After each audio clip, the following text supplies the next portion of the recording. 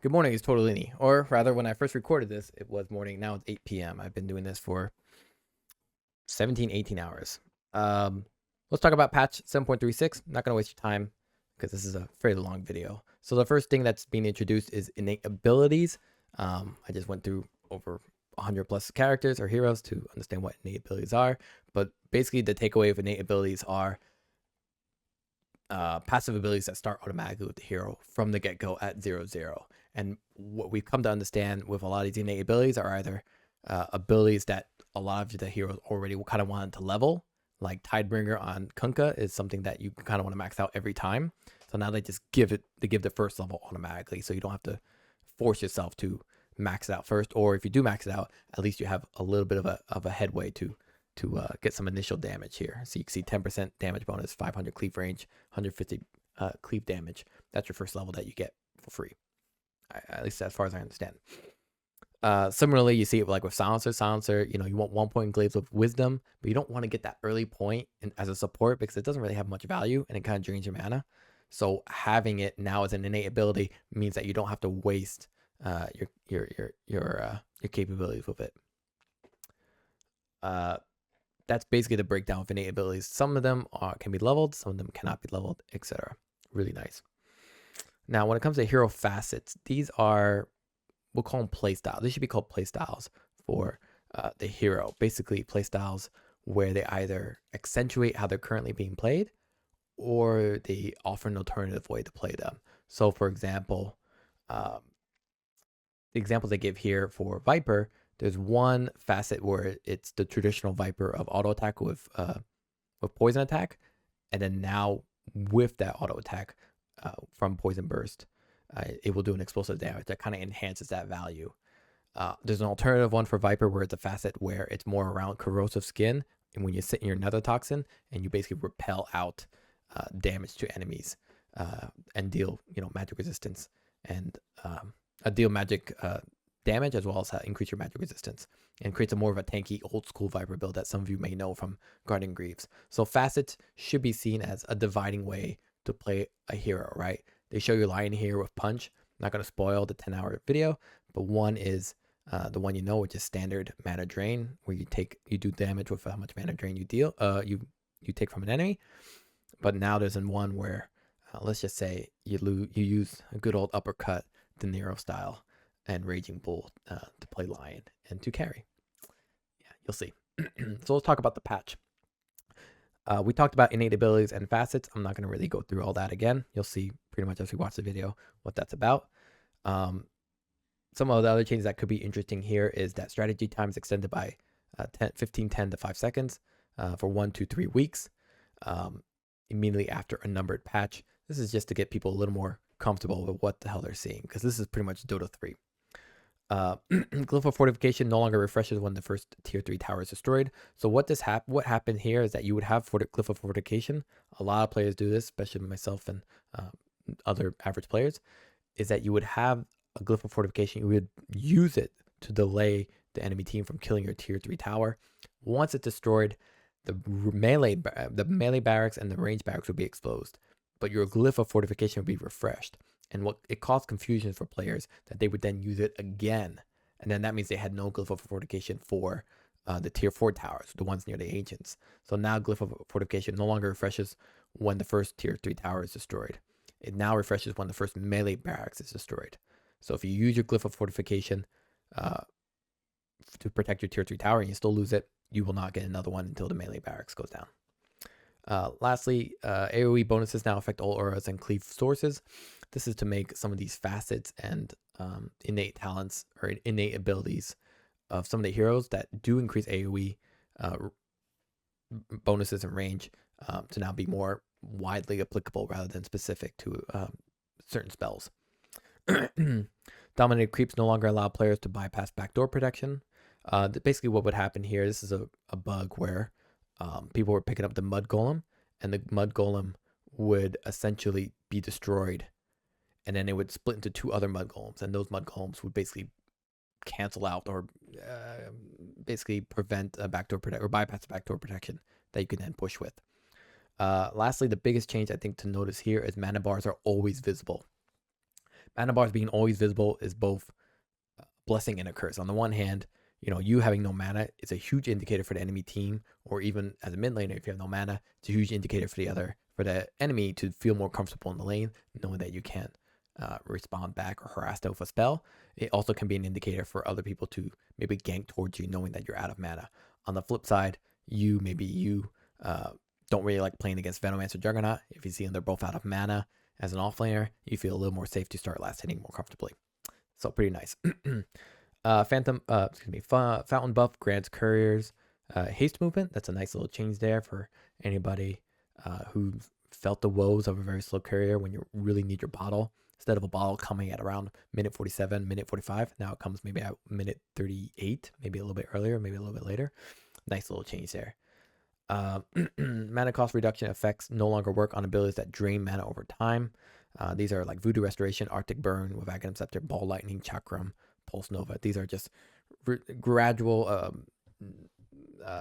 gradual mana burn abilities that are now not really adjusted from, let's say, the Kaya, which is one way to have your reduced amount of casting, spell casting, and mana usage throughout that lane or throughout that period.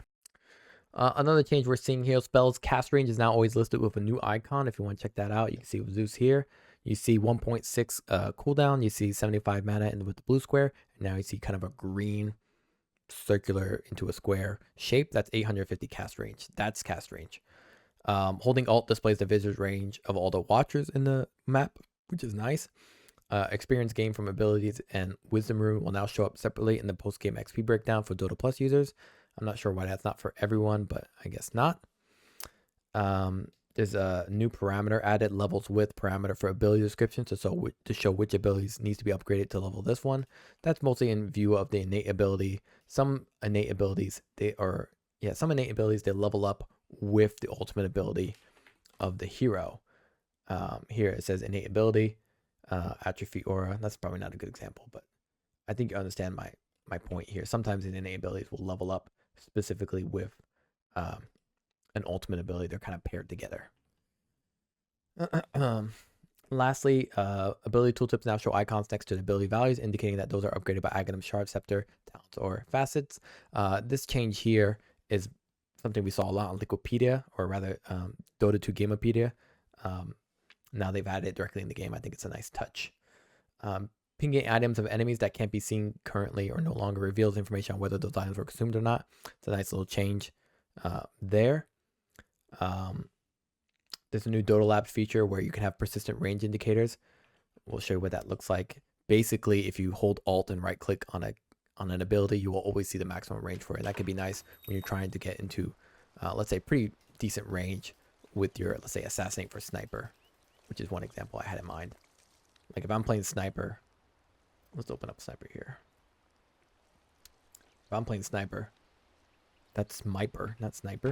If I'm playing Sniper here, here he is, level 30.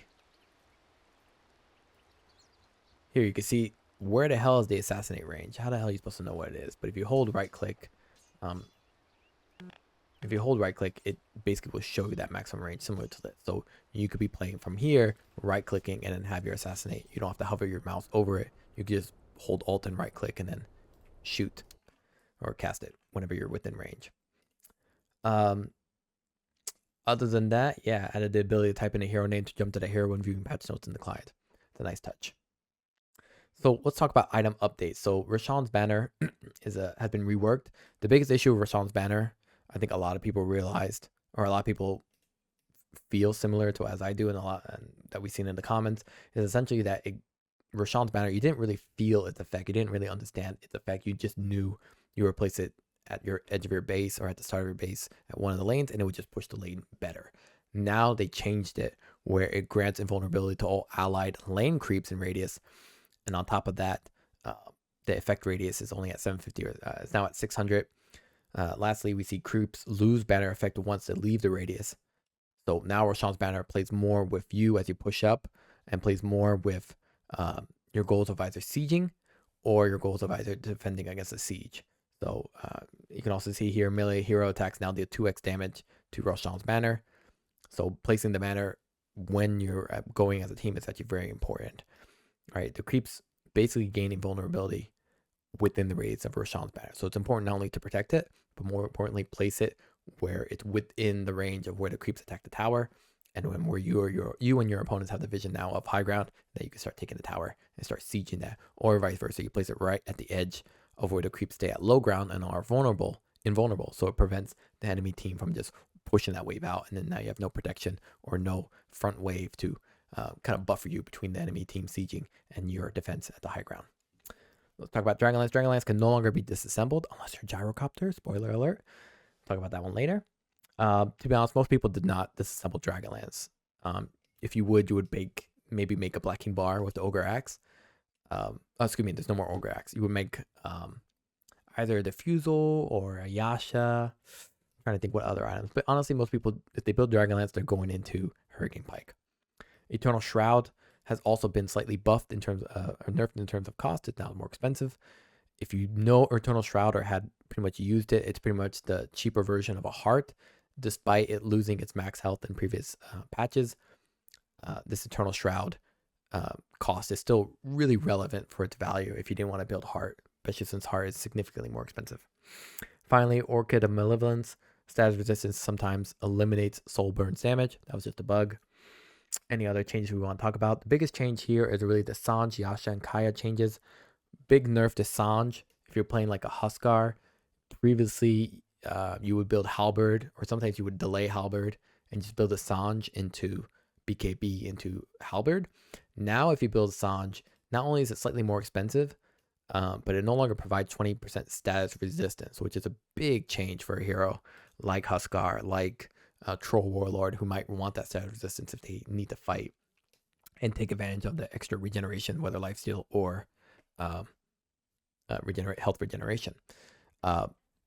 Same thing with Yasha. Yasha's a little more expensive, and so is Kaya, just because these items were significantly more bought. We even saw them on Axe getting like Sange Kaya. We saw it on Zeus getting, Yasha Kaya into Sange Kaya, or Yasha Kaya into Manta into Sange Kaya. We just see a slightly more expensive cost for all of them to make it a little bit more delayed. Lastly, Heaven's Halberd has also had its recipe cost decreased, but it's still relatively the same cost because it's been increased here on Sange. This now provides only 20% slow resistance. So my personal opinion is that Heaven's Halberd, I wouldn't call it a dead item. It's just that there's a lot of factors that kind of prevent it from being justified, right? Heaven's Halberd Disarm, I think, is not blocked by BKB. So you can cast BKB to basically outlive the duration of Heaven's Halberd, at least in the early levels of BKB. There's no more status resistance for Heaven's Halberd, so all you have is evasion and a disarm that may or may not be valuable. And then on top of that, it's still kind of I wouldn't say it's a bitch to build. It's just not as convenient to build as maybe a Sange Yasha or Sange Kaya, right? The talisman of evasion is still 1300. So let's see here. If I activate Black King Bar, I'm going to pop this right here. He now pops that, and he can attack very freely.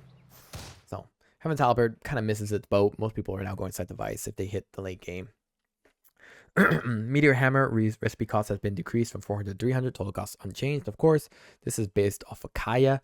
People still haven't really found a use for Meteor Hammer unless it's Phoenix or Tidehunter. Unless it's Phoenix or Treant Protector. But even then, I think people just haven't figured it out. Me included. Now we see the true goal of the status resistance and the changes for these components is that you see Sange Yasha, Yasha Kaya, and Kaya Sange are now really differentiated by what they offer in terms of values beyond the attributes, right? So Sange Yasha, that's about 25% slow resistance. I think it still offers what's called status resistance, so it's actually quite good. Yeah, see, there's no status resistance here, but there is evasion and slow resistance, whereas the Sange and Yasha does give status resistance on top of slow resistance, which is very nice. The Yasha and Kaya here, it also provides 25 cast speed bonus, so it's really nice for a lot of heroes who have a little bit of a slow cast speed. Venomanta was a good example we saw with Poison Nova. Lina's another example as well with her Light Strike Array as well as her Dragon Slave. And then Kaya and Saj now gives a stat resistance as well as a slow resistance, and also provides 25% mana cost, mana loss reduction, which can be good for heroes that are not Storm Spirit. So heroes like Zeus can be very applicable. For Leshrac, because Pulse Nova doesn't really get the mana cost, mana loss reduction, it's not as applicably valuable as it once was before with that we saw a lot on the hero. Nonetheless, you may still be seeing people buying it. Not 100% sure yet. However, 25% mana loss reduction, pretty significant. Lastly, Wind Waker. Wind Waker is an item that we seen a lot of complaints about. You saw it a lot on Bristleback. Bristleback was a hero that really loved Wind Ranger, and because of the reason for that is because if anyone had break against you as Bristleback, you could pretty much use Yules or even Wind Ranger to pretty much get out of it. So we can see here. Here's break. We'll do Silver Edge here. Oopsies. Silver Edge like that. And then here, you pretty much last pretty much half of the duration. That means I end up living. It's pretty impressive in terms of an item choice, but more importantly, it's a win more item. Wind Waker has a 16-second cooldown versus, let's say, Yules. Yules has a much longer cooldown. We saw heroes like Spiritbreaker also buy Wind Waker because of increased movement speed, but more importantly, the repositioning that you can do to then charge again, because the Charge of Darkness had a pretty low cooldown. So 23 seconds here for Yules with Scepter of Divinity, 16 seconds for Wind Waker. And then lastly, my favorite item, Ochre Seal Totem, now looks a little cuter when you use it. You see a little bit of a pink flash wherever you're landing, and then a big little landing spot. Let me get this switch up. Boom. And that's it. That's all the changes. Let's talk about heroes now. So we'll start with the hero changes. For Abaddon, he has a base damage of decreased by 6, which is pretty significant, especially if you're playing him as a pause 3.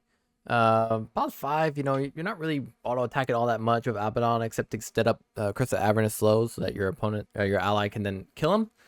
In terms of innate ability, he has a new innate ability passive can't be leveled up. Abaddon has a 10% faster respawn time. That seems like kind of a placeholder innate ability. Like, why give it to Abaddon of all people? Kind of interesting. 10% faster respawn time. They had that previously as talents when 7.0 came out, and then they eventually just replaced them all because they were either too strong or just honestly too brutal to deal with as enemies. So in terms of, yeah, so I think we'll see this change in the future. I'm actually a little surprised that they gave someone a respawn time based on what they learned from the previous patches, but anyway. In terms of facets, every time a unit dies within 900 range of Abaddon, all of the cooldowns are reduced by 0.2. Dying heroes reduce cooldowns by 4 seconds. Dying heroes reduce. That's wild. So basically, you can Curse of the Avernus someone, and then right off the bat, you can do you can Curse of the Avernus someone, you can kill them with a Aphotic Shield, and then your Aphotic Shield will literally come back. Is that what I'm understanding? Or someone has to, you don't even have to kill them. The person just has to die near you. Holy hell. So you can just be next to a Tormentor and get your money back, basically. Let's see here. So 9 seconds. Oh, did I choose the right one? I did not. Excuse me. Restart. Pop my Aphotic Shield.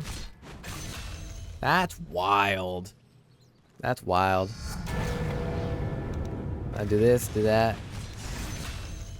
Wow, okay. That seems like a really strong ability for a position 5 or 4 Abaddon, where you're obviously using a lot of your abilities, but more importantly, using Aphotic Shield to either dispel an enemy who gets caught out, or more importantly, to stun, to kill someone, because you can cast Aphotic Shield. It's going to come off cooldown, and you can cast it again to pop basically the shield to do damage against the enemy, and then hopefully kill them. Kind of strong, kind of crazy to see that one. All of his every time a unit dies within 900 range of Abaddon, all of his cooldowns are reduced by 0.2 seconds, and then heroes who die are 4 seconds. So units means can mean also creeps, right? So on the flip side, we have Mephitic Shroud, which is an Aphotic Shield. Damage barrier is increased by 50%, but no longer does a burst of damage on expiration. Whenever damage is dealt to the bearer, enemies within 675 range take damage equal to 80% of the absorption amount. Increases duration and cooldown by 2 at all levels. So the cooldowns increased by 2 because the duration is increased by 2. That just helps even it out. Basically it makes the damage barrier 50%, but no longer does a burst of damage on expiration. So it just makes the damage barrier, I wouldn't say more passive, but when you use Aphotic Shield, you can use it kind of like a blade mail. You can either use it to jungle, right, and where people take 80% of the damage that they deal back. You can use it as a way of keeping yourself alive, but then obviously it doesn't do the burst damage. So you're really built around the idea of either Abaddon staying in the fight and dealing damage around his Crest of the Avernus, and no longer on Aphotic Shield. So pretty much Aphotic Shield becomes mostly defensive with obviously some reflection back towards the enemy. So you have a choice between the Quickening, which can do damage. It's obviously more offensive. More importantly, it reduces all your cooldowns, so you're pretty much limited by mana, I would say. Especially since every time a unit dies, it doesn't have to be a hero and doesn't have to be from Abaddon's hand, their death. Reduces your cooldowns by 0.2 seconds, whereas dying heroes reduce it by 4, which is massive.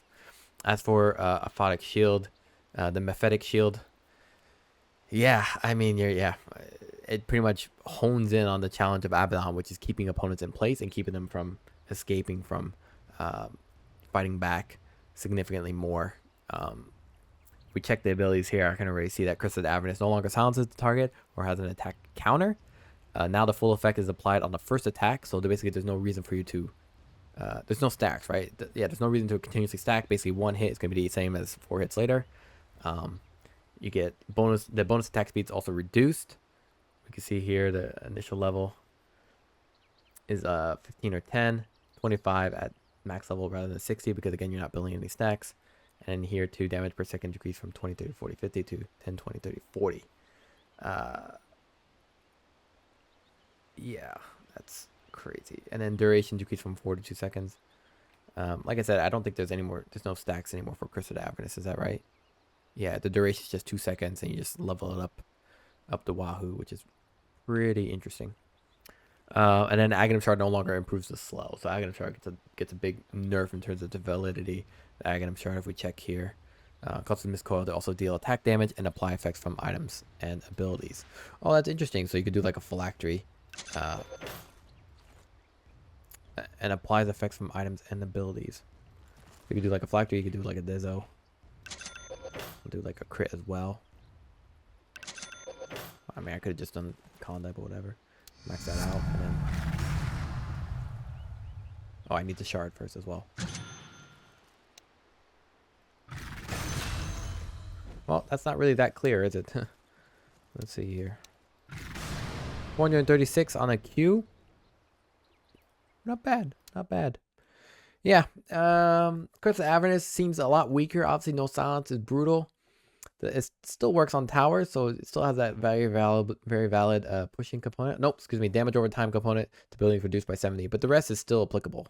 So damage over time is not there, but your extra attack speed and everything else is there as well. Unfortunately, it's slower. It's significantly slower. So I think it's kind of a bit of a nerf for right-click Abaddon. In general, though, we could see the POS 5 being a little bit stronger just because Crest of Avernus is not really a priority or a focus for him. So definitely POS 5 very valid with the quickening and 10% faster respawn time.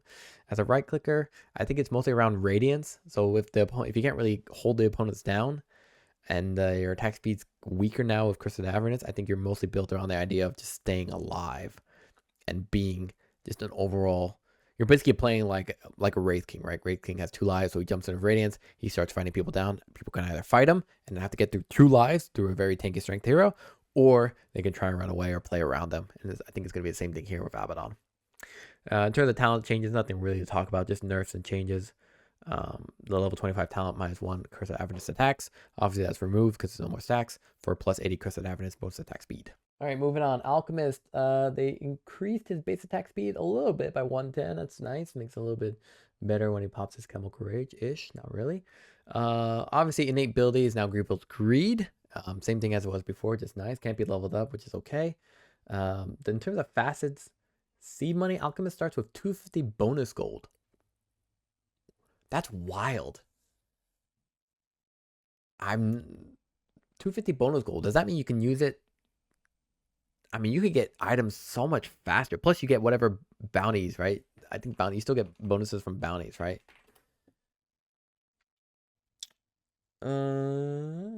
bonus gold is added to additionally causes bounty runes to yield more gold. That's wow. You're really starting with a lot of gold. You can actually start with a lot of. I mean, you could play even a support alchemist. It wouldn't be that absurd since your starting items makes you get your items much earlier, and that means you could play a lot more forward. So I'm looking at a pause for alchemist right off the top of my head. But yeah, alchemist starts with 250 gold bonus gold. I like that so far. I like that. I don't know if it really matters for an alchemist. I don't know if it really matters for an alchemist who's playing a pause 1 or pause 2. I could be wrong though. I'm not 1000% sure. The 250 bonus gold, at least for alchemist, even as a pause 1 or pause 2, it would mean that you can get a little more defensive ability items, or you can get items that can help you last hit a little bit better, right? You can go like an early bracer, or yeah, I'm just thinking early bracer pretty much. Now for the other facet, mixologist, chemical rage now decreases berserk potion cooldown by 50% and unstable concoction by 30% for the duration of chemical rage. The berserk potion, people use it. It's got a great dispel, reducing it by 50% means it's about 17 seconds. Means you can use it for what? For pretty much one ultimate. Your ultimate ability is 60 seconds, so about 3, 4 maybe. I don't think 4 though, if my math is correct. Let's choose this mixologist here. And if I understand correctly, you have to pop chemical rage before you can use the value of unstable concoction cooldown reduction. So this. Now we're just gonna toss it away. 8 seconds. Yep, 10.5 seconds. That's nice. This is also good for like a pause 3 or even a pause 1 or 4, where now, you know, after your initial unstable concoction, even your berserk potion, now you have a chance of using them again within your ultimate ability. So you're not just a right clicker who's just AFK farming. You're actually doing significant damage and multiple unstable concoctions, which raises the value and consideration for your other items like unstable concoction radius, which some people picked up. A lot of higher level players picked it up, and then level 20, the plus 400 unstable concoction max damage. Now that you know you can cast it a lot more within a period of your ultimate ability, it's a lot more viable. Definitely understandable that people would prefer it. Although minus 0.1 second chemical rage based on attack time, it's also very good too. I'm a little conflicted. Really nice mix of, you know, focus early game. Value, just in general, you feel like you're gonna get harassed and bullied out early game, where alchemist usually suffers a lot. He's not the greatest laner, or mixologist, where, you know, you feel like you can get through that early game, but mid late game you want to be able to do more rather than fall off a cliff as soon as you 6 slot over. Lastly, corrosive weaponry no longer reduces stat resistance by 3, 4, 5, 6%. Now reduces base attack damage by 3, 4, 5, 6% per stack. Stats are no longer multiplied during chemical rage. Okay, so corrosive weaponry, it's just a general good item to help mitigate base attack damage heroes like Morphling, Drow Ranger. These are Juggernaut. These are very common base attack damage heroes because they gain damage through their attribute of agility. So 6% per stack. I think you get 10 stacks. It goes very fast. Obviously, you can get 10 stacks pretty quickly with a Basher and Chemical Rage. So that's not a huge issue. So that means you're doing 60% base stack damage reduction. So instead of status resistance, which only had a value when you used unstable concoction, obviously with the new unstable concoction with mixologist, with chemical rage would be too strong. They gave you instead base attack damage, where you stun someone with unstable concoction, get 4, 5, 6, 7 stacks in there with base attack damage, and now the opponent pretty much has to run or has to fight you with significantly less base damage. So it allows these changes allows alchemists to man fight a lot better, and it gives them a lot more tools and utility rather than blow everything once and then now you're just, you know, bashing the shit out of people or attacking people with your double swords. Cool changes, nice changes. Ancient Apparition, new innate ability, Death Rhyme. In new innate ability, Ancient Apparition's abilities now apply frost stacks that deal 10 damage per second and 1.5 movement slow for each stack on the enemy. Now applies frost stacks that deal 10 damage per second and 1.5 movement slow for each stack on the enemy. So that means your Bone Chill, Death Rhyme now applies frost stack. So it's like Drow Ranger that deals 10 damage per second and 1.5 movement slow for each stack on the enemy. And how do you apply these? Through your abilities. So let's look at those abilities. No longer deals damage on its own. Now applies 8 Death Rhyme stacks. Stacks are dispelled when leaving the break area. Break distance increased from 715 to 800 at max level. Stun duration 1.6 to 2.8 seconds. 1.6 to 1.9. So early game, your cold feet's better. Late game, it's the same. Your break distance is a little bit larger, so it's a little bit easier to keep them in place. Plus, you have a movement slow when you cast it. You have eight stacks as soon as you cast it. And excuse me, you have 2 at level 1. Well, let's consider it level 4. So if you have 8 times 1.5 slow, and it scales because it's a percentage, that gives you 12% slow. That's pretty. That's pretty blah. However, you do have Ice Vortex. That's usually your follow through. So let's take a look at Ancient Apparition here. 12% plus 25%. So it's about half. Oh no, excuse me, that's increased magic damage. Oh, this does Death Rhyme stacks too? 4. Yeah, okay, I get the point basically. All your abilities do Death Rhyme stacks. And then those slows are to help you kind of basically synergize all your Cold Feet and your Ice Vortex. Okay. And then let me see what the Bone Chill does as a facet. Each stack also reduces target strength by 1.25. Ooh. Improves with Ice Blast level. Nice. And exposure here deals Death Rhyme damage to all enemies within 400 radius from target.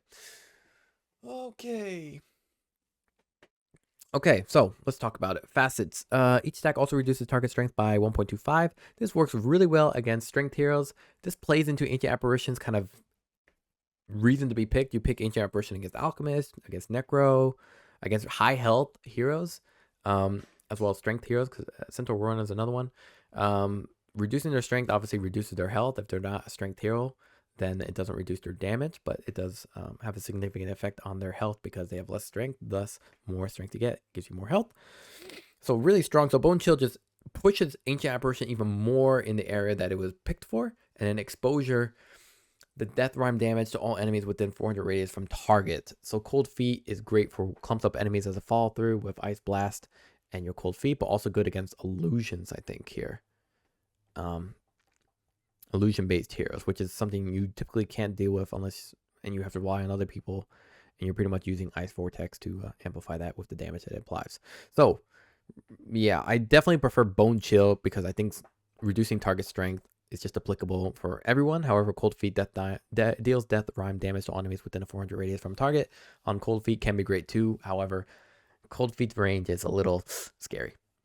From my understanding here, you're basically relying on there's no limit on how many stacks you can have on Death Rhyme. So you're pretty much relying on the idea of putting as much Death Rhyme stacks on a person, right? So you're probably going to open with Ice Blast because you're going to play from further away. And then as you close that gap, Cold Feet, Ice Vortex with a Chilling Touch if you manage to pull it off. So all that said, the focus on Ancient Apparition and that challenge of being both far and close, or starting far so you can get maximum AoE, and then going close so you can apply all your other abilities, is very, very emphasized and very a pain point for the hero if you don't have the appropriate positioning. So Force Staff is probably going to be recommended. Definitely understand the hero. I'm just not sure if Death Rhyme really adds, I wouldn't say adds complication, but it really just extracts a lot of components or attributes of these different abilities and puts it onto into an innate ability. So it starts really well early on, I would say, but later on,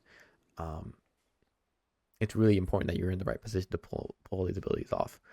As for the talents, they give you +2 Cold Feet Death Rhyme stacks. Okay, and then level 25, they give you 50% Death Rhyme slow damage. So really trying to keep Death Rhyme as your scalability item. Interesting, yeah.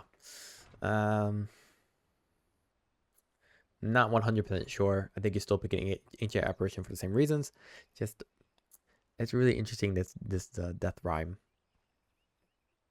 I wouldn't say fiasco, but interesting decision, strategy, approach. Anti-Mage. Innate ability, Mana Break. So they moved the Mana Break. They keep the Mana Break. It could be leveled up with skill points, but they moved it to an innate ability. So you start with Mana Break right from the get-go. Most Anti-Mage players start with Mana Break. Level 1, it could be very good to just completely deplete the pause 3 or even pause 4. Maybe you get a slow as well if you deplete them completely. Yeah, innate ability on mana break, very, very interesting. Means you can now get a level in. You can get another level in mana break, right? Or you can get blink, or you can get counter spell. I don't know what they changed here. Mana burn per hit rescaled from 25, 30, 35, 40 to now 16, 23, 30, 37, 44. So now they just added the extra level and removed 2 here, and then they made it a little bit better late game. Late game, people are definitely having more mana, so it's nice to see that anti-mage can scale up a little bit better. Most of the time you're playing anti-mage 30 minutes later, so there's not much to really talk about in that regard. As well as max mana burn per hit rescaled from 1.6 to 0.8. Okay. So late game is the same, but it's also the same at level 2. Now we have to call level 2, but now it's 0.8 here. Got it. It also no longer slows the target on full drain by default. By default, what does that mean? That it will when you get the shard, or what does that mean by default? Does it mean it just doesn't do it anymore, or?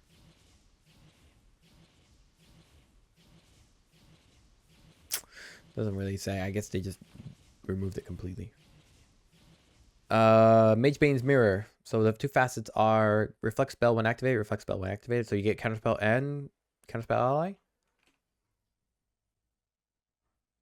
No, you just get the ability to reflect spells when activated. That seems terrible. So you can still block with Counterspell. You just can't reflect it back. Okay, it's very situational. Whereas Mana Thirst grants bonus attack damage when enemy... Mana Thirst grants when an enemy hero within 2500 range has less than 60% mana, increasing as their mana is depleted further, up to a maximum of 20, 45, 70 bonus attack damage at 15% mana, in which anti-mage gains vision and true sight of that hero. First of all, the range of 2500 is huge.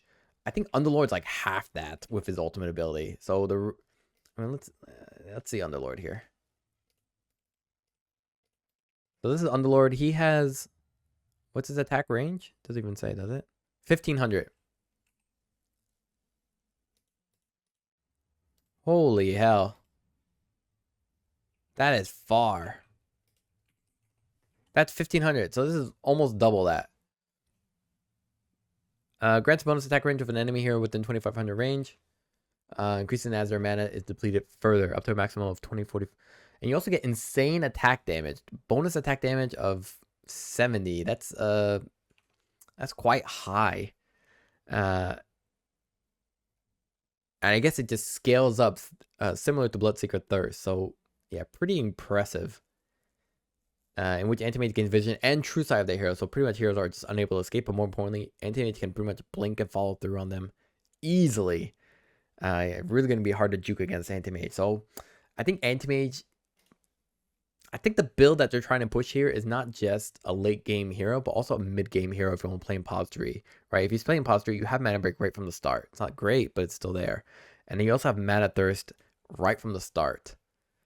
So really, you have a pretty good Vanguard, Diffusal, or Manta style hero that can play pretty decently at the mid game, or at least provide value in the mid game. Where if heroes have no mana, let's say you're jungling, you're using all your mana. If your hero has no mana, anti-mage will find you, and then his team of gankers will just eat you up. That's crazy. That's wild. So I would probably choose Mana Thirst in general. I don't see Mage Bane's Mirror all that applicable, except against a lot of targeted spells. But even then, you have block with Counterspell. You have block with Counterspell. So I don't know. Counterspell no longer reflects by default, only blocks them. Mana cost increased from 45 to 50. No longer reflects spells by default, only blocks them. Yeah. I don't know. And then Blink Fragment, they reduced the charge from 3 to 2. So Blink Fragment, you would pick up. It's an Aghanim Scepter ability for anti-mage. You pick that up to essentially, one is to split push or to farm different camps more quickly because it's automated. And then 2, it allowed you to basically send a unit in, basically send an illusion of anti-mage, start wailing on some heroes without forcing yourself to go in, and then you can reduce all their mana, which now plays really well with Mana Thirst. And basically, it allowed you to gauge a fight without having to commit to it, which is really nice. And they reduced the recharge restore time from 25 to 20. So what you're doing is effectively reduce. Basically, you have less blink fragments at a time, but it comes up much more quickly. That's nice. Now, level 10 talent, they removed the 9 strength. Everybody picked this talent pretty much by default for anti-mage, so them removing it's no surprise. A little bit more magic resistance, so they're trying to keep that survivability, but now in the counter spell. If you're not putting any points in counter spell, you're pretty much not getting this until later. Minus 1 second blink cooldown, which was the spell or the talent to pick for 15. They now give 40% slow on fully mana drained targets. Okay, so that's what they mean by default. Okay, so now it's a talent at 15. I could see that. The alternative is plus 1% max mana burn. So plus 1% max mana burn, I think that's just an extra level in mana burn.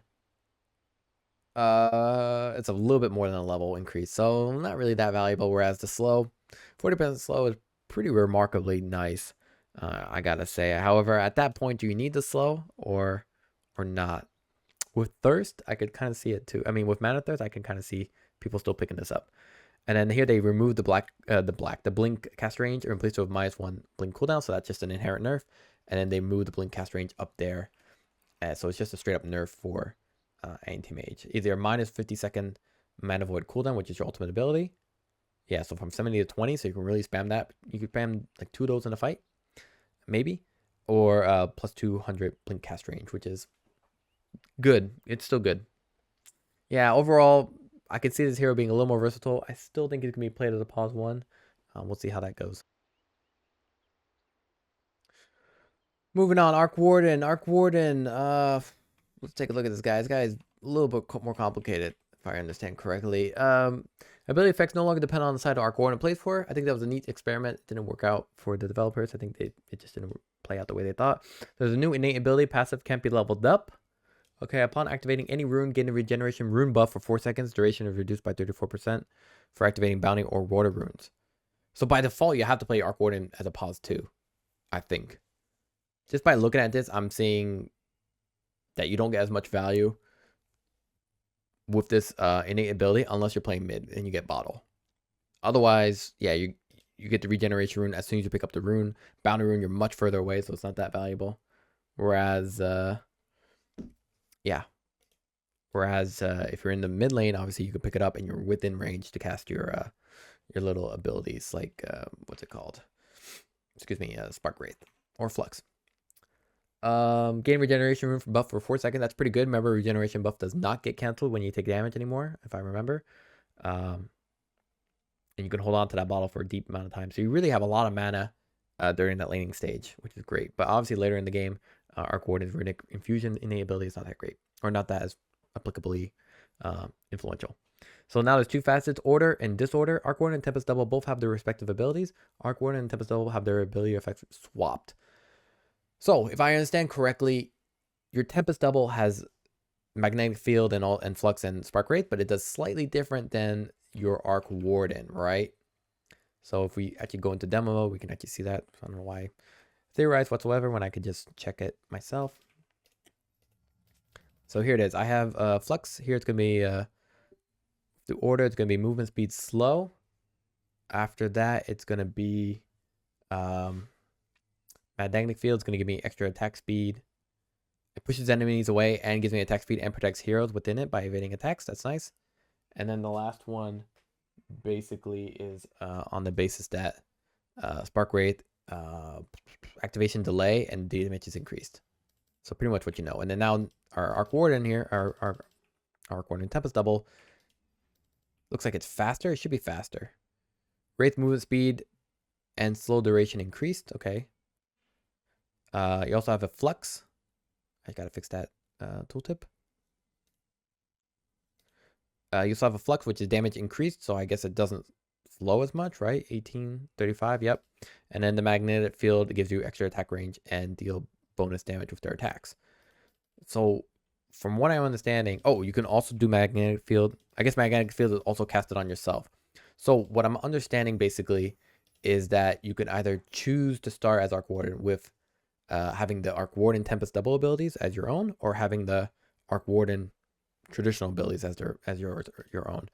And then lastly, with Magnetic Field, it looks like If we choose an enemy here, what it effectively looks like is that if I have an enemy, I can now cast this into this.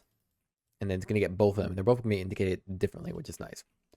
But on top of that, excuse me, it looks like magnetic field is no longer a targeted ability. Creates a field centered around its caster. Okay, that's interesting. So if I choose Disorder on my Tempest Double, and this guy wants to fight me, this magnetic field will push him back. Okay. They both push back or what? Let's see here. And then I'm going to summon this one. Yeah, they both push back. I didn't know that.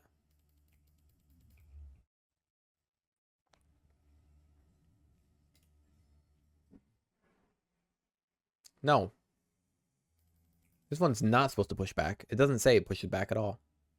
Gain bonus attack range and deal bonus damage if their attack duration is increased.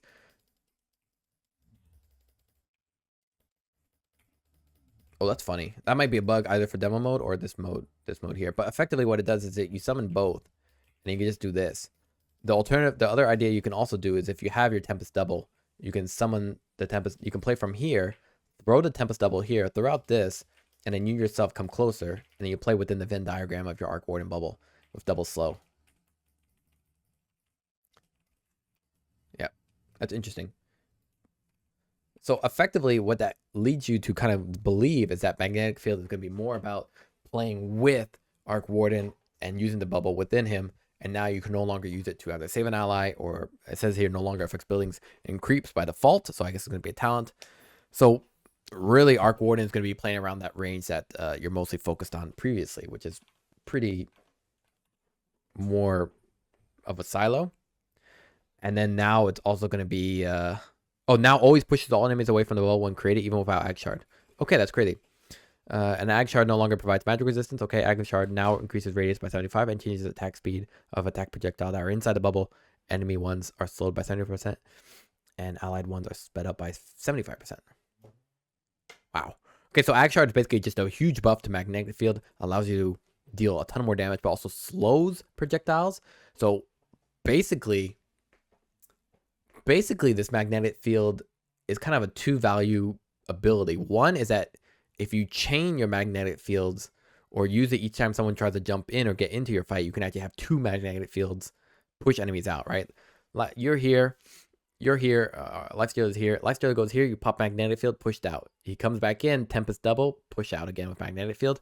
But now on top of that, you can actually have the Aghanim Shard not only have a larger range, so enemies are pushed further back, but any heroes that try to fight you from outside, their attacks are going to be slowed. And will it miss as well?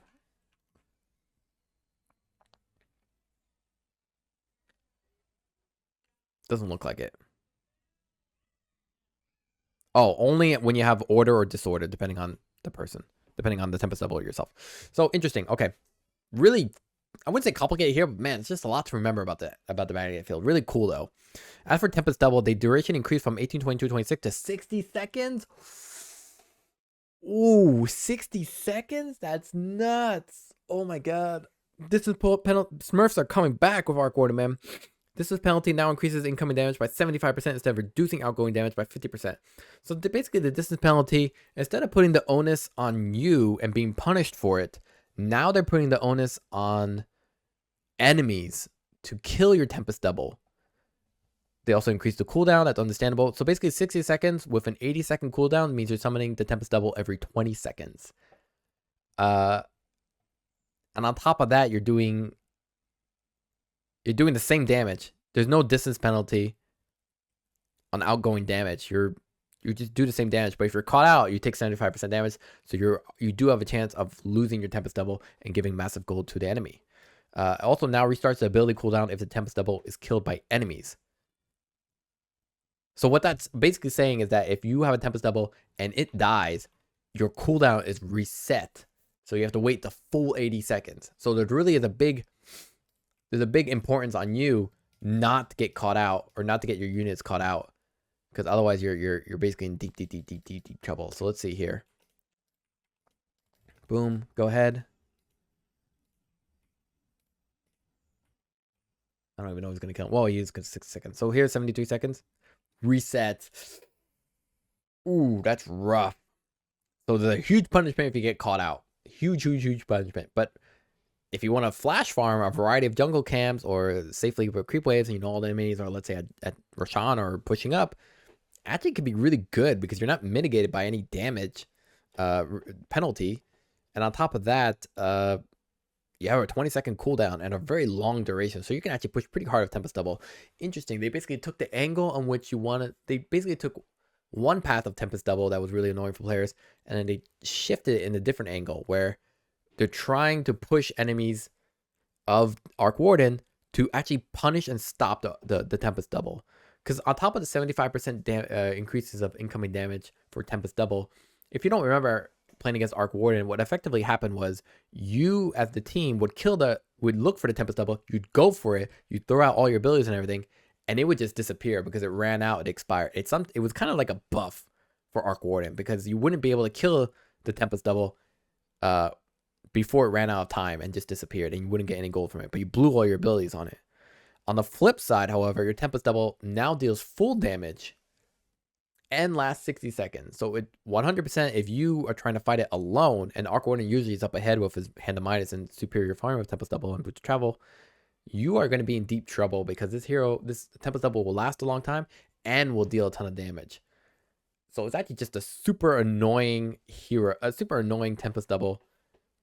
But the value, the return on killing it is much more significant in hindering you as Arc Warden, the Arc Warden, and giving you gold as a team, which is more guaranteed to happen because you can kill it.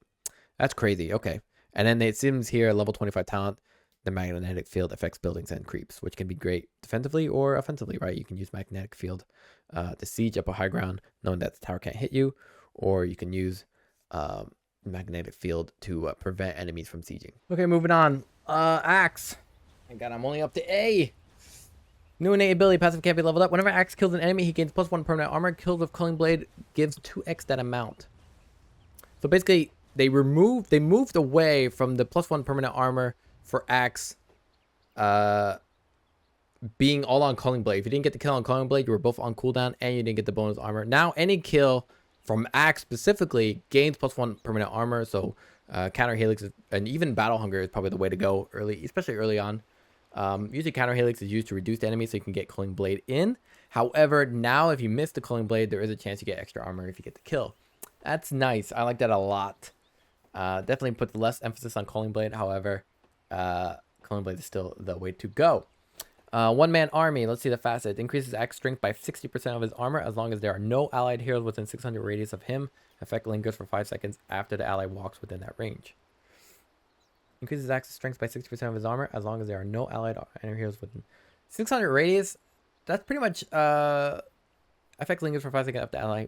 So basically, the way one-man army works, if I understand correctly, is that when you blink in, you Berserker Call, and people attack you, you will do counter helix eventually. And then you also have Axe's strength by 60% of his armor. So that means he also hits a little bit harder. And he basically does more damage. It gets you closer to doing Culling Blade on someone to finish them off. And then it works really well with some range supports or carries, like Draw Ranger or, Vengeful Spear, probably a good one as well. Now here's the kicker.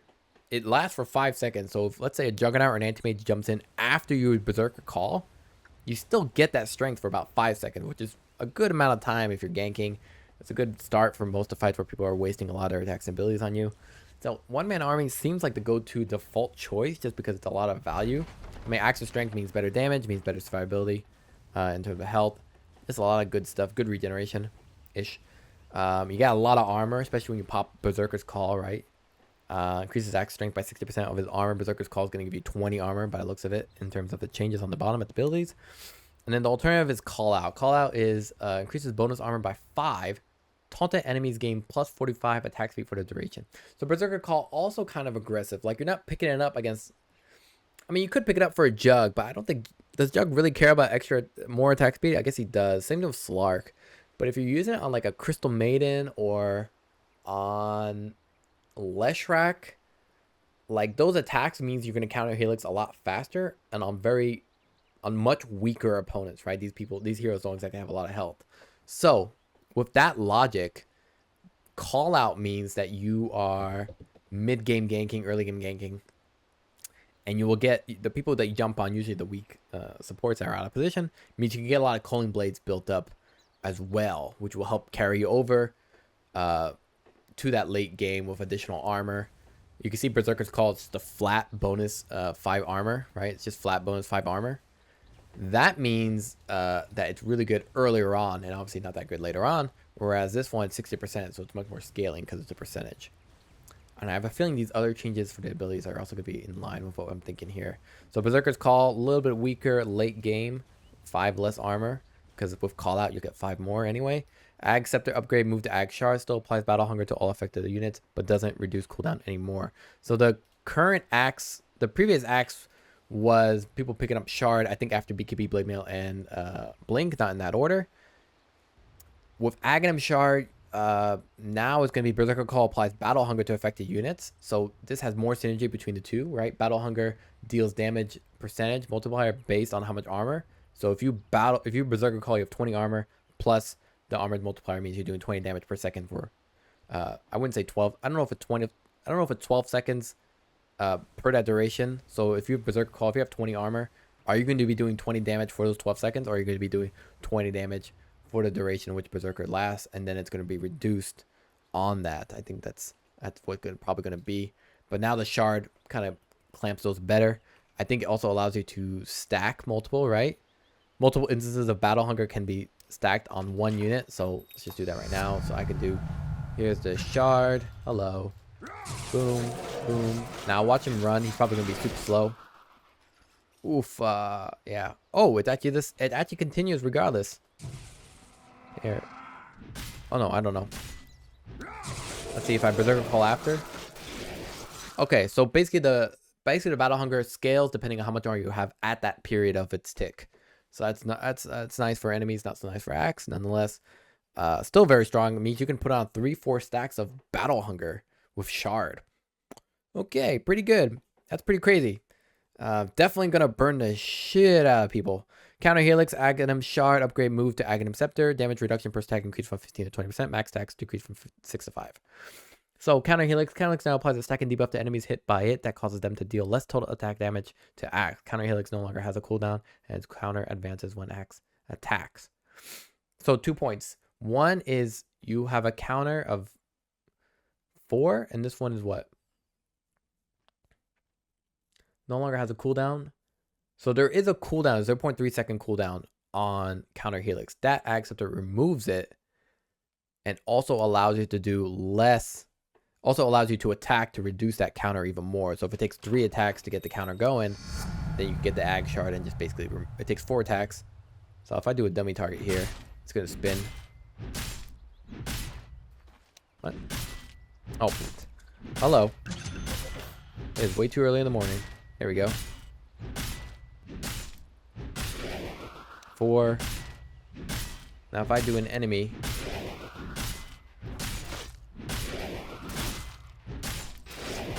basically the cooldown is effectively the Counter Helix himself. Hit enemies that cause them to deal less total attack damage. The Counter Helix no longer has a cooldown, and its counter advances when Axe attacks. Cool. And then basically the reduction is 20%. So you get maybe like 3 Counter Helixes in there, which I think is pretty doable. 2 people attacking you plus yourself. You're reducing 40 to 60% of total damage.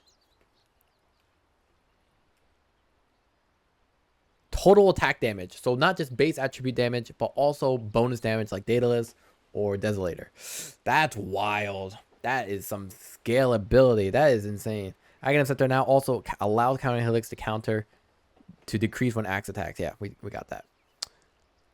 That's wild. So Counter Helix really strong late game when people's damage has really scaled to the nigh.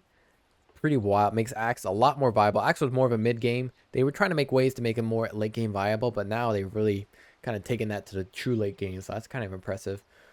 Lastly, bonus armor on kills move to innate ability on Culling Blade. Yes, we know that. Lastly, the level 20 talent for Axe is now plus 12 Berserker Call armor. Not bad. That's pretty good. Axe looking really, really good these days. Looking really popular. Has a lot of great items.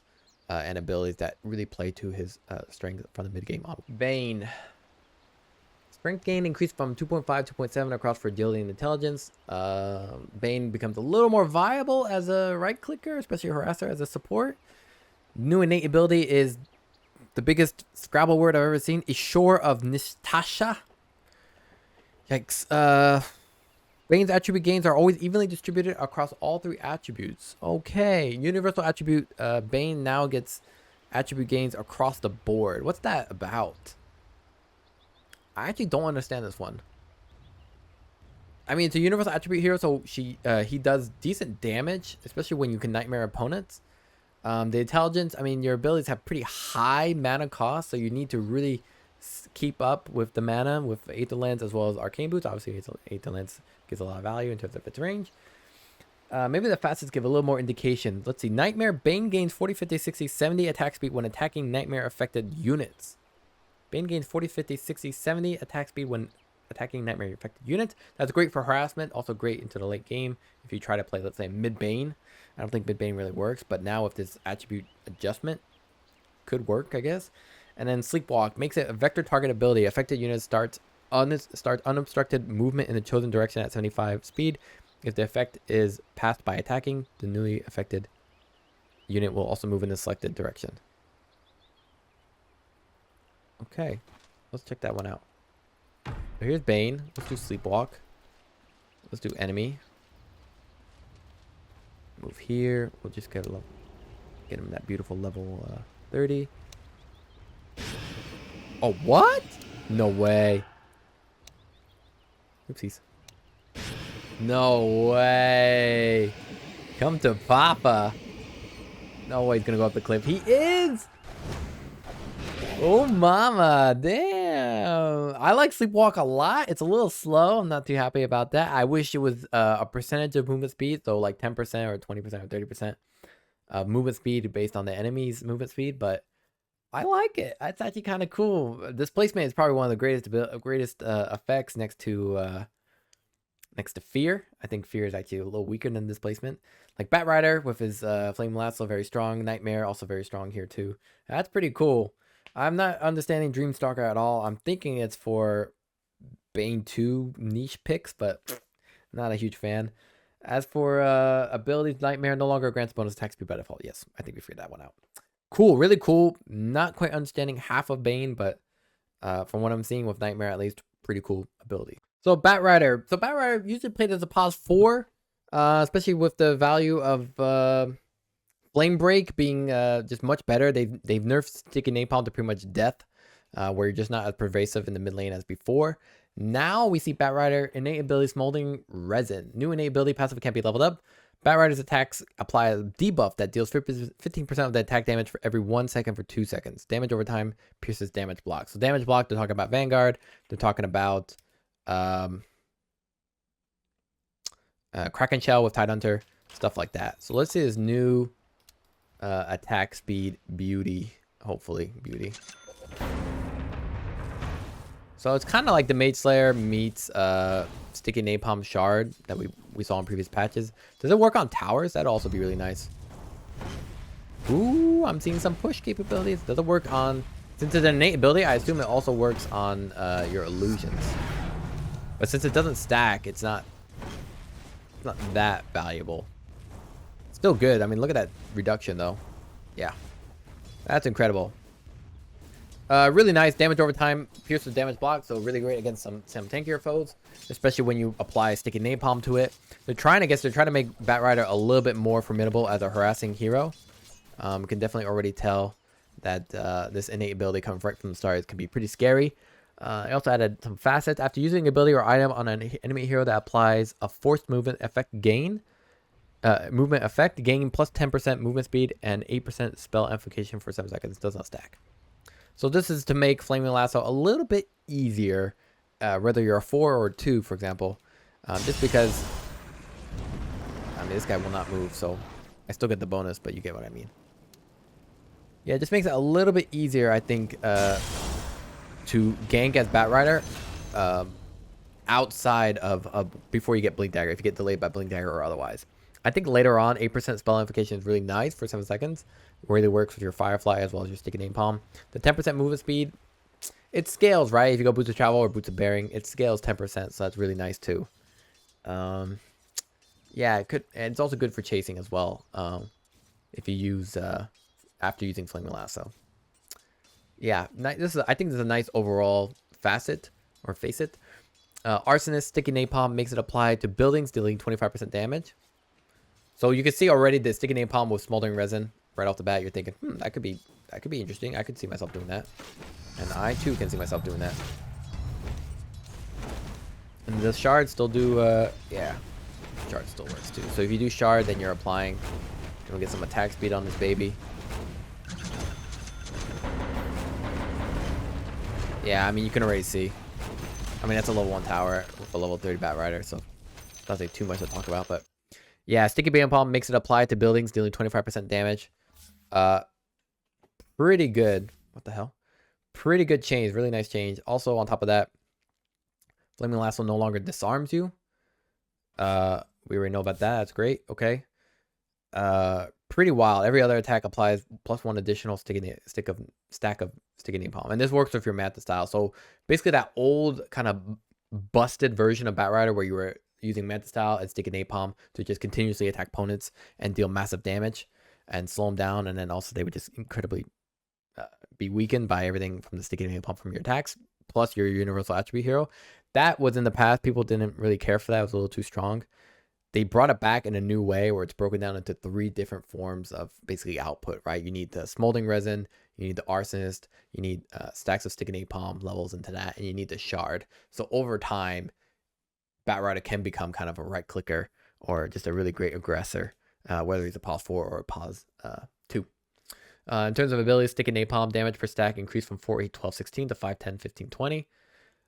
Okay, so early on, it's a little bit stronger, but damage per stack increased. Damage per stack. So basically, the Sticky Napalm, if you can land a lot of stacks, you can deal more damage. It's been buffed. However, the damage to creeps has been decreased from 50 to 20%, so it's not as great for, let's say, farming. And then there's also creep penalty now also applies to application damage. So when you cast Sticky Napalm, that creep penalty is also there. So again, Sticky Napalm really nerfed in terms of farmability, especially on the basis that now you can use it now on yeah, it's just nerfed in terms of farming for Bat Rider. So now he can't farm as quickly, though then again he usually relies on damage on Firefly to be able to do it. I think they probably nerfed it, yeah. So early level they nerfed it by 5, and in late game they nerfed it by 20. The Flame Break also has a better projectile speed. So Flame Break was your main initiating move during the laning stage. What you would do is you would summon an enemy, you would open with your W. If the enemy was out of position just slightly, excuse me, let me get 1 more level. So even level 2 or 3, you would basically, the opponent's out of position just slightly, you would do this, boom, then you pop Firefly. Look how fast that Flame Break is. So it's a lot easier to land it now on the opponent to get in the direction that you want. I like it a lot. And then total damage increased for Flaming Lasso, because Flaming Lasso was mostly a setup ability. Now it's got some really good damage late game, 200 plus. Definitely noticeable change for Flaming Lasso. I like that a lot. Nice changes for Bat Rider. Gives him a little bit of oomph, regardless of what role you play him. Gonna be curious to see how he plays out. Okay, let's talk about Beastmaster. Beastmaster, most people knew him as kind of the Drums of Slom, tanky kind of hero, and basically relying on Wild Axes to both be amped up in your damage, both to farm Ancients very quickly, stacked Ancients with Wild Axes, or you would use it as a faraway attack, and anyone who got close to you would be affected by Drums of Slom. If you don't remember what that is, I'll show you right now. Drums of Slom basically allowed you to basically take hits and repel it. I wouldn't say repel it back, but every time you attacked, you would basically bang your drums and you would do kind of this AoE drum damage interval, but it would also heal you and your creeps. On the flip side, if you open, let's say, basically what you do, you open with, let's say, Primal Roar, and that would immediately get you attacks to your current level of Drums of Slom, and then you would do more damage. So if we check the demo here, I can just get myself the Ags. I'm gonna get myself level 30. Now I have Drums of Slom going. You can see here, dealing damage to nearby enemies and healing Beastmaster. As you can see, unless I attack, it doesn't do much, but I need to attack a lot. So this is where the units come into handy here. Because effectively, the more units you have, the more drums of long effect you have as well. So in one respect, it's offensive because it's pretty much relying on you to get close onto enemies and then dealing a ton of damage. And then on the flip side, it's a way to kind of make enemies reconsider attacking you, knowing that you yourself can actually deal back. Look at that. Just continuously keep enemies slowed, stunned, building up wild axes damage, etc. And that's pretty much what Beastmaster is set at to right now. However, it looks like they've changed up Inner Beast, both its innate ability as well as its facets, to be more built around Beastmaster able to build up his own damage, or more importantly, have a pushy capability with his units and Helm of the Overlord. So Inner Beast is now an innate ability. The bonus attack speed has been rescaled from 46 max level to now 55, and now only affects Beastmaster and units under his control. So people tend to forget that Inner Beast works on your allies. However, here we can see clearly it's not true. Now it works on everyone. So having said that, if we look at the two facets, you can kind of see them basically two modes. One is Wild Hunt, where the bonus attack speed from Inner Beast is increased by 5 per unit controlled.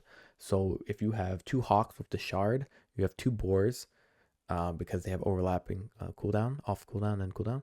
And then you think of Helm of the Overlord, you have 5 units for 5 extra attack speed. That's 25, plus you have 55, that's about 80. That's got to be like a Hyperstone plus, right? Hyperstone's like what, 60 right now?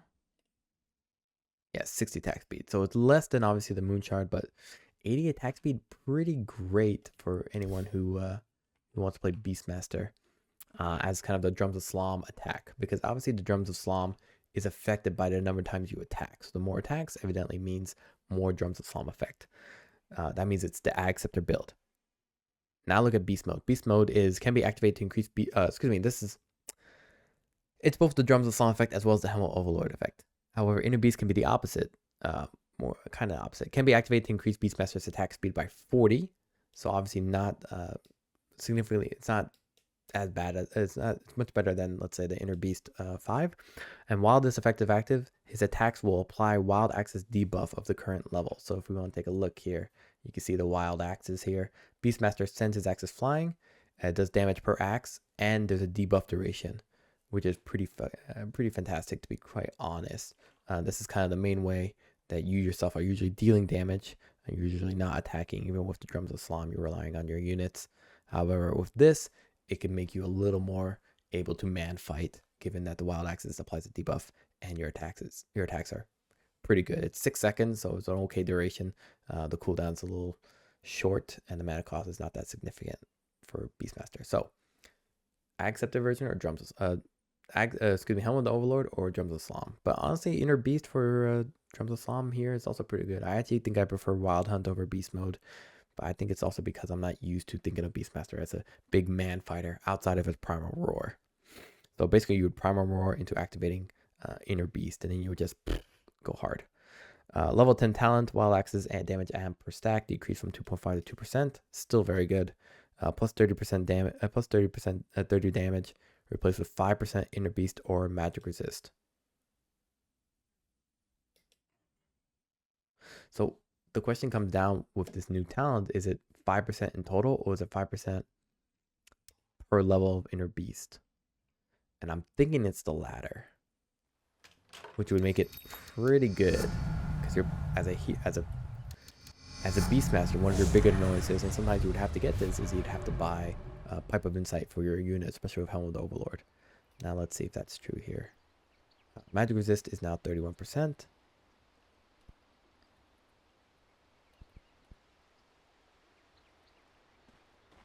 that it? Okay. So essentially, it's just 5%. That seems kind of terrible. Maybe I misread that. 20 plus 30 Boarhawk damage replaced with plus 30 damage to Beastmaster and his units. So this is a big buff for Beastmaster. Plus 30 damage is pretty good. It's pretty significant. However, the plus 250 max health aura to Beastmaster and his units is also very good. just in terms of keeping you and your ally, keeping you and your creeps alive, which is probably a big issue, especially late game where most people can take out your hawk and take out your board pretty quickly. You usually don't want them to be in and around you because any AoE abilities will pretty much wipe them out. Level 25 talent, minus 5 seconds wild axes replaced with no wild axes cooldown. Really? So this used to be an old ag scepter ability with no wild axes cooldown, and it used to be very strong. You would just continually axe from super far away. Seeing it as a level 25 ability is pretty hilarious. That said, this is pretty much 50% cooldown reduction for Primal War, which is very strong. But I think I prefer wild axes no cooldown. It makes you pretty intolerable as an enemy, so that's pretty wild. So overall, yeah, we're seeing Beastmaster just accentuated a lot better in either form of what he wants to play, either more of an in-your-face Drums of Slum guy, or a Helm of the Overlord big army guy. Okay, let's talk about Bloodseeker. Bloodseeker, he's had his base movement speed decreased from 300 to 285, and I think it's because of both his innate ability as well as his facets have been changed here. We can see his new innate ability called Sanguinivore. New innate ability, passive ability, improves with Bloodseeker's level. So you don't level it up, it just increases better with Bloodseeker. So as Bloodseeker gets more levels, whenever he kills a unit, he restores plus 25 health, plus 1% of the unit's max health per Bloodseeker's level, which seems pretty insane to me. I'm a little surprised about that. And restores for half values when denying, or if an ally kills an enemy hero within 300 range. So this makes Bloodseeker basically have the thirst component moved as an innate ability, so you get it right from the get-go. More importantly, what it does is that it makes, as the game goes later on, it makes Bloodseeker a little more capable of surviving, especially if he's got the damage output. So it's actually a really nice change for Bloodseeker, who honestly is probably one of the worst position 1 carries to play. Now he's a little stronger. He actually is pretty decent as well as maybe a mid laner. He could return as a mid laner. I'm not 100% sure about that one. Nonetheless, very nice. Very nice change for him. And the healing is classified as lifesteal and is amplified by lifesteal amplification. Lifesteal from creeps reduced by 40%. It's understandable. So this healing that's being done before, it wasn't counted as lifesteal at all. Now, if you pick up, let's say, a Sanj Kaya or Sanj Yasha, which are items that Bloodseeker previously got, not so much the past few years, now he's getting a lot of value out of that. So not only is he more capable of surviving, but more importantly, he can scale up a lot better, especially late game. Let's talk about his facets. His facets, Rupture. When attacking a Rupture target, Bloodseeker and the target get pushed 50 units in the direction Bloodseeker is facing. What the hell does that look like? So let's see if I Rupture someone. Ooh. Whoa, mama. So the issue of Rupture was the fact that when you Rupture someone, they would just TP immediately. And if you didn't have the damage, or if you didn't have the attack speed or the damage to really kill them before they were able to do that, they would obviously get away. So you basically blew a Rupture for nothing. You would seldom succeed. Now they can still TP away, but there's still an opportunity. There's now an opportunity with the sufficient amount of attack speed to really take them down. So I think we're going to see Sanj Kaya come back for sure. One, for both the movement speed, but also now for the fact that you can push enemies away, which is really nice. Thirst now can be activated to grant 50% movement speed for 5 seconds. Thirst does not grant passive movement speed while on cooldown. So this is kind of a risk reward kind of situation here, where if you want to close the gap on someone, you can activate Thirst. Obviously, you don't need Thirst if the opponent is at full health, but if you want to close that gap on them and you don't have the movement speed, you can now activate Thirst to get that movement speed. And it works really well if you activate Thirst with Phase Boots. So then when Phase Boots is active, you're moving very quickly because the Thirst is giving 50% of that bonus movement speed. And then you'll take down the opponent. However, you won't have the movement speed to follow through if they try to escape. So it's a bit of a trade-off. I'm curious to see if people will actually pick this one. As for abilities, Blood Rage, Aghanim Shard, heal damage is increased from 30 to 35. Okay, that makes it a little bit better. And I think now, if I understand correctly, the Blood Rage also works. Will it also work as the heal will also work as with Sanj or not? And then Thirst no longer has max HP threshold and starts at 100%. Okay. Max Thirst movement speed decreased from 60, 24, 30, 40% to 10, 20, 30, 40%. So I have movement speed right from the get-go, which is pretty incredible. And then healing on kills move to innate ability. Yes. So Thirst, as I think as a whole, is much less valuably needed than the other items, right? Than the other abilities. You'd usually get like 1 point blood right to guarantee range creep, and then you get points and you'd max out thirst for the survivability aspect in the laning, and then you would get blood rage. But as you can see, the obligation of getting thirst, for example, has moved away. Now it's an innate ability, and now thirst is more about to follow through the mid game. So we could see it maxed maybe second, and blood rage or blood rage or blood right probably maxed out first. Probably blood rage because now you get the healing here, and as you can see, it's much better scaling for our friend here, Bloodseeker. Blood Mist now increases healing by Sangrawar instead of Thirst. Yeah, okay. So that's not a huge change there. Pretty good change for Bloodseeker. I could definitely see him being picked a little bit more. Not 100% sure if he's going to be a first pick kind of hero, but he definitely holds out much better than before. Okay, let's talk about Bounty Hunter. Bounty Hunter, really interesting hero. It's still based around the idea of you obviously hunting for kills, but the big thing about Bounty Hunter is to understand that he's like 50% of the game he's viable, and 50% he's just kind of can't do much because he's just so susceptible to dying and really relies on just aiding his team from afar, shuriken toss and track. It looks like they kind of emphasize even more that early game that some players are not really taking advantage of, which kind of causes Bounty Hunter to be canceled out. His new innate ability called Big Game Hunter, it's a passive, can't be leveled up. When getting a kill or assist on an enemy with a kill streak, Bounty Hunter gains 10% extra gold. Getting a kill or assist on an enemy with a kill streak, Bounty Hunter gains 10% extra gold. So my concern about this build is that it's contextual. With this innate ability is that it's contextual. You have to get a kill or an assist on an enemy. It doesn't have to be tracked. And Bounty Hunter gains 10% extra gold. But the enemy has to be on a kill streak. And then you have to somehow convince your team to go kill that guy, unless you yourself can kill him. So right there and then, I'm a little hesitant because people are on kill streaks. It means they're leading. It means your opponent, you and your team might be on the back foot, or might be behind, and might be playing more passively as a reaction. So it kind of makes Bounty Hunter's innate ability a little bit too contextually needed for it to be justified, both on the context that the enemy has to have a kill streak, if I understand correctly, and then the second basis on the idea that you can actually convince your team to do anything. And let's face it, the tournament has indicated to us that our teammates are way too single-minded to work together to generate more value for everyone involved. So let's talk about facets. Facets through and through. Shuriken toss. The shuriken damages and slows all unit and passes through. So this works well with track. Obviously, shuriken toss and track work well together. So the facet is reliant on you being post 6. And then cut purse is track. Bounty Hunter steals 4, 8, 12, 16 gold every time he targets a hero with a spell.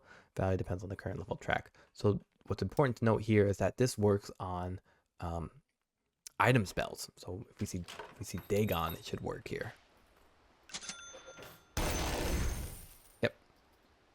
So we just saw Dagon pay off there. That was pretty nice. That's cool. Okay, great. And if I track again, it doesn't give me gold, even though I'm targeting it with a spell. Seems like a bug. Anyway, yeah, so cut purse is bugged. Since you can't double track people for more gold, obviously you don't get as much value from it. And then through and through relies on you tracking multiple people to get a good shuriken toss in. Shuriken toss. Damage increased from 100, 150, 200, 250 to 170, 240, 310. Okay. Mana cost increased from 56, 70, 80 to 65, 70, 75, 80. So basically your damage is significantly more, but your mana cost is also a bit more at the beginning. What we saw a lot is at the early game, Bounty Hunter pause forward just shuriken tossing non-stop. It was very annoying. He actually had a sufficient mana pool, especially with some regen, to just continuously shuriken toss people to the point of annoyance. Now it looks like his early game, you get the same amount of damage, 100, but now it costs 65 instead of 50. And it no longer slows attack speed. So the interrupt effect of shuriken toss is obviously significantly mitigated. But late game, because you're maxing shuriken toss first, you get a lot more damage out of it at a similar cost. So it's a trade-off. Shadow Walk, mana cost a little bit lower. Okay, track no longer grants bonus damage to shuriken toss. Okay, that's a bummer. No longer provides a critical strike on attacks. That's a bummer.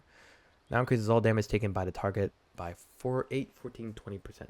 So basically what this does is that instead of you, the hero, because instead of Bounty Hunter's track being based on, especially mid game, based on how much damage Bounty Hunter can deal. Now it's just good to apply it to as many units as you can, or targets you can, because everyone takes advantage of it, which is very valuable and very susceptible to being more dispelled, because people are for sure not going to allow that to get through. The point being, though, is that if you play Bounty Hunter the pause 4, now your track is not just more skewed towards what you can do, meaning you have to take risks with Janata hits or with Shuriken Toss that will put you out of invisibility. Now you can track someone and just let someone else do all the work, knowing that the enemy takes increased damage. So yes, you do lose a bit. However, the Facet does make it a little bit better if the Shuriken damage is slow. That said, 20% from all damage taken by the target obviously makes all your abilities still generally deal more damage, of course, as well as your teammates doing more damage too, which is lovely. Lastly, they changed the level 25 talent to 2 Shuriken Toss charges replaced with plus 275 toss damage, which seems much weaker. However, no cooldown Janata. I don't see us doing that much at level 25. That late in the game, Bounty Hunter just pretty much melts.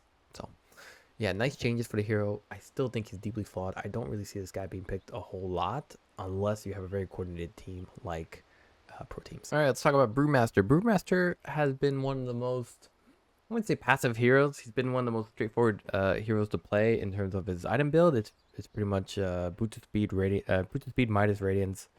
I think even boot travel down the road, and then I think Ag Scepter or Shard into Octarine Core. I think something like that. I don't play a lot of Brewmaster. That said, I do understand his build is pretty straightforward for the majority of the game. Brewmaster was honestly picked mostly because of his Cyclone when you use his ultimate ability, and that Cyclone pretty much made a hero disappear for a significant period, right? Look how long it is, 5 seconds, and then you can purge it whenever you want when you're ready to fight it. And that was kind of the appeal. You would basically change all 5v5 fights into 4v5. And also obviously great for ganking or diving the tower at level 6. So now we have this new Brewmaster where its Drunken Brawler has been moved to his innate ability, which has always been the ability you maxed out first as Brewmaster. And pretty much it's the same as before, right? You have Drunken Brawler that just allows you to continuously change between the different abilities or different brawlers that you would need, right? If you were getting attacked, you would switch to Earth Brawler. If you needed to run, you need to switch to Storm Brawler. If you need to fight, you maybe switch to Fire Brawler, or maybe to farm, right? You have attack speed and crit multiplier, etc., etc. You kind of get a Void Spirit. Void Brawler would give you some status resistance, and slow would allow you to slow as well. Pretty much everything like that was how you would go on playing this hero. Now Drunken Brawler comes at the very beginning with its innate ability, so that already allows you to basically last hit a little bit better, maybe survive a little bit better depending on the lineup, on the enemy safe lane, everything in between. So having not the obligation to get more level, not having the obligation to get a level innate in Drunken Brawler, and you maybe start out with like a level 1 rollout Thunderclap or even Cinderbrew at the 0/0 runes can be especially appreciated. What's really interesting though is really the facets for Brewmaster. They have Cinderbrew. When casting Cinderbrew, Brewmaster rolls the whole barrel in the target direction, dealing damage and drenching enemies with Cinderbrew along the way within 350 radius from the barrel. Enemies hit by the 75 range wide barrel take 125 physical damage. Not that huge. The barrel allows rolls for a distance of 950 and then explodes, drenching all enemies. Oh, the barrel always rolls, drenching all enemies within a 400 radius. So if you want to see what that looks like, pretty nice. You can even do it from here. Love the sound effect, love the look. Really cool. It's kind of got that, isn't Grogget's like similar in that regard? So from League of Legends, I don't know if anybody plays that game, but I think Gragas just came out when I played that game, so it made me think of that. But a really interesting change here, where instead of you yourself having to be in the fight, so usually what would happen is you would do, where's my Blink Dagger here? You would do Blink Dagger, do this, and then W, and then Q immediately. Now you can actually open a fight like this. You can actually start an initiation like that, then follow through, and then probably pick the slow on Drunken Brawler or the crit attack speed if you don't need to slow him down. And then if you want, you pop your ultimate. There we go. Yep. Anyway, you get the point. So yeah, really nice ability. Gives Cinderbrew a little bit more comfort. Cinderbrew before had a pretty decent range when you casted it to help you initiate. Now it's got a really long range, so you can actually open with, let's say, some movement speed. Where's Storm Brawler? There it is. Storm Brawler. You would open Storm Brawler. You see a target you want to kill as a pause 3. Do this. Move in a little bit closer. Q out and start killing. Really nice. Really nice change up there. It makes Cinderbrew a little bit more feasible to initiate with. And then have your team maybe ignite that Cinderbrew effect, right? Don't forget that Cinderbrew can ignite on any magic or pure damage. I think physical is no longer possible. Now, Drunken Master here, the Drunken Brawler, is when brewed up, Brewmaster moves with a varying amount of movement speed, altering between 20% slower and 50% faster. So the logic is basically, you know, if you have the Rolling Barrel innate ability, then you would obviously roll here. You wouldn't, I don't think you would get that brewed up effect, would you? Let's see. Oh, you would, okay. But then it's not a rolling barrel, right? It's just whatever you throw. Obviously, you have a chance of either moving really fast or moving very slow, depending. But it's a pretty good ability. It's got the downside of it is 20%, which is quite hurtful. But 50% increase means that whatever you cast means that you then have a great follow through because your movement speed is really good. See here, it's just better stances when you're brewed up. Whereas here, when brewed up, Brewmaster moves a varying amount of movement speed, altering between 20% and 50%. But then obviously you don't have that extra range. So it's really two sides of a coin. Either you want to be able to cast this from much farther away to be able to deal a significant amount of damage, but then it takes you much farther to get closer, even though you are brewed up. On the flip side, you can have brewed up Cinderbrew, or yeah, you can have basically Drunken Brawler and Cinderbrew basically not be dealt as far and not deal a bit of damage, but then you get a bit more value out of it with the increased movement speed, or 20% slower, so it's a trade-off. So both of them kind of play two sides of a coin, either close up and you get closer with the Drunken Brawler stance, or whatever it's called, Brawler, or whatever it's called, or you do the Cinderbrew, which allows you to set up kills, or set up at least an initiation that can then be followed up by your team. I actually like both. I think I prefer roll out the barrel, but I think people are going to probably pick Drunken Master just on the basis that 50% faster is pretty crazy. That said, I think in general, we're going to see a lot more Brewmaster at the higher levels. I think Brewmaster is quite a force to be reckoned with. So let's talk about the rest of his abilities. They reduced his damage overall, especially at the beginning. Movement speed slow rescaled. It's not that great earlier on. Basically, they made him early game pretty weaker with Thunderclap, but you weren't really getting levels in it. So they're trying to kind of force you to get levels in it or be punished from it. As for Cinderbrew, it can now no longer be ignited. It can only be ignited from magical and pure damage. Physical damage spells will not ignite the spell, ignite the target. So let's say like a Dazzle Poison Touch, I think doesn't work, but my Thunderclap will still work as a follow through. As for Primal Split, they made it just a little bit weaker across the board. Not really much to really say about that. The Cyclone was the one that mattered the most. They decreased it from 5 seconds to 3.45. So 3 seconds makes it a little more tolerable. Still very difficult to deal with early game Brewmaster. But 5 seconds is just annoying as hell. And then lastly, the Primal Companion, which nobody bought. Brewlings no longer have any movement cooldown or casting penalties. So honestly, I think this is one of the more obscure abilities that people don't know about. The Primal Companion. Create a Brewling based on Brewmaster's current Drunken Brawler stance. A new Brewling cannot be resummoned, blah, blah, blah. So you can basically have yourself as a Drunken Brawler as well as your ally here. There it is. And if we just... we don't both get it, which I think is a mistake. So you can have this. You can have someone be cycloned all day long. And then you yourself can now do this again as it comes down.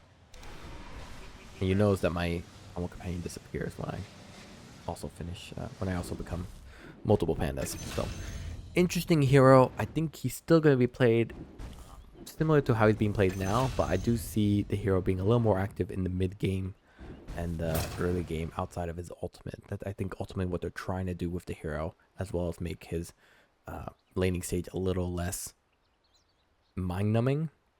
Maybe that's not the word I want to use, but it's a hero that kind of just plays pretty straightforward, right? Double bracer into minus into radiance into boosters travel. If that's not the most boring build you can think of, I don't know what is.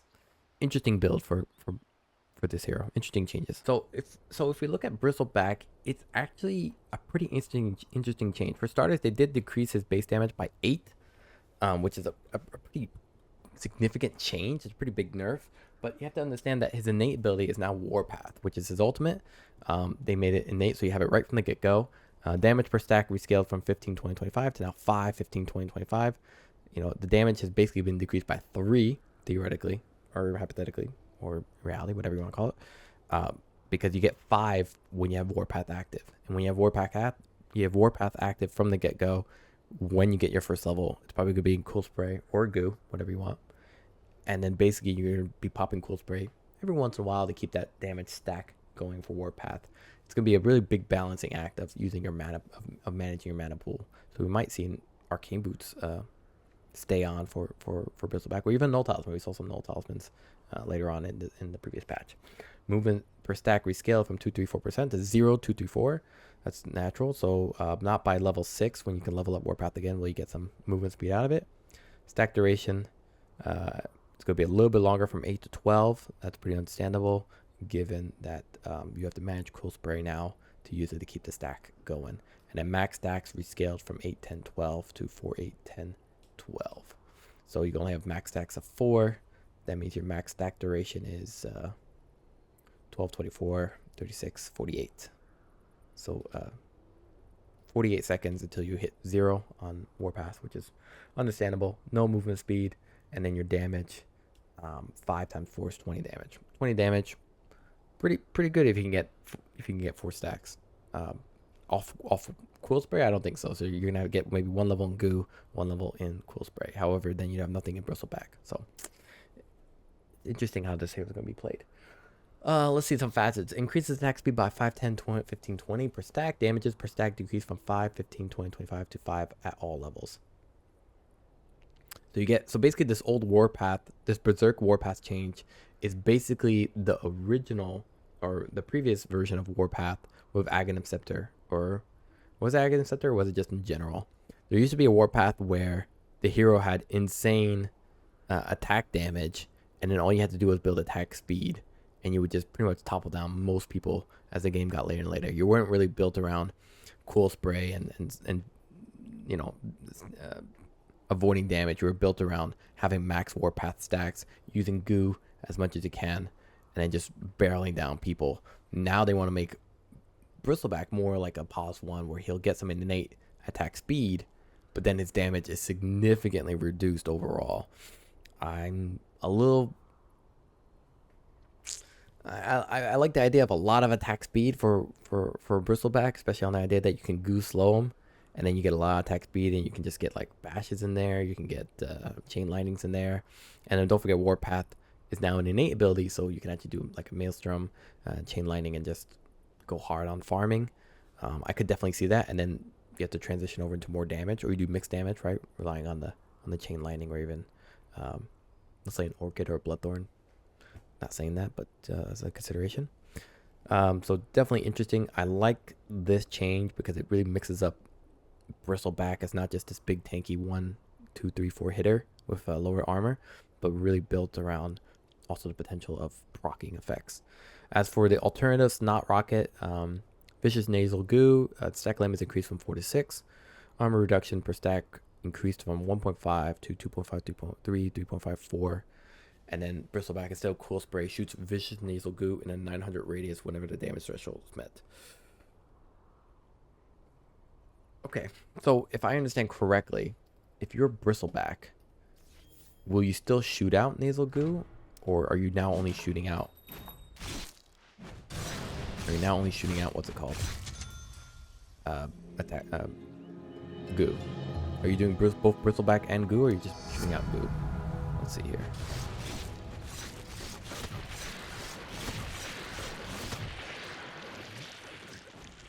So actually the hero is kind of forced in an uncomfortable position where it's not just damage out of him now. He's now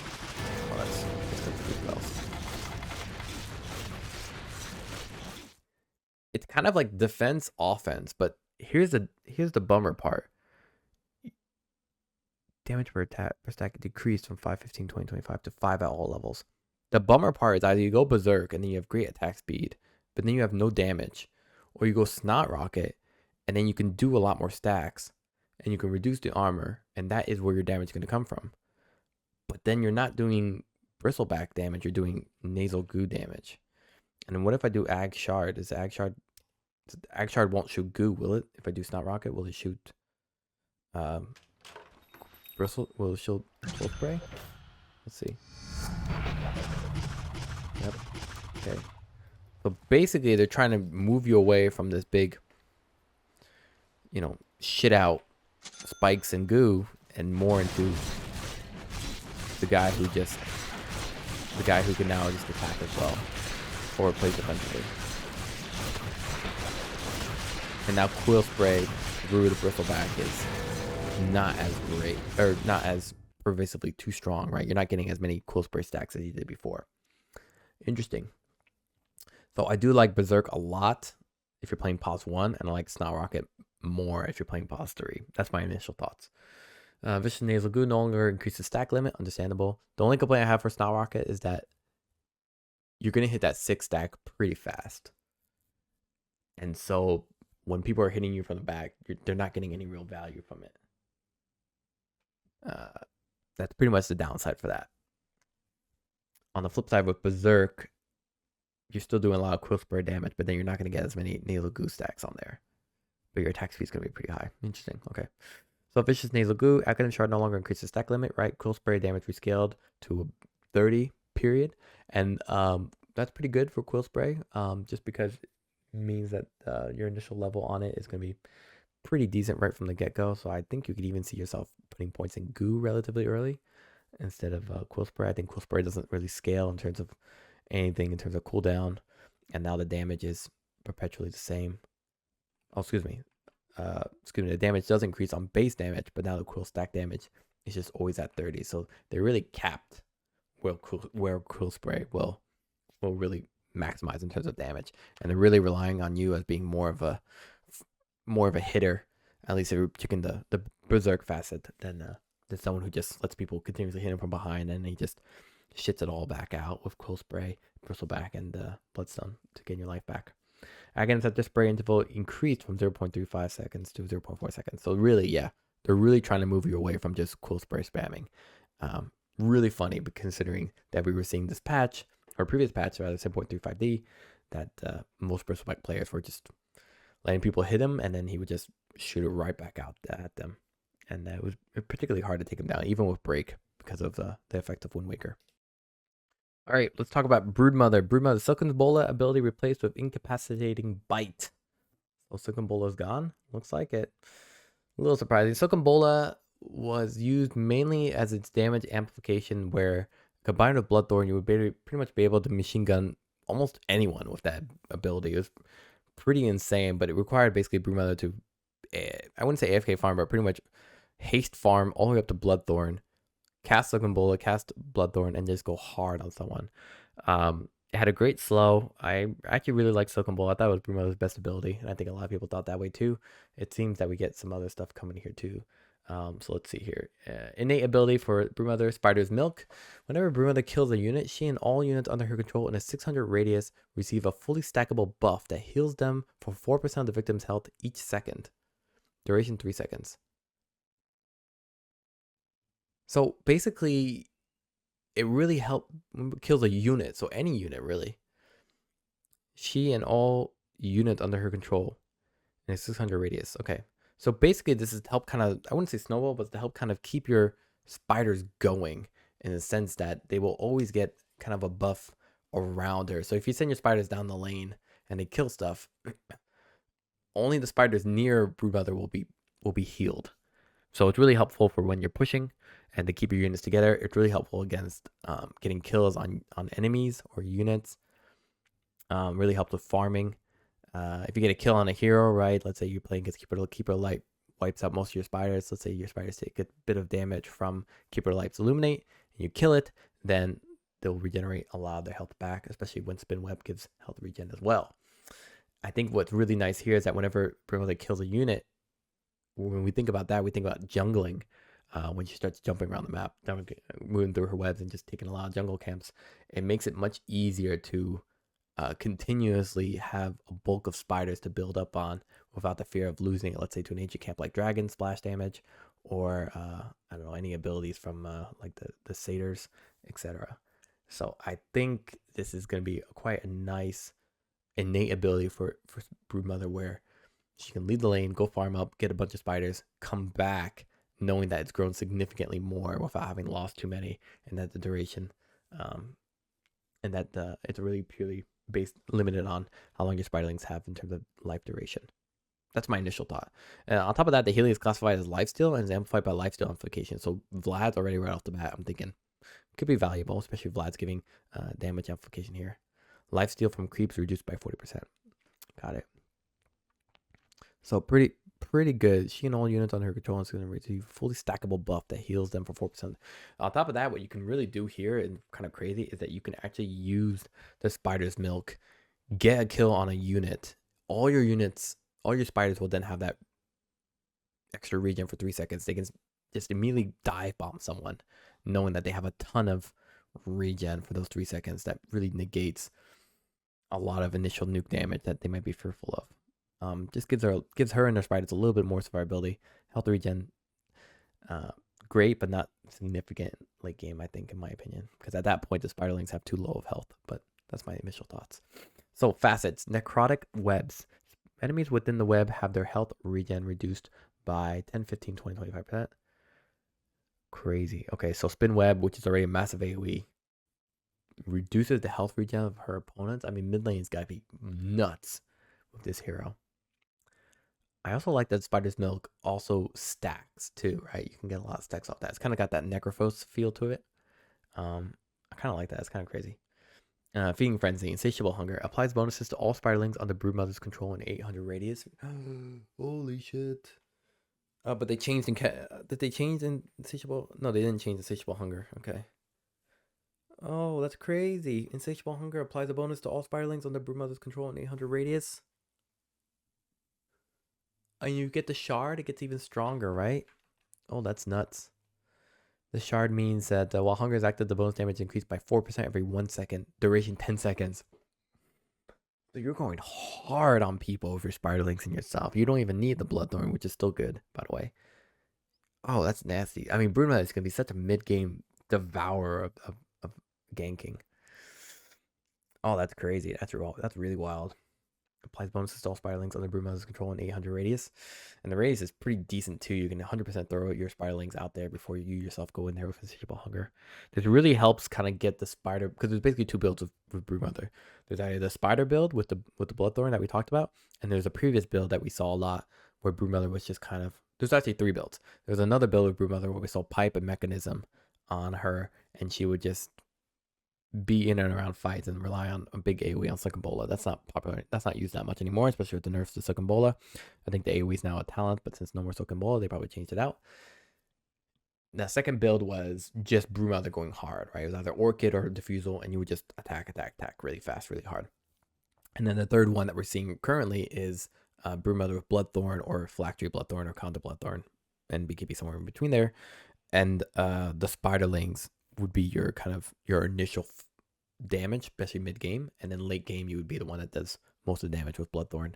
Now that your spiderlings don't really scale that well. Now your spiderlings, they decently scale both in terms of damage if you get Feeding Frenzy, but on top of that, the health regen creates them a little bit more endurable. We'll see. We'll see how that goes. Anyway, Spin Web, move speed bonus no longer decrease with units' current health, no longer provides health regen. What? Move speed no longer decreases with units' current health? So you have the move speed, but now you don't have the health regen. Oh, fuck me. That's terrible. Broodmother is very susceptible to dying. She's very susceptible to dying. I guess that's why they gave her Spider's Milk innate ability. So now when she kills so it's pretty much Necrophos spider form. And a lot less tanky, I guess. I don't know. That's wild. Okay. So you're really... Yeah, okay. So Spin Web is pretty much purely for movement, not health regen. And that means you're relying 100% on ensuring you can guarantee the kills. So you're really getting like an early point in Insatiable Hunger, I think. Because Insatiable Hunger gives you a base attack damage bonus. Ooh, works with Vlad's. Okay, that's interesting. Okay, yeah, you're really working on, really relying on this. You used to use Silken Bowl at level 1 to guarantee last hits. Now you don't have that. So yeah, Insatiable Hunger, really gonna be needed at level 1, so you can rely on the Spider's Milk guarantee for regen to survive the lane. Got it. That's rough. Incapacitating Bite. New basic ability. On attack, Broodmother applies a debuff that slows for 30%, gives a 30, 40, 50, 60% mischance, and increases all attack damage received by 2, 4, 6, 8 for 2 seconds. So Incapacitating Bite is basically your Silicon Bola, albeit better, but not multi-target since it's not a castable ability on an AoE based from the talent. Now Incapacitating Bite, it works on 1 unit, so it's pretty good. It could be really good mid. On top of that, works well with your spiders, where all attack damage received 2, 4, 6, 8 for 2 seconds. That's wild. So yeah, Incapacitating Bite, really good. You want at least a minimum of 1 or 2 for Insatiable Hunger. And then Spin Web, they basically nerfed Spin Web, but they also made Spin Web where you don't have to have the maximum amount of webs. Previously, you would go all the way up to 9 because you got a lot of regen off it. Now, you don't have to do that. You can go like 3, 5, 7, depending how active you're going to be in the lane or how active you're going to be at that current point in time. So if you're mid game, you'd want 1 around the middle. So 1 by your tower, 1 by the hard camp to stack it. 3, maybe 1 by the rune 4, and then 1 more maybe for the other camp on Radiant side. So that's 5. So maybe 2 points in web, maybe 1 point Insatiable Hunger, maybe max out Incapacitating Bite, and then you just go hard on someone in the mid lane. You just dive them hard. That could be the way to build him. So basically, Spin Web, not as prioritized is the word I would use. So it is nerfed, but it's not as prioritized in general. And then Spawn Spiderlings. Spiderlings now create similar Spiderlings instead of Spider Rights. Okay, I don't think most people know what the difference of that is. Now also slows target by 45% for 4 seconds, and then Spiderling health decreased from 320 to 300. So it still does the nuke damage of 220, 320, 420. 420 quite high, considering its cooldown is only 7 seconds. But now it slows for 4 seconds, which is insane. Lastly, if we look at the talents, level 15 talent Spiderlings health increased from 150 to 125. That also helps with the fact that they decreased the health here for Spawn Spiderlings. On top of that, AoE's Silken Bowl is gone, of course. Now it's plus 10 Incapacitating Bite attack damage bonus. So if we understand correctly, increases all attack damage received by 2, 4, 6, 8. Excuse me, Incapacitating Bite. Yes, Incapacitating Bite attack bonus. So is that is the attack bonus you get here. Okay, so it doesn't say attack bonus here, does it? Increases all attack damage received. Here it says attack bonus. So attack bonus, that means plus 10. So that is a shit ton of levels. 2, 4, 6, 8. So 2 per level. That's 5 levels additional. That's pretty significant in terms of increase. And the alternative is what? 35 attack speed. So basically, 35 attack speed, you are attacking, plus 10 Incapacitating Bite attack damage bonus. Much more valuable if you have Spiderlings. Yeah, I could definitely see the appeal. And level 25 talent, 35% Silken Bowl slow mischance, replaced with 30% Incapacitating Bite slow mischance, 30%. So mischance is 90%, and move slow is 60%. That means you're moving Incapacitating Bite slow mischance, 0.3 BAT during Insatiable Hunger. I don't know. Insatiable Hunger 0. Reducing your BAT is pretty amazing, but the 30% increase for Bite, Slow, and Mischance, that's a whole level. That's wild. And obviously, it works well with level 20. And obviously, attack speed with lower BAT also works well. So again, it's really dependent if you go more Spiderlings and kill, or you go more, I'm going to just kill him myself. So nice changes, really nice changes for Broodmother. Either play Broodmother as the main character and the hero, or play with the Spiderlings as your actual follow through. Okay, War Runner, Centaur War Runner, my brother, one of the greatest offlaners next to Mars for synergized, synchronized teams. Base health regen decreased from 5 to 4. That's understandable. Centaur War Runner has one of the greatest health regens as an offlaner. It made him pretty difficult to take down, but more importantly, that health regen meant you can pretty much spam double edge with little to no repercussions down the road throughout the lane. So pretty crazy. And then now they also removed his base movement speed from 310 to 305, which is negligible at max at best. So his innate difference, Rawhide, new innate difference passive can't be leveled up. Centaur Runner permanently gains plus 40 max health every 120 seconds. What? That's it? Like, there's no... You gotta get kills to get it? No, just 120 seconds, he gains 40 health? Holy crap. And let's say a game is generally around 45 minutes. So 45 divided by 2 times 40. You have 900 health at the end of the game. More or less. What the fudge? Jeez. So you pretty much... Jeez. It's strength, not max health. That's pretty nuts. So your scalability is just out of this world. You really don't need to build. I mean, you weren't building much strength on Centaur anyway, right? You were going like armor. You're going some magic resistance, like Eternal Shroud, maybe a blink, of course, blink, BKB if you needed it. So BKB is probably your one strength items. Halberd wasn't that popular on him these days. And then now they made it, well, don't worry about the strength, or don't worry about the health. We got you. You just got to build other forms of survivability. That's crazy. And they didn't even reduce his health at all here. There's just the health regen. But, I mean, if you gain more health as max health, then the health regen decrease from 5 to 4 is forgettable. Do you even have to go Bracer? Because old Centaur players would build Vanguard, but since Vanguard doesn't disassemble to make Hood of Defiance, because Hood of Defiance is not an item anymore, people are going Bracer. But now, do you even need a Bracer? You get a lot less value out of it. Maybe a Null Talisman so you can do more Hoof Stomps. But yeah, the Bracer still gives you regen, and it still gives you damage, but in terms of max health, it's definitely compensated a little bit here, which is really nice. Interesting one. Facets, Counter-Strike. Double Edge. The damage is increased by 25% of the damage Centaur Warrunner took in the last 6 seconds from enemy heroes, up to a maximum of 100% bonus damage, double edge damage. Damage counter resets on double edge cast. So damage increased by 20% of the damage Centaur Warrunner took in the last 6 seconds from an enemy, up to a maximum of 100% bonus damage. That is also pretty wild. If we check that back here, that means he's dealing 300 plus whatever strength damage he has. And then if he takes more damage, he will basically double that. That's insane. Or is it bonus double edge damage and not bonus double edge strength damage? And what's interesting is that you can take damage from somewhere else and then you can cast it on an enemy. So let's just do that real quick. Let's do an enemy here. So max. Go ahead, hit. I have the facet, right? Yes. So let's do no facet. Okay, it's gone. So let's do that now. That's 401.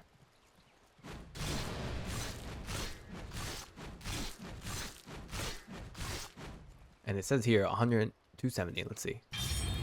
536. Okay. Now let's do it with a bit of strength. So let's do some strength here. Here we go. 469. More. Now let's do it. So it does work on the strength bonus, which is pretty crazy. Yeah, so there is a value. There's still obviously value in building strength, but you have really good natural strength gain, so it makes it quite strong. And now your horsepower here. Centaur Warrunner gains 40% of his strength as bonus movement speed. Does not stack with movement speed from boots. Centaur Warrunner gains 40% of his strength as movement speed. Does not stack with movement speed bonuses from boots. Max movement speed cap increased from 550 to 600. Wow. That is crazy. So horsepower, it's basically allowing you to, I wouldn't say stampede, but it gives you a little bit more movement in the late game, right? So here you can already see my movement is fine, but if we go max level, it's 367. Pretty good. Now we have phase boots. 441. Now let's get some hearts in there. 447. It's barely an increase. Holy shit, that's crazy. So the movement speed for for Centaur Runner is really on the basis that when you don't have Stampede available, at least it'll allow you to get a little bit closer, but you're usually going blink. However, with this horsepower, would you need to still blink? I think yes, just to jump on enemies and be able to stomp into double edge. I'm not quite sure when you would pick up horsepower though, because 40% of his strength adds bonus movement speed means you can double edge, pull back, regenerate, come back in. Especially if you get the shard, right? Yeah, increases your stacks as well. Yeah, okay. I definitely see the appeal of horsepower. I think most people are going to choose double edge just in general. However, horsepower, I could definitely see some synergy involving around multiple double edges and being able to come in and out of fights, not relying on Stampede or Blink entirely. Yeah, definitely interesting. So as for Stampede, they increased the cooldown from 98 to 195 90 seconds, make it a little bit weaker in the early game. Hitch Ride now grants invulnerability to the mounted target, no longer ends when blinking or teleporting. So now you can Hitch Ride someone and then you can keep going. You don't have to, you can blink away or you can blink in. So I can now do an ally here. I'll do an Acceptor here. My blink, Hitch Ride, get in. Oops, I forgot this one. And then okay, that's nice. Yeah, so in short, Centaur, he's still doing what he's supposed to be doing. It's just a little more viable in the late game in terms of his survivability, which was one of his greatest components. And then more importantly, his damage is also scaling a lot better with double edge. Now, you know, it's not just a value based on strength, but also based on how much damage you took, which plays well into the hero who plays well into a hero that usually takes a lot of damage, especially with the fact that he has Retaliate, which is also based on his strength. But more importantly, he gets a lot more health, so he's able to take a lot more damage, which makes double edge Counter-Strike really good. As for horsepower, I'll have to see what comments think about that one, because I'm not 100% certain on its applicability, except for the double edge, go back out, double edge again. Okay, next one we want to talk about is Chaos Knight. Chaos Knight, also a hero that kind of fell off after TI last year. He's got a new innate ability. It's called Reigns of Chaos. Whenever illusions of Chaos Knight are created, there's a 50% chance that an additional one illusion will spawn. What the fudge? That's funny as hell. So this hero is basically just more randomized and more crazy than before. That's actually hilarious. I don't know how anyone's going to remember this. This is crazy to freaking remember. I don't know how anyone's going to remember all these innate abilities, but it's pretty funny. So if I do this...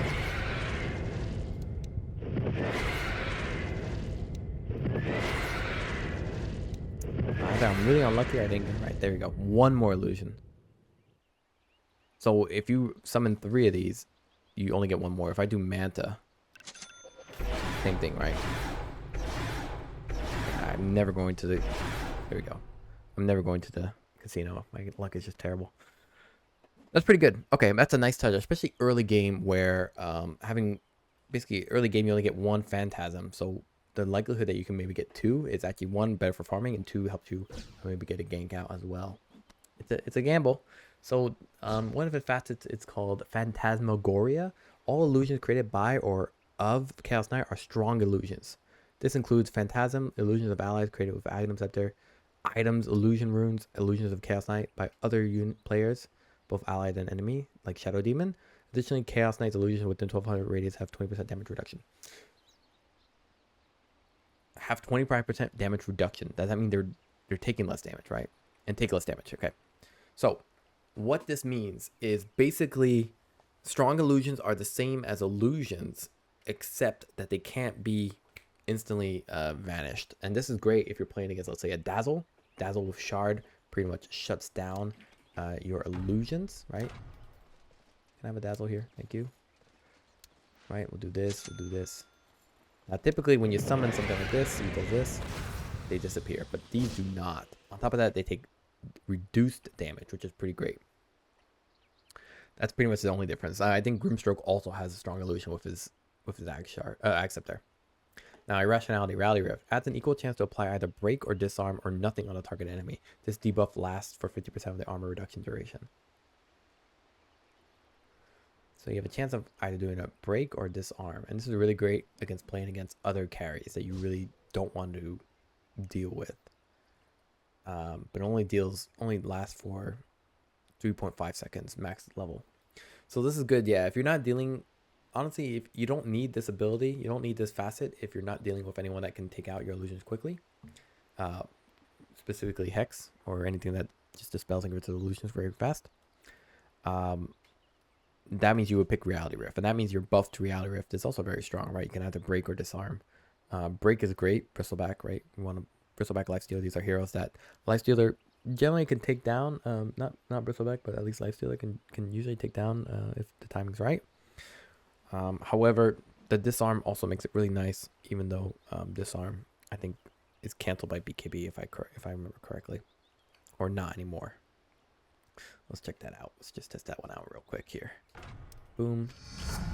So let's get a Lifestealer here. Yeah, whatever. Enemy target. Get this guy max level. Now let's get this disarm. Yep. So the disarm is 100% dispellable by break. And then if we get break, what does it break? Oh man, I'm not getting break at all here. Come on. I love this effect though.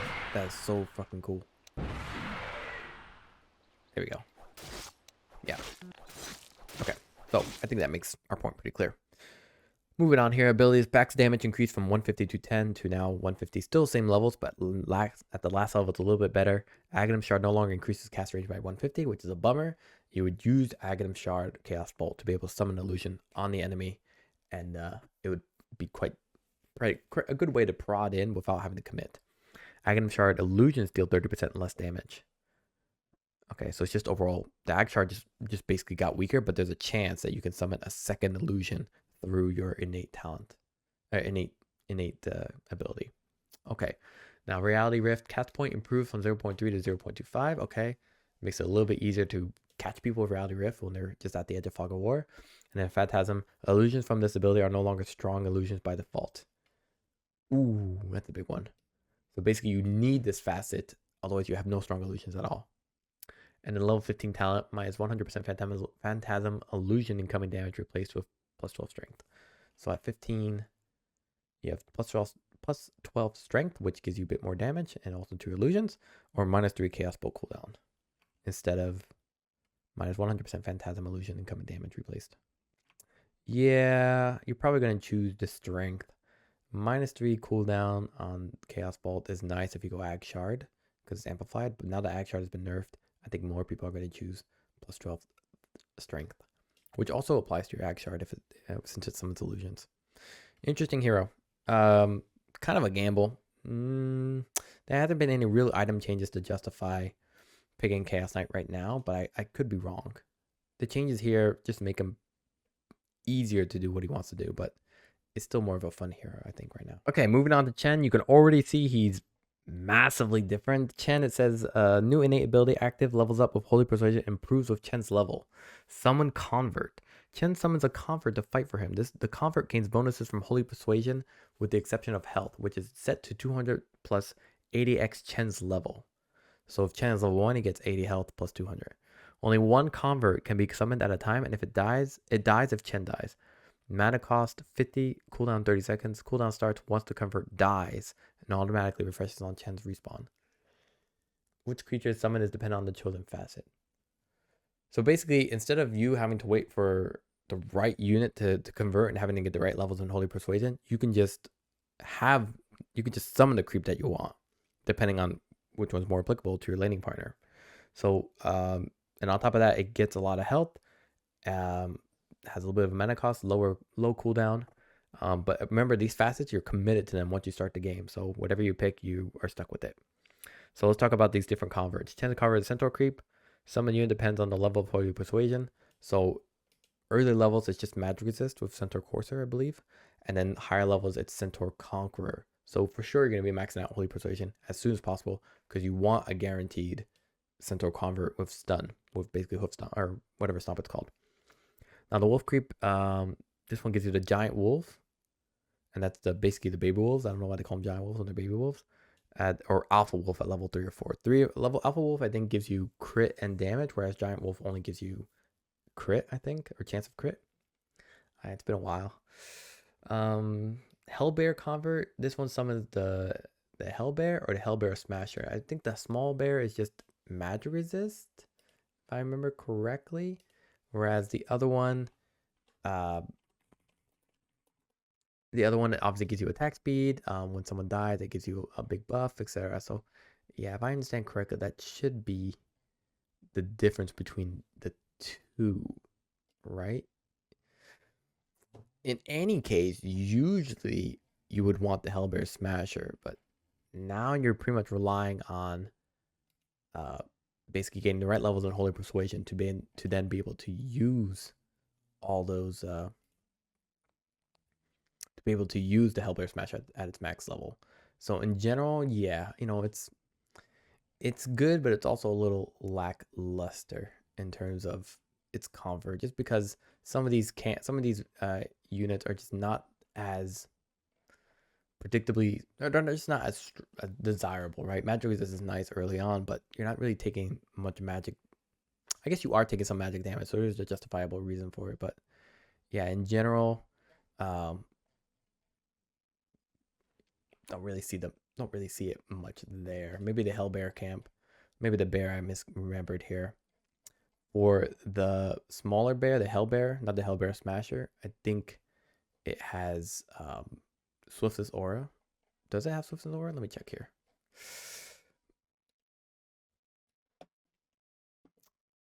So here's the Hellbear. This is what you usually get here. You do get attack speed bonus, excuse me.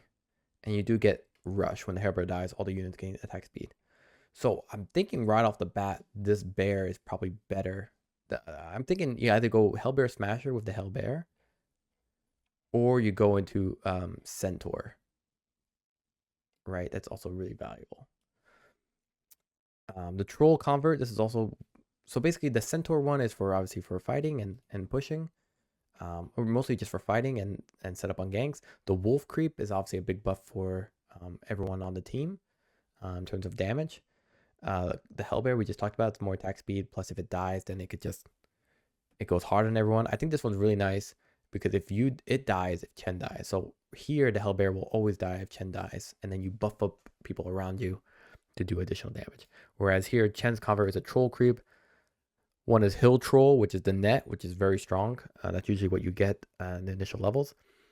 And then at level 4, you get the Dark Troll Summoner. What's interesting here is that the Hill Troll is from 0 to 3, whereas the Dark Troll Summoner is from level 4. It's the only one like that. Everyone else is 3, 4, or 0, 2. And the last one's a Satyr Convert, excuse me. Holy Persuasion, the Mind Stealer, or the Tormentor. Now the Mind Stealer, that's the small one, right? If I understand correctly. No, the Mind Stealer is the medium one. That's the blue one. So that means you have 1 mana burn here, which is okay. Mana burn's interesting. And then you also have Mana Aura, which can be pretty applicably appealing. So I think in general you want these two. However, the Troll Convert and the Satyr Convert are probably secondary choices. Overall, though, it just gives a bit more malleability for Chen. It makes him play a little bit more mid-game-ish. He's kind of an early mid-game hero. He's still pretty bad late, or rather, he's not as good late game. I would say most drafts are built around the idea of just pushing hard or taking really advantage of Chen early on. More importantly, at the 0-0 time with Chen, you actually have a unit that you can actually make use of rather than waiting for units to spawn at the minute mark. So as for abilities, no longer has a minimum health threshold. Now Dominating Creep's health is set to 400 plus 50x Chen's level. So in comparison, the Summon Convert is 200 plus 80x. So basically, Holy Persuasion is more applicably valuable earlier on when it has 400 health, whereas the Summon Convert is going to be more valuable later on as Chen's level significantly grows. At least that's my understanding. We can actually double check that easily. So 25 times 20 is 500. 25 times, if you're level 25, that's times 80. That's 2,000 health. Whereas this one is 50x. So 25 times 50. Only 1,250. Yeah. So overall, as you get more levels, the convert is going to have more health. Bonus damage is decreased, so earlier on it's weaker because now you're getting 2 units instead of 1 Holy Persuasion plus a convert. Move speed bonus decreased from 10, 20, 30, 40. Now significantly slower. Gold bounty for dominating creep decreased from 100 to 25, 50, 75, 100. And then items with their martyrdom now has a global cast range, which is nice. I think another thing you need to understand for Chen is that you really, when you're dead and you have to come back and you have to defend your base, you have no creeps. So now you have at least one creep that can be useful for you to help set up potential kills and such. Let me see if I can get a creep wave here.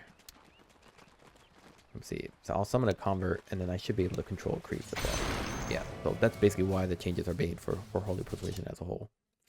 Now, Divine Favor also has been changed. It's been rescaled from 9, 12, 15, 18 to 5, 10, 15, 20. This was a good level 1 ability, even at the nerfs at 9. Now seeing it nerfed even more means that you're being significantly punished if you get 1 point Divine Favor. Active heal amplification now also affects health regen. Okay, still doesn't affect lifesteal. So health regen, maybe post Greaves is very nice. Trying to think of other valuable regen that you deal with that you have with your teammates. Obviously Pipe of Insight, etc. Healing and regen amplification decreased from 20% to 5, 10, 15, 20%. So yeah, again, they're really trying to nerf Divine Favor, so it's not as good early mid game if you only get 1 level in it. But it is upgradable by Aghanim Scepter, where it makes health regen or global and affects all allied units, which lets you split push a little bit better. Lets you, if you play with a zoo lineup like Lycan and like Beastmaster, then it applies to everyone, and it's quite good. I mean, plays great with Broodmother, right? Broodmother over new Spiderlings, pretty good too. As well as the Holy Persuasion. Grants Persuaded Creeps Martyrdom ability. Sacrifice the life of this unit to heal an ally or damage an enemy with the current level of God. Now that Holy Persuasion is now buffed up by Divine Favor as well. Or it was before, wasn't it? Nonetheless. Now Hand of God. Heal over time duration increased from 8 to 10 seconds. Heal of God also has heal per second. I don't know if that counts as regen or not. I should, but you never know. Okay, let's talk about Clinks. His new innate ability. If you don't know what Clinks was played like, he was played pretty brokenly. He was arcane boots into Gleipnir, or Maelstrom, at least Shard Gleipnir, and you'd have your old Burning Barrage ability, which pretty much blew through most opponents. It was pretty annoying, not gonna lie. I spammed this shit out of this hero myself, so I loved it. Now he has a new innate ability. It's a passive ability, can't be leveled up. On Clinks' death and some of his abilities can summon immobile skeleton archers to attack enemies. Skeletons deal a percentage of Clinks' attack damage and have his attack range, but deal reduced damage to buildings. Skeletons have a duration of 30 seconds and die after multiple attacks from heroes. So basically they're moving the skeleton archers that would be summoned from your Death Pact and would be summoned by your Skeleton Walk and even your Ag's Scepter. Now they're making it a passive ability or an innate ability. It also summons units on your death as well, so that's a nice little touch there. The duration has been increased, I think, to 30 seconds. I don't know what it was before. Looks like 45 seconds here if I understand with that pact, so that's nice. They deal a percentage of Clinks' attack damage and his health. That was like that before. I just don't know if it's significantly weaker now or not. These still summon archers too, eh? So basically, Clinks moves invisibly through units until the moment he attacks or uses items, leaving Skeleton Walk creates skeleton archers. And now Clinks summons a skeleton archer when he dies. Skeleton archers are mobile and die within multiple attacks from a hero. Skeleton archers deal a percentage of Clinks damage and deal less damage to buildings. Attack range is equal to the Clinks' attack range. Some of Clinks' other abilities can also summon skeleton archers. So it's not clear if Bone and Arrow works in tandem with these other abilities and their summons, or they're saying this is what they do, and then if you die, you also get this. That's honestly what it looks like. It honestly looks like it summons 1 extra one. I think this used to be 2, now it's 4. Yeah. Unless it's been buffed. So it's not 100% clear. It does deal reduced damage to buildings, which is pretty much improved through tar bomb, but I think they nerfed that as well. They made the skeleton archers basically a weaker version that they were before. So you're not really relying on skeleton archers as you were previously. Now let's look at the facets. They seem to be strafe, suppressive fire. Enemies hit by attacks from strafe get a debuff that causes them to miss 5% of their attacks. Debuff stacks when applied from different sources. Clinks into each skeleton archer. Stacks expire 1 second after the strafe duration has concluded.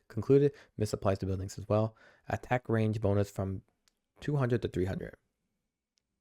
That's nice for strafe. So basically with strafe, this is more of a ganking. I think it's more of a ganking slash a split pusher kind of Clinks player, right? Because Clinks can do that. He can go Desolator. And then what he would do is he can go right up to the tower, summon archers, throw down a tar bomb, just barrel it down. Now you have increased attack range, which works with your archers. Don't forget that. Strafe did that before. If you activated it and then you act Burning Barrage, you would have additional range. But now it looks like Strafe still has its range, or looks like you need the innate talent for that strafe attack range. So strafe in of itself got nerfed if you don't pick the facet. Stacks the 5% miss chance means if you're doing, let's say, skeleton archers, 124 plus yourself 5%, 5 times 5, 25. So you have a 25% chance of missing. It's okay. It's pretty good. Makes fighting people one-on-one a little bit easier. However, can you do strafe and then burning barrage? Enemies hit by attacks from strafe, so you need to have the strafe active while you're doing it, and it only lasts 3.5 seconds. So you really need to land it on a lot of people, and it really combos well with burning barrage as well as personal attacks. So it's good in general as a fighting, as well as maybe some split pushing. Now, as for Death Pack, casting Death Pack makes Clinks take place of the consumed unit while leaving a skeleton archer in his previous position. Also reduces Death Pack charge restore time by 10 seconds. So you have two choices. Either you do this really aggressive one that just makes Clinks a little more formidable in fights, especially with Burning Barrage or with his regular ganking attacks. On the flip side, and you get a little bit more range. On the flip side, you can do the alternative. Instead of more range, you now have a Death Pack that can displace you to a new location, assuming you can actually pull it off. And it's also kind of a defensive approach. However, having a reduction in Death Pact restore time by 10 seconds means that you will use it a lot more in the lane, right? It's right from the get-go, your facet, or facet. Right from the get-go, your restore time by 10 seconds, which will increase your farm significantly more. And more importantly, it's going to make it so you can have an escape if you get caught out outside of your, outside of, let's say, BKB and using Skeleton Walk. So you're not as reliant on Skeleton Walk for repositioning after attacking. You can maybe use Death Pack to escape, or even to catch people out if they run past your other archers. It actually works really well, Death Pack, with Burning Army. Not too many people buy Burning Army, but it can be really cool to just jump around, especially if multiple Death Pack charges, right? You have 2 at level 3. Interesting, really interesting hero. He hasn't changed, honestly, that much. It's just now they split up strafe and the skeleton archers into a facet and innate ability. And then the Death Pack also gets a little bit of a buff if you choose it. The Death Pack cast range has been reduced. Makes it a little bit harder to then pick up a skeleton archer, either to heal up or to displace yourself based on the facet you take. And then for strafe, they rescaled their attack speed from straight up 60% right from the get-go. So an early point strafe is a little bit better if you have archers. And the mana cost is also significantly cheaper, so that should help you farm up nicely as well. Good changes for Clinks. Definitely a nerf, however, I'm curious to see how he plays out now. Okay, moving on, we're talking about Clockwork. Clockwork, armor power. New innate ability, passive can't be leveled up. Outgoing damage is increased by 0.3 per point of armor. So they're trying to make Clockwork a little more scalable. Clockwork is honestly not that scalable. He's pretty weak in general. It's actually the hero I hate the most seeing on my team. I just don't think it's that great.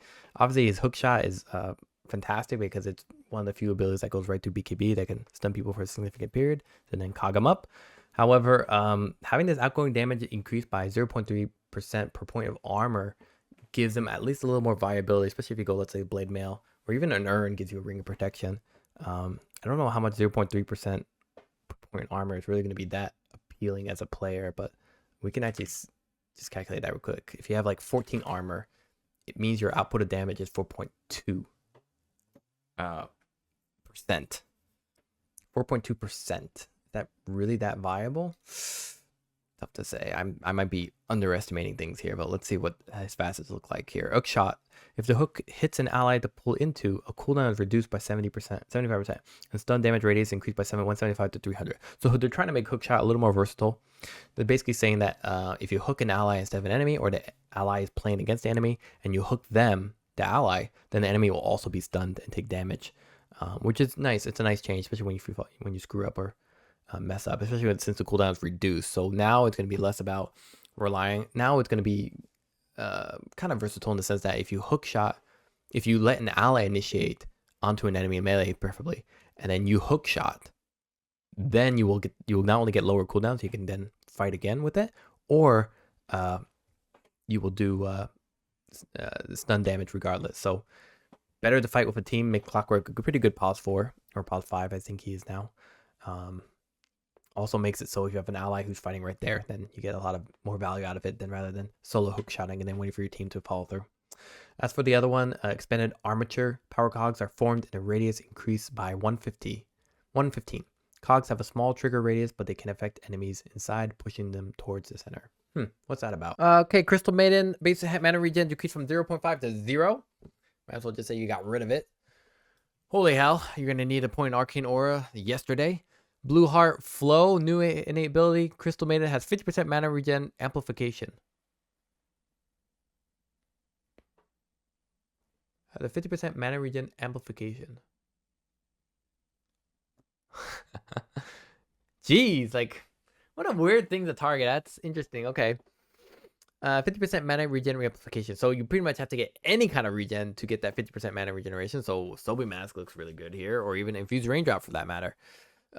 Frozen expands. Arcane Aura increases our Crystal Maiden's cast range by 50, 70, 125, 125. This gives her a little bit more comfort with Arcane Aura, and I guess it levels up with the more points you put in Arcane Aura, trying to incentivize you to pick that up, because typically people are not picking up Arcane Aura, they're picking up Max Frostbite usually.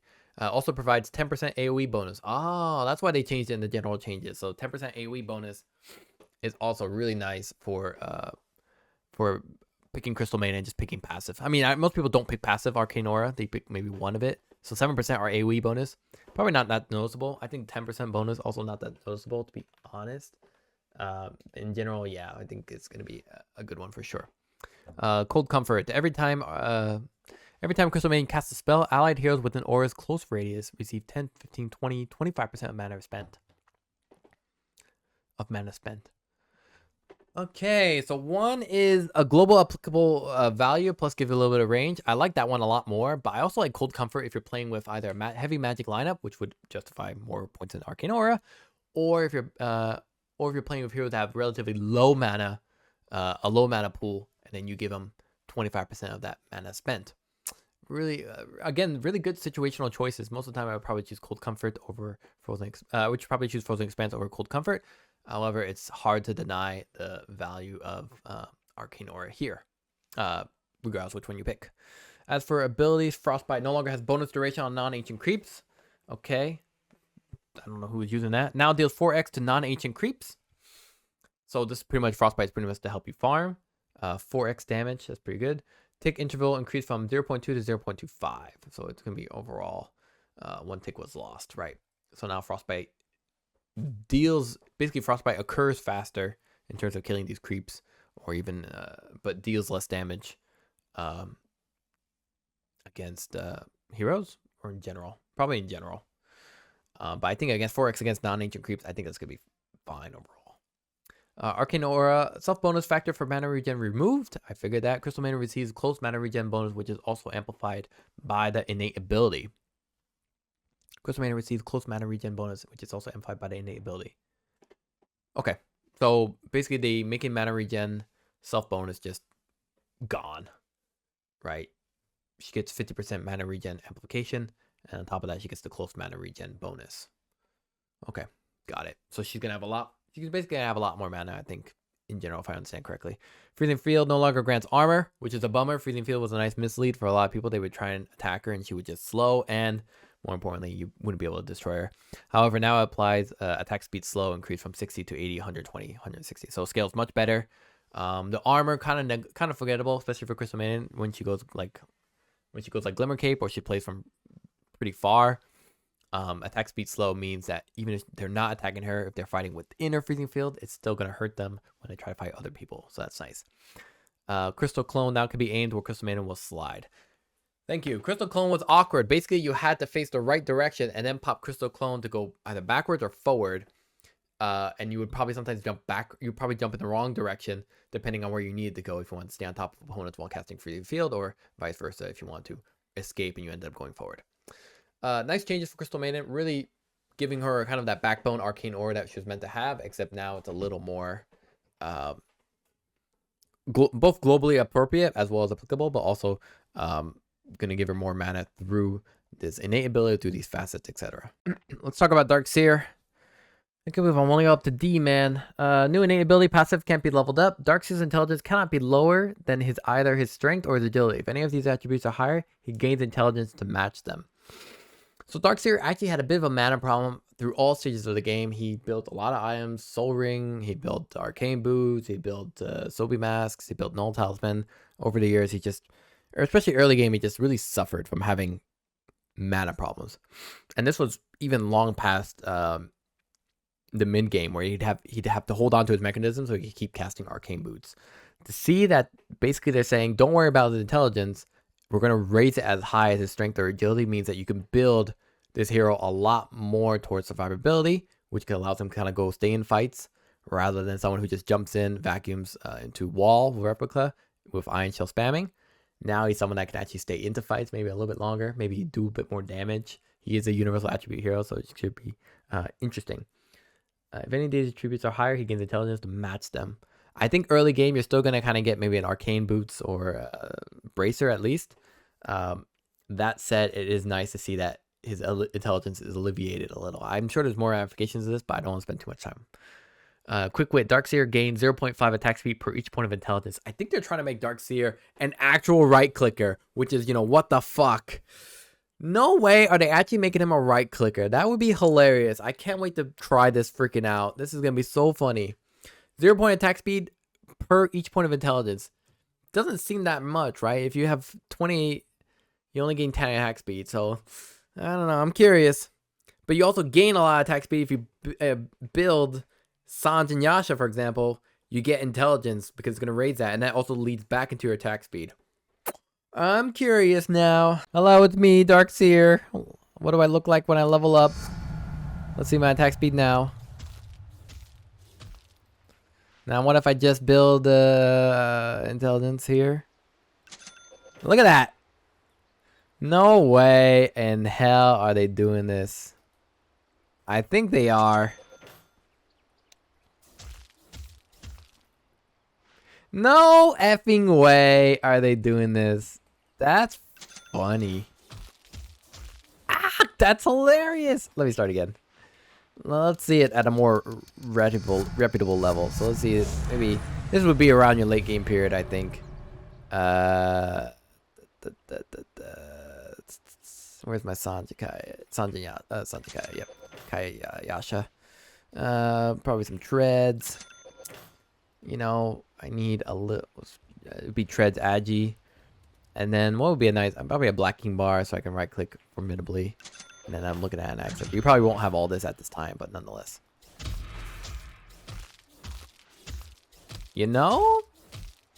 Pretty respectable.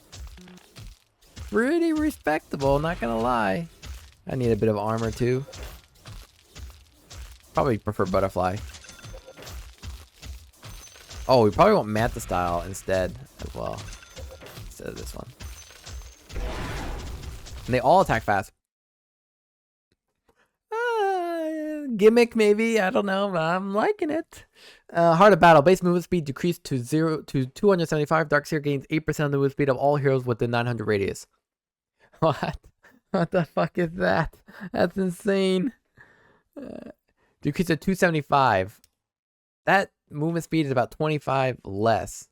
About 20 less than what you currently have. But if you grab boots, you also just stuck there. Let me see here. Oh, here, you can just do that. You are.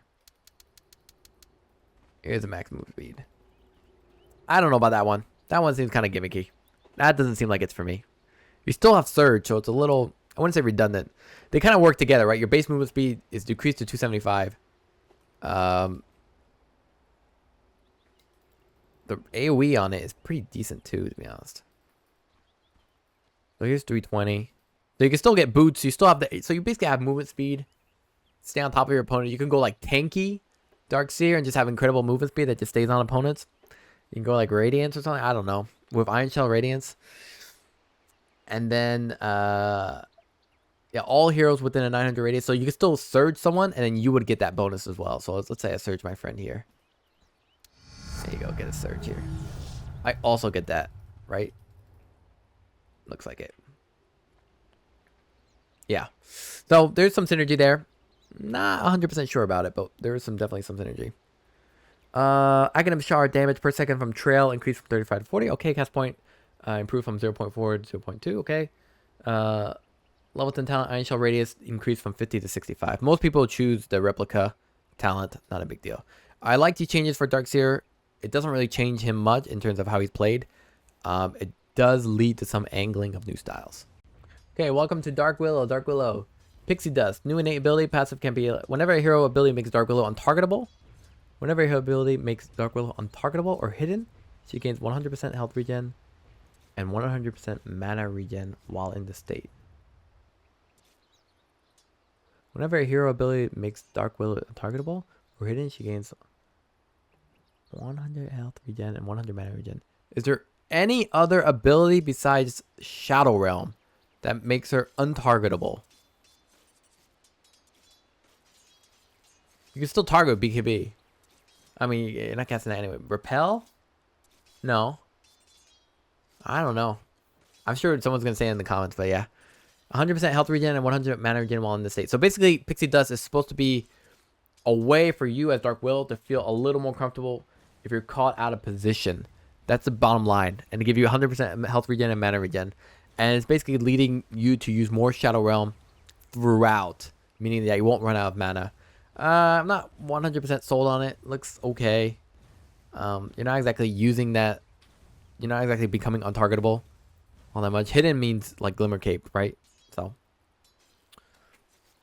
But it didn't say invisible, it said hidden. So, Facets. Shadow Realm. While in Shadow Realm, Dark Willow emits a 600 radius aura that increases damage that she deals to enemies affected by it by up to 25%. Damage scales based on how long she remains under the effects of Shadow Realm. So this is to work with your Acceptor. Basically, you're dealing more damage to anyone that's within your range. But 600 radius is actually quite small for a hero that plays from pretty far away, and that increases her range with Shadow Realm. In terms of Thorny Thicket, Bramble Maze creates 4 additional brambles on the outer ring that last 50% less. Enemies rooted by any bramble take 10% more spell damage. By any bramble. So at Thorny Thicket sounds already inherently better, whereas Shadow Realm sounds like it's more offensive for anyone who's still trying to pull off mid Dark Willow. Or offline Dark Willow. Or core Dark Willow. As for Chris Crown, remove the backswing a little bit. Okay, radius, okay. Not really big changes here. They changed level 25 talent from 100 attack speed, which is a little awkward to have, to a 500 terrorize impact damage. 500 terrorize impact damage. So now anyone I hit with damage with Dark Willow will now be deeply affected. Will now take inherent damage here. So we'll do an enemy here. We'll do level 25. Yeah, so shoot back here. Yeah.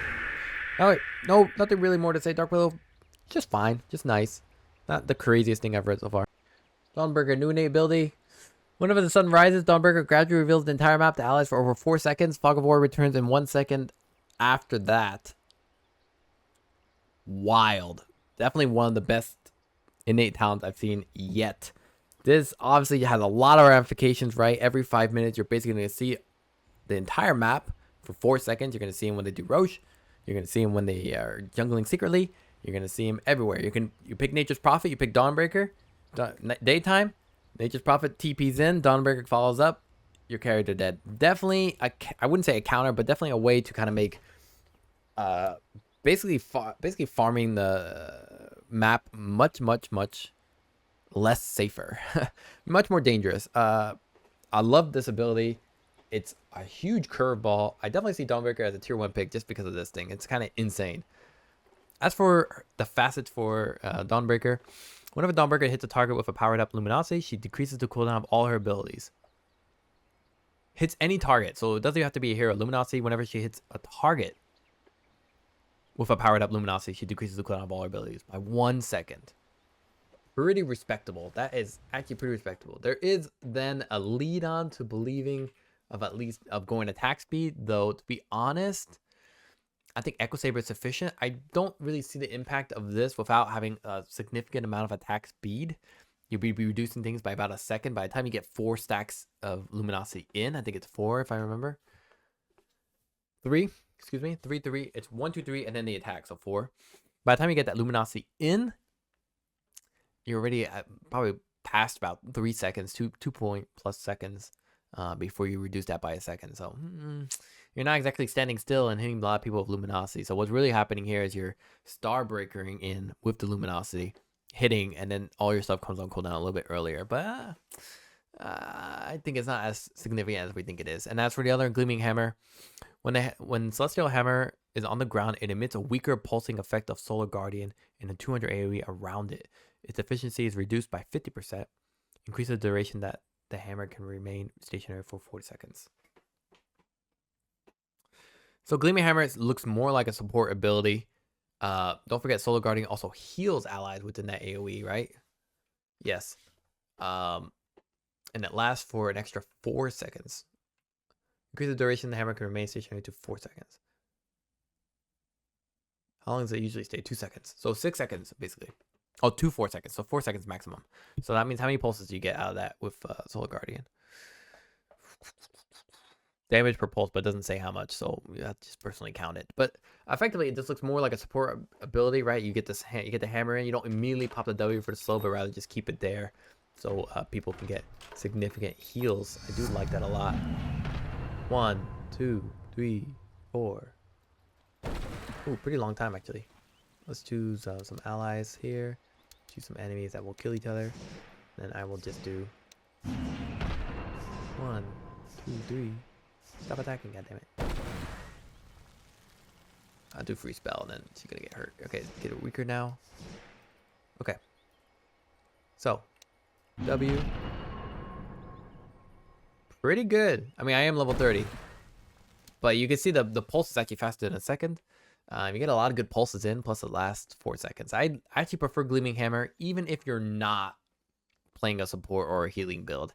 I find Luminosity 1 second reduction. Maybe I'm underestimating it. Maybe you're doing more damage than I really think. But I remember Starbreaker having a pretty medium cooldown. Yeah, 11 seconds. That's hard to say. I really don't think the minus 1 second is going to be significant enough to justify that, but let's figure it out here. Let's do an ally here. Let's do some enemies, get them all to 30. So I'm gonna do this. I'm gonna land. I'm gonna queue up. Come on, 1, 2, boom. Yeah, see, you're already at you're still at 9 seconds, so you're still kind of waiting. It's still, I mean, you're only really using Starbreaker once, maybe twice if the fight lasts a long time. So I don't know, Luminosity just a little unsure. As for Solar Guardian, healing now affects Dawnbreaker herself if she's in the target area of effect. Very nice. That's to work with the Celestial Hammer as well. Can now be cast when Celestial Hammer is out, forcing the hammer to return when the spell is cast. Can now be cast when Celestial Hammer is out, forcing the hammer to return when the spell is cast. That's crazy. So basically you could throw out the hammer, use Solar Guardian, TP to the other side of the map, and then the hammer will follow you. Literal Thor. That's wild. I like to change it for Dawnbreaker. I don't think it changes her that much. It just makes her ability to play globally a lot more viable. Not only because of Celestial Hammer healing, but also the Dawnbreaker being able to see the map for 4 seconds every 5 minutes is nuts. Moving on, Dazzle. Dazzle's been caught in a weird place. Not the greatest bit, pause 5. Still played a little bit as pause 2 on Dota 2 Pro Tracker. That said, I mean, Aghanim Scepter is pretty much your go-to with Bad Juju, which would reduce your cooldown, which means you can perma-hex people plus shallow grave yourself if you have Octarine Core. Still not the greatest. Anyway, you got new innate ability. Ability returns as an innate. Weave passive can't be leveled up. Dazzle's abilities apply weave to both allies and enemies they affect, increasing allied armor and reducing enemy armor. Multiple instances of this effect stacked. You can have stack duration 8 seconds. Armors change per stack 1. Each stack has an independent duration. Dazzle's abilities apply weave. So pretty much the lower your cooldown abilities with bad juju, the more stacks of armor you can have. Doesn't say how many stacks you can have. Each stack has an independent duration. So really you don't, that's because there is no stack maximum, hypothetically at least. It is a nice change. With Dazzle, you're doing bad juju, so it reduces the armor of everyone. And on top of that, now you have a weave, which increases the armor of your allies. And then now also Dazzle, whenever he uses bad juju, it hurts him. But now he has armor to help him kind of mitigate any damage he might end up taking, despite having low armor. So it's interesting. I think it's a little... I mean, more armor, low armor. People are playing with a lot of armor already, especially in the early game. Now they give an innate ability on Weaver. A little bit of a bummer. A little bit surprised about that. Not a super fan per se, but let's see how it plays out. As for the facets, Nothal Boon. Whenever Dazzle overheals himself or an ally, it grants that hero a physical damage barrier equal to the amount overhealed for 10 seconds. Whenever Dazzle overheals himself or an ally, it grants that hero a physical damage barrier equal to the amount overhealed for a second. Literal medic from TF2. If the target already has a larger barrier from the boon, it will be refreshed instead of being added onto. Okay. Equal to the amount overhealed for 10 seconds. So you can really overheal yourself insanely. Does that also work with mechanism as well? I'm kind of curious about that one. Dazzle. Not the boom. There we go.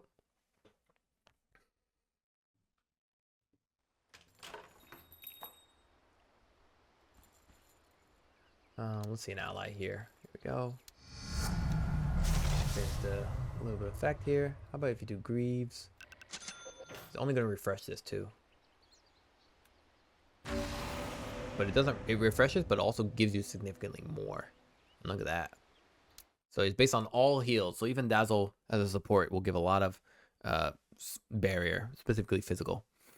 Poison Bloom. Every 4 times Dazzle attacks a target affected by poison touch, the target takes a burst of 100 additional damage and prompts additional poison touch projectiles to fire at enemies within a 450 AoE to the target. The amount of additional units affected is equal to the poison touch number of targets. This is really related to Dazzle as a pos 2. Every 4 times Dazzle attacks a target affected by poison touch, the target takes a burst of 100 and prompts additional poison touch projectiles to fire at enemies. That's a mouthful right there. So let's do this. Let's do level 30 everyone across the board. Let's give myself Ag's Scepter, which is really the what we're talking about here. Give myself Ag's Scepter. Give myself some of this. Let's do that. Boom. You can even counter heal. That's going to hit them again.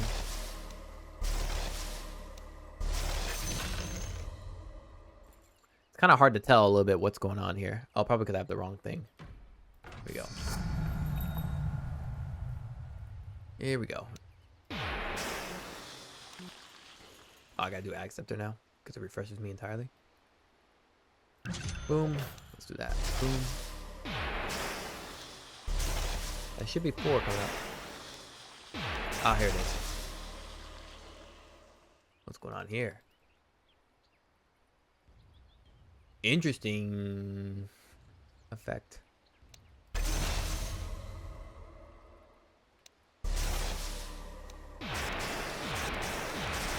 So it's really based on attack. You have to attack.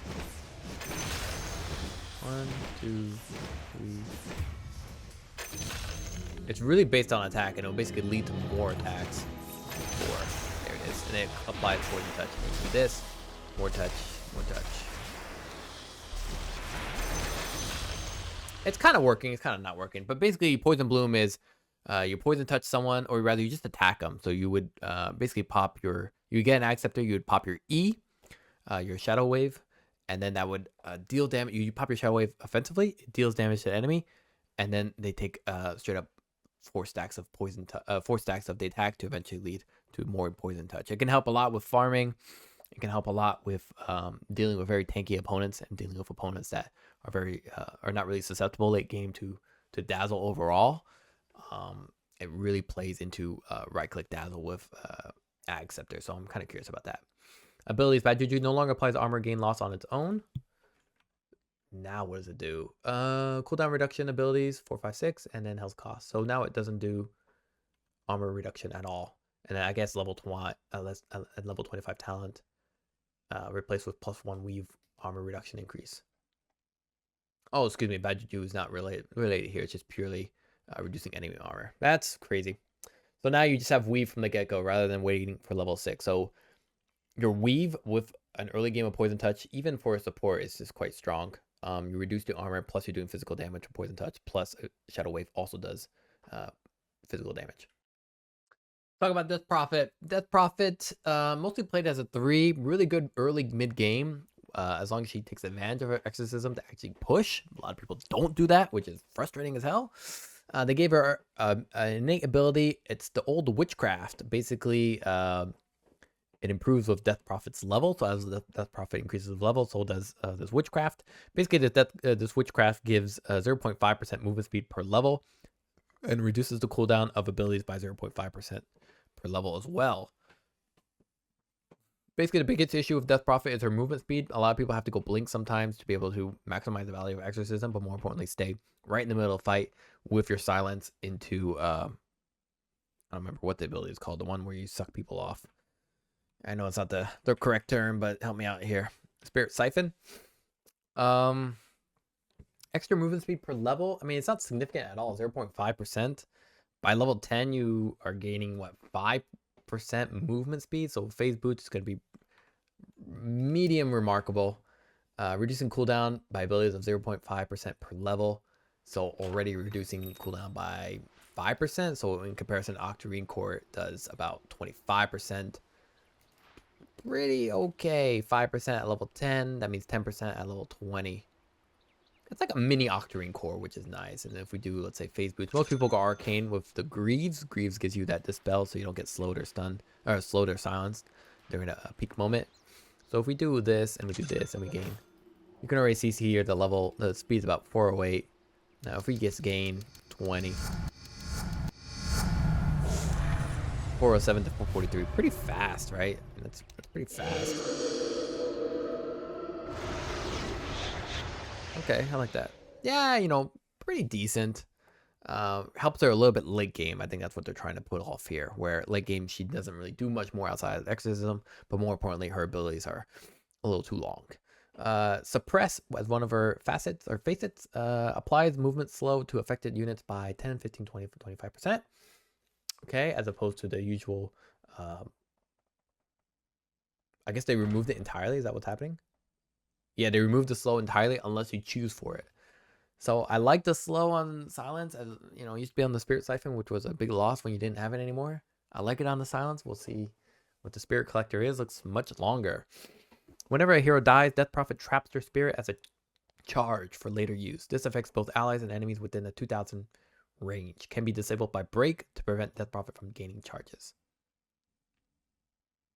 Okay, casting Exorcism consumes all Spirit Collector charges to replace one standard spirit per charge with spirits of fallen heroes that deal 75 to 80, 80, 93, 101 to 106. If any hero is killed during exorcism, their spirit will instantly replace a standard spirit if possible, otherwise no charge is gained.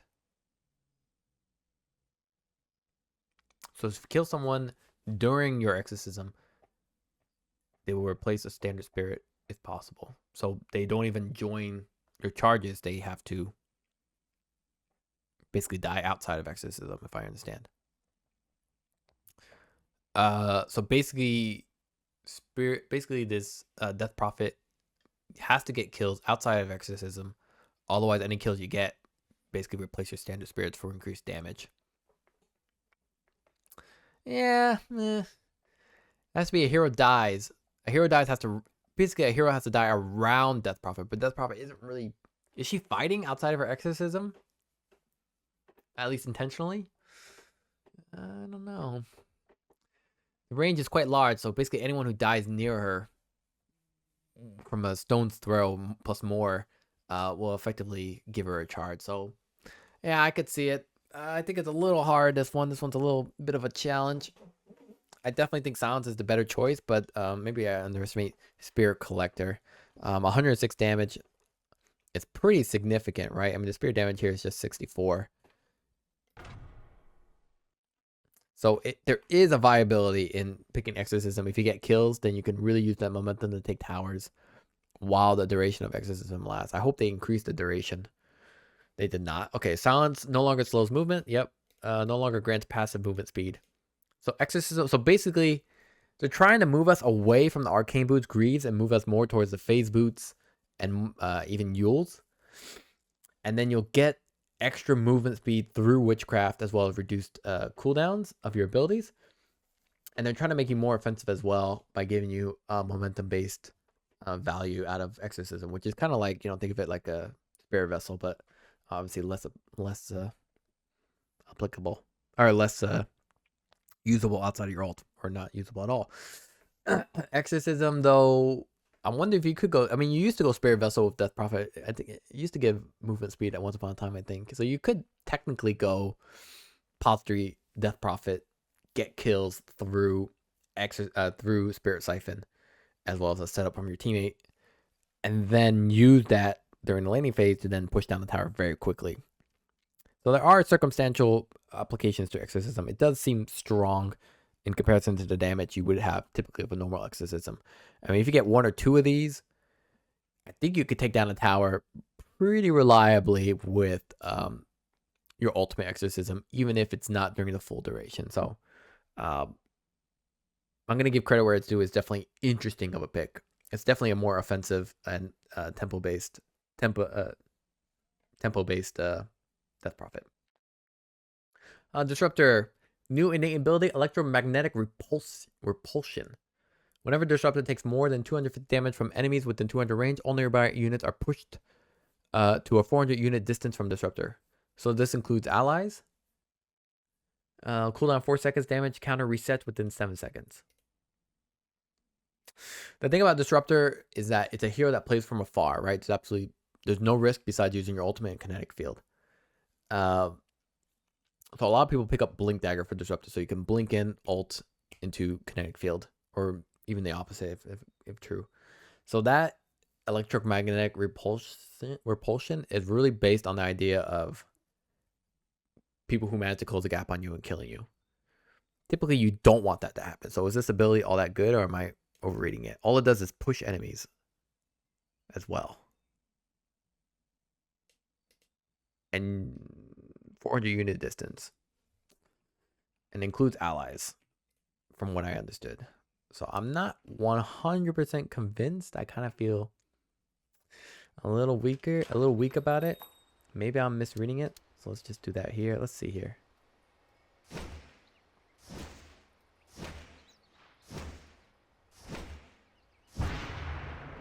Nope, not allies, just enemies. The push is actually not that far either, right? So sniper blinks on you and then shoots you. I mean, he's like, whatever. I'm sure that never happens, but nonetheless, I'm a little confused by it. As for the facets or facets, Thunderstrike strikes all enemies within kinetic field. Okay, that's a nice combo, basically. Does that mean you have to cast Thunderstrike as well, or?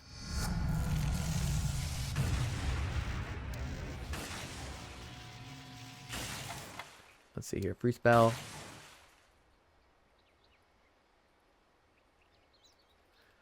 Let's see here. Boop. Get these guys back. Yep. That's nice when you, especially when you trap people. That could be really nice. The amount that pops here, though, is quite slow. I think I got one charge in there. 1, 2, like 3-ish. Nah.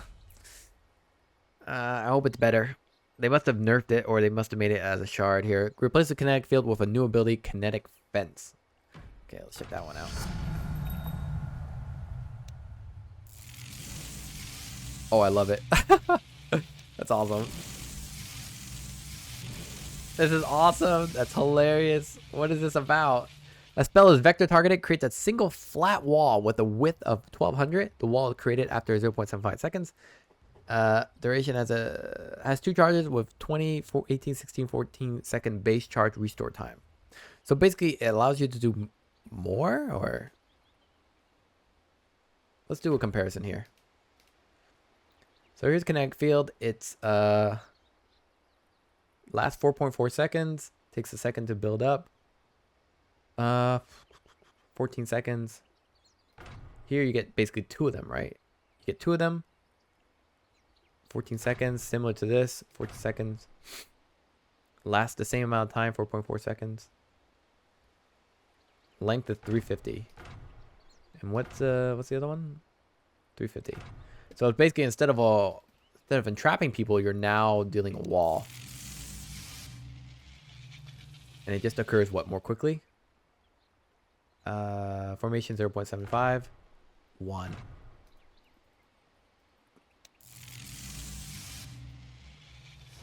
Wait. Oh, that's my ally. I was like, why is he going through? Okay. I definitely see the purpose of it. I think it's very cool, first of all. It's 2 charges. And basically, it's kind of trying to achieve the same thing as kinetic field, but effectively what the difference between kinetic fence and kinetic field is that kinetic fence obviously just blocks the path, whereas kinetic field just traps an opponent. That said, the kinetic fence has twice to use it. So if you can, there are circumstances where you don't need that entire field to entrap someone. You can just rely on kinetic fence. However, that does make your not your glimpse, excuse me, your thunder, your static storm a lot less viable, right? Because the opponents are not trapped in a circle; they're only trapped from going in one direction. However, when you see a lot of these fights, what usually happens is you kinetic field, and then your opponent's trapped here, and they don't want to go. They don't want to go back to your out. They don't want to go back to you and your team because they'll die. So they only have one direction, is this way. So if you put the fence here and then your team comes in to close and you pop a static storm, it's almost playing out the same way, except you can make it last twice as long, right? It's 4.4 seconds, same as kinetic field, right? However, you have 2 of them, so you can make it 8.8 seconds or 9.2 seconds. Math hard. That's already like maybe good, and that means you can use this actually more often as well when you start to gank and have fights. So I actually really like it. I like it. It's very creative. It's very fun, and I love the look. The look looks really good too. Thunderstrike no longer has any kinetic field interactions by default. Aghanim Shard bonus range decreased from 800 to 400. If you don't understand, look at my other videos on my Torte YouTube channel. Thunderstrike was one of the most broken spells for support ever. Very, very strong. They reduced the range where the Aghanim Shard version now is not just a freebie to cast whenever you want. They also reduced the bonus strike from 2 to 1. I think this makes it so you can't chain stun the Thunderstrikes. And then the duration on the ground decreased from 7 to 5 seconds. Lastly, Glimpse max damage rescaled from 125, 175, 225, 275 to 220, 280. The only reason you don't max out Glimpse, usually you only get 3 points in Glimpse, and the only reason for that is because, oh wait, previously I think previously Glimpse, yeah, I now understand. Excuse me. The reason why you don't max out Glimpse, usually you only get 3 points is because the cast range at 1400 is the max damage you can deal. So if you get an extra level, you don't get as much value out of it.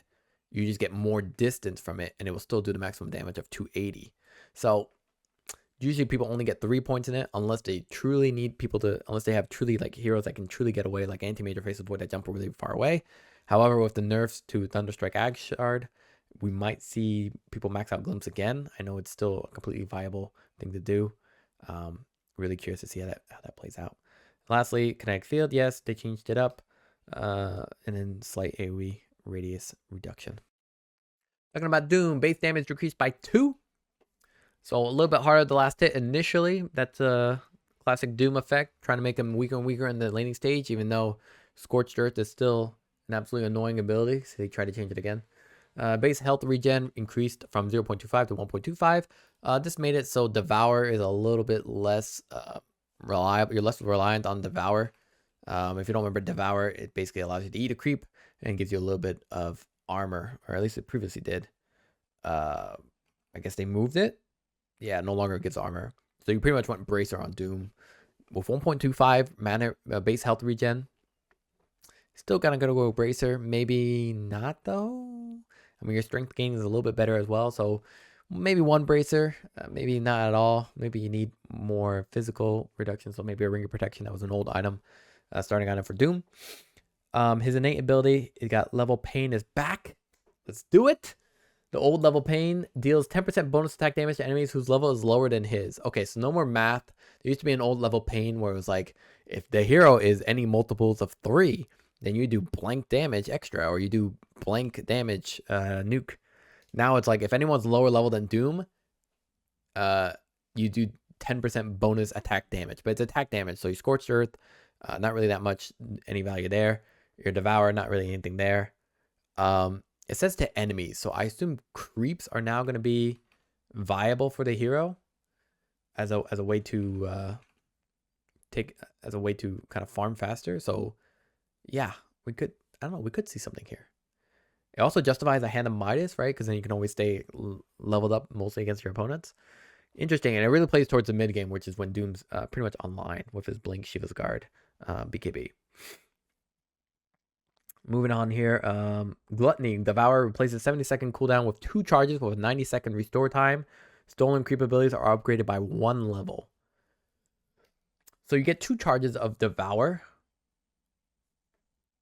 However, the cooldown is longer, so you don't get as much gold out of it. Stolen creep abilities are upgraded by 1 level, so the Devour ability is stronger, so Hoof Stomp. So this is more of a good mid-late game where you're not relying as much Devour on the gold, but rather more on being able to blink in and maybe Hoof Stomp, especially if it does more damage or longer stun duration. And now there's Devil's Bargain. Items sell back for 90% of the price, but buyback costs 15% more. Oh, shit. The ultimate pub lead.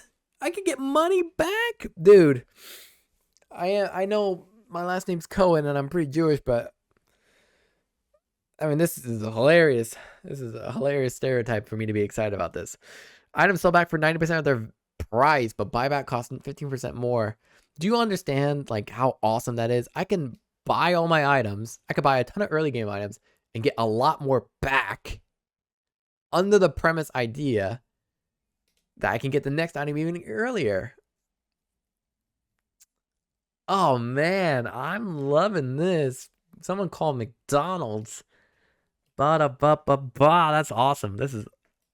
But buyback costs 15% more. Fantastic, because I'm not going to lose. That's my thought process. I'm not going to lose my games.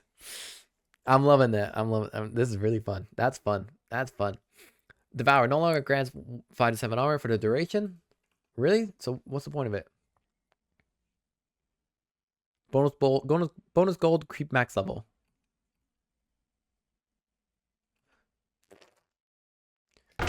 Yuckers.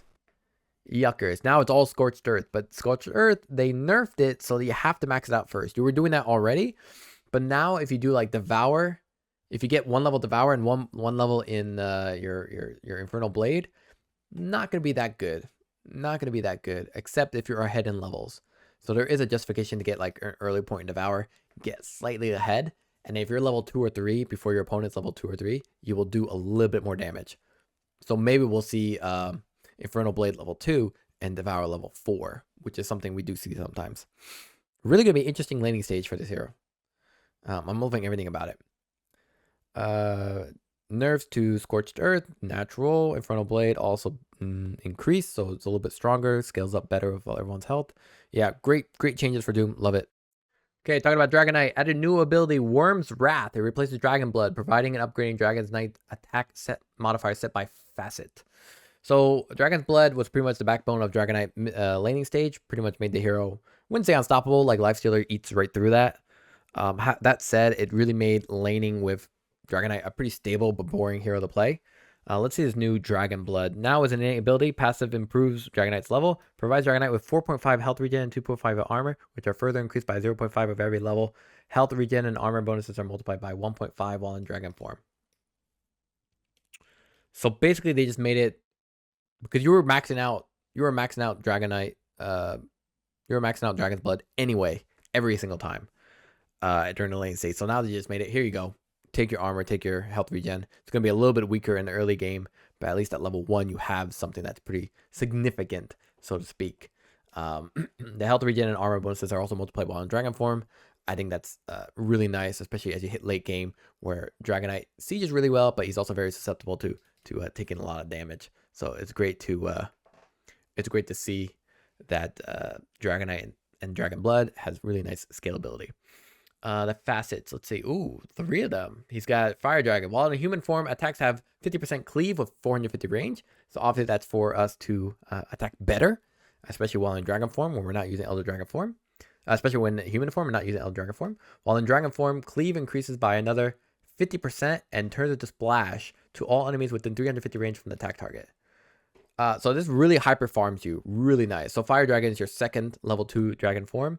This really hyper farms you, which is fantastic, and it works on your Manta style. As for Corrosive Dragon, while in human form, attacks apply poison to the target. 25 damage per second, reduces the target's armor by 4. Last 3 seconds, also affects building. So very good push, early game push. And then Elder Dragon form, while in Elder Dragon form, everything's increased 60%, and it's applied to all enemies within 350 range from the attack target. Pretty crazy. Pretty crazy, not gonna lie. That's pretty nuts. I think early game push, early game, mid game farming. And this one, while in human form, attacks apply frost to the target. It reduces enemies' movement by 35%. Obviously, it's slow. Doesn't affect buildings. And then while in dragon form, it's applied to buildings. So what they're doing here is 2 things. One, the facet is they're applying value while in human form. Because previously, if you weren't in dragon form, which you're using it pretty much when it's off cooldown to farm or to push or to do whatever, to gank, now they're saying, hey, the human form is actually viable as well, just depending on the facet style that you want to choose. On the flip side, what they're also saying is, depending on your lineup, choose the facet that plays well to how your style of team playing is going to be. Are you going to choose like a Corrosive Dragon and maybe a DP or something and just push hard, right? Mid lane Dragonite with positive DP or vice versa, and then just push hard like the first 2 towers and then use that map lead to really catch up? Are you going to choose Fire Dragon where you're going to be farming pretty fast from the get-go, and then as you get level 6, you're going to be farming even quicker to get even more farming items to hit that late game, or more importantly, hit mid-game timing of very core items? Or Frost Dragon form, which is more about fighting. It's more about really affecting the enemies within your range as you attack. Really nice change, really gives a lot of versatility to a Dragonite that was mostly about the dragon form than the human form. Breathe Fire no longer applies dragon attacks effect. I can see why they removed it when now it's a facet.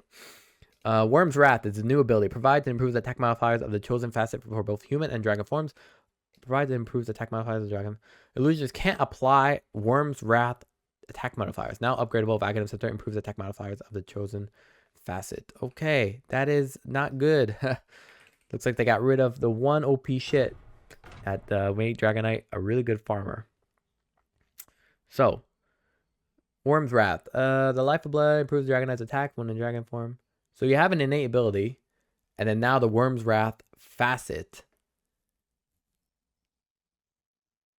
Sometimes I'm a little confused because it's like, here's Worm's Wrath, but it only works in tandem with the facet that you choose, and it makes it better. So if I choose fire, yeah, sometimes I might be an idiot or something, because I feel like sometimes the facet and the ability are actually one ability, but scaled as 2. So here you can see here, cleave damage, 50%, 450%, 260 on your 50. And it's basically to give you scalability in this facet that you chose. So it's a little, I wouldn't say semantical, but it's a little bit of a split, right? It's like here, you're trapped in this one value of the facet. However, that said, you can scale it up more and more as you get levels in this other ability that we blocked in instead. And we move Dragon Blood elsewhere. So I'm a little bothered by it. And then it looks like they also changed the dragon form. No longer changes dragon type with each level. Now the dragon form depends on the chosen hero facet. So even at level 1, it's going to be exactly the same as it is. Oh, I don't know if I like this. So what is the goal of leveling this up? Bonus movement speed, as well as bonus attack damage.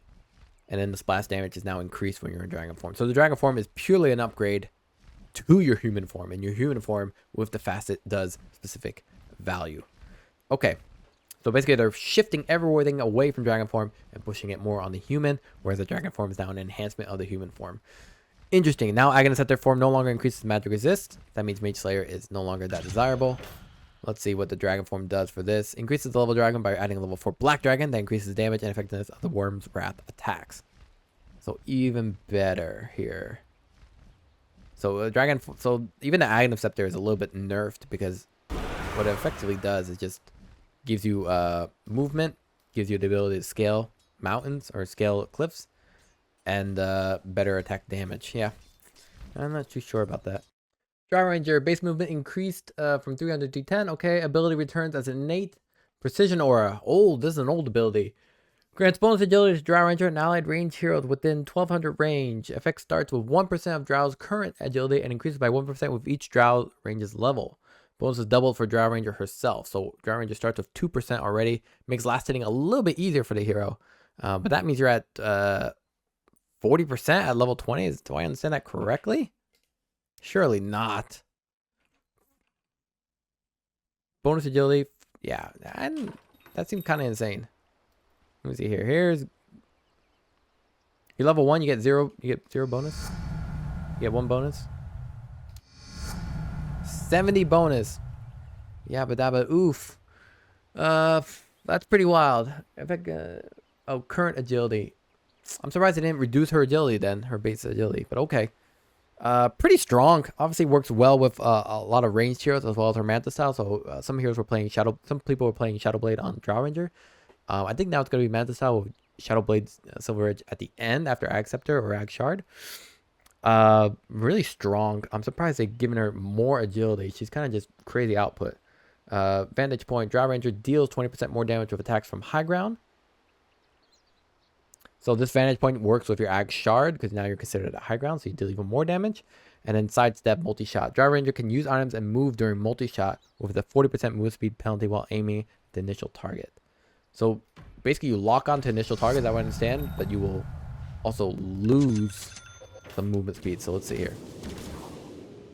Interesting.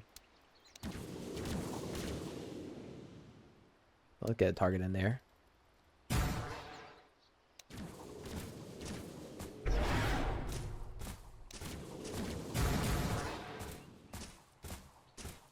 You pretty much have to know which direction you're facing.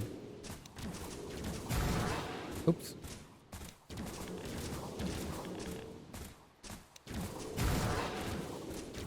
Hard with 4 staff, man.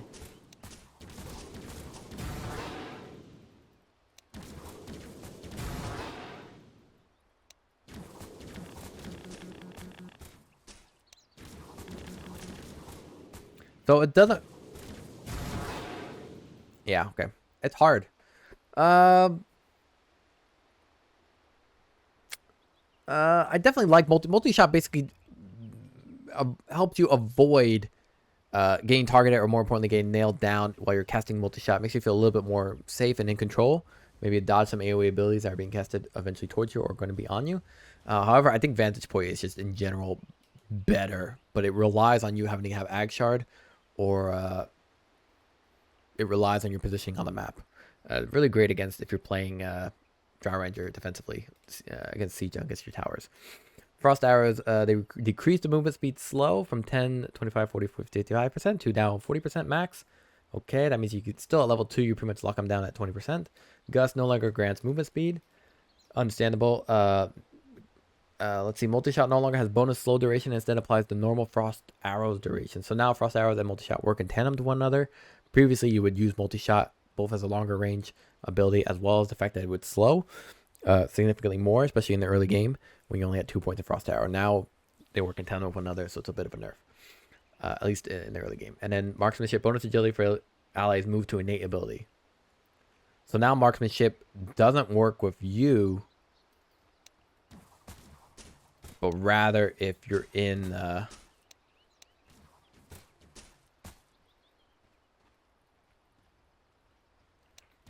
they don't have any indication that marksmanship is up, but basically now marksmanship works with you as a precision aura, giving agility to everyone. And now marksmanship itself, I wouldn't say has been nerfed, but rather has less applicable value, because now you're just getting a chance to proc damage and you're doing 40% chance, but from the get-go you're getting a lot of agility ultimately as Oh shit, can I rewrite this? Now it's stuck. You get a lot of, basically you get a lot of agility as you grow up in level. So it's a little bit more scaling for the hero from the early on point. Really nice changes for Dry Ranger. More of the same, but nice, good. Earth Spirit. Stone Remnant remains as an innate ability. Active, improves with Earth Spirit's level. This is something that you just had from the get-go, so now they just moved it as the innate ability. The facets now. Stone Remnant has a duration of 60 seconds, has 7 charges of an additional 1, plus 1 max charge, gained every 5 hero levels. So this is to help the scalability of Earth Spirit, who would run out of stones like instantly in the late game fights. More importantly, it lasts 60 seconds, so you can completely reuse those abilities, reuse those stones to cast different abilities, which I think is nice, right? You can pull them back with geomatic grip. You can then push them out. Or you can use it as rolling boulder, etc. Each magnetized stone remnant gives Earth Spirit 40, 80, 120 bonus attack damage. Does not stack. So Earth Spirit, I think, is a universal attribute hero. No, Earth Spirit is excuse me here. It's a strength hero. So each magnetized stone remnant gives Earth Spirit 120 bonus attack damage. So he still hits pretty slow, and he's a strength hero, but he hits hard. And definitely during magnetize, you're dealing a lot of damage in that small frame of damage. So pretty interesting, pretty impressive. This is more for core Earth Spirit, so pos 2 Earth Spirit, whereas the stepping stone, I guess it's more for the pos 4, where stone remnants have a duration of 20 seconds. Okay, that's nice. 20 seconds, pretty a little bit more than 18 from innate. Does not use charges, instead it has a cooldown of 4 seconds. Okay, mana cost 15. So really you're using it. Basically using stone remnant. Jeez, I don't know why you wouldn't choose resonance then. Just have 7 charges. And the charge restore time is 18 seconds, which is nice. This one, it means, yeah, I mean, you basically have 1 stone that you can use regularly. And then that's it. Oh, I gotta place it down. Place it out. Oops, let's take out this spell here. Place it down. Place it out. And you gotta pull it back immediately. So, refresh. Place it down, pull it back, pull it, and then roll in. Oh, but the upside is that it no longer destroys stone remnants when you use it as an ability. So if you have a lot of levels in this, right? I'm gonna put down another stone. Can I have multiple stones up? Yeah, so like this. What? Oh, it didn't last.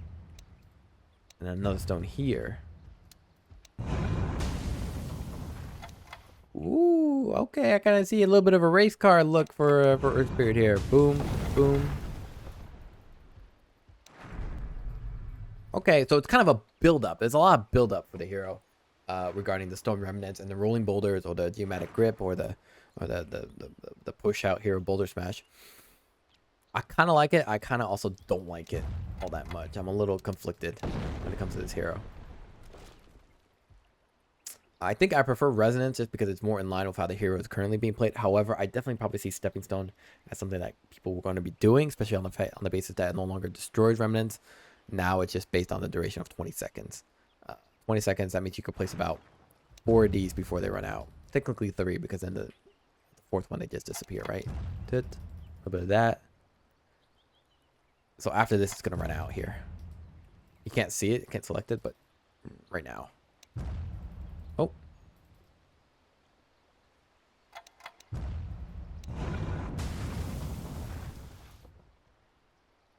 Stone Realms have a duration of 20 seconds. Has a cooldown of 4 seconds. Oh, 5. Sorry. Math hard. I'm tired, okay? I've been doing this for 6-7 hours. Okay, geomatic grip. Remnant damage increased. Looks like it's a little bit stronger late game. Trying to give it a little bit better scaling. Remnant refresh explosion radius increased from 400 to 600. This makes it a little bit more forgivable to do it. Other than that, all good. Yeah, nice changes for Earth Spirit. Gives them a little bit more flexibility. There's still a rolling boulder problem where it can still be easily interrupted by most people while you're doing this charge up phase. But I can see now they're trying to make it a little more viable as a hero in general, especially late game. Okay, Earthshaker, let's see. Now is an innate ability. Passive can be leveled up with skill points. Damage rescaled from 70, 100, 130, 160 to 35, 70, 100, 136, 160. Stun duration rescaled. Okay, so basically aftershock, you get it from the get-go. That means you can start with an enchant totem, and you can basically stun and hit and you can actually do a little bit more at level 1, level 2. Because level 1, level 2, it's like tiny. You're not doing a whole lot much. I mean, tiny is just true grab and just hitting every once in a while or denying. I like that aftershock change. Now the tectonic buildup for a facet radius is increased by 50 with every 10 levels. So 150 by level 30. And in this one, killing an enemy with an empowered attack will send the body flying to 1200 units at 1600 speed. Then 5% of the killed units max health as damage to all enemies it passes through. This damage is increased by 50, 80, 100 if the killed unit is a creep and if it's a hero here. So let's take a look at that. What's that about? So here's my enchant totem. Boom. Oh, that's wild. I love that. That's hilarious. That is amazing. I love it already. This is obviously for the pause 2, and this is obviously for any other role, basically. Enchant totem seems kind of good, but also seems kind of difficult to pull off if you know you're if you don't hit them at the right direction, or more importantly, it just doesn't have any real applicable value if the opponents are just not near and around the person you killed. Still very impressive. Really clever idea. Talents, level 25 talent, 200 aftershock range, replaced with 50% Echo Slam cooldown. That's nice. That's a nice touch. Elder Titan as a pause 4, or as a pause 3 or a pause 5.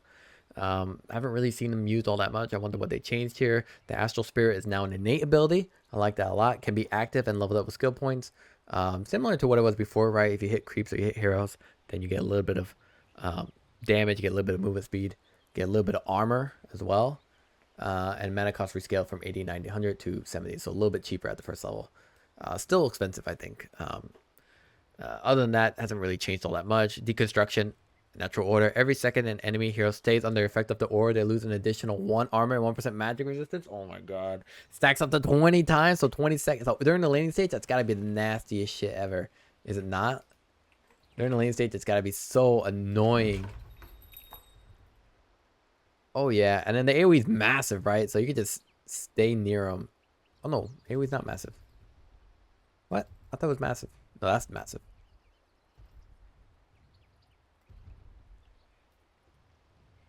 Yowza. Okay. Well, the AoE is not that huge, but it is very interesting. Can you increase it with levels? No, you can't. 350 minimum. Maximum. Pretty good, but you'll pretty much have to be near the opponent the whole time. Otherwise, you're just going to do this. And then that will also affect them with the... No, it doesn't. Natural order. This doesn't affect them with natural order no more? Oh, it does. There we go. But only base magic, which is what it was before when you played this hero, right? The Astral Spirit reduced their magic, and you yourself reduced the physical. And then when you're together, you do both. As for this one, Momentum, Elder Titan's attack speed is decreased by 75, but receives 20% of its movement speed as bonus attack speed. So Momentum, yeah, I mean, it's in the name, right? If I'm Elder Titan and basically I have lower attack speed initially, and this could be fixed by Mask of Madness, could be fixed by Echo Saber when you're trying to farm. But now you're really relying on your Astral Spirit to give you the movement, to give you extra bonus damage. So I do like this idea. Just a little concerned about how much your attack damage is then reduced. Your attack speed is then reduced. So your attack speed, here I'm at level 1. It's at 116. So it's actually a pretty significant drop. So early game, you're really going to be suffering. But early game, you're not really attacking anyone. You're just usually just clicking on last hits. And then here is where it really matters. You're just doing this. I'll pick up a phase boost as well. Here's the Mask of Madness. And this is what's going to happen. There, look at that.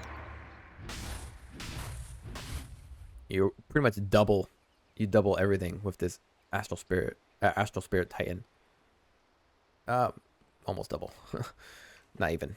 More like 50% of double, so still pretty good, I think. You gain bonus attack speed during Astral Spirit, during the bonus of during the increased movement speed, which is obviously based around your W. So stacking a lot of creeps and then using that to boost yourself to then start hitting an opponent is obviously going to be a lot of value there. It just means you have to level up Astral Spirit pretty heavily, which you're doing already. And then the natural order is obviously the second thing that you're going to max out. So it's going to be interesting. I do think most people are going to probably choose the deconstruction. However, I do see the value in momentum being an interesting alternative for pause 3 Elder Titan. I just want to know if it's actually good scale wise, or it's not worth the trade-off. So Ember Spirit is probably one of the best mids in general to play, even when he's pretty unpopular. A lot of people like to play him in pubs, even high MMR pubs, maybe down at the professional level. They moved over Flame Guard for Ember Spirit, which was usually what you were maxing out if you weren't maxing Slate of Fist. Usually you didn't max out. Usually you maxed out Slate of Fist if you were dealing against magic heroes. Looks like here they move Flame Guard to be an innate ability. It's an active, of course. You start with 1 level in Flame Guard, so that's already going to help you a little bit in mitigating mitigating the damages that you receive in the lane, at least magic version. Also helping you in last hitting a little bit and pushing up that lane. Activating it increases damage radius to 500 and increases damage per second. Okay, magical damage barrier rescales from 60 to 135. Yeah, pretty much nothing really to talk about here. Let's talk about the facets. Double impact. When connecting with 2 or more enemies, the enemy closest to Ember Spirit will be attacked a second time. When connecting with 2 or more enemies, the enemy closest to Ember Spirit will be attacked a second time with damage reduced by 40% at the end of the Sleight of Fist. Searing Chains. When Searing Chains are cast, they are also cast around each fire remnant. A target will not be hit by chains from multiple sources at once. Unit count increased from 3 to 4. So let's check that out on Ember Spirit. For Ember Spirit, I think it's pretty... The only thing that we need to know is that if we do Slate of Fist, and it does 1 more towards the enemy that's closest to us, are we still in the Slate of Fist animation, or is it just going to deal that damage? Okay, that was a little too fast even for my ass.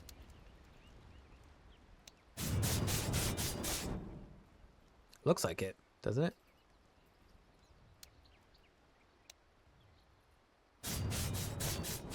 Ah, it does. You can see the little 2-strike flames there. That's pretty nice. Flame Guard is just perpetually online. Is that what they're saying? And then the AoE is massively increased, or what the hell? It is an innate ability, and it's just online, period. Wow. Okay. There's a little bit of immolation there. I like that. As for the Searing Chains cast, they are also cast around each fire remnant. A target will not be hit by chains from multiple sources. So this works in tandem with your shard. If I use a shard and then send this out, excuse me, I can do this. Okay, is it just me or that did not work? When Searing Chains are cast, they are also cast around each fire remnant. A target will not... Oh, I didn't change the freaking thing. Hello. God dang it. I'll probably have to send new ones out. There we go. That's interesting. That's good for ganking. Really good for ganking. Works well with your shard. Doesn't even have to work with shard. You could just send it out. But with the shard doing damage as well as yourself. With the shard doing burning damage on the remnant as well as Searing Chains them, you can trap them for significantly more period. Really nice mid-game choice of builds. I'm really curious about that. Really like it. I obviously prefer to Slate of Fist just because it's just more the straightforward way to playing Ember Spirit. However, the Searing Chains, you could definitely see some applicability in that build, especially when it comes to wanting to hold down multiple units or illusions. There's another option as well. It lets you play from afar and do Searing Chains without having the risk of Slate of Fist, etc. So kind of curious. In terms of cooldown, they reduced it. So now 15 is now 12, 6, okay. Flame Guard DPS replaced with 100% Flame Guard DPS. So affects both the passive and active ability. That's really nice. As opposed to level 15 for Ember Spirit, it's going to look like Searing Chains damage. You probably will choose this one. And then 15, it's 100% Flame Guard DPS or +1 Searing Chains duration. Obviously, depending on your innate ability, you're going to choose the one that, depending on your facet, you're going to choose the one that you want. Yeah, nice changes for Ember Spirit. More of the same of what he's doing, but just a little bit easier in that early game. Enchantress. Oh, boy. New innate ability. Can't be leveled up. Whenever Enchantress is about to receive a neutral item token from neutral creep, she gets 1 more if available. Okay. I don't really care for this one, to be honest. It only comes up once in a while, and it really depends on who you're playing with, right? If I'm playing with a Midas Ogre, I don't really care how fast these neutral items come. The Ogre Midas is pretty much going to get it. Going to get 2 for us. So, yeah, this seems nice. Just not that happy about it. Definitely not the most versatile I mean, it is applicable in every game, just not as versatilely interesting as, let's say, Dawnbreaker, freaking causing daylight, complete vision map hacking every 5 minutes. So, whenever Enchantress is about to read that one already. So, Facets, Nature's Attendants. Whenever Enchantress takes more than 250 damage from enemy heroes, one wisp appears to heal her for 4 seconds. Can't have more than 4 overprotective wisps at a time. Whenever Enchantress takes 250 damage from enemy heroes. So, Enchantress already is just inherently very susceptible to die. I think she has like 1,000 plus, even at the highest levels. Okay, I was a little underestimated. Yeah, 1,000 plus at 20. So if you're taking 250 damage, I mean, that's a big chunk of your life right there. I wouldn't be too happy about that. And then one wisp comes out the healer. One wisp. I don't know. It could be a little better. You basically have to put yourself in danger to justify the overprotective wisps, which generally you do not, or you're already casting Nature's Attendant to heal yourself, and then there's going to be one more heal to basically help you out there. And then Spellbound. Enchantress gains 50, 100, 150, 200 additional attack range when attacking enchanted enemy heroes. Gains 200 additional attack range when attacking enchanted enemy heroes. Cast range increased from 500, 550, 600, 650 to 850. I like this one a lot more, Spellbound. It works well in synergy with your Impetus or Impetus. Gives additional range for your enchant, so you can grab onto people earlier and quicker. And more importantly, it gives you extra attack range without having to build into Dragonlance or something. So, in my opinion, this is much nicer. Having said that, I could see Nature's Attendant kind of being valuable for people. It's just a little risky. So, lastly, let's see. Enchant no longer deals damage per second to heroes.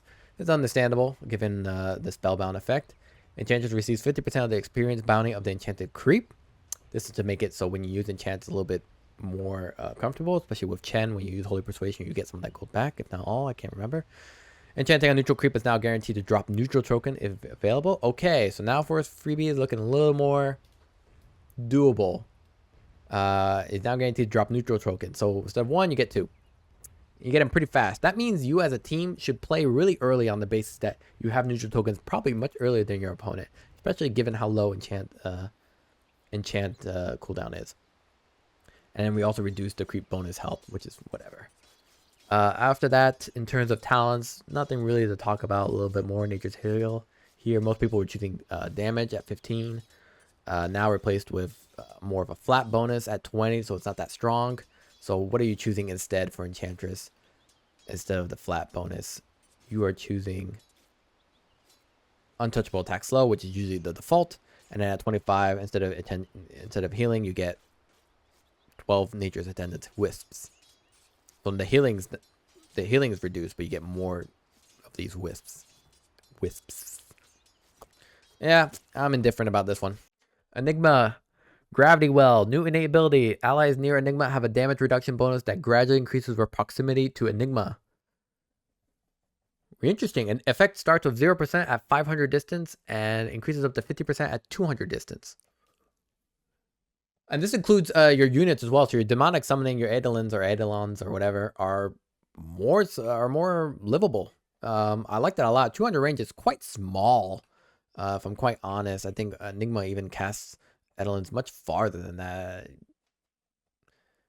Yeah, 400 range. So it's about half your range with Enigma. However, what's also interesting here is that it's a little, I wouldn't say redundant, but it's a little overlapping with the fact that you're using what's it called? You're using black hole. So when your teammates come to fight, they're not really getting a whole lot of value out of your innate ability just because you are holding most of the opponents there. But however, anyone outside your black hole will obviously deal less damage to you. So I do find that interesting. Effect starts at 0% max distance.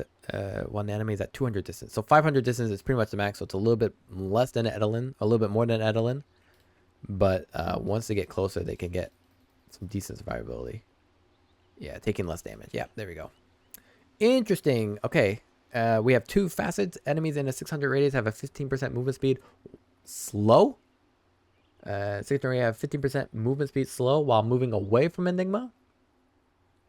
Enemies in 600 radius have a 15% movement slow while moving away from Enigma. Okay, and 600 is 100 more than you can cast your Edelins, right? 200, excuse me. That's interesting. And so this allows you to basically follow up with your demonic summoning. 15% movement speed slow, and it's 15% right from the get-go. That's hilarious. And however, here, whenever Enigma takes more than 350 damage from any source, he spawns an Edelin next to him. These Edelins have 50% reduced gold and experience bounty. Damage counter resets after 7 seconds. Whenever Enigma takes more than 350 damage, he spawns an Edelin next to him. When on... I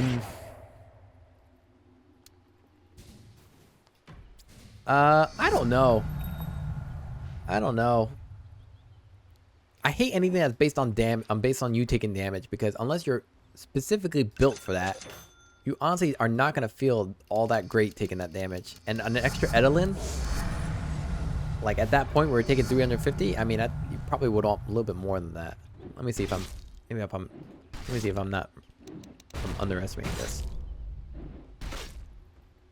Yeah, I don't know.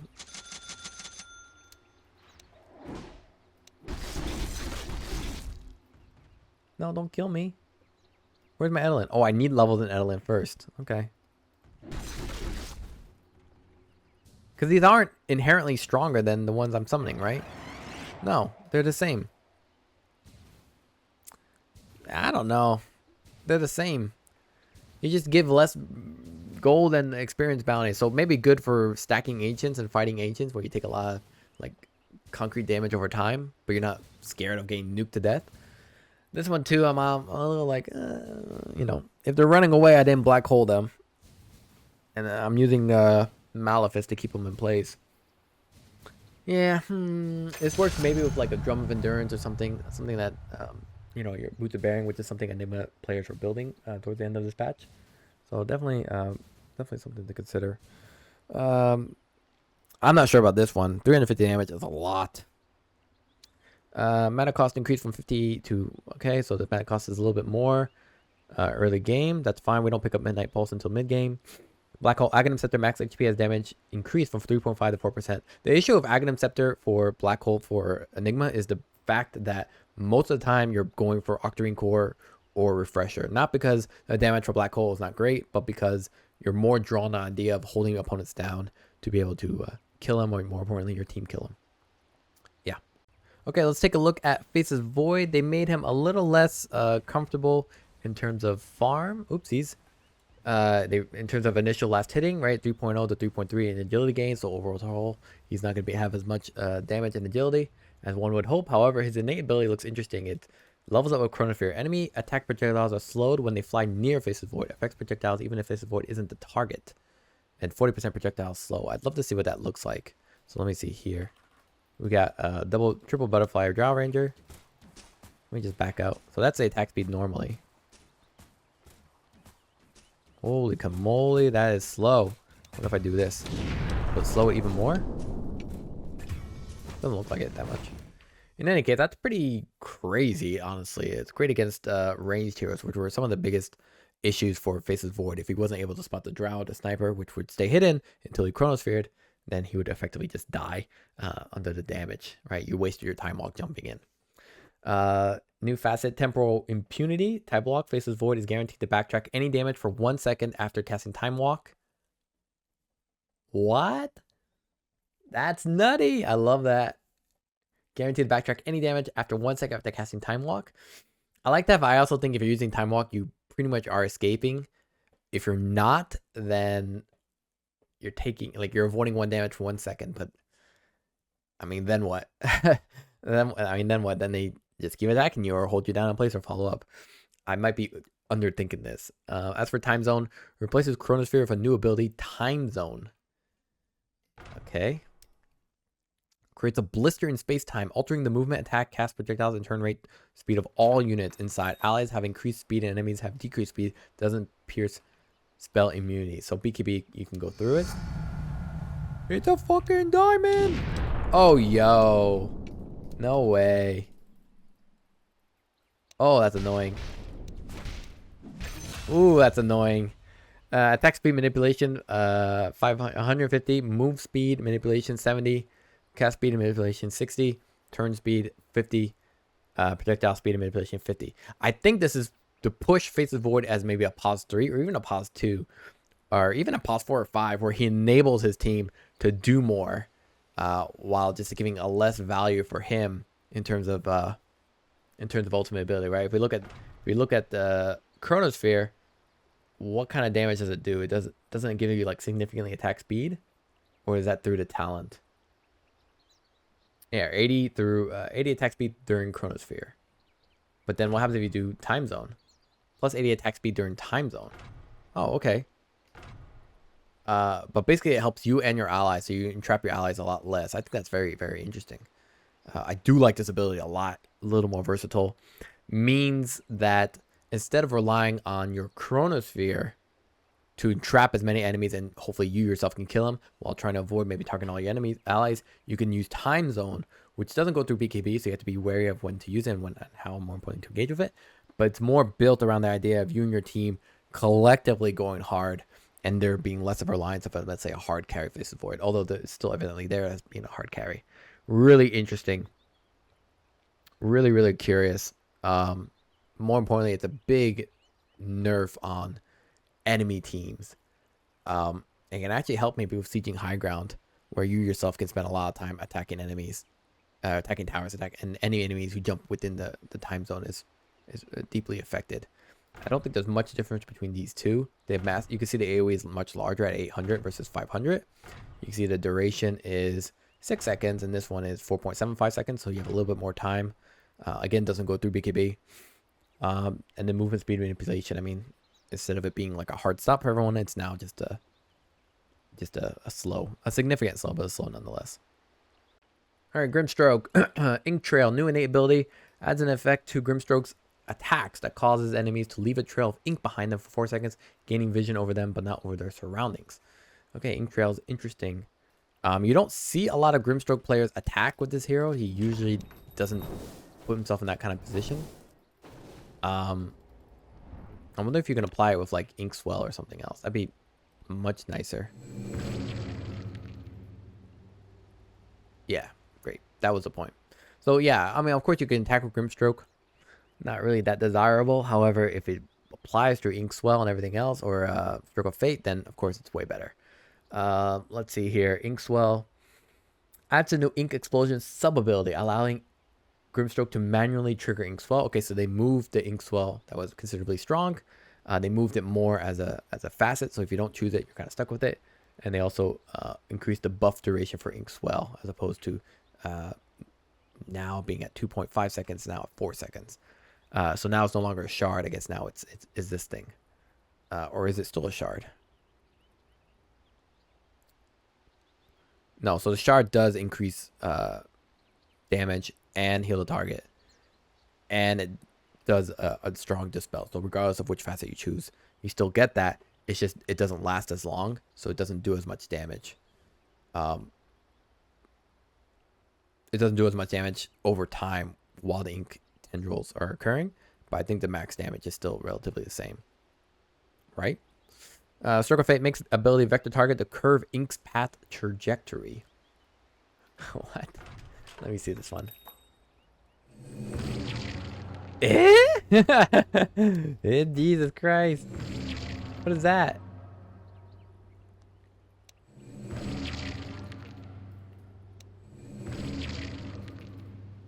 Oh, I see.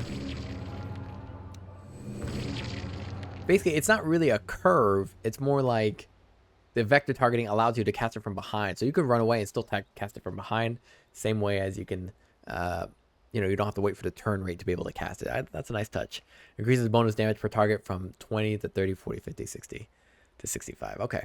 So Stroke of Fate becomes more damage. Ink Swell becomes what we know and love, having the ability to control when you can manually trigger. I think most people are going to choose Instigate versus Fine Art. Stroke of Fate now applies Ink's Trail effect on hit. Yep. Phantom Brace is no longer disjointable while returning to Grimstroke. Was that us basically like blinking away with Grimstroke and then basically you were able to disjoint it. That's interesting. Ink swell buff duration decreased from 5 to 3 seconds. Nice. Okay, no longer can be manually triggered by default. We know that. Everything else is just nerfs. Overall, though, it's still the same from Grimstroke. Just obviously Instigate is probably what you want to go for more. However, Stroke of Fate as being damaged and more importantly being a little bit easier to land, it's also nice too as an ability. Let's talk about Gyrocopter. Gyrocopter Chop Shop. New innate ability, passive, can't be leveled up. Gyrocopter can disassemble most items at all times and sells any recipe he has for a full cost. Oh my god, they're really thinking outside the box with these abilities. What the fudge? Can disassemble most items at all times and sells any item that he has for full cost. That's wild. So basically with Gyrocopter, disassemble most items. I mean, off the top of my head, I can't even think what the hell you're building here with Gyrocopter. Jeez Louise. I mean, I can't think of anything. Maybe Manta style? It's pretty nuts, that one. And you would disassemble it to make what? Sanjkaya? Someone's going to tell me in the chat. I think probably Mask of Madness is probably the first one you're thinking of, to be honest. Mask of Madness. I'll disassemble this. There's no recipe, though. But you could disassemble most items. And then Dragonlance, same thing. With Dragonlance and disassemble for... you would disassemble that for this. Here, Show and Shop, Aghanim Scepter. And now the Mask of Madness you have done. Now you're going to build it into Satanic. Very clever. Very clever. I like it a lot. I like it a lot. I like the idea that this hero is specifically made to disassemble. I think that's pretty crazy. Secondary strikes, call down, decreases strike interval to 0.8 seconds if an enemy hero gets hit. Another call down missile is called that tracks the target. It has a 200 impact radius centered around them and deals 50% of their damage. Each hero may only have one check. So let's see here. Let's do a Draw Ranger. Why don't you hit me a few? Do I need levels in call down? I guess I do. Let me just get... There we go. Levels in call down. Boom. Let's give her a little bit more to do here. Oops. I guess I need levels in this as well.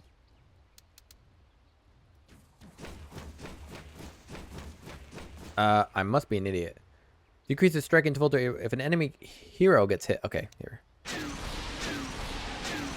One, two. They can only get hit by one of these. So if I hit someone twice, it will obviously will not do anything. So here's gonna hit by 1, 2. Yeah. Each hero may only have one tracking missile per cast. Okay. I don't know. Yeah. It's good. It's good as a follow-up, right? If Magnus, let's say, reverse polarities, and then you drop down the call-down strike, it's really nice. This is really good, especially if you're playing Pause 4, Gyrocopter. Pause 5, I don't think it's really your... It's probably easier focus now that we're looking at the other one, Afterburner. Every successful hit increases Gyrocopter's movement speed by 1, 2, 3, 4. Each hit refreshes the duration. Okay, so that's really nice, too. Basically, the first one is general value with great synergy, and this one effectively allows you to just stay on someone and perpetually land Q damage on them. Yeah, that's pretty crazy. And as long as you keep hitting them, the more movement speed you have. So it's really hard to escape the Gyrocopter early game with Rocket Barrage, and even in the mid game as well. Especially with like an item like Glimmer Cape. That could be really interesting. I like Afterburner for Pause 4. I like Call Down in general. I generally prefer it. Rocket Barrage no longer grants slow resistance. Yep, understandable. They replace the movement speed during Rocket Barrage with a 25% homing missile damage. That's very nice, especially with Pulse 4 Gyrocopter, especially when you get the Shard. And then minus 30-second cooldown no longer grants global cast range. Understandable given this new facet. So nice changes for Gyrocopter. We're gonna see him probably come back as a Pulse 1 hero. I think a lot more given these changes. All right, Hoodwink. Mistwood's Wayfarer. New innate ability, passive levels up with Sharpshooter. Hoodwink passively has a 15, 20, 25, 30% chance to redirect attacks into a tree within 275 units, destroying it. Redirect attacks into a tree. So this helps Hoodwink's survivability, basically. Anytime someone attacks her, it hits a tree instead, destroying it. So eventually you run out of trees, but more importantly, it hurts your scurry down the road as well. To be honest, you're not trying to get hit all that much, so this is a nice little safety net. Scurry. While Scurry is active, Hoodwink gains 50, 100, 150, 200 attack and cast range.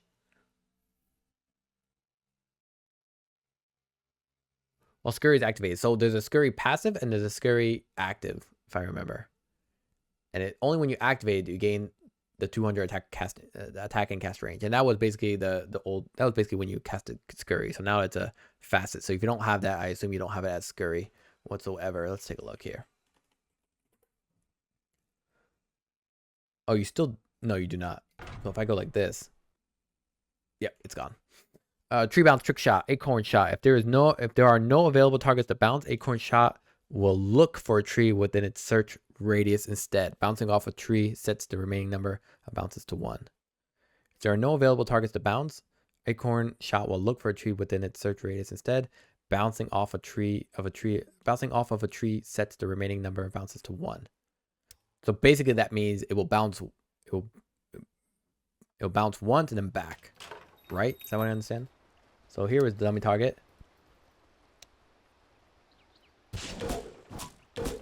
Now what's that range like? It's within a range, so it is limited.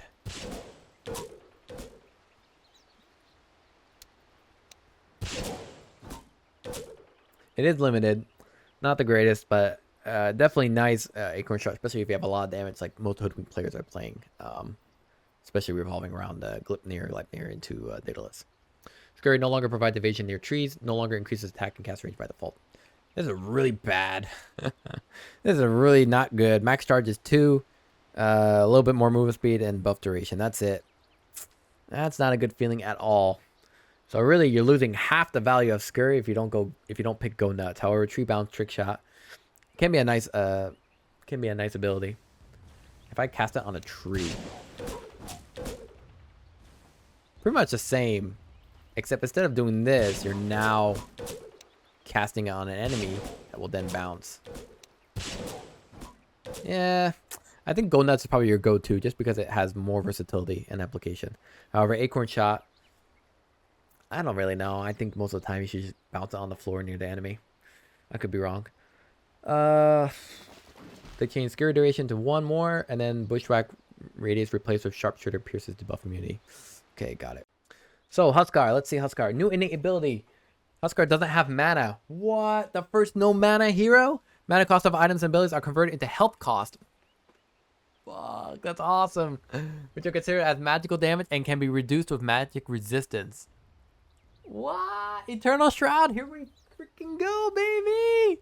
That is nuts! And reduced with magic resistance, so you're leveling up Berserker's Blood. What's the stupid thing called?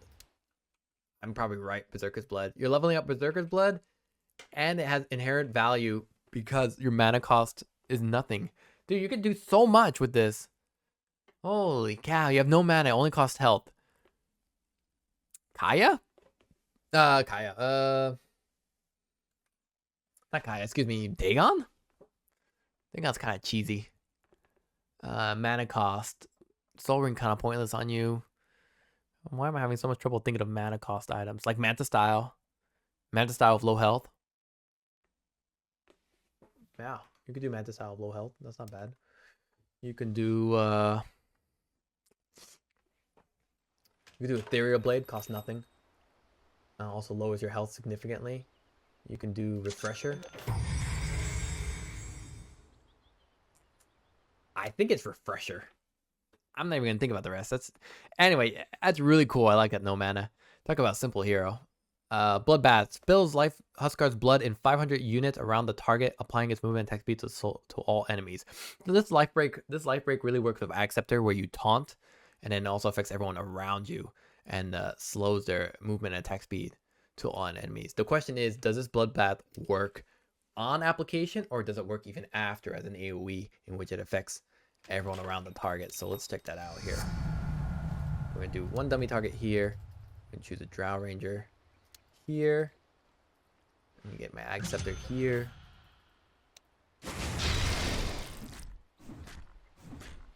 does not affect me. Right, if I do this, yep, now it affects me. Got it. And then as for the Nothal Transfusion, heals all Huskar's ally units within 400 units from the target for 100% of the damage dealt to the target hero. Heals all Huskar's ally units within 400 units from the target for 100% of the damage dealt to the target hero. So the range 400 units is pretty okay range. It's within normal range for, let's say, a Lunar or a Templar Assassin, I think, off the top of my head. It heals all of Huskar's ally units from the target for 100% of the damage dealt to the targeted hero, and that's for the duration of life break.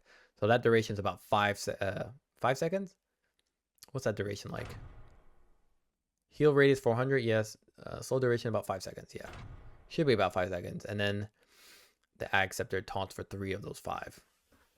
So yeah, definitely Life Break has more of a team aspect to it, whereas the Bloodbath Life Break also has more of an offensive aspect to it. So they really play two sides of the coin here. I think most of the time you would probably choose Life Break to slow and attack speed all enemies. However, if you're dealing with someone who's especially from the back, like Drow Ranger or even Sniper, it's definitely understandable if you go Life Break, Nothal Transfusion instead.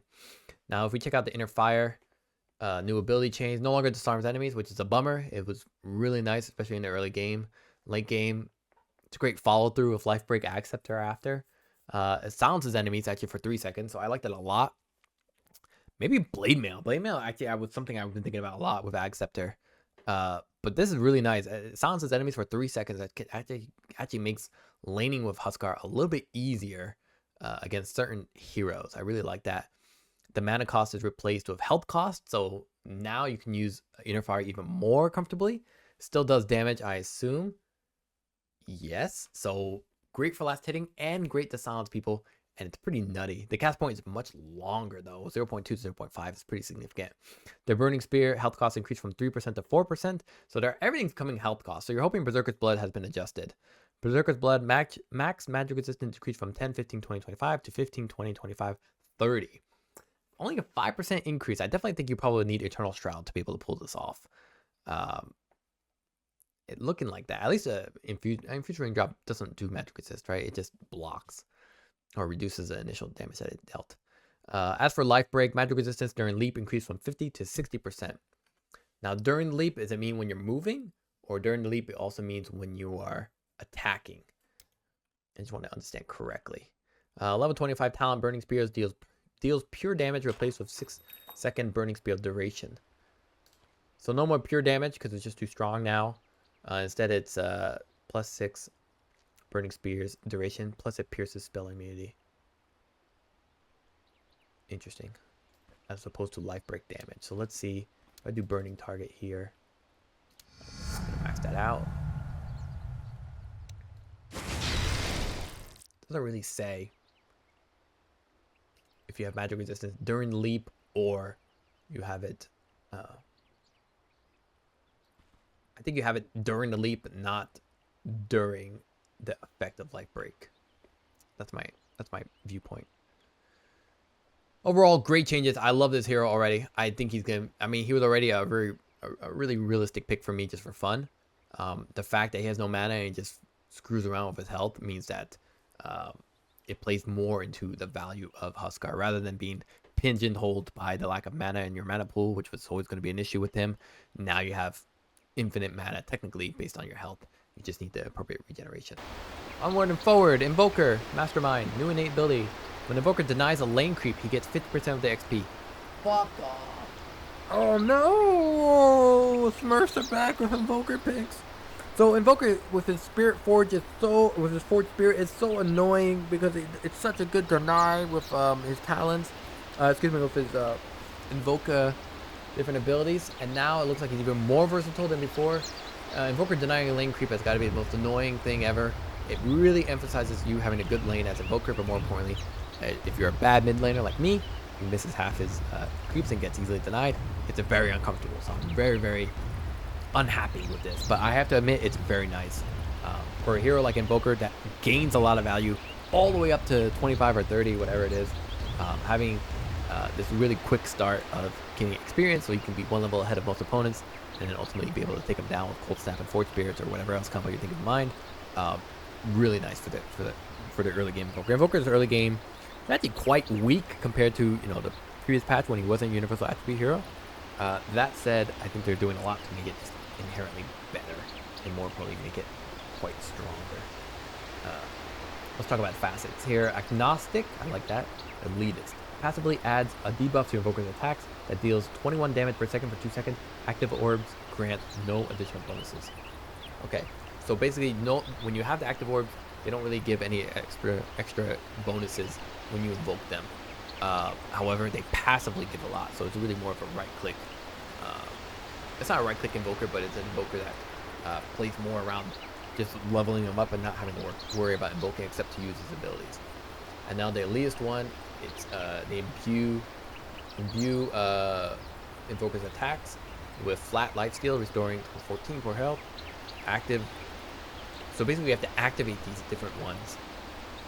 Basically, this one is, you know, it doesn't matter what you have invoked, you just passively gain attack speed, bonus attack damage, and damage per second. And this one is more around what you're used to playing Invoker for. Usually active quas, so if you have 3 quasses, you have 14 health per orb, lifesteal. The Wex one is now movement, so this is the one we pretty much know. And then here it's attacks apply 4 seconds above that, increases spell damage and taken by 8% per orb. Really nice changes. I think most people are going to choose elitist. They like that kind of forced control. They like adjusting according to what they need. The health lifesteal, the flat lifesteal allows them to maybe even jungle a little bit more comfortable, as well as the movement speed to be able to move between camps, and then exhort when they want to start fighting. Really cool. Wex no longer grants cooldown reduction, of course. All the cooldowns have been reduced because we're adjusting the fact that Wex is not granting cooldown reduction. So overall, I think this is a really nice change for the hero. He's now played 2 different ways, but more importantly, it's played in ways that either we'll call it easy mode and hard mode. Hard mode is obviously the Invoker way, and in this agnostic easy mode means you're more about the right click. You just have to focus on getting the right combinations to then pull off your spells like Cold Snap or Fort Spirit, etc. There's more to this. I think it's much deeper than this that I'm talking about, but Invoker is definitely a hero I'm not most familiar with. I do think the changes they made here are very interesting. Io. Sightseer. Io's team takes 1 less to channel Watchers. When Watcher is under their control, its vision radius is increased by 300. So this includes even the Watcher that typically are in your triangle that don't provide any vision. So giving it 300 radius is pretty cool. I like that change for Io. It's definitely unique and more of a team-based application, so I'm really curious about that. 1 second less to channel Watchers. I think most of the time you're just taking it and you're not really bothered by an extra second. Not the greatest, but really interesting thematic value, I guess, for Io. Crit Krieg. Oh, Metagun. Oh, TF2 reference, baby. Overcharge grants 35, 60, 85, 110 attack speed and 14% spell amplification. Now Overcharge grants 3, 6, 9, 12 armor and 10, 15, 20, 25% magic resistance. Okay, that's crazy. So defensive or offensive. So rather than Overcharge being this all-in-one great ability that was really strong on a lot of heroes, now you have to choose one that gives you offensiveness or defensiveness. Most people are going to choose offensiveness. However, I think some of the smart people, if they realize that Pause 1 they're playing with, or even Pause 3 is playing with, has decent attack speed and spell amp, they're probably going to maybe just choose armor and magic resist, just so the ally doesn't have to think about that kind of stuff. I do like this change. I do like it. It makes it more of a strategic choice for Io. I think most people are going to choose Crit Krieg though. Tether, damage per second increased from 40 to 45. I think most of the time, most people are not hit by the tether, so we'll skip this. Creep collision damage from 10, 15, 20, 25 to 12, 18, 24, 30. It's also a small change. Tethered units, nope. These are all small adjustments. We're not going to really waste too much time on that because we're already at 4+ hours. Jakiro, turn rate improved from 0.6 to 0.8. New innate ability, Double Trouble. Jakiro's attack launches 2 projectiles at the target with a 0.2 second interval, but each deals 50% less damage. One of these attacks ignores melee's hero's default damage block. This penalty affects bonus damage as well. So a little bit of a value there if you play Jakiro as a right clicker, especially with Witchblade. I'm going to be curious to see what that looks like. There we go. Really nice there. And that means that we still have the talent which increases your attack range. You do. So if we go like a Witchblade, and we go like a Dragon Lance, let's see how it goes. And there's no cooldown, right? So I could just keep doing this all day. I like that. And it ignores melee heroes damage block. I like that. 2 projectiles, so that means you attack twice. Basically a Geminate like Weaver, except one does 50% less damage. That's interesting. Liquid Fire. Jakiro's third basic ability when the Facet is picked. Jakiro makes a flaming attack which burns all enemies around the target. Pretty standard. Dealing damage over time and reducing their attack speed. So Liquid Fire, the two key components is that it burns all enemies in a range, as well as in an AoE, and also reduces their attack speed. The cooldown is decreased from 16:12:8:4 to 13:10:7:4. So late game is the same, however a little bit easier in the early game. As well as the Aghanim Shard now adds 2.5% of the target's max HP to each tick of damage. Doesn't affect buildings. This helps with scaling for the hero. Now, Liquid Fire, does it affect buildings here? Yes, it does. It's just the shard does not affect buildings. Interesting. Okay, so Liquid Fire, definitely about attack speed. Definitely about doing damage to units around it. Can be great. Can be great with the shard. Generally, you're not getting Liquid Fire using maxing out Dual Breath and Ice Path. I think Liquid Fire actually comes out last, if I understand correctly. That said, oh, well, they removed it, so we'll see. That said, yeah, Liquid Frost. Jakiro's third basic ability when the Facet is picked. Ability reworked. Jakiro makes a freezing attack, which deals 20, 30, 40, 50 bonus damage and applies a chilling effect for 4 seconds. Chilled enemies have their movement slow, so this reduces your attack speed. This one reduces your movement slow and takes 25 bonus damage from Jakiro's attacks and other abilities. So this one, I think, is more about Jakiro being a right clicker with the Witchblade, with the Hurricane Pike, etc. Because it's more synergized around the idea that you are going to be doing additional damage as a follow through. Generally, I also think it's just good, especially early game versus this one's more late game. And it doesn't even affect buildings, this one. So I'm a little, maybe I'm misreading it, but I'm a little conflicted. You can see the cooldown's a little bit different here, right? This one's 16 seconds, this one 13 seconds. Yeah. Aghanim Shard now adds damage over time, dealing 2.5% of the target's max health per second. Doesn't affect the buildings. So overall, I think Liquid Fire is more of your team-based one. Helps with pushing, helps with fighting enemies who are trying to counter your own team. And in this Liquid Frost is more about catching enemies and just following through. Liquid Frost, remember, there's no cooldown on Liquid Frost, so you're literally just... Oh, there is a cooldown, excuse me. Is it? Yeah, there is a cooldown for 4 seconds. I'm thinking maybe the Liquid Frost is now your attack, but no, it's not. So yeah, overall, I definitely think the Liquid Frost is a more greedy build, whereas the Liquid Fire can be more applicably interesting for most players, for most support players who are playing Jakiro. Anything else? Increased cast range, so it's a little bit more comfortable for you. Ice Path a little bit weaker. Formation delayed a little bit faster, so it's a little bit easier to land Ice Path. For Jakiro, it used to be much harder. Now it's very easy. They decreased the wideness of Macropyre, and they increased the mana cost for it. Cooldown increased from 80-70-60 to 90-80-70. Okay, got it. So far, okay. Nothing too much to talk about in terms of other changes. It's just that these two have really split up the way you can play Jakiro in terms of role. Juggernaut, classic. Everybody loves Juggernaut. Innate ability, Duelist. Juggernaut deals 10% more damage to targets that are facing him. Damage bonus is always applied during Omni Slash. So they're keeping Omni Slash as kind of the main form of killing with Juggernaut, of slaying your opponents. However, now if you try to man fight with Juggernaut, you're going to do a bit more damage. You really don't see a lot of man fighting with Juggernaut, usually. So I'm kind of curious if this 10% more damage to targets is really going to be worthwhile for him. The only place it is more worthwhile is when you're fighting jungle creeps. Jungle creeps pretty much will be fighting you head on. They'll always be facing you, so you'll do 10% more damage, which is nice. I wonder if that makes Battle Fury come back. We'll see. As for the two facets, Blade Fury can deal critical damage with the same stats as a Blade Dance. Wow. Crazy. And then Blade Form, gain a stack of Blade Form every 2 seconds up to a max of 10. Each stack grants 3% base agility bonus and 1% movement speed. Stacks are reset upon taking any damage after a 3-second linger. I need to understand if they're talking about still the spin, or just in general you gain stacks every 2 seconds. And then any damage after a 3-second linger. It looks like you just gain it. Yeah.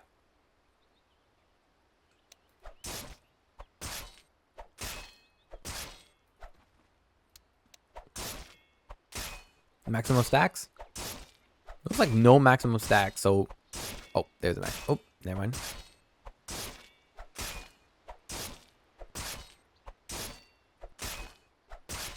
Oh, looks like 10 is the max. And then... So you don't need blade form at all. Interesting. Okay. So, the logic here is Blade Fury can deal critical damage with the same stats as a Blade Dance. This makes Blade Fury actually much better 2, 3, 4, 5, but more importantly, much better late game. When you want to use Blade Fury, use it as a follow through. Personally, most people don't use Blade Fury except for Dispel and Escape, just because it's not that. Just because it puts you in a very susceptible position and your damage output is a little lackluster since the change for Blade Fury. Here with the Blade Form, you gain a stack of Blade Form every 2 seconds up to a max of 10. So what you would do is you would try to avoid fights until you have 10 stacks, and then you would get a Blink and Omni Slash, and you would just do significant damage on your opponents. There is a linger of about 3 seconds. So once you get hit, it's gone. So really Omni Slash is kind of the key way to go about it, as well as the Aghanim Scepter. I do think it's really good. I'm just a little... I mean, obviously the Blade Form is not going to be used throughout most of the game, except when you use Omni Slash. The moment you show up to try and fight, you're going to take damage, right? And that means you only have a 3-second value of it before it resets a stack. So, I don't know. I'm a little conflicted about that one. You could use your Manta Style to basically tank the jungle creeps, and then you yourself have that extra stack of 10. That could be something, but yeah, not 100% sure. Now applies a strong Dispel when it ends. Okay, is that do you still dispel this even after though? Like if I get a slow on this guy, or a root, let's say a root. There it is. Let's do another root here. Hold on, one more root.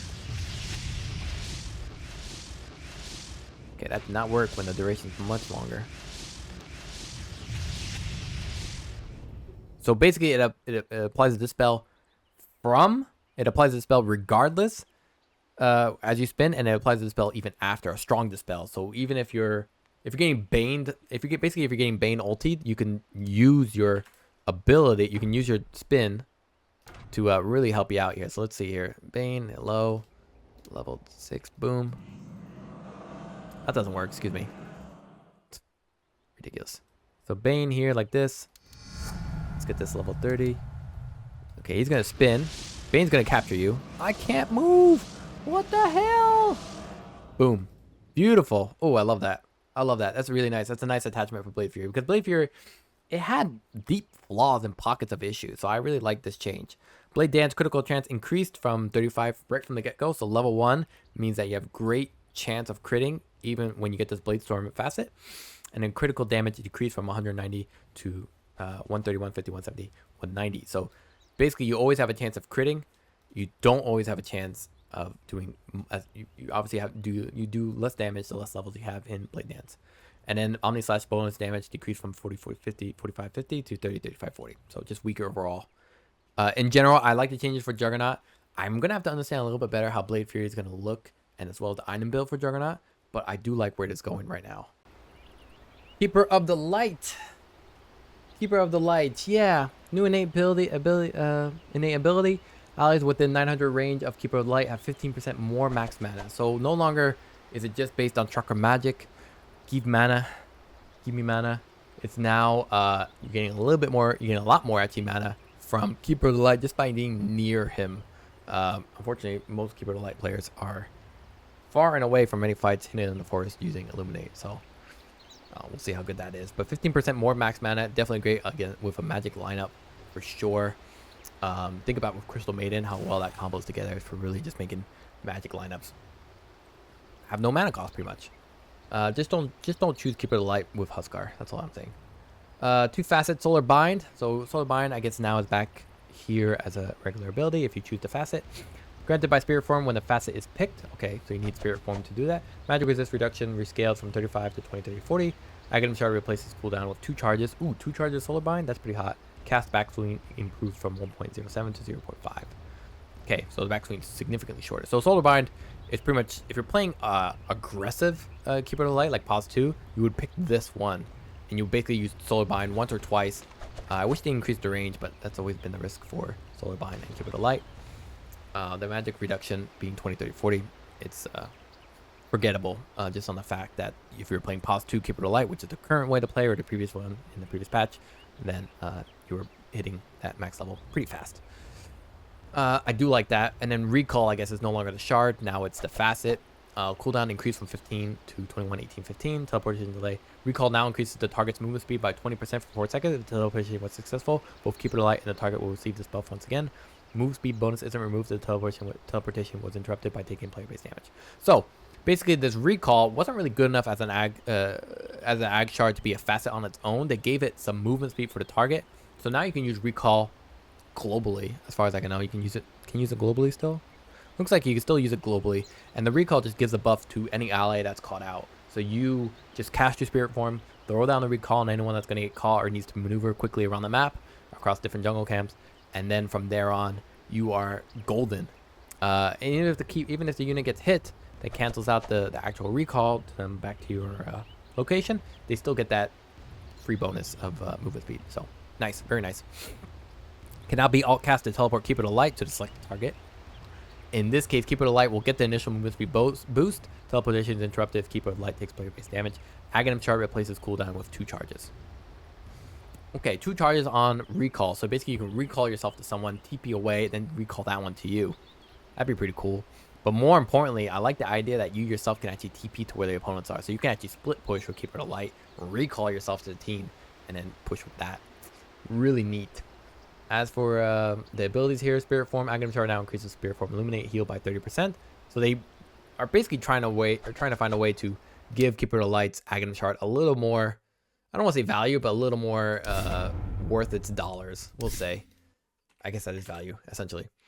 Aghanim Shard grants 2 charges, 80, 90, 100% Illuminate heal. Got it.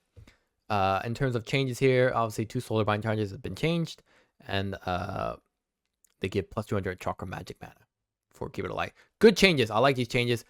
Keeps the Keeper of the Light both as a pause 2 as well as a pause 4 or 5. The Solar Bind can be used for either and recall as well. It's kind of no-brainer here. Also makes it so you don't really need, if you choose like recall, you don't really need boots to travel for Keeper of the Light as much as you might think, right? Because you're going to be using Chakra Magic to reduce the cooldown on your ultimate ability, which gives you a recall possibility to either gank on allies or something else. I actually like this. I like recall more and more the more I think about it, but Solar Bind is obviously hard to ignore. Talk about Kunkka. Strength gain decreased from 3.8 to 2.6. Kunkka is probably one of the tankiest mother effers naturally in the game. He's very annoying, gets a blade mail, gets phase boots, and has great strength gain, so he's just very, very powerful. So frustrating. Now they made Kunkka an innate ability. Pretty much you were always maxing out Tidebringer in general, even if you weren't using it because you were last hitting, you didn't want to push the wave as hard. Now it's an innate ability. It looks like, I don't know, can you even turn it off then? I guess not. I've never seen someone be able to toggle off Tidebringer. Cleave range rescaled from 650, 800, 950, 1100 to 500. Yep, so it's just rescaled more appropriately. Oh, you can turn it off. Fantastic. Right, this is off. Or is it like just... Yeah, it's off. Cleave damage bonus also rescaled. Everything's been rescaled, evidently. Late game is still pretty much the same. Attacks by illusions can now put Tidebringer on cooldown. They still cannot trigger Tidebringer. What? Am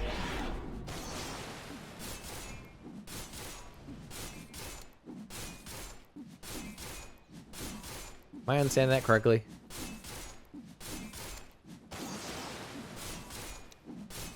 So what's the point of it?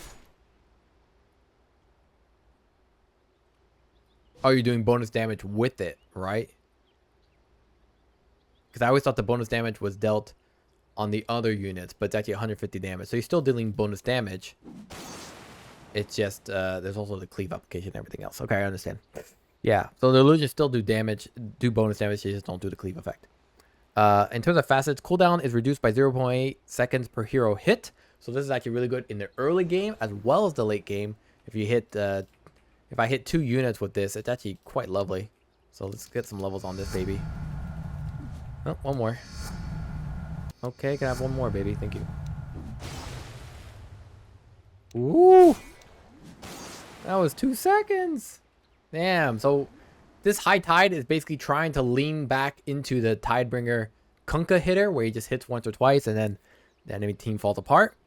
I like that build. Obviously, it's no longer that popular anymore due to the Ag Shard and Ag Scepter combination, where you can pretty much create Water World, right? No one wants to deal with Kunkka here. Oh, I need levels in Torte here. Look at this Guantanamo Bay shit, man. Absolute bullshit. We also have an X marks the spot. Whenever a unit is returned, Ghost Ship Rum is splashed on allies within a 400 radius around the return unit. Rum lasts 3 seconds. So now there's also the fact that if you play Kunkka as, you know, even as a support now, and you bring allies back. Okay, you're supposed to deal something here. Maybe I misunderstood. Whenever a unit is returned, Ghost Ship Rum is splashed on allies within a 400 radius around the return unit. Yeah, so there should be more allies here.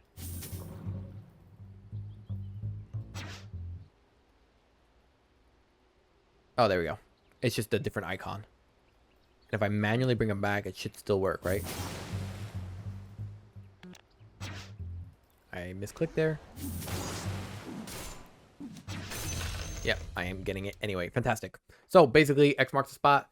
Ghost Ship's Rum. Most people don't. I mean, a lot of people should realize that Ghost Ship is not just used offensively; it's also used as it goes through your team. That it deals additional value, like buffs, like additional health, I believe. Yes, and as well as bonus speed, evidently. That said, I'm liking Tidebringer more and more, especially on the idea that after you use your abilities, you really don't have anything else to do. That's why you go like Octarine and Refresher. However, the X marks a spot, giving Ghost Ship Rum splashed on allies with 400 radius around the unit. Also is really nice. Just as a way to either chase them if they try and escape, or more importantly, to give units the ability to close in on an opponent that I'm clearly bringing back when my torrent, let's say, is not up. Then at least we have a way to bring the opponent back and deal damage. Another thing you can do is use X marks the spot on yourself, TP back home, and then more importantly, bring them back with the buff for everyone to give extra movement speed. And you also delay reaction to incoming damage. Nice, very nice. In terms of other changes here, not that significant. Torrent is a little bit less knock-up, more damage on 15. 45 damage is now 60 Tidebringer damage, so they're really leaning into that high tide. 70% Tidebringer cleave replaced with 15% Rum damage delay. Ooh, this one's going to be interesting. Will people even pick that one? Rum damage delay or -4 second torrent cooldown. I think it's going to be -4 second torrent cooldown. 2 second Tidebringer cooldown replaced with 100 Tidebringer cleave damage. So instead of the cooldown reduction, now it's going to do 100% cleave damage, which obviously plays really well into that late game damage that you're dealing with multiple Tidebringer hits. Really old school Kunkka build. Curious to see if it's going to work out. Legion Commander. Innate ability passive can be leveled up with skill points. Lifesteal. I mean, it's the moment of courage just now as an innate ability. Facets. Overwhelming odds. Grants Stonehold play. I love that. Isn't that from Artifact? Grants Legion Commander an all damage barrier equal to 100% of the damage dealt to enemy heroes. Barrier duration by 8 seconds. So this is overwhelming odds. Defensive value, especially in the early game when you can hit 1 or 2 enemy heroes during the laning stage, especially against melee heroes. And now duel spoils of war. When duel is won, any unit that damaged the loser during the duel will permanently gain 4, 8, 12 bonus damage. What? Any unit that damaged the loser during the duel will permanently gain 4, 8, 12 bonus damage. Was it like double down, basically? Is that what I'm seeing? Like a double down? Not any unit, like, that doesn't mean like heroes, right?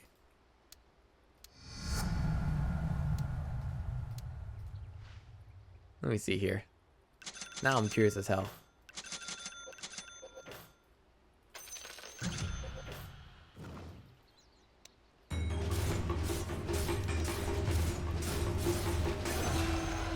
What? Oh, Christ. No effing way. No effing way. Get out of here. Now I'm really curious. Give me this blink. Like a free spell here. Okay, I got this guy. Let's go, baby. Everyone come. Come, come, come. Attack this guy.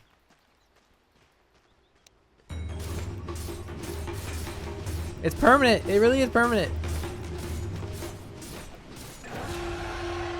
This thing got 12 damage. And what if I kill it now? I capture a new unit. Will it be gone forever or? Oh, such a bummer. Still. Pretty cool. That's pretty cool. I'm not gonna lie. Overwhelming odds base damage increased from 35, 65, 95, 125 to 130. Yep, all changes here. This is just adjustments for overwhelming odds now giving more value. No longer deals 25 bonus damage to illusions. Understandable. They increased the buff duration as well and cooldown slightly longer. As for dual, Icon Scepter no longer provides dual damage reduction. Now it provides Lini Commander with debuff immunity for the duration of the duel. So Blink Dagger is actually...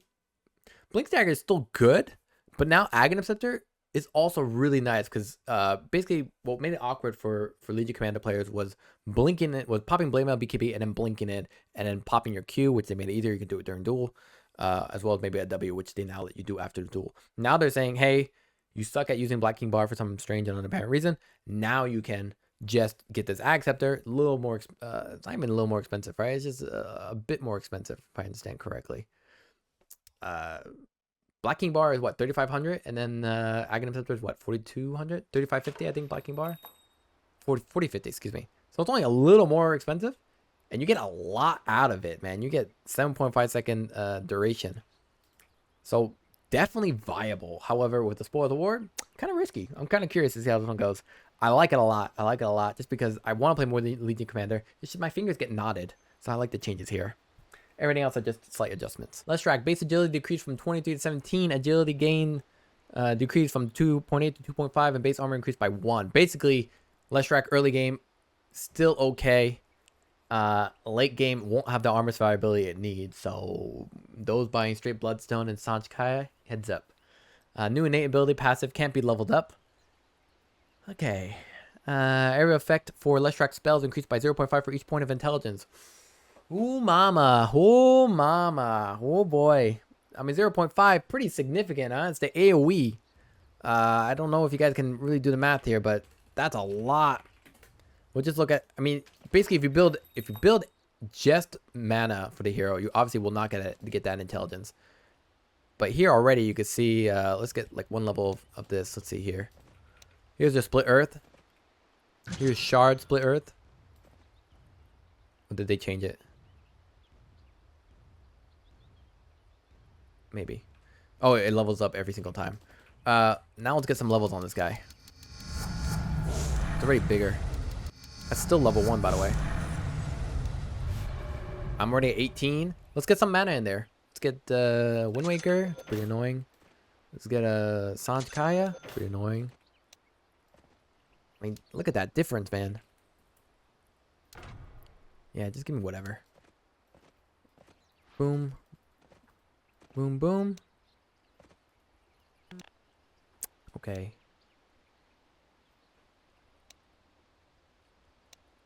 That's nuts.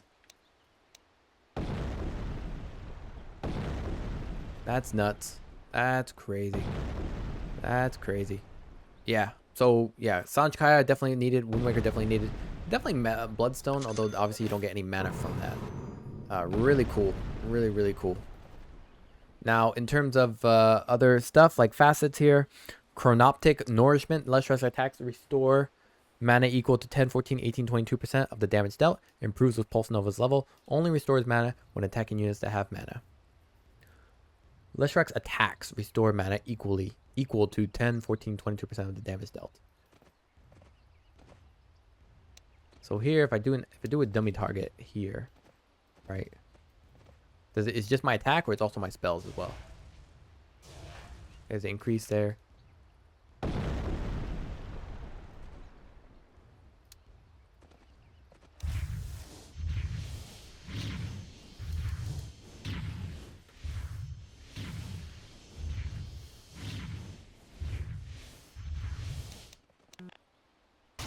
Yeah, so it's purely our actual physical attack.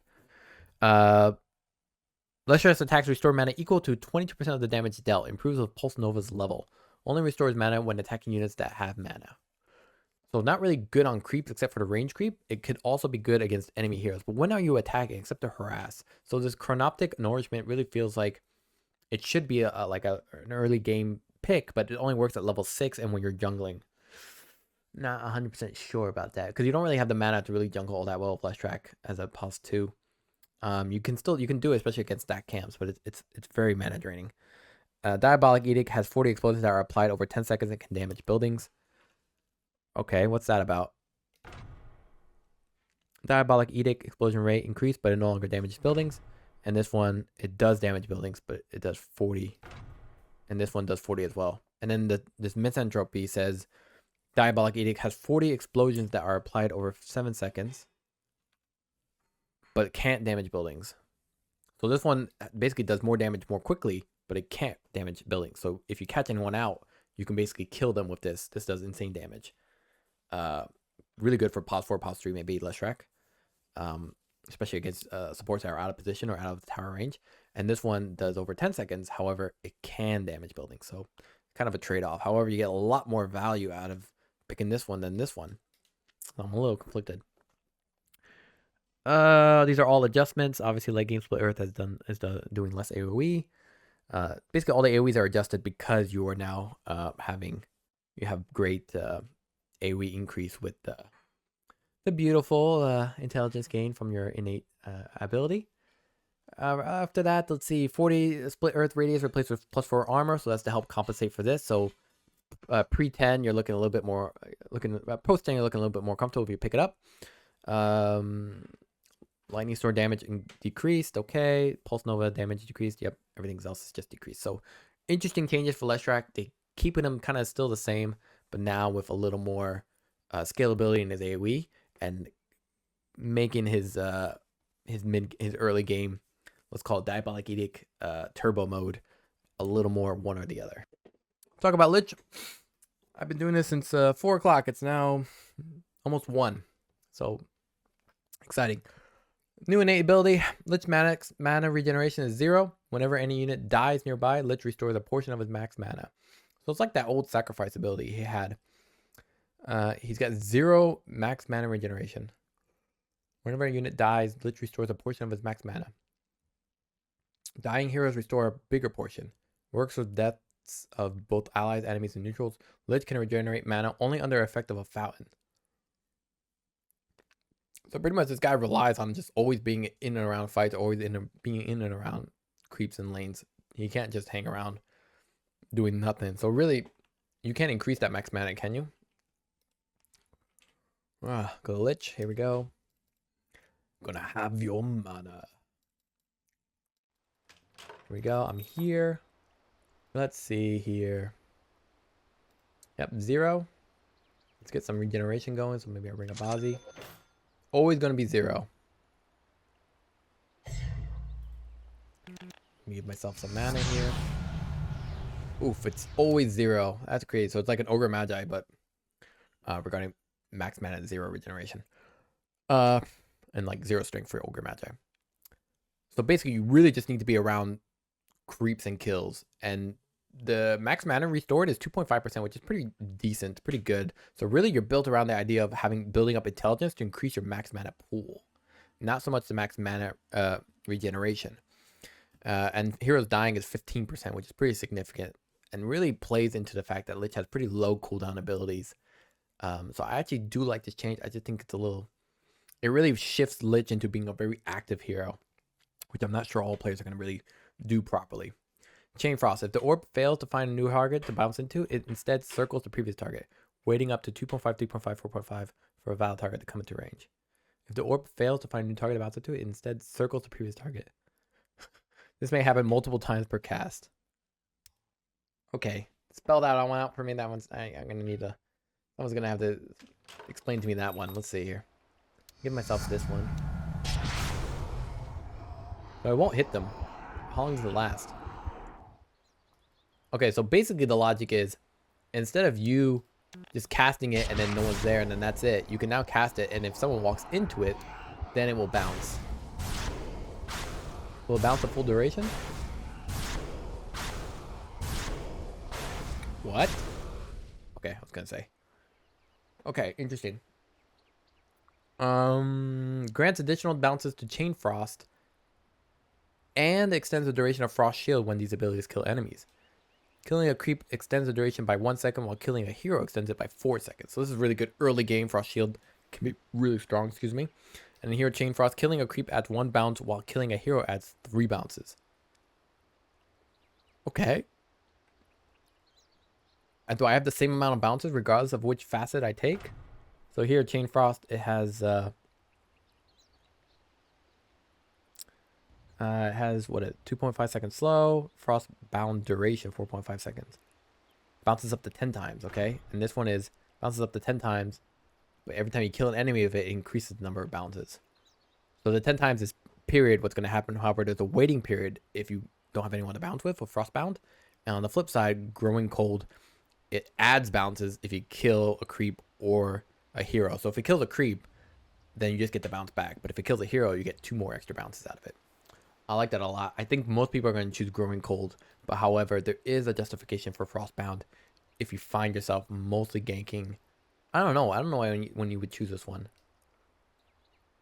I guess you would choose this one if enemies flee very easily and they would stick on them as they get near creeps or something. I don't know. Cast back swing's a little bit lower. Everything's lower. No longer requires Aghanim Scepter to use other abilities while channeling Sinister Gaze. So you can channel Sinister Gaze and cast your abilities, which is nice. So what's the point of Aghanim Scepter then? Yeah, what's the point of Aghanim Scepter? Is it just to AoE? Yeah. So Aghanim Scepter less prioritized. Now you can use Sinister Gaze and different abilities while you're doing Lich. Cool changes. Talk about Lifestealer. Lifestealer is one of my favorite heroes. Even now when he's overpowered, I liked him even when he was crap. Let's see how he is now. Base damage decreased by 6, so last hitting out with him is going to be incredibly difficult, as well as the base attack speed also reduced significantly. So now that Lifestealer has literally garbage attack speed and garbage agility gain and garbage base damage. How are they going to fix them? Now with innate ability, Feast also allows hitting allied creeps at 75% health compared to default 50%. Why would I care about that? Max health damage decreased from 1.6 to 2.2, 3.4 to 2.75. Max health, lifesteal increased 2.75. So basically, you do less damage, but you get more lifesteal. So he's even more capable of surviving, but he doesn't actually do more damage. He does less damage. On top of that, he attacks slower, and he can attack allied creeps at 75% health compared to default 50. So you can start denying or even I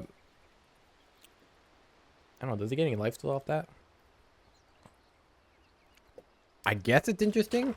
I don't know. I hadn't thought about that at all.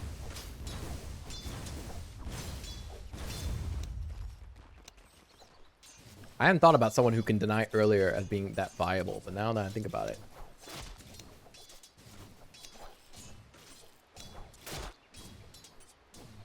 Am I actually getting any health as well, or no? Oh, it is life stealing. Oh, interesting. Interesting. Okay. Now that means you can start denying much quicker. It helps even out the lane, makes your laning a little bit more safer, I guess, theoretically. I don't know. Allows hitting allied creeps. Yeah. I don't know. Corpse Eater, Lifestealer permanently gains +2 max health per unit killed. Okay, so this is work in line with hitting allied creeps, but you have to guarantee you can hit the creeps. Guarantee that you can deny it. Gives a lot more health. Okay, and it replaces rage with a new ability called Unfettered. Really? No more rage? Oh, it replaces rage. Lifestealer descends into a violent fury, gaining 50% magic resistance and 50% status resistance. Applies a strong dispel and can be cast while disabled. So it's kind of like Bulldoze for what's his face. It's kind of like Bulldoze basically for Spirit Breaker. Let's do ally here. Let's do enemy, excuse me. Level 30. Go ahead. Oopsies. Maybe I shouldn't do that first. So it's still rage, this is purplish.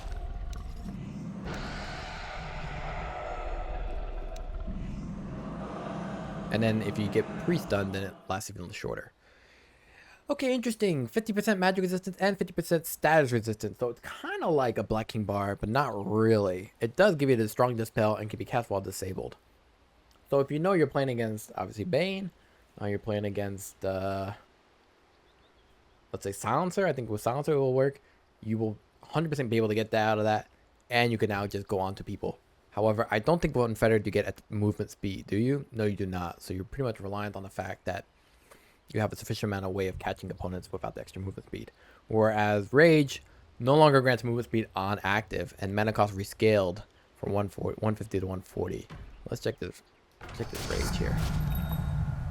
So let's just see how the two abilities look. So here's Rage. Magic resistance 80%, and obviously you become debuff immune and increase magic resistance. And here you can be still stunned. It's just that you debuff whatever is stunning you, and after that you apply a strong dispel after? No, just once. And then everything else is 50% for the same duration, 6 seconds. And you have 50% instead of 80%. Okay, so it's a trade-off. Ultimately, it's a trade-off for this hero. Interesting. I actually think this actually makes him significantly not as great. He's much slower to attack. He has obviously less damage. He does lifesteal off allied creep, so it gives you sustain in the lane much more comfort. And on top of that, you get that infest from you get that feast right from the get-go. However, your damage is significantly lower. I'm not 100% sure how this is going to work out for this hero. Obviously, it also plays into both builds. You can do Unfeathered or Feast, depending if you're doing Desolator or Radiance. As those were the two main builds for lifesteal. There was also a Maelstrom Gleipnir build. Curious to see how this one plays out. Not 100% sure at all, but it definitely gives him a unique positioning in terms of someone that can survive a long time, that can do a lot of damage, just not as much as before.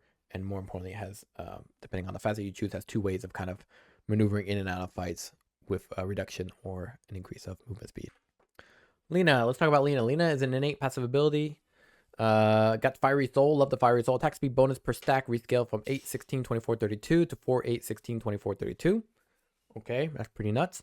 Move speed bonus per stack rescaled from 1, 1.5 to 2.5 to 0.5, 1, 1.5 to 2.5. Got it. So they made her pretty much the same late game. You're maxing Fiery Soul second. First is going to be Dragon Slave. So I like that it's now an innate ability. Now you can get a level in Dragon Slave or Light Strike Array and have some at least decent attack speed and movement speed. The facets are Laguna Blade, supercharged Lina, giving her 12 Fiery Soul stacks instead of the original 10 with Laguna Blade for 5 seconds. And then Slow Burn. Impact damage from Lina's abilities is decreased to 60%, but each ability applies a stackable 3-second debuff that deals burn damage every second, which sums up into 65% of the original ability damage. Yeah, obviously magic build versus physical build, but on top of that, you have the shard with Lina still, if I remember. And the shard, basically, the number of Fiery Soul stacks you had, the more damage you would deal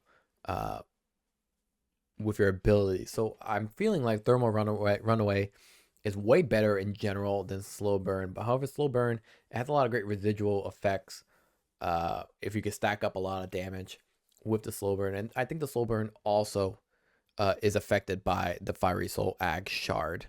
So it definitely has its ups and downs. Yeah,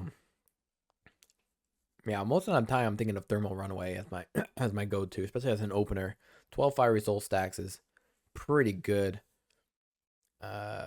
This one I think is going to play a lot around the idea of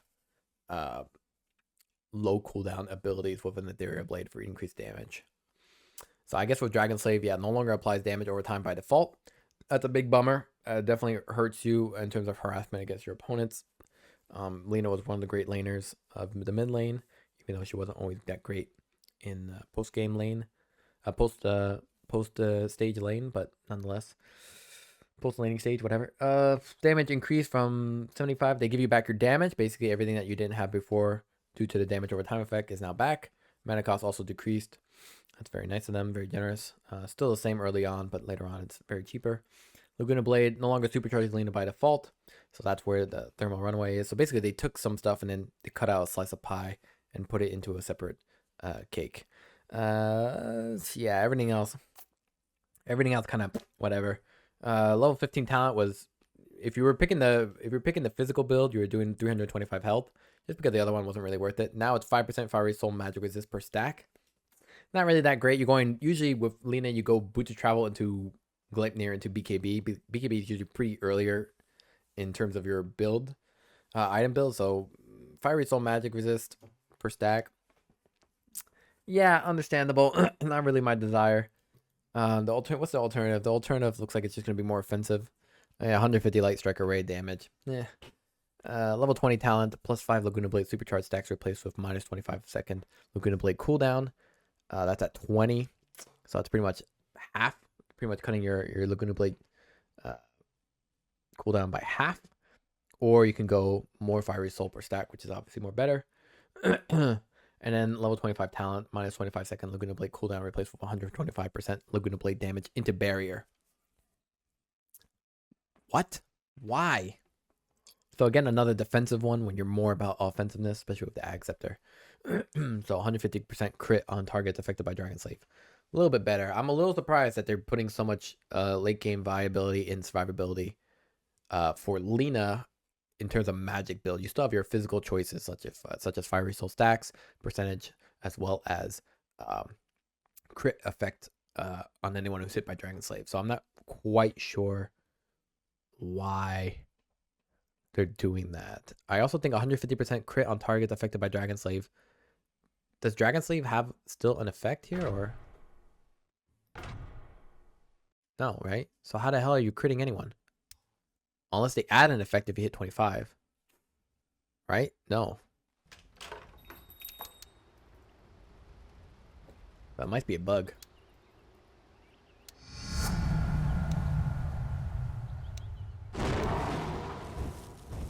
Yeah, that's no crit. That's no crit. Yeah, that might be a bug. Interesting. So Lina overall, I think they really cut up the magic build. It's not really as great late game. You're probably starting out magic and then going into physical, if anything. Not 100% sure what direction they're trying to do. I felt like, you know, you could maybe just build, maybe the current new Lina situation is kind of have it both ways. Not sure it's going to really work out, but I'm definitely curious to see how pros play Lina now. Next is Lion. Lion strength gain 2.2 to 2.4. New innate ability. Lion gains 20% debuff duration and 20% spell amplification for 90 seconds after respawning. Huh? Why? 90 seconds after respawning, it's a minute and a half, so you pretty much respawn by smoke, run across the map, and then finger the shit out of someone. Debuff duration. And this is also for your Hex and your Earth Spike. Interesting, but you pretty much have to die to get value out of this, so not so sure about that. In terms of your facets, yeah, these facets, mana drain deals damage equal to 100% of the mana stolen. I like that one a lot. I'm sad that they moved it now to a facet. I think it's a pretty much default pick, whereas Fist of Death. After casting Finger of Death, Lion switches from range to melee attacks with a fixed 250 range and gains 40 plus 30 damage per stack for 20 seconds. Enemies killed within 30 seconds of being punched will add Finger of Death attacks during melee. What the fudge is this, man? What is that crap? Makes no sense. Makes absolute no sense. What is that? All right. Then give me a dummy target. Give me that. Oh, look at that. He is punching. Wow, the duration is quite long, too. I'm curious about how the hell this build works. After casting Finger of Death, Lion switches from range to melee with a fixed 250 range and gains, so it's fixed, you can't increase it, gains 40 plus 30 damage per stack for 20 seconds.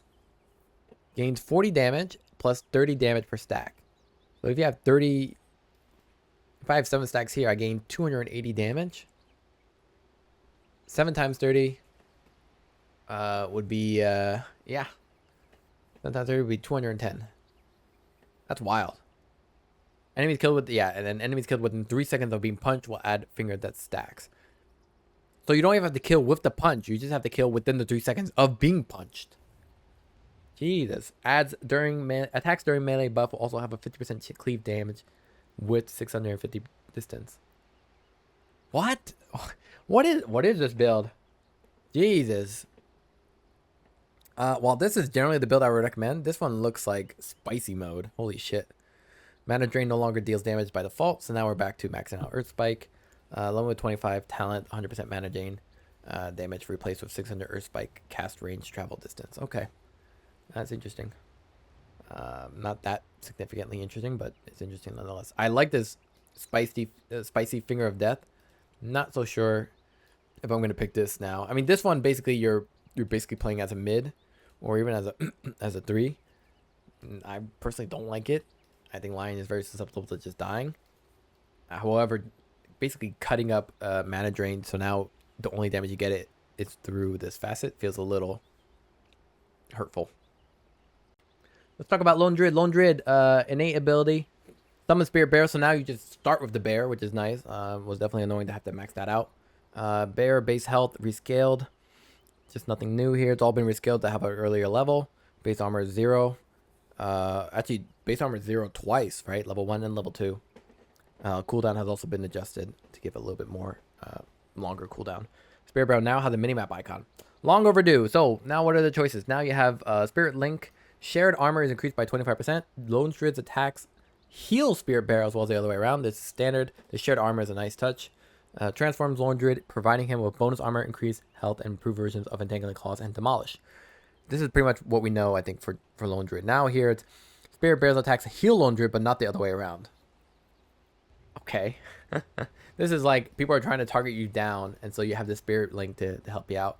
And then now this one transforms the Spirit Bear, increasing its armor by 12, reduces its BAT by 0.1, and granting a 50% cooldown reduction on Entangling Claws. Oh, and it transforms the bear instead of you. So you're very susceptible to dying and being targeted, but your bear is even stronger. Talk about risque mode. Okay, I get that. So here it is, like that. Like that, okay. And then if we do it the other way around. What's going on here? Come on.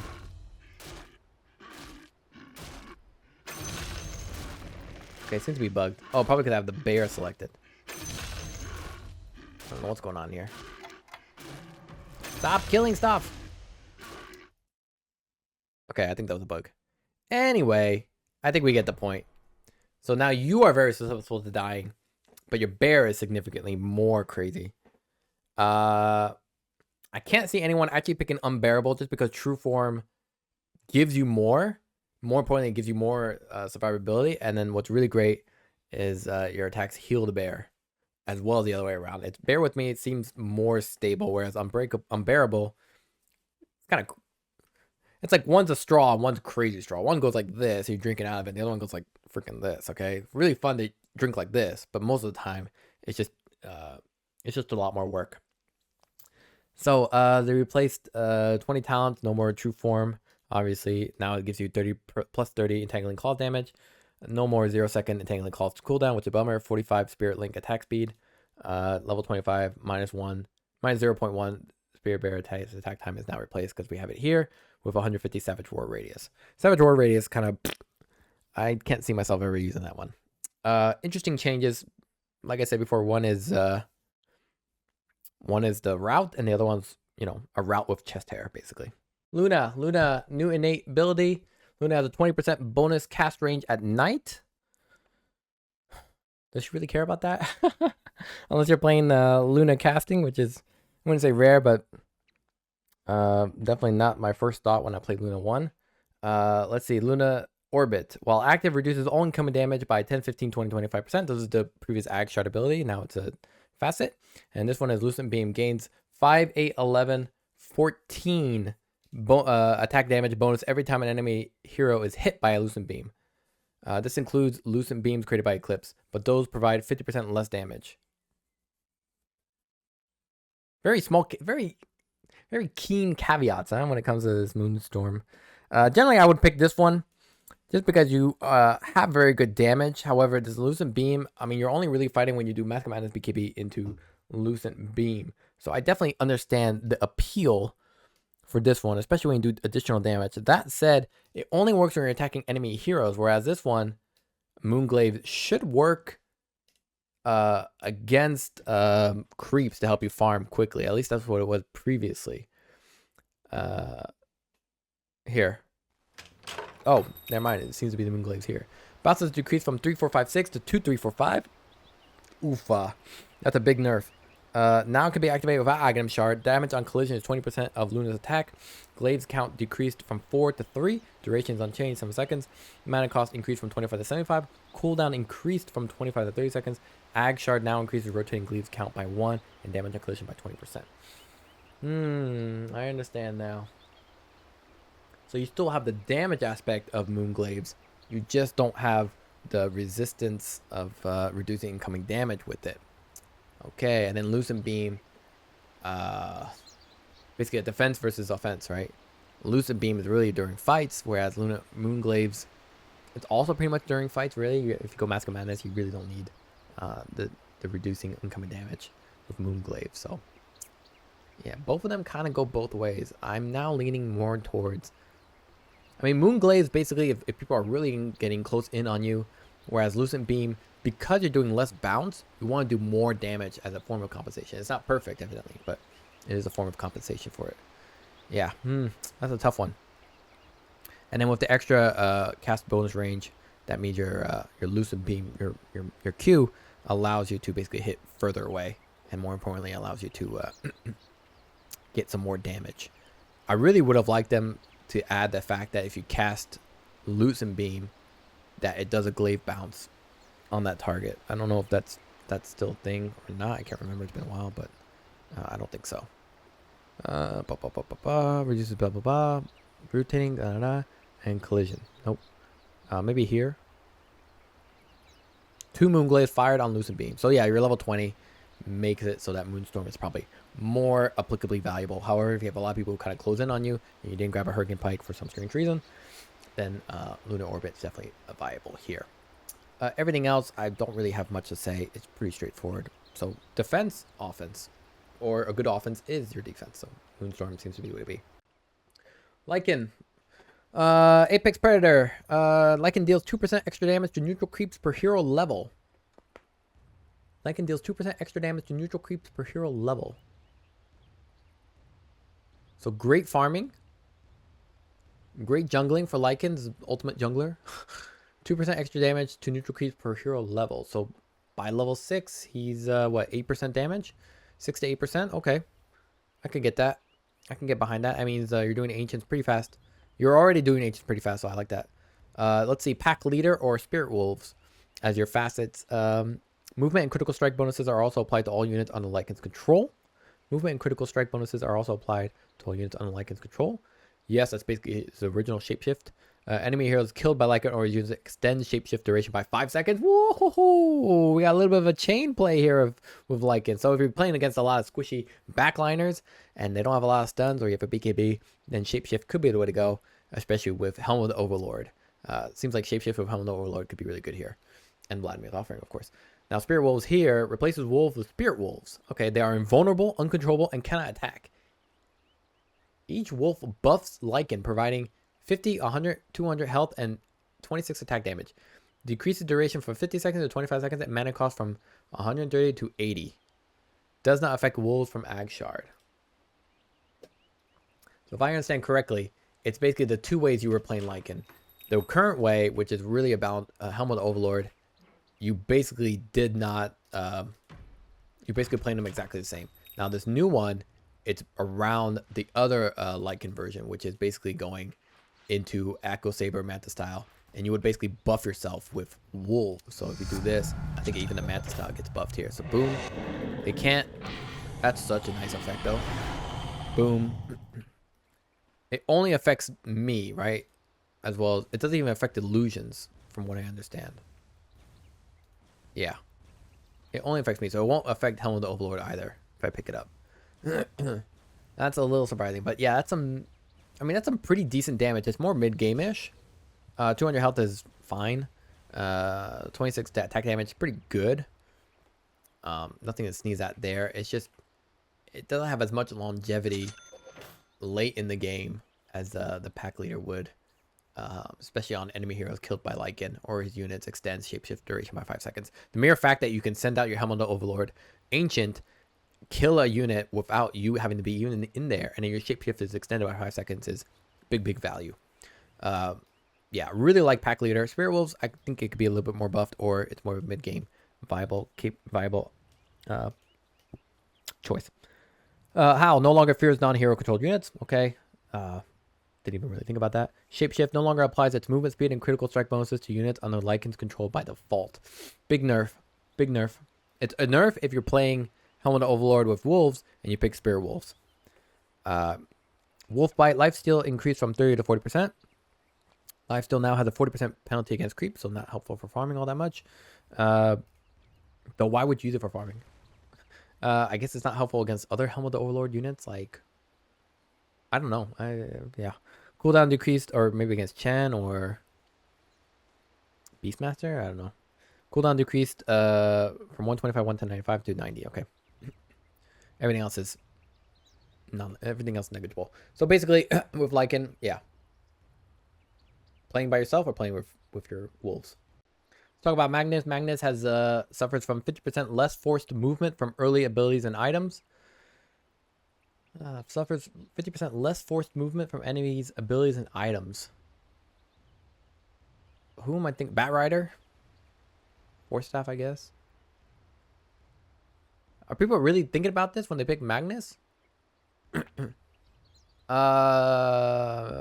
it affect Glimpse?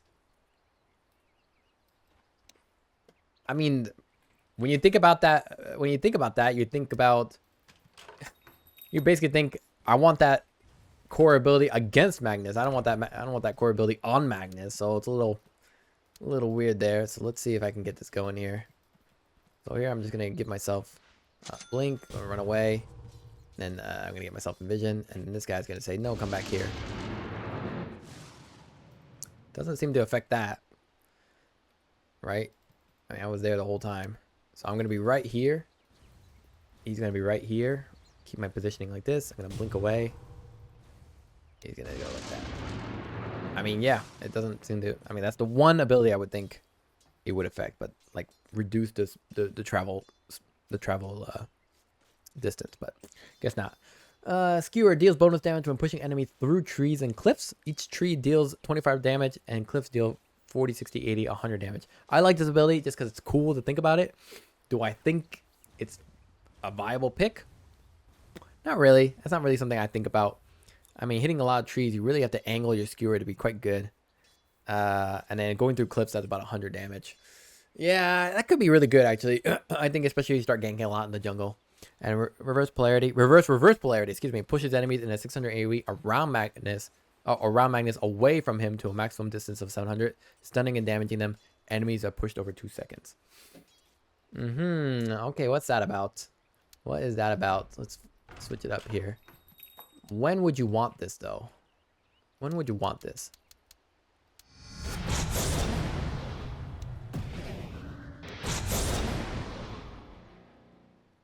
Let me see here. Maybe I misunderstood it.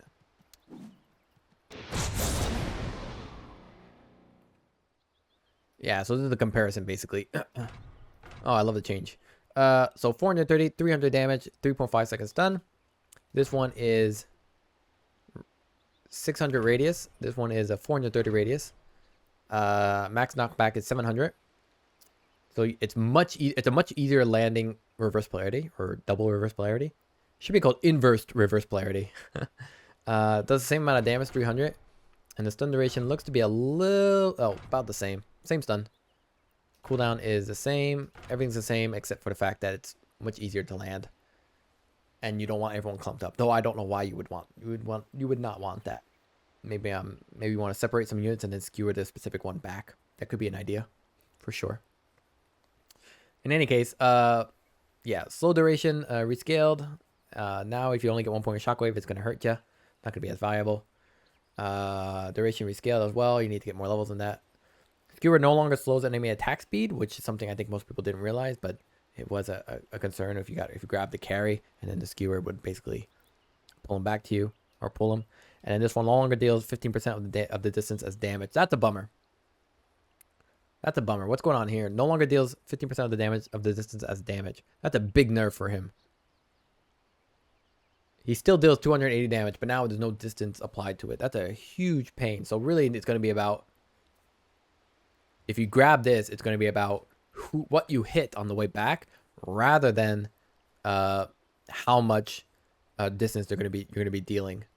More importantly, they didn't increase the base damage of Skewer, so it's actually quite weak compared to before. Everything else is negligible in terms of difference. So Skewer definitely weakened. That means Snagness in terms of viability, in terms of play around reverse polarity is weaker. It's pretty much a default run through for Skewer, especially if you're ganking or playing a position 3. However, there could be some fringe reasons you pick reverse polarity. Okay, Marcy now has this ability called Special Delivery. Permanently increases the level of all allied couriers by 3 and a hero attacks to kill by 1. God, it's like I'm playing Total War or something. Like, what are these buffs?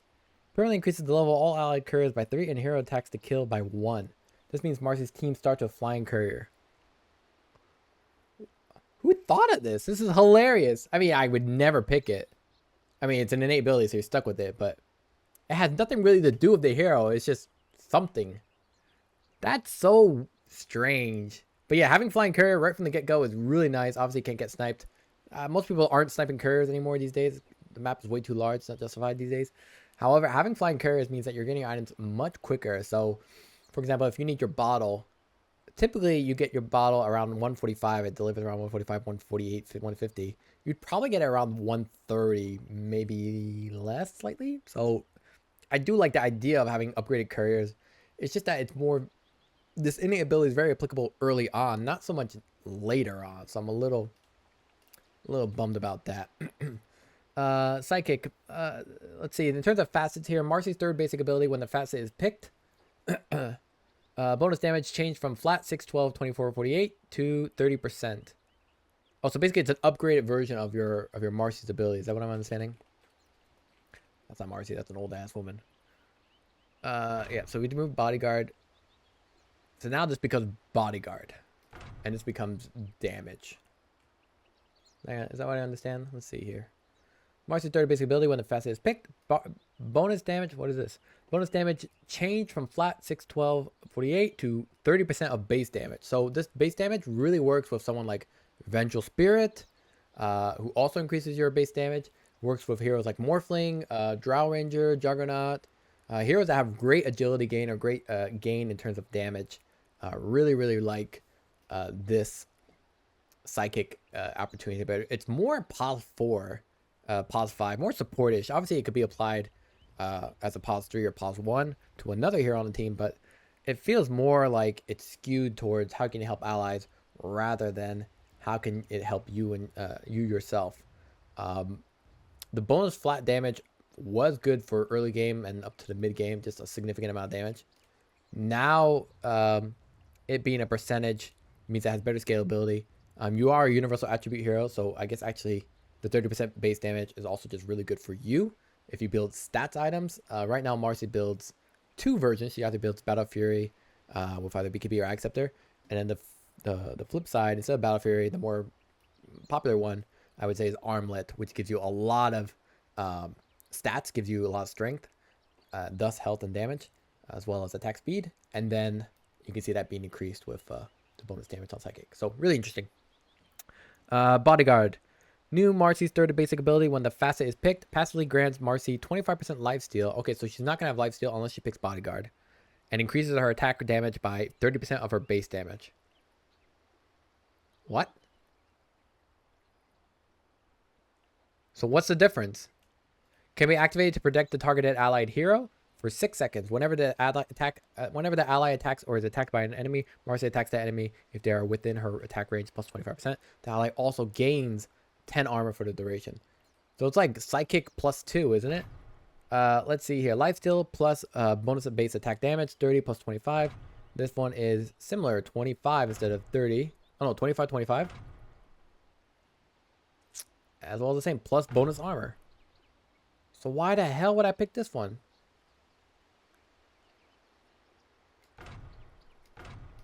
Am I misunderstanding here? Marcy's loyalty helped ensure survival and beauty. Both of them get lifesteal and attack damage. The ally receives no bonuses, and the Marcy only gets 50% until they get close again. Pretty much standard. This one, it's only for 6 seconds whenever the ally is attacked. Marcy also does. So it's not going to be permanent. So it's basically really just the ally is with me for a brief, only gets a buff for a brief moment here. I presume. Ooh, I like that AoE. This is the bodyguard one. There it is. Yeah, only 6 seconds. So this is more centered around me. I guess. Like, I'll buff that up. And then here, I'll just do this. And if it's in my range, then... Counterattack. Whenever the ally is a counterattack or is attacked by an enemy. Ooh. It just made that lasted a good long time. Oh, no, that was...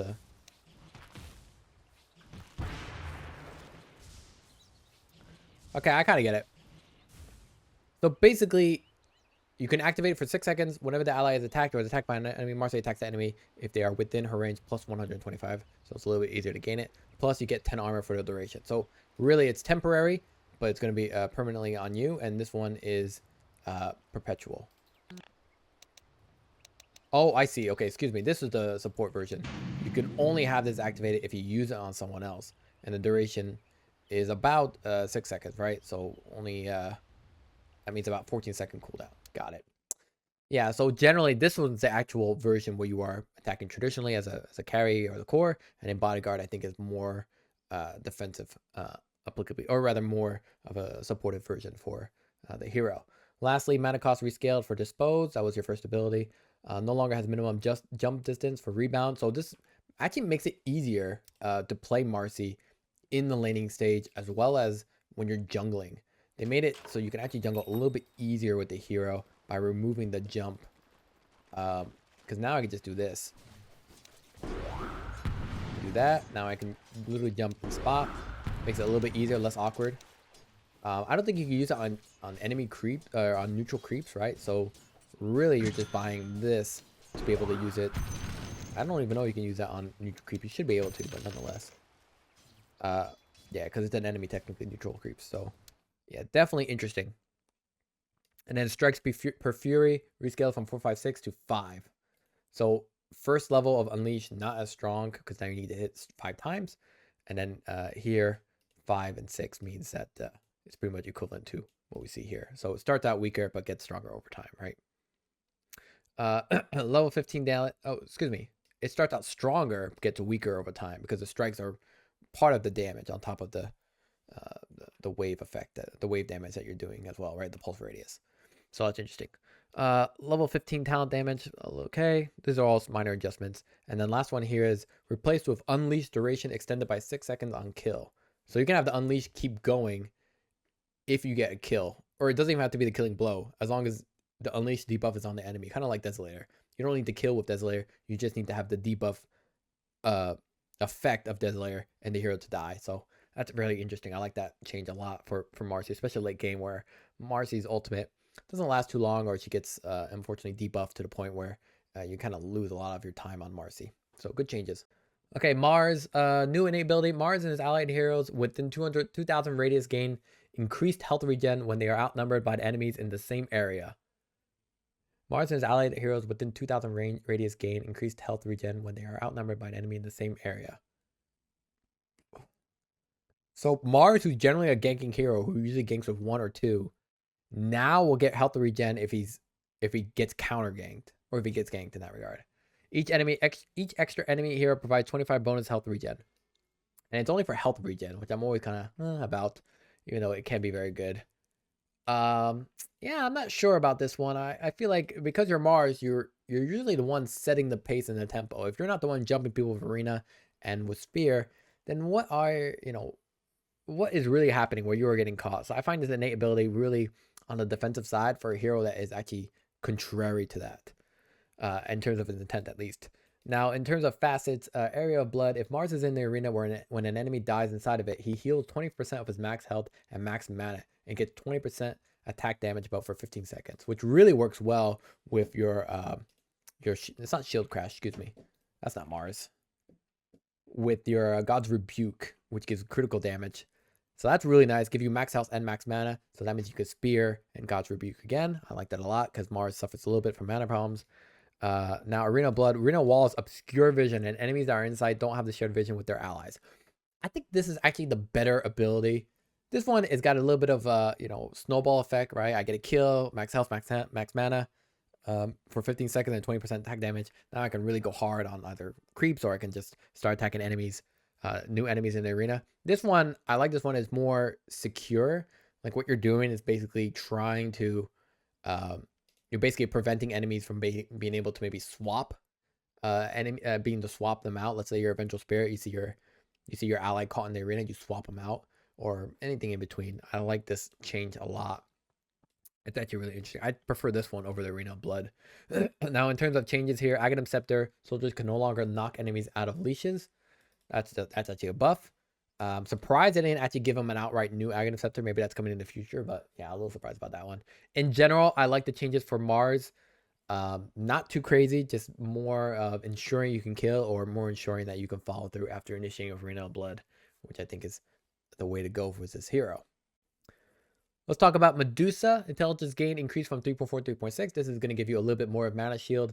It's now an innate ability, so it was just like it was before. No longer provides bonus mana on leveling up. They're instead going to put it as an innate, as a intelligence gain or something in here. The two facets are Engorged, Mystic Snake. Whenever a Mystic Snake returns to Medusa, her next 3 attacks deal 1 physical damage per 6 mana restored by the snake. The buff lasts to a maximum of 5 seconds. So when you think about those numbers, you have to think, what is the mana you're getting back when you use Mystic Snake? 14 to 17% gain. So it actually could be quite good, especially if you use it against, let's say, an intelligence hero.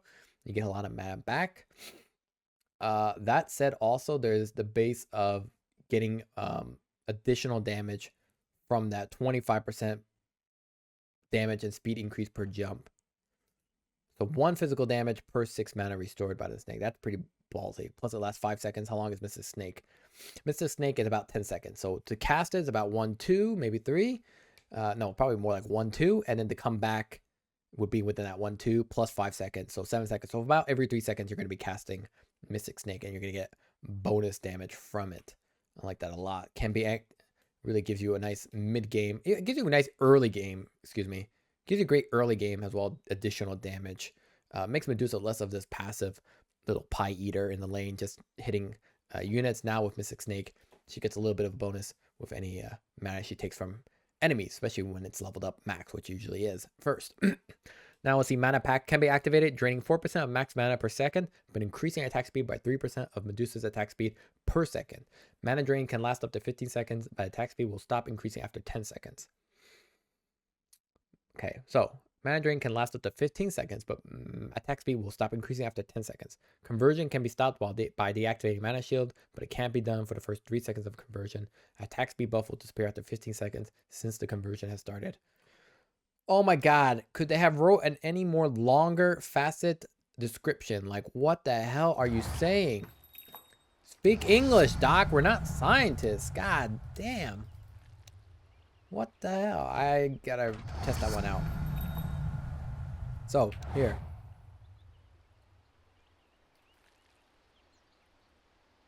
There's the attack speed. I got it on. It lasts 10 seconds, basically. There it is. Now I can't turn it off. I can basically just stop it. But your shield is still on, technically. So, here it is. Basically, you get this. There's some dummy targets. You basically attack faster over time. Now, is your mana shield still on? Technically, yes. You drain your own mana. Oh, because I took free spell. Excuse me. There it is. There's the mana. Boom, boom, boom, boom. Okay, great. And you can see it. I mean, you get a lot of attack speed very, very quickly. But you can see your mana pool pretty much run down. And you still get your mana shield. So this is actually, so basically the way I understand this build and for this hero is basically two forms. One, there's the current Medusa build, which is around Disperser, it's around Butterfly, it's around Manta style. It's around arcane boots, and basically you would go. Basically, you would never really put yourself in the fight. You would basically pick this to either reposition yourself or get in closer to chase or hit down opponents. And then you would use your ultimate to either get in front of them, or if they get too close, you would use that as a way to repel them back. And then you can use some dispersal to chase. Now with this little beautiful item here, you know, the need to have more attack speed around Medusa so she can output as much as you can with split shot is not as emphasized, I would say, as let's say some other abilities that you might really like. Do these guys get it too or no? Looks like not. So mana pack, basically really nice.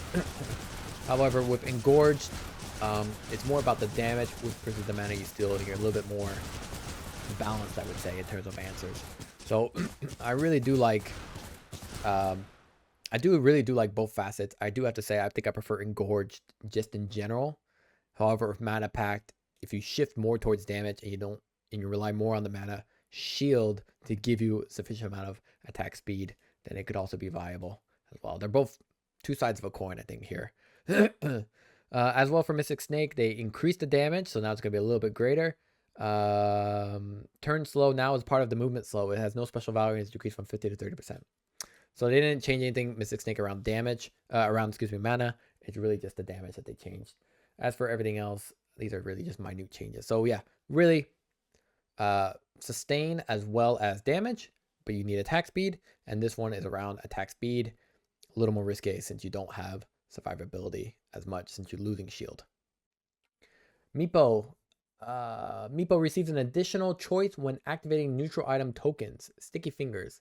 Some of these changes feel like they're board game changes, don't they? Like increase all curves by extra levels. And this Meepo is like, oh, you can get one more choice in neutral items. It feels kind of like Magic the Gathering kind of changes.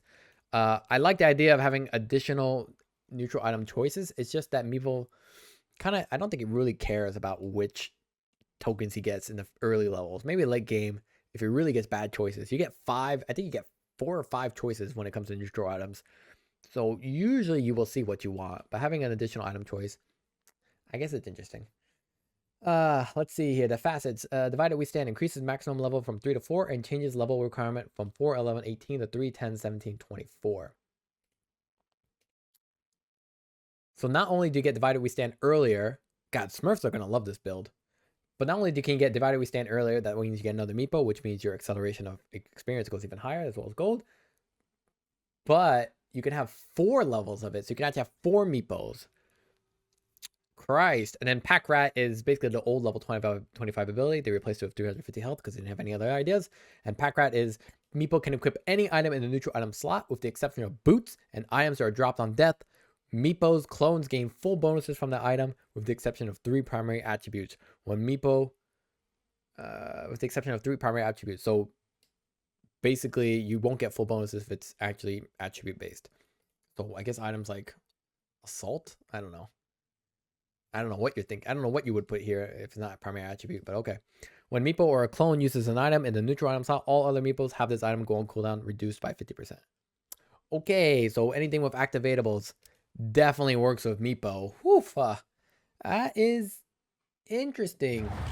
Let me check that one out. Nope. Here's a Pack Rat.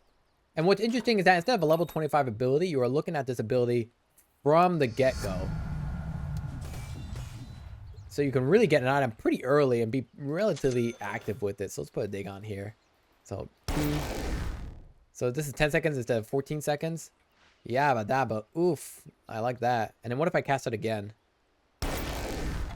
Oh, they all go on cooldown. So they're not actually individually used. They're just all on cooldown. So I don't know. It is true though. However, if you take this Pack Rat, basically your neutral items are useless. I mean, I wouldn't say useless because there are some good neutral items, but this innate ability kind of lends itself to you picking more Meepo. I think more Meepo in general is just a better pick. But Pack Rat, I could see something there. I'm just not 100% sure what off the top of my head.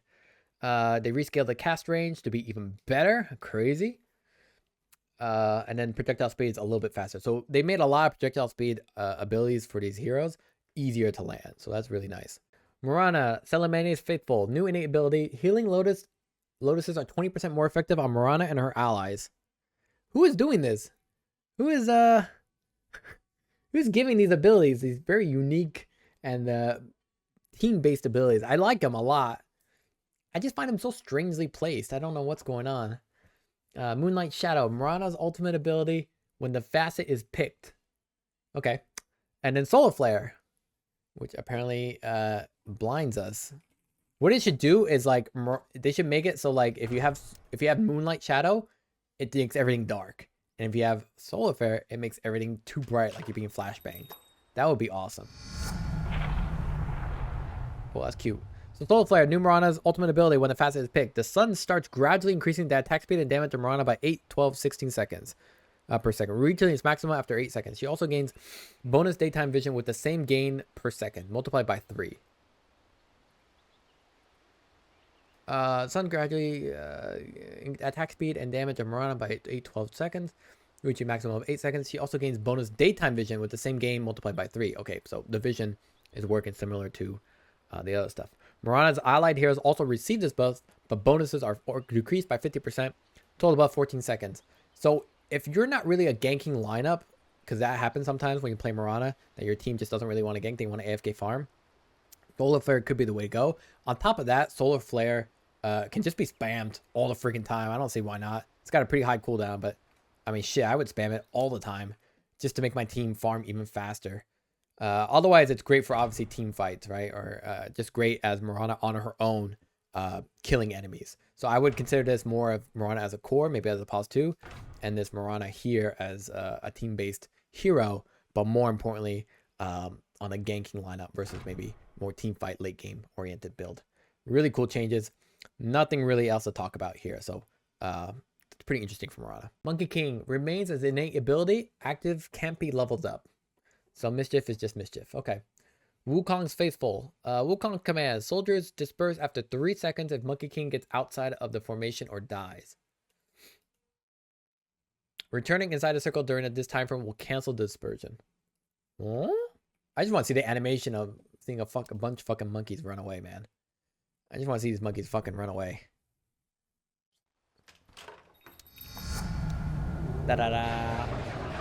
Disperse, monkeys! Wait, what? Oh, but if I walk back in, they come back? Oh, no. Oh, within the time frame. Oopsies. So, really simple. Wukong's Faithful. It's basically a more forgivable version of Wukong's command. You Wukong command in, someone leaves the lane, you get pushed out, you get swapped out. Classic Vengeful swap, Vengeful Spirit, Nether swap. You have Wukong's command. Facet will let you at least jump back in real quick, hopefully. Otherwise, you have Simeon's Stride. These names are awesome, by the way. Has no cooldown while Monkey King's at full health. So you have to be full health for this to have no cooldown. I find this caveat just too much. Basically with Tree Dance, it's really nice. It's going to be nice if you're playing pause 4 Monkey King, because then at full health, you can maneuver really fast around the map without being seen. And then more importantly, you can jump in at full health, and then you can jump again as long as you're not hurt. So you can jump in, Primal Spring in, then Tree Dance back up. Again, really cool. Yeah, actually, I really like that idea. That's really cool. And then Wukong command, we talked about it. In terms of other changes, critical damage decreased. In terms of Boundless Strike, you're pretty much only getting the first 1 or 2 levels before you max it out. So this change is a little bit brutal. Mid-game, you're usually maxing this out after maxing out Primal Spring to help you with farming. So to see it now nerfed from 225 to 180% is a little bit of a bummer. However, now it deals 80 bonus physical damage, which can be actually quite nice in that it will amplify your Boundless Strike early game where you don't have as much damage. Having additional bonus physical damage will then amplify your critical strike damage, as well as the cooldown being decreased to 15 seconds is pretty significant, especially in the mid game. So anything else to talk about? Not really. So now we're gonna just check the last facet. So we're gonna max ourselves out here. Primal jump, Primal Spring in, and Primal jump immediately again. See? So it's really gonna be kind of like a real Monkey King, or like a real monkey. That's pretty sweet. I like that a lot. Cool hero. I'm definitely picking Wukong's Faithful as the build. However, Simeon Stride as like maybe a 3 or a 4. I kind of into that. Kind of like it. Okay, we're playing Morphling. New innate ability. Morphling receives accumulation of 50% of attribute gain bonuses every half level instead of full bonuses at level up. So usually you have to level up to get additional attributes. With Morphling, you're getting it every half level, which will make you a little bit faster to last hit, a little bit faster, a little tankier, a little bit more intelligence at every half level rather than having to wait the full level, which is quite nice. It's kind of incremental, especially in the late game. It's not going to matter, but early game, it could definitely be the difference between life and death. What's also interesting is that all attributes bonus gained for skill points in the talent tree is changed from 2 to 4. So this is what they're talking about. Here this says +2, but it's actually +4. So here 26, 28, 21. Come on. There we go. There we go. Boom. Do it again. 49 +4 is 53. So definitely an interesting change for Morphling. Kind of gonna, maybe we might see him be a little more passive as a pause 1. Usually Morphling likes to go maybe a Conda or even an early Blast to disassemble that down the road or keep it as entirely, since Morphling's all about base attribute damage. We could see him just being super passive, knowing that he just farms he gets all his stats much faster, and more importantly, he just is significantly much more capable of dealing damage with agility. I could see this with other base damage bonuses from other heroes across the rest of the facets and innate abilities. Really interesting. In terms of facets here, we have hero's primary attribute is agility. Adaptive strike knocks back the target hit. Okay, so you basically your hero's primary agility your hero's primary agility is your hero's primary attribute is agility, and here it's your strength. So makes Morphling's current agility to strength ratio affect his cooldown speed, ranging from 50% to 175%. Agility strength ratio to regular speed with 50% agility strength doesn't affect items. So Ebb is basically the traditional way of playing Morphling, right? And then if we change the attribute here, it says Morphling's primary attribute is now strength, and Morph can accelerate his cooldowns. So there used to be an old version of Morphling that you would play him as support, and you would basically be able to stun opponents for much longer. I'm thinking now with this, you're not really attacking all that fast, but you're definitely attacking harder. This is level 1. Oh, excuse me, level 8. So you're doing 100 damage per hit, but evidently, as you can see, your attack speed is awful. But you can go items like Straight Moonshard. You can go items like Maelstrom. And then now, let's look at that. And you're just now a very tanky. Look how slow you are. Christ. Give me some attack speed. Now, the value of this is basically it affects your cooldowns, but doesn't affect specifically your item cooldowns, but it does affect different abilities that you have here. So will this still stun, or also puts adaptive strike agility on a 3-second cooldown? This one's on strength and this one's on agility. So if I do that, that's nothing. Now if I do this, it's also nothing, but it stuns for much longer and the cooldown's much shorter. So yeah, it's a little bit, it's more of an offensive early game Morphling. Could see him as a 4 or 5 just because it's a very tanky ranged hero. That said, I don't know. I don't really see many people doing this flow Morphling build, but I could be wrong. It's definitely a castable hero. Just it's a little outside my box of understanding. What's valuable about this is that you can replicate abilities are affected by increased cooldown speed based on agility strength ratio Morphling had before replicating. Okay, makes sense. So basically, any hero you take from Morph, you then have reduced cooldown on their abilities, which can be quite strong. Right now, I don't think many people play Morph, use the Morph ability outside of, let's say, follow through or just some sort of buff, like let's say an Ursa. But yeah, they could definitely see this changing, especially if you're playing, let's say, against an Earthshaker or something. Adaptive Strike no longer grants bonus agility, even with Axe Shard. Basically, you grab points in Adaptive Strike to help guaranteed last hits on range creeps. Same thing here. No longer locks back to target hit by default because now the cooldown is significantly lower if you go for flow as a facet.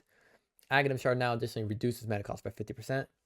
Okay, and then morphling benefits from most innates and facets of the targeted hero. I don't like when they write most because obviously, you know, it's a little too ambiguous for you to understand.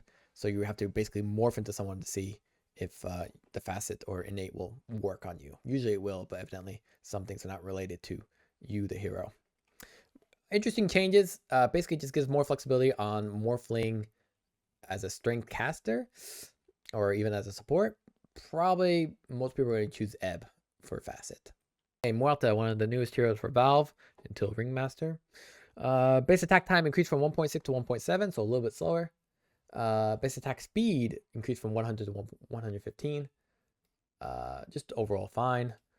Supernatural new innate ability. Muerta can always attack ethereal targets and can attack when she herself is ethereal. When attacking ethereal targets, all of her attack damage is dealt as magic damage. Sounds a little bit like her ultimate, but now it's an innate ability. I talked about it before. I don't really like when they take an ability and then split it off into just her. Now you can do this outside of your ultimate, but I mean, generally you're not fighting outside your ultimate anyways. But now I guess if you do like Muerta Ethereal Blade, you can now hit them and it does magic damage. So you can go, I guess you can go your ultimate ability, and after that's done, Ethereal Blade the opponent. It's just an option. Let's see, Dance of the Dead, the Calling. Whenever a hero dies inside or within 200 range of the Calling, its duration is refreshed, and the circle expands by 100 units, and another revenant is added. They had that before, now it's a facet. The alternative is Muerta places a sacred altar at the targeted location. When respawning, Muerta is spawned at the ofrenda and destroy it, putting the ability on cooldown. Muerta can select the ofrenda and force it to destroy itself. Only one ofrenda can exist at a time. Mana cost 50-60. It's kind of got that Vengeful Spirit feel to it when you use it. Basically, you're placing it somewhere where you can resume the farm, or you can use it as kind of a split push. But also have to be careful that you do not effectively just, you don't die being there. There it is. I love that. I wonder if you can destroy it while you're dead. So let me just do this. And then let me give this guy some damage here. Oh, please attack. No, please stop. Please attack. So can I destroy it while I'm dead? Because it's kind of like if I'm dead, I can't use my ability, which is what I assume. Then I'm kind of stuck. Yeah, I'm kind of stuck. No, please stop. Oh, and you really can't cast it from far at all. That's pretty hilarious. You can't destroy it. How? Muerta can select the ofrenda and destroy it to destroy itself. Okay, so that's how you do it. Oh, so you can destroy it. Excuse me. I'm so sorry. Attack me. Kill me. So if the spawn is terrible, forget it. Boom. Okay, it's also, this ability is also good for buyback with Muerta, which is usually what she plays late game. Late game, she wants to, late game, she, you know, having the ability to buy back and immediately fight again is really nice. However, you don't have your ultimate ability, Pierce the Veil. Kind of a bummer. So in terms of other changes here, nothing really to talk about. Ability is now toggled on by default. Thank you. Ability to attack ethereal units is moved to innate ability. Yeah, not that great. Basically, Pierce the Veil is effectively, I wouldn't say weaker because now you can do it all the time. It's just that now Pierce the Veil, it's really about the bonus attack damage, and it will do all magic damage. Yeah, so maybe Ethereal Blade could be something viable for her if you're playing support. I don't know. Not a super fan of that change at all. In general, though, yeah, I would probably choose the Calling.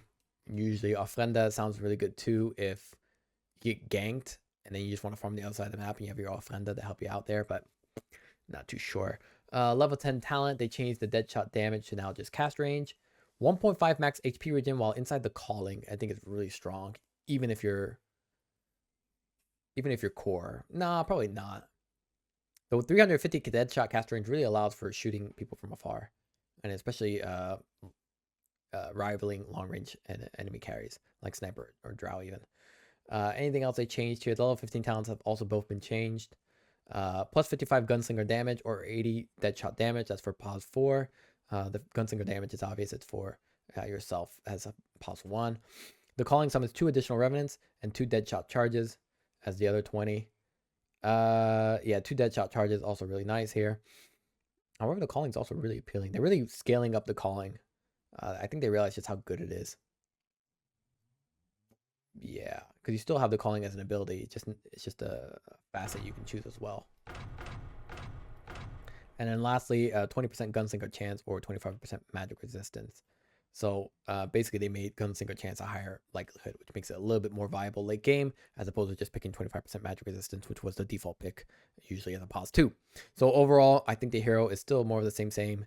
However, there's now a possibility to have an ofrenda, which lets you farm up once you die. So I don't really like items that are based on or that are surrounded around the circumstances of you dying, just because it's a little bit awkward. But nonetheless, I do think the ofrenda is an interesting idea. Naga Siren, new innate ability. Naga Siren gets 6% evasion for each Naga Siren within 900 radius. For each Naga Siren, it doesn't say illusion, it just says each Naga Siren. So if you're playing identical mode, I don't know, then I guess Naga Siren buffs herself. So does it also buff your illusions too? I would assume yes, because the wording is quite unclear. So that, yeah. So the illusions also get evasion, which is nice. Illusion having evasion at 900 radiance with one another means that if you play them grouped up, they do a lot of damage. But more importantly, it means that anyone who has fast attack speed trying to attack the Naga Siren will have much harder chance of taking out your illusions, and more importantly yourself. But the more they take out, the less evasion you have. So this is a very strong upgrade. Eel skin, very interesting. As for Naga Siren, looks like they gave you up Riptide. Third basic ability when the Facet is picked. Passive ability, every 6 attacks from Naga and her illusions, the Naga and her illusions will hit nearby units and damage. Lowers armor for 4 seconds. Yeah, pretty standard stuff. This is everything we know. This is the way we usually play Naga Siren. There used to be a Naga support. Let's see if that's a new way to play it. New Naga Siren third basic ability. It's called Deluge. That sounds funny. What? Oh. I pressed F, but it does R. Oh, interesting. Why is F working when I press R? Anyway. Active ability. Naga and all of her images hit nearby units with a damaging wave of water that reduces enemy status resistance for 5 seconds. Yeah, this is definitely illusion based. Definitely supportive based. To be honest, it's also good if you're playing Naga Siren and you have your ensnare. If you have your ensnare, yeah. Reducing the status resistance for 5 seconds, pretty good too. And then all you have to have is your illusions to touch him. 20% reduction is okay. The damage is pretty significant. 230. And what's the cooldown? About 10 seconds. I like that. How long does that last? 5 seconds. So about 5 seconds between the cooldown and how long it lasts is the moment where Deluge will not have an effect. I think generally you choose Riptide, but honestly Deluge I could definitely understand the applicable interest. As for abilities, Aghanim Scepter now allows Ensnare to affect debuff immune units. So I could have sworn that was a thing before. I guess now it wasn't. Now it's back. And then Reel In, no longer granted by Aghanim Scepter. Now it is acquired on leveling Ensnare for the first time. No kidding. No kidding. Okay. They're just giving you Ensnare, eh? Okay, that pool is almost freaking nothing. It's like... now requires Aghanim Scepter to affect debuff immune units. Yes, maximum range 1400 to 1600. So you can do it from quite far. Look at that range.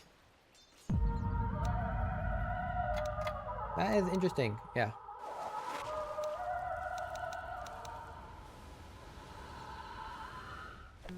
Oh, you hear that music? That's interesting. It's actually a pretty long harpoon reel-in. It stops much closer to... it stops pretty far from Naga Siren, which is a little bit of the surprising part. Targets that are reeled in have phased and unobstructed movement, so that means you can bring them down here. Kind of like the new Nightmare for the hero. Nothing to reel in. There you go. Now come to Papa or Mama. Ooh, I like that. And then to Deluge. This thing sounds different too. Channel duration charge changed from 5 seconds to the length of the remaining ensnare debuff. Okay, so pretty much you want to ensnare and immediately reel in. Boom. Got it. So that's a nice change. Okay. Song of Siren now heals allies for 246% of max health per second even without Agony Shard. Okay, that's nice. This helps turn the tide of battle. Sometimes you would use Song of the Siren just to interrupt your opponents, or more importantly, to help you yourself set up kills. Now there's a reason to use it mid-game fight, and then you can now get a lot of max health regen out of it. Aghanim Shard no longer grants 1 second extra duration. Now also restores 4% of allied max mana per second. So it's actually quite good even if you're pause 4 or pause 3 Naga Siren. The mana cost has also unfortunately increased for Song of the Siren, but you get some back if you get the Ag Shard. And the cooldown has also increased, so now you can't spam it as much at level 3. Overall, bringing back a little bit of the pause 4 for pause 4, pause 5 Naga Siren when it's built around Ensnare, as well as now this Deluge. And then on the flip side, you have your standard Naga Siren. That can actually do a little bit more now with the free Reel-In. Level 10 talent plus 25 Riptide replaced with 30% Riptide damage. So now it's more scalable, the Riptide damage. As well as level 15 talent, instead of giving you strength, it's now minus 50% mirror image illusion damage taken. This makes it so your Naga Siren itself is not as tanky, but your mirror illusions with the evasion taking less damage is actually quite applicable. And now the 25 talent Ensnare applies break, which is really great. But that late game, I don't know. Yeah, I think you're only seeing this if you play Naga Siren as a core. The alternative is minus 10-second mirror image cooldown, which is really nice. So I think actually the Ensnare applies break is probably the more go-to ability or talent, excuse me. Nature's Prophet, base damage decreased by 6, so they really don't like people playing this hero as 4/5. They really want him to do no damage, basically. Powered is a new innate ability. Nature's Prophet gains 6% bonus base damage. Another bonus base damage. They're making a lot of these heroes kind of scale up. I kind of find it annoying. Base damage for each tree within 300 distance of him. Also gains multiplied amount of this bonus per Nature's Call treant within the 1200 range. So you can basically see this guy coming back as a 3, even as a 1, kinda, not really. Levels up with Nature's Call, so you have to get points in Nature's Call to really take advantage of the base bonus damage of this new innate ability. Yeah, I don't know. I'm sure they changed also the Sprout. Yeah, they basically made Sprout Facet, where it's basically your support ability, and then Ironwood Treant is your I think your more traditional pause 3 old school Nature's Prophet build. So if we read it, Soothing Saplings heals 12, 20, 28, 34, 36 health per second for allied units and buildings near the trees. Healing for buildings is reduced by 50%. Okay, works really well with Treant Protector. Also, holy shit, alt heal on Nature's Prophet, Mechanism Blade Mail coming back. And on the alternative is Ironwood Treant. Summons 1 Treant with 550, 750, 1050, 1150 health, a 50% increased damage, and a reinforced property. And if you're like me, you're saying, what the hell is reinforced property? And you wouldn't be alone, because I have no freaking clue. Here, Treant multiplier is increased from 1 to 3. So this is really your damage build. Holy crap. That's funny. That's a big tree. Oh, it just summons 1. It only summons 1 treant. That's hilarious. 1 big boy. And a reinforced property. What's a reinforced property? Buildings deal bonus damage to other reinforced units and buildings and take less attack damage from other units. So, yeah. Okay. So, are you pushing with this? It feels like you're supposed to be pushing with this one, right? Because it has reinforced. On the flip side, the Sprout is pure healing. It heals health per second for allied units and buildings near the trees. Healing for building is reduced by 50%.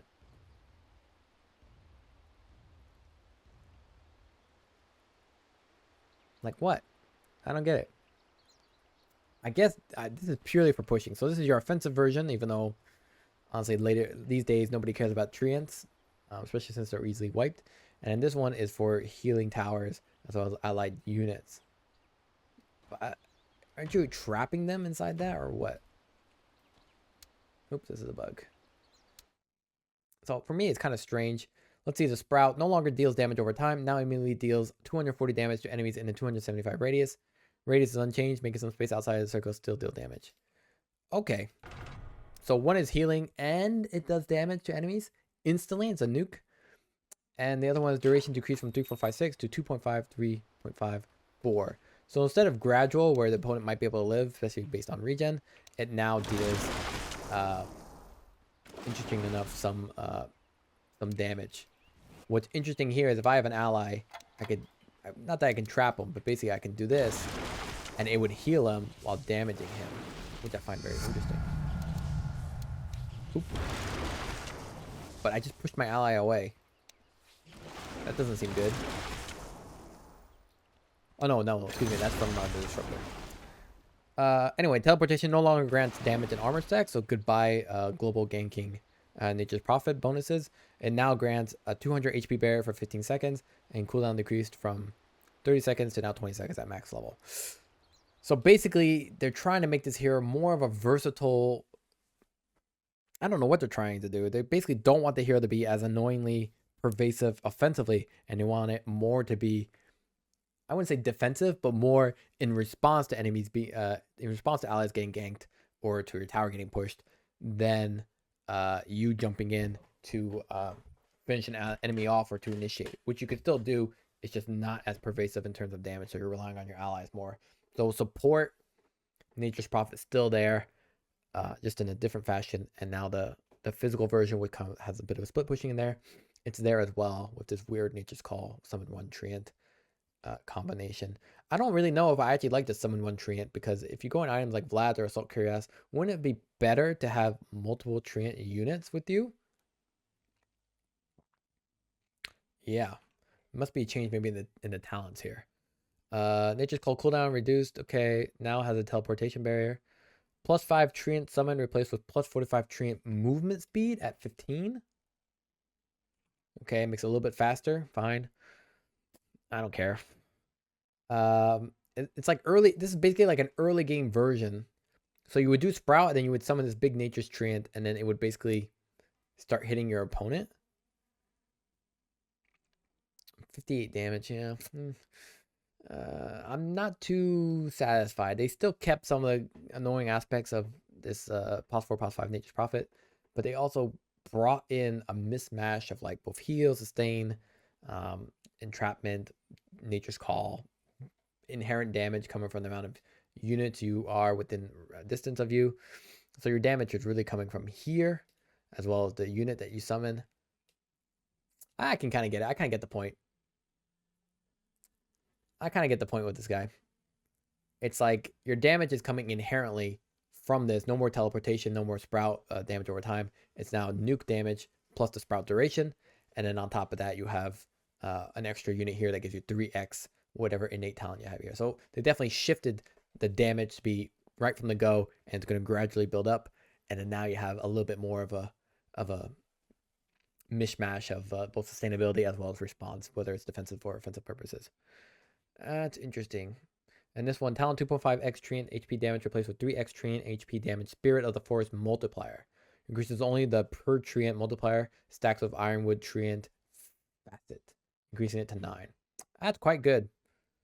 3x of the Forest multiplier. So 3x would be 158 damage per hit. That would be 3,000 health, and it has reinforced property. Let's check that one out.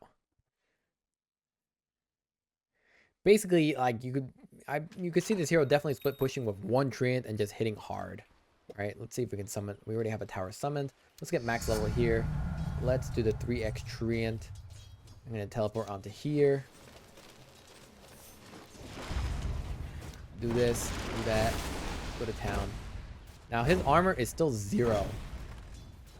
Wow, look at him go on that tower. You go, boy. Oh yeah, it's kind of like a more...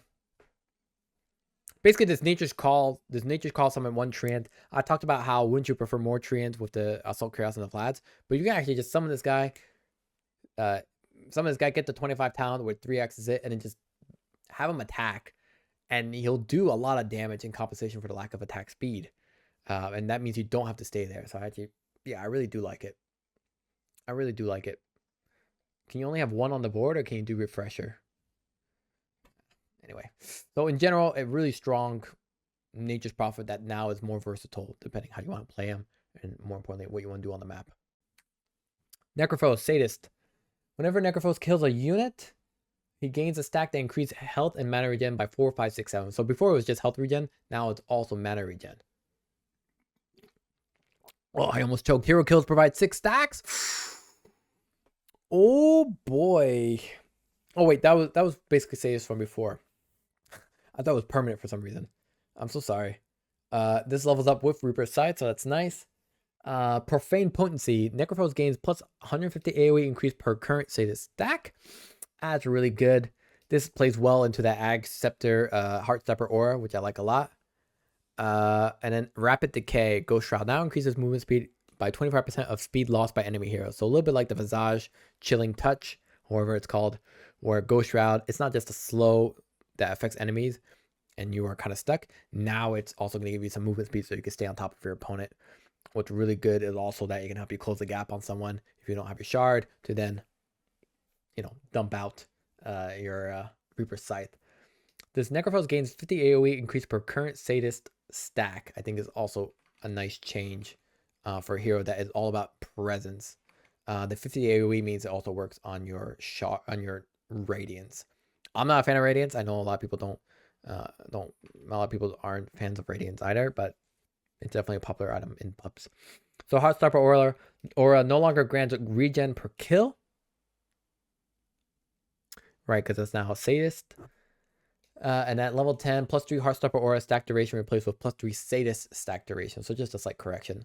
Overall, I would probably choose maybe the Profane Potency. You would usually have your Shard to compensate for the lack of movement speed of Ghost Shroud. I like 50 AoE increase per current Sadist stack. Not to mention that this also still gives you free stacks, right? Let's see. Any kill under this effect is credited to Necrophos.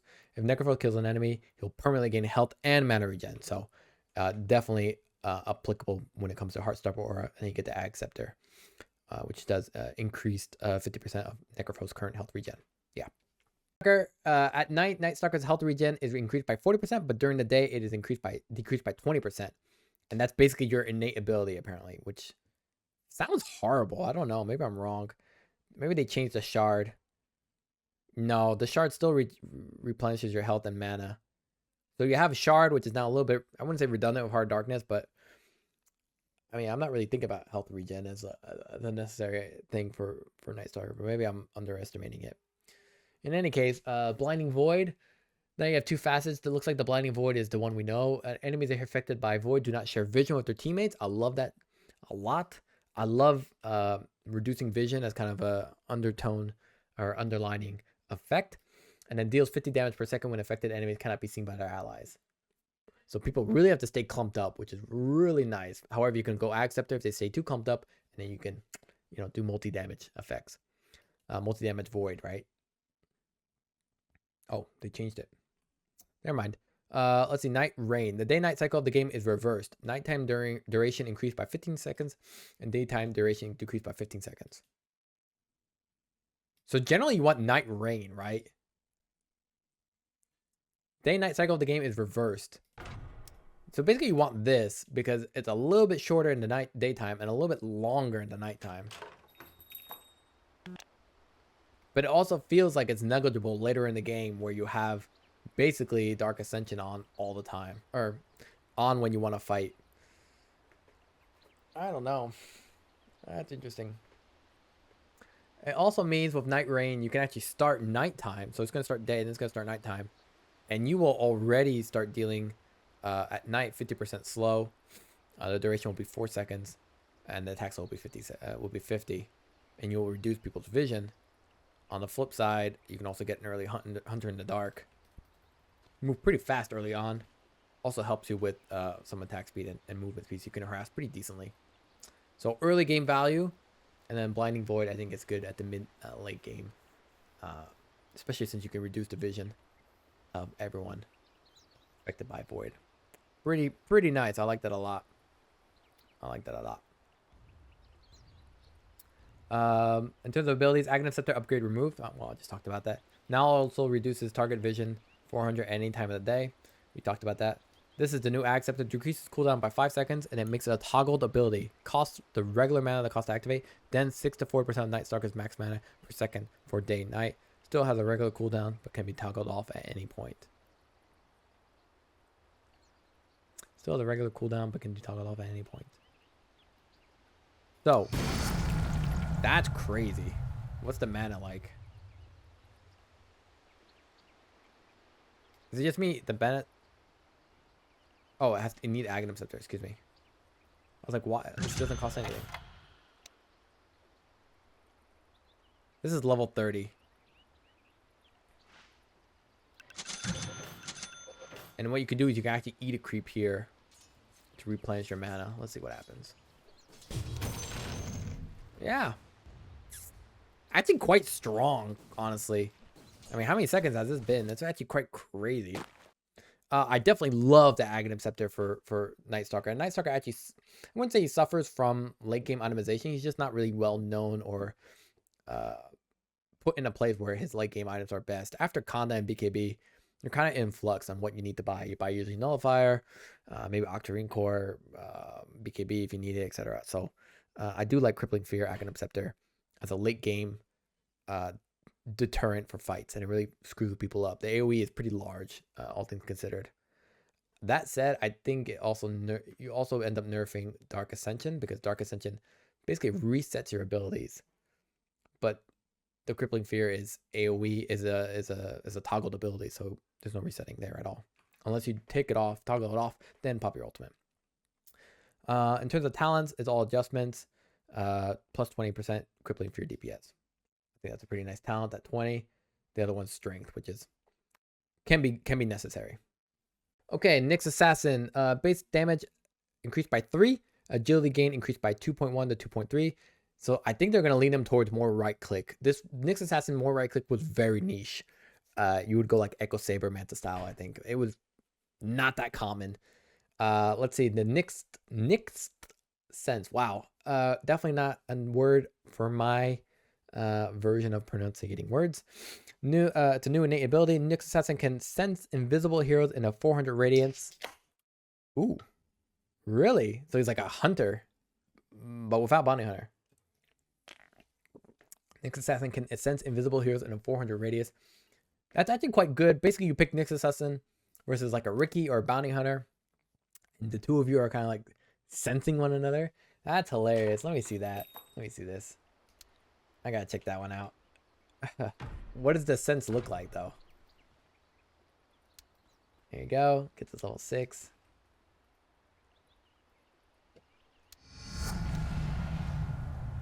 Radius is not that large, though. Yeah. Interesting. Okay. And a mana burn. Let's see here. Nyx Assassin abilities and items burn 15, 20, 25, 30% of the current mana of the affected units, enemies. Triggers only on spells that deal 100 damage or more before reductions. Effect scales with the level of Vendetta. So both his abilities, we know this. Abilities burn as well as the items burn. Triggers only on spells that deal 100 damage or more before reductions. Does Spirit Vessel count? Or not? So I'll just kill this guy now. Obviously, they're talking about Dagon, but now I want to see if it counts for this.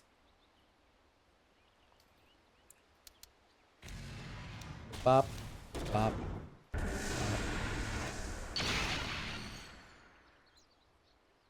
It doesn't look like it's doing any whip damage. Burn. Oh, they burn the mana. Okay, excuse me. So it's basically the old mana burn that is now Mind Flare. I see. Sorry about that. I misunderstood. And this is with losing 50% from Vendetta, I assume. No longer burns mana on its own. Never mind. Typo here, by the way. No apostrophe. Vendetta grants unobstructed pathing and max movement speed for the first 10 seconds on Vendetta. Yeah. This can be good, especially for a pause for Nyx that is looking around the map for an opportunity. I definitely see the appeal of that. If I do that, there's the mana. And then what about this? It's not really burning mana, so it's really around Dagon and everything else. And the thing is, the mana burn doesn't actually deal any damage. It just mana burns someone, so it prevents them from escaping. But usually you're going to be targeting people that are going to die, preferably. The mana burn does let you follow through on damage, nonetheless. So on your auto attack, and you are a universal attribute, so mana burn could be interesting. As for Scuttle, grants unobstructed pathing and maximum movement speed for the first 10 seconds of Vendetta. That doesn't seem that good because your Vendetta lasts a long time.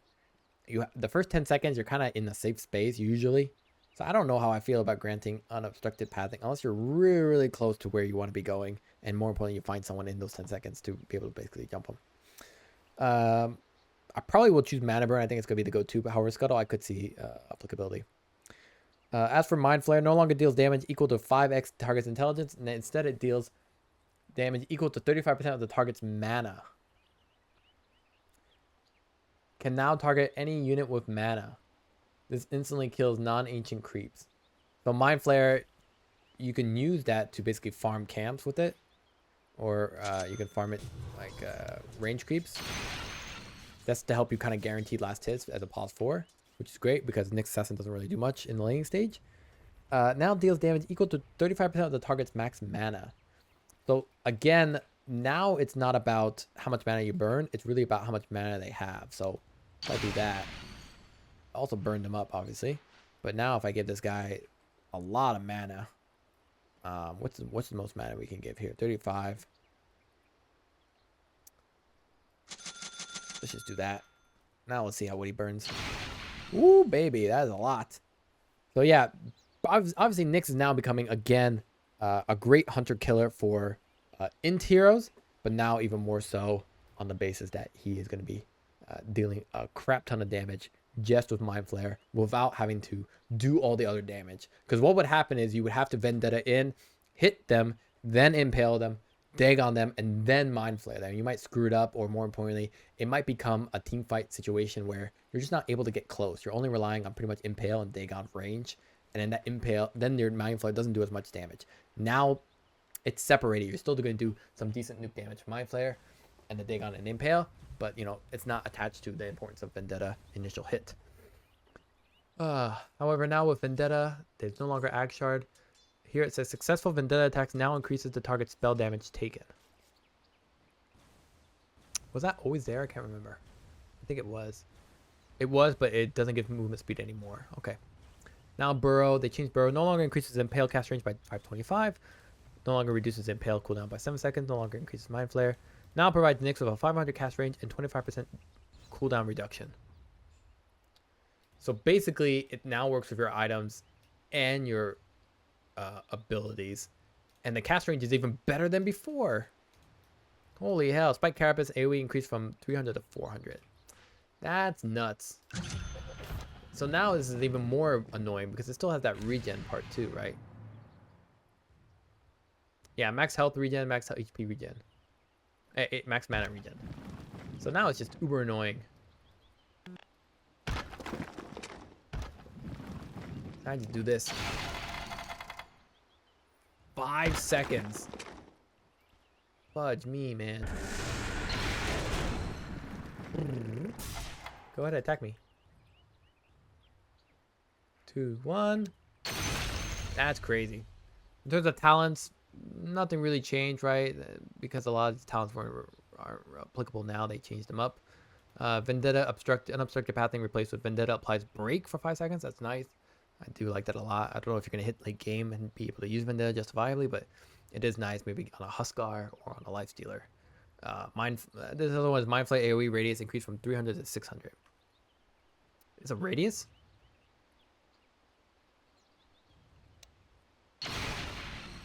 Oh, the radius in which you can cast it? Is that what they're saying?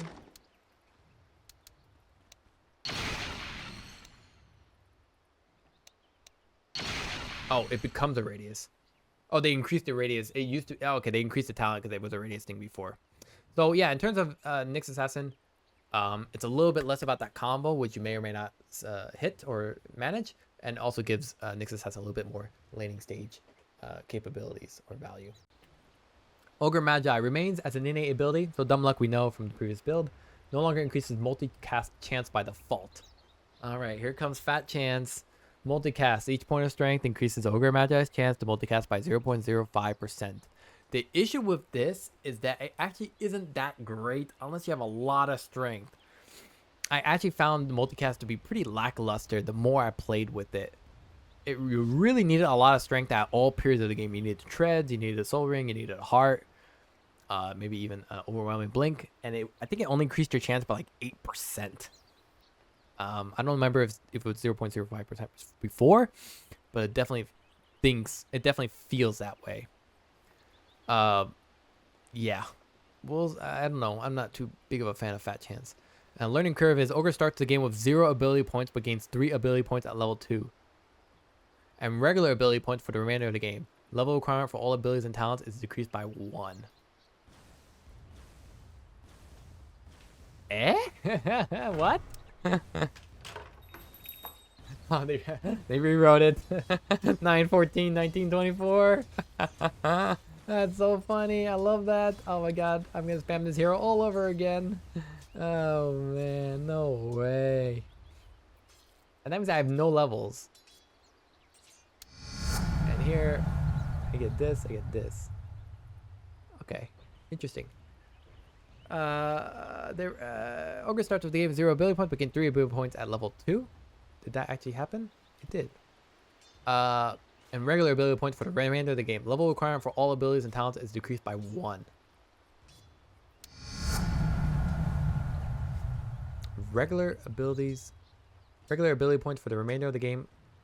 Level requirement for all abilities and talents is decreased by 1. So I can get...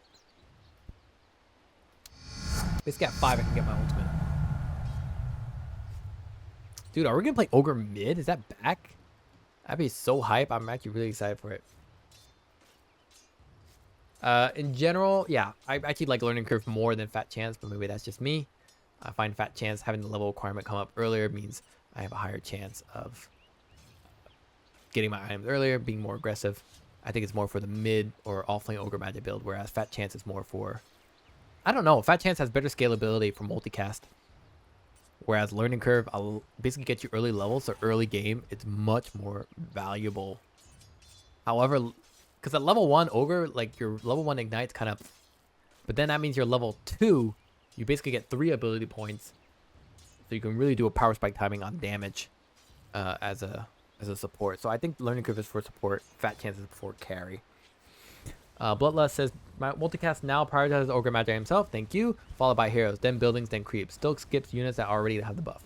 That's good. This was much needed. I'm surprised we hadn't had that before. And then here, just a slight change. So overall, I like the new Ogre Magi change.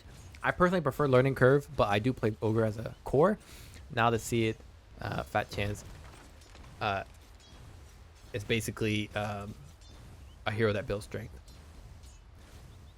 Okay, Omni Knight. Degen Aura is back, an oldie but a goodie. Ability returns as an innate. Passive levels up with Guardian Angel. Degenerates the movement capability of enemy units at straight to near. Movement slow 10, 20, 30, 40. Radius 300. So Degen Aura was pretty much considered a garbage ability when it first came out. Now that we have something a little more offensive in terms of range with Omni Knight, it's a little more forgivable to play the hero. It's a little more forgivable to have Degen Aura back, especially with Hammer of Purity. So you have a slow of Hammer of Purity. On top of that, you have the Degen Aura doing some great damage, doing some great slow, so the opponents can't really run from you. Do I particularly like this ability? Not that much. Does it level up naturally with Guardian Angel? Yeah. So it's just a nice little effect, a nice little bonus for Omni Knight. He has 2 facets. Degen Aura for every 0.5 seconds that an enemy was under the continuous effect of Degen Aura. Omni Knight's damage to that enemy is increased by 1% up to a maximum of 20%. Effect resets if the enemy leaves the aura. So I think what's really important to know about Omnipresent is the fact that, is that damage building here, or is that damage building as additional bonus? And I think that's pretty important to know. Let me have a gem here.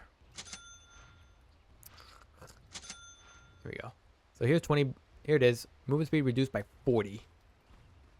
And it says, for every under the continuous effect of Degenor, Omni's damage to that enemy is increased by 1% up to 20%.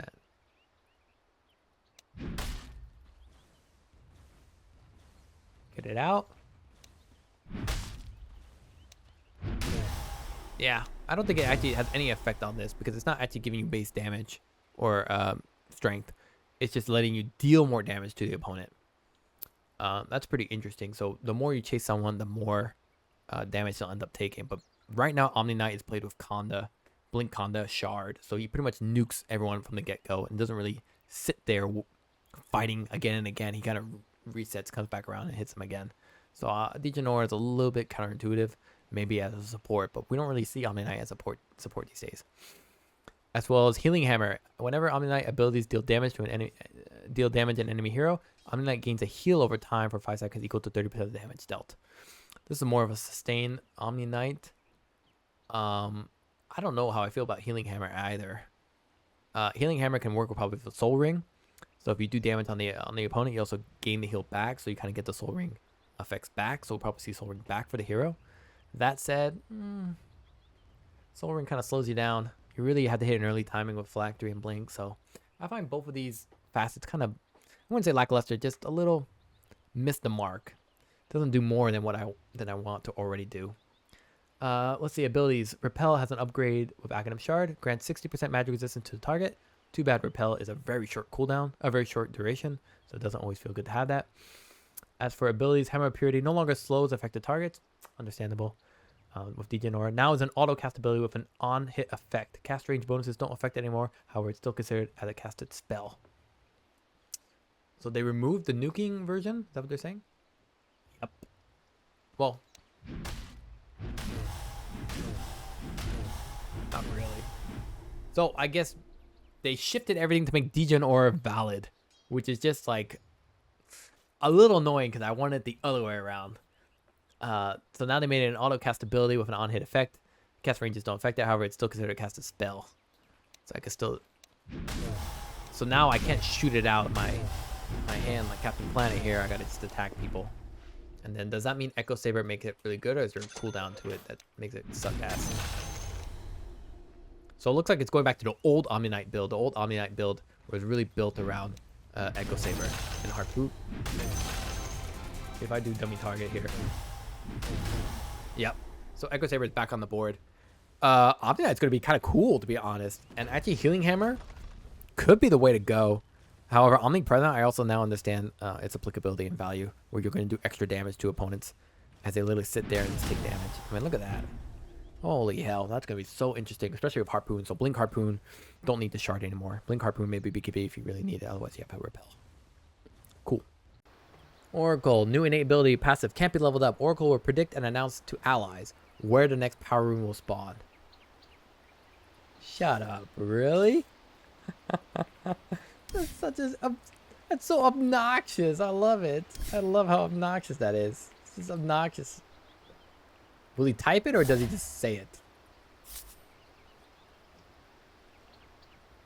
Can I just summon Rune here or no?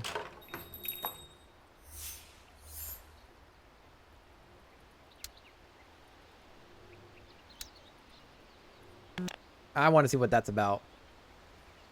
Oracle can alt click to broadcast a message to your team.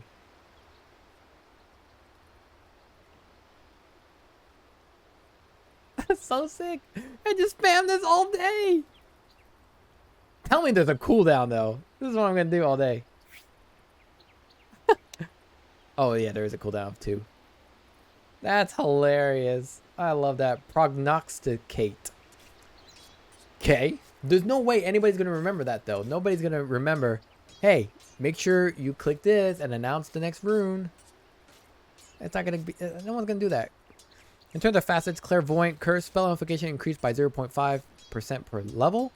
So there is a mid Oracle build. It's one that Thompson has played a few times, not that much. But yeah, I do like the spell amplification increased by 0.5 per hero level. And then there's the other one, Clairvoyant Cure, where the heal amp increased by 1% per hero level. So this one obviously is much harder. You get less out of it. This one's a lot more, but obviously it's just heals. overall, just more of the same for the beautiful Oracle. I love that. I love everything about this hero. It's just hilarious. Our World Destroyer, base movement speed decreased by 320 to 315. Base armor decreased by 0.5. Innate ability is Omnious Discernment. So they made Our World Destroyer a little bit slower and more importantly, more susceptible to damage on people who can close the gap on Outworld. That means that Acceptor is going to be maybe a little more viable or a little more necessary, as well as Hurricane Pike, already core item for him.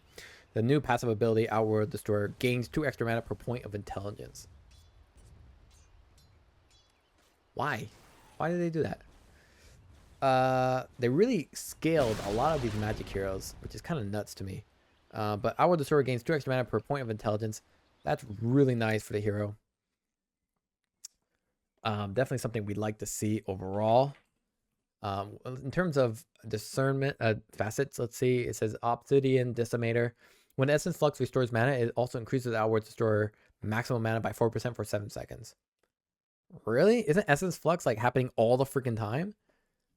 That's nuts. So you're pretty much always going to have maximum mana 4%. And then here, Overwhelming Devour. Astral Imprisonment applies a mana allergy debuff, which heals Our World Destroyer every time enemies spend mana. Mana as a heal, 100% debuff. So you're a little more susceptible to taking damage. But if you take the Overwhelming Devour, you then have what's it called? You have a little more sustain, I guess. It's kind of interesting. We really don't treat OD as a sustain hero, even though his 20-25 talent had some sustain in there. Here, level 20 has a spell lifesteal. So I'm kind of curious now, if I use this, is it only on myself or heroes that are affected by this? Looks like only heroes that are affected by it. Yeah.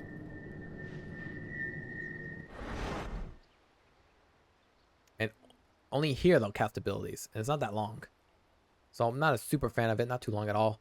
And in terms of Sanity's Eclipse, applies a mana allergy debuff, which heals Our World Destroyer every time enemies spend mana. And same thing here. So basically you have 2 allergy debuffs. More importantly, it's really interesting to maybe have 2 of these. There used to be a way to have 2 of the Astral Imprisonment. I guess you can't do that anymore if I remember. Now to Shard, you can use Astral Imprisonment on allies and they can move around. Not really applicable elsewise. Yeah, I mean, it's fine. Essence Flux with, maybe you could do Acceptor with Essence Flux. That seems kind of crazy. Yeah, I mean, I don't really care about sustain for Our World Destroyer. I found the hero mostly in the back, not wanting to be touched. And if he is, then he goes BKB and Acceptor. So not a huge fan of the sustain. I find Essence Flux here can probably be the better one. In terms of abilities, just small adjustments. Agam Shard now allows Astral Imprisonment to deal damage into 300 AoE. It's a slight buff. No longer applies mana allergy debuff about Facet 2 chosen. Okay, well, I'm fine with that. Mana cost decreased 200 450. Mana cost all lower across the board. They replaced your attack speed now with 250 mana, so more damage but less attack speed. And instead of movement speed, it's now 1.5% of current mana as movement speed. Interesting. So your current mana is going to determine your movement speed increase. And that really plays well with Obsidian Decimator. But on top of that, it really plays well with having attack speed because you have more chance of Essence Flux occurring. And now you're level 20. Talent Sanity's Eclipse mana difference multiplier increased from 0.15 to 0.2. So overall, I think Obsidian Decimator is probably the way to go right now. Maybe we'll see a tankier Our World Destroyer. Probably not. Like a tanky Our World Destroyer that just casts spells, but not 100% sure. Pangolier, even though it's been heavily nerfed time and time again, looks like Valve has, or the developers have given a little bit pity for the hero. Intelligence gained from 1.9 to 2.2, and agility. We don't care about attack speed, but the armor is very nice for the hero from 2.5 to 2.8, as well as the base health regen increased from 0.75 to 1.25. Makes them a little more sustainable in those early levels, especially. It looks like they have a new innate ability, and it's not called Puss in Boots, The Last Wish. Unfortunately, it's called Fortune Favors the Bold. It's a new innate ability, passive. Whenever an enemy within 1,200 units attacks Pangolier, they have their chance to proc a random on-attack effects by reduced by 40%. Whenever an enemy within 1,200 units attacks Pangolier, they have, I mean, who's attacking Pangolier outside of that range? But yeah, they have their chance to proc a random on-attack effects reduced by 40%. Oh, they have their chance, basically like headshot with sniper. If he's under 1,200 range, Basically, it occurs less. Ursa, that occurs pretty much all the time. But if it's 40%, then it occurs less, right? Is that what I understand? Because for chance-based heroes, or for chance-based abilities like crit or headshot or blade dance, I would understand. But what if it's a hero that guarantees the hit every single time? Does it still land or not? Let's take a look here. You're going to take one of these Fury Swipes and let's go.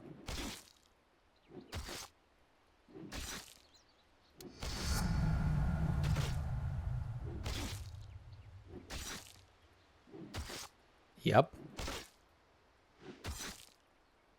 Okay. So it's only for... Yeah.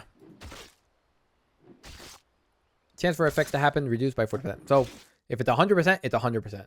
100% is 0%, basically. So yeah. Pretty much not that great.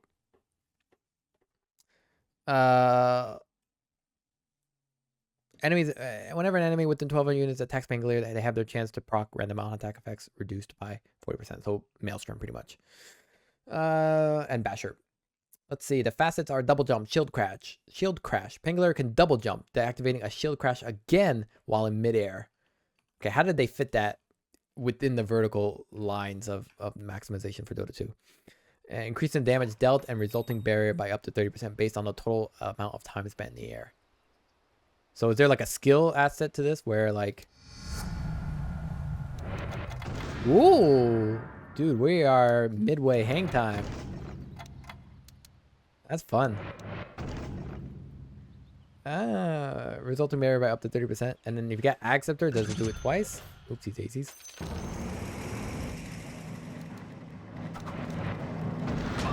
Nuts. That's crazy. Oh, it doesn't do it twice, excuse me. No, only does it once. Got it. I got it.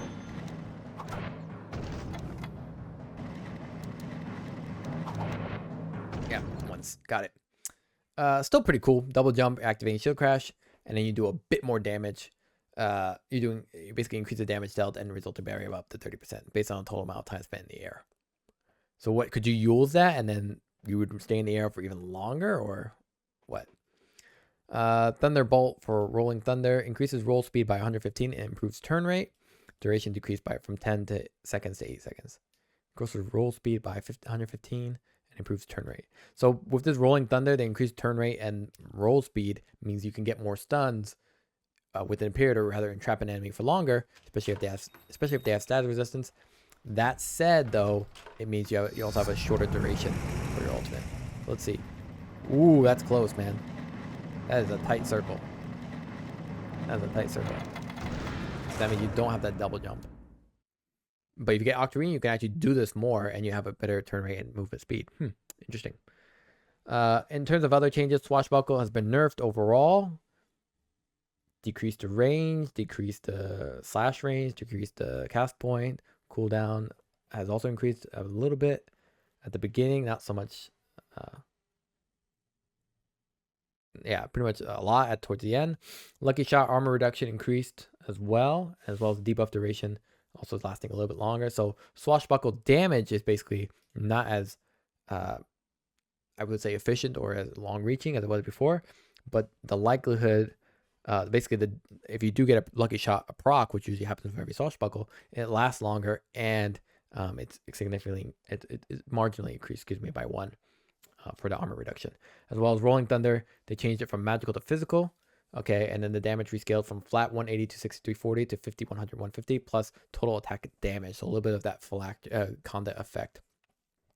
What this does is it makes Rolling Thunder really nice. At one, it makes Rolling Thunder weaker early game because most heroes have better armor than they do have magic resist. However, because it scales 100% total attack damage, it makes the other items you're buying with Pangolier, like Daedalus, like Diffusal Blade-ish, anything with stats, basically has value both if you get the Aghanim Scepter, but also on the fact that Rolling Thunder is going to do damage when it hits you. It doesn't have to necessarily use Shield Crash. Lastly, in terms of talents, it's just all adjustments here. except level 20 swashbuckle damage is now 15% attack damage as swashbuckle damage, which is a buff for it. That's really nice. So definitely can do more in the mid to late game. Early game, a little weaker in some areas, but also much more sustainable during the laning stage. Really interesting hero, and also more importantly, really interesting adjustments. Excuse me. PA base damage reduced by 2. So your starting damage is a little weak, and your attack speed has been increased, so you do attack a little bit faster, but your initial damage, you might have to get a wristband now. During that early game is not quite there. Immaterial. It's a new passive ability. Phantom Assassin starts with 15% evasion and gets 1.5% per level. Not really the ability we care about early game, especially the first 3 levels. Thank you, I guess, for the extra evasion, but it sucks if you get immediately countered with a hero that guarantees hits or something. I don't know. Bloodthorn. I mean, basically, it's just nice to have extra evasion. It's just most of the time you're not really needing it. You only would rely on it if you're jungling with it. But it's an innate ability. But if it was a traditional ability, you would only rely on it to ensure that you can jungle more sustainably. However, we have usually what Blur. I guess they're changing it, but previously Blur made you invisible. So I guess this is the new Blur-ish. Veiled One, Blur, no longer dispelled on attack. While Blur is active, all mana costs are reduced by 30%. After Blur is dispelled, all abilities and items have no mana cost for 5 seconds. Okay, how long does Blur last? Well, I guess we'll read that in a second. Coup de grace. Critical damage increased from 200, 325, 450 to 550%. Much higher. Coup de grace no longer has random procs. Instead, triggers on the 6th attack on the same hero, on the 4th attack on the same creep. Attack counter lasts for 6, 8, 10 seconds. So coup de grace here basically means that when you use Phantom Strike to jump on an opponent and have increased attack speed, you're pretty much guaranteed at least one, as far as I understand, one increased critical damage attack. It's both good and bad, right? I mean, Phantom Strike gives you a lot of attack speed. On the flip side, having now only proc on the 6th attack for a hero, kind of shitty. And on the 4th attack for creep, also kind of shitty. Not too much of a fan of this one. Oh, excuse me. Base damage increased by 2 for Phantom Assassin. I'm so sorry. I thought it was decreased. So actually, you don't need a wristband. You're just doing a little bit better. Basically, she's just a better hitter early on. So that's nice. As for this coup de grace, you do more damage, like 100% more damage, which is really nice. But now you're really built around the idea of attacking very quickly. I'm not 100% certain about that. Or you have a huge amount of damage, so that the 100% increase is significant enough to actually hurt them. Otherwise, you're kind of caught with your pants down. No Blur dispelled on attack. While Blur is active, all mana costs are reduced by 30%. After Blur is dispelled, all abilities and items have no mana cost for 5 seconds. We'll come back to that one. I see that Blur has changed. No longer grants evasion, right? We see it right here with Immaterial. No longer makes Phantom Assassin invisible, which is a bummer. No longer allows to attack without dispelling Blur by default. Still allows to cast Stifling Dagger without dispelling. Now enemies can see ghostly silhouette of Phantom Assassin when she's within their vision, but she's still untargetable until Blur is dispelled. Vanish radius rescaled from 500 to 625, 550, 475, 400. Vanish buffer rescaled from 0. Okay, I gotta read that one. That one's a little bit out of my league in terms of reading comprehension. This is like hooked on phonics level of wording. Blur is no longer dispelled when attacking and reduces mana cost during and after Blur. So what is going on here? Basically, your evasion, as you guys are saying, basically the evasion scales with the levels, but early on it's not that great. And this Blur, I'm not quite understanding it.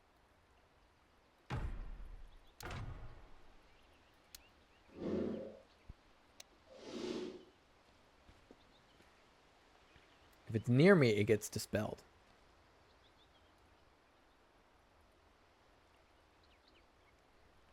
If it's near me, it gets dispelled. However, you also vanish with it. You have a vanish buffer. Your mana cost during Blur is reduced. And your buff duration after Blur is 5 seconds. And then mana cost reduced after Blur. So I could do this. throw some daggers out and it basically won't affect me. I assume this coup de grace also affects my ultimate. So 1, 2.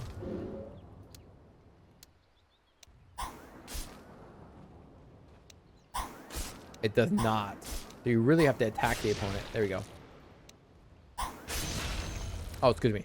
That's not the right. There we go. 1, 2, 3, 4, 5. Should crit here, but it's double too because you see 2 of them. And here, Phantom Assassin blurs her body, causing her to be impossible to see until she attacks, or comes near enemy heroes, towers, or outposts. So you're basically kind of like a secret assassin. You're kind of like that character in League of Legends, where you're invisible, roaming around the map until you see someone that you can go hard on. So basically, blur is no longer a way to kind of stay hidden from the map. More importantly, she just can't be targeted until she gets out of blur or people get close enough to her. She can't be stunned or anything like that, right? Ghostly Silhouette, she's still untargetable until blur is dispelled. Yeah. So the blur change is actually quite interesting where you basically can maneuver around a fight as long as you don't get too close. And you can basically jump on people when you're ready to fight or when you see an opening. But more importantly, if you get caught out with blur and they see you from afar, then it will dispel the blur. Otherwise, they can't target you down. So range stuns are not going to really be there unless it's, let's say, a Juggernaut that blinks right on top of you and gets rid of your blur and you're more visible now. So kind of an interesting one. I'm not a huge fan of it. I don't really see blur being that applicably useful. I might be underreading this in terms of its applicability, but my initial thought is I would rather have methodical. The thing about Veiled 1 is that with Veiled 1, your mana costs are reduced by 30. So you can throw out a dagger. I don't know, what can you do with that? Not, because if you dagger, it counts as an attack, doesn't it? According to methodical value here. Let's see here. If I do this, yep, counts as an attack. So really, you're just hidden. And then you just have a lower mana cost on jump. Oh, and then if you okay, I see there. So basically, you could open with dagger, have the blur dispel, and then jump in with Phantom Strike. They're both kind of shitty to me, to be honest. I don't really care for this one because it's going to rely on attack speed, which I do not build with this hero. I think that's going to have to change now. And this one, it makes blur a little bit easier, but I still am not a super fan of it either, just because, I mean, lower mana cost is nice, but what am I going to do about the laning stage? Or what am I going to do post laning stage when I have to jungle? Lancer, base armor increased by 1, base health regen decreased from 2 to 1.5. So a little bit better armor, less health regen. Base attack speed increased from 100 to 110. Phantom Rush is now an innate ability. Passive can be leveled up with skill points. Okay. Bonus agility rescaled from 10, 20, 30, 40 to 5, 10, 20, 30, 40. So early on, the bonus agility is not that great, but, oh no, excuse me, it's the same except level 1 is now 5 instead of 0. Max rush distance rescaled from 600. It's pretty much the same. And then cooldown rescaled, it's also pretty much the same, 4 seconds at the end. So Phantom Rush is just basically now your passive ability that you get from the start. Now there's 2 facets. Convergence Doppelganger spawns an additional illusion per 25% of health that Phantom Lancer is missing. I don't really like abilities that are around the basis of you taking damage. However, with this logic, the 25% health that you're missing as Phantom Lancer, I wonder if you can go armlet with it. Obviously, probably not, but more importantly, we'll see. But what's really interesting about this is that you go heart usually with Phantom Lancer. So that's going to give you an additional, basically you're going to lose health, but also gain health. You're going to take damage basically, and then you're going to get that health back through heart. So let's see here.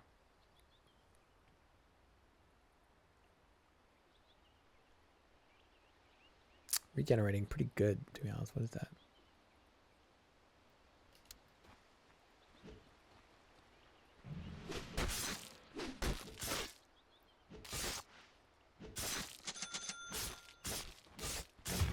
I think I have to get levels in this, eh? Yeah. Let's see now. Let's see with this. Should be coming up here. So armlet will not change that. What? Did I choose the wrong thing? No, I have doppelganger. For 25 spawns in a, oh, here we go. I understand. Okay, excuse me, I'm so sorry. So yeah, that's silly. I should have known that. So yeah, basically spawns an additional illusion per 25% of the health that's missing. You could go armlet if you want. There's some more illusions.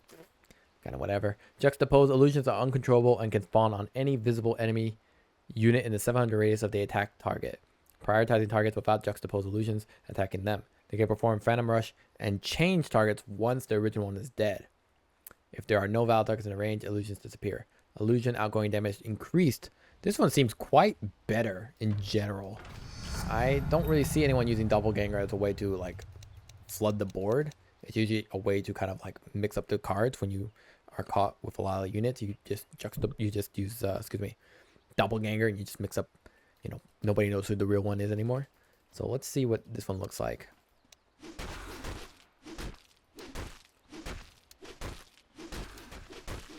That's wild. I could just sit here and just keep summoning.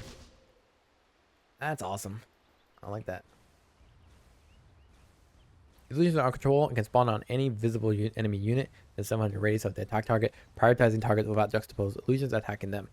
They can perform Phantom Rush and change targets once the original one is dead. If there are no valid targets in range, illusions disappear. I see. So I can attack anyone, but it won't target that one. So it's more visible which one is the real one. Okay, maybe I prefer the other one than Convergence, just because it's on the basis of... I mean, this sounds... I don't know. I'm kind of conflicted. They both seem cool. Both seems cool, to be honest. Basically, it's a nice way to like just target the main tanky guy, and then through that you'll start hitting everybody else. But it's also very obvious which one is you, because you're not. There's less likely to have the illusion spawn with you. So that's, I guess, when you use doppelganger. No other changes for talents. So in general, I think Convergence seems nice. Also as a nice kind of maybe turnaround, or like. I wouldn't say turnaround, but let's say doppelganger, you're at almost no health, then you use doppelganger to summon illusions. I think my only complaint with that is that you have low health, so your illusions are also very low health, which means they're very susceptible to dying. Whereas a juxtapose, it's a little more clear which ones are real you, and you're not really able to control them, so that's a little uncomfortable for me in general. I'm conflicted which one. I probably use Convergence, doppelganger, because it just seems less shitty. But juxtapose sounds like it could be fun in a different life. Phoenix, Binding Sun, debuffs from Icarus Dive, Fire Spirits, and Sunray and Supernova apply a stackable 2% mischance per second. Last 5 seconds, applying new stack refreshes the duration. Okay. Really good ability. Really, really strong ability. Good for at all levels. I like that a lot. That's kind of crazy. Yeah, kind of nuts. This is better than most abilities I've seen yet, so I'm kind of surprised about that one. In terms of facets, burns all enemies in a 450 radius around Phoenix, deals 6% of its missing health per second. All the time? Is that all the time? 6% of its missing health per second? So obviously this works in tandem with Dying Light. Also worked in tandem. Does it work in tandem with your egg? That's the other question, right? If I have missing health, am I still doing that? As well as Hotspot, Sunray. It does more damage, heal the targets near the end of the beam. Beam intensity starts increasing at half the beam. Length up to 150% of the base damage. Heal at 1200 range. Increasing Sunray, length to beyond 1200 range will result in more damage and healing. Near the end of the beam. Okay, so the beam itself gets stronger here than here, and it increases at half the beam length, up to 150%. So anyone who stands here won't do much, but anyone who stands here will do a lot. Let's see, with dummy target, they are taking burn damage per health missing. Let's get some free spells on here.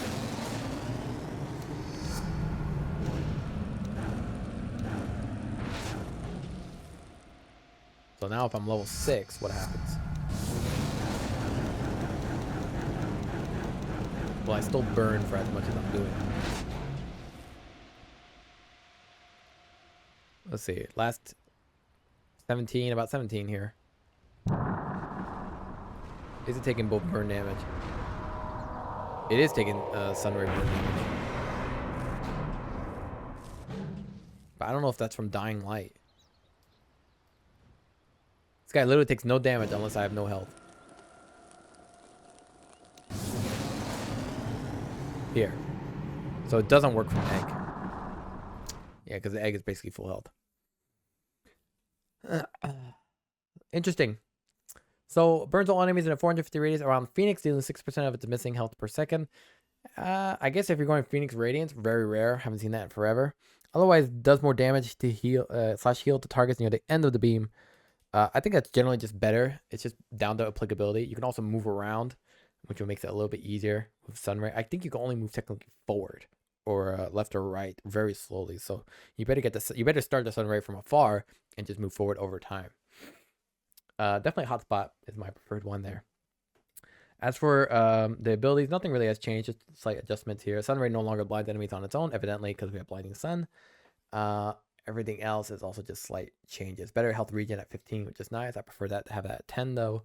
Everything else is just small adjustments. So yeah, I think Hotspot is the way to go. I think Dying Light, I don't really understand it unless you go Radiant Shiva's Guard, but I mean that's a lot. It's like a core Phoenix, but I haven't seen anyone play core Phoenix in forever. Primal Beast, no changes except for an innate ability called Colossal. Due to its size, Primal Beast does 40% damage to buildings. Okay, I'm okay with that. That's sick. Thank you. How generous. What a generous person. What a generous little buff there. I'm not that big either, so maybe if I increase even bigger. There we go. Let's see here. So here's colossal damage. Let's see if it's gonna show here. It shows no buff. So I'm doing about 20. If I'm doing about 24. Oopsies, that's the wrong button. Let me just reset that. Give myself a blink. Okay, I'm doing about 24. What about with this? Does it do more? Not really. This is just more damage from the actual giant ring. It's just because you're larger, you do 40% more damage to tower. But you attack so slowly. It's like, oh, I don't know if I really care about this. Anyway, now we have two facets. One is Trample, Romp, and Stomp. Gains passive component that increases movement speed. That increases movement speed of Primal Beast by 4%. I don't know why they chose 4%, but okay. And then activating Trample provides 6% movement speed bonus to all allies within 1200 radius, including Primal Beast himself. So this Romp and Stomp could actually mean that you could play Primal Beast as a pos 4, and it's not that bad. Overall, I think the Romp and Stomp is just a good ability in general. And then this one, Ferocity, when activated, each stack provides 10% AoE bonus. Okay, I think this one's kind of a no-brainer as well. I'm just gonna do this.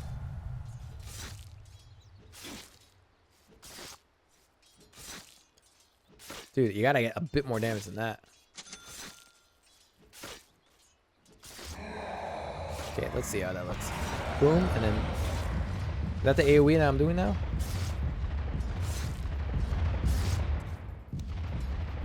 Doesn't seem that large, does it? Doesn't seem that significant. Each stack is 10% of AoE bonus. Oh, I can't activate it. Oh no, when activated, excuse me. So here's what it looks like now.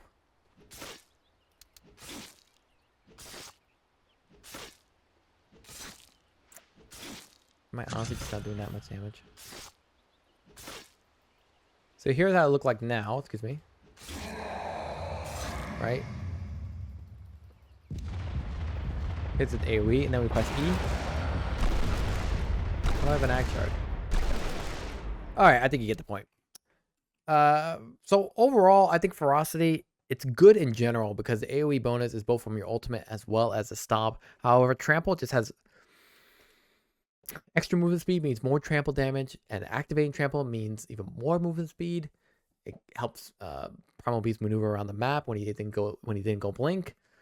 I think generally you prefer Uproar That said, I could definitely see Trample as my pick. I'm kind of conflicted which one's better.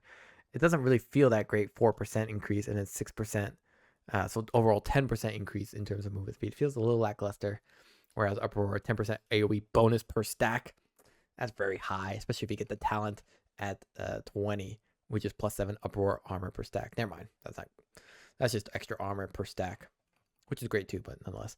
Lastly, cast the rock throw has been adjusted. So overall, I think Romp Stomp looks pretty good, especially if you, let's say, go that Primal Beast boosted bearing build, which is kind of old. But I think the Ferocity 10% AoE bonus is just more applicable. Let's talk about Puck. Puck increased armor by 3. Puck is probably one of the worst laners in terms of mid. Actually, not the worst, but doesn't lane as well as a lot of other mid laners. Base agility decreased from 22 to 14, so now their armor, you start with better armor, but obviously you don't get as much armor through the agility just directly from. New innate ability, Puckish. Puck restores 2% of its max health and 2% of its max mana every time it disjoints an attack projectile. Disjointing spell projectiles restores 3x more health and mana. I wonder how they programmed that one. That one's interesting. So this is really interesting for Puck. Puck's one good thing, like if you're Lina or you're Huskar, being able to avoid those projectiles definitely has its reward. And so you end up picking heroes that either can guarantee to hit Puck outside of phase shift, or more importantly, you just pick a hero that can pretty much man out Puck. I like it a lot. I'm also just quite curious. It restores 2% of its max health. So the more health and more mana it has, the more it's going to restore. I also think phase shift, disjointing could be really good late game. In terms of facets here, Waiting Rift for Jostling Rift, it's called can knock back enemies by 75, 100, 125, 150, or pull them by the same amount when alt cast is used. Forced movement happens over 0.3 seconds and doesn't interrupt enemies' actions. Okay, so it's like Waiting Rift Ag Shard. It's gonna knock back enemies or pull them when alt cast is used. So you can choose whether to pull or to knock back. So if you knock back during your ultimate, for example, your Dream Coil, then obviously you're gonna stun them. But if you pull them in, then obviously they're gonna be caught inside the drain of Dream Coil. On top of the fact that if you get Ag Scepter for Puck, you can start attacking that damage, if I remember. Yeah, all enemies affected by Dream Coil are attacked by at a rate of equal to 90% of Puck's attack rate. Yep. And then on the flip side, Curveball is a vector target ability. The orb's path can be curved in any direction. Orb speed is increased by 200 and duration is up to 100% longer than a straight orb. That's nuts. It's crazy, man. That's nice. That's wild, man. It's like Grimstroke, except even more annoying.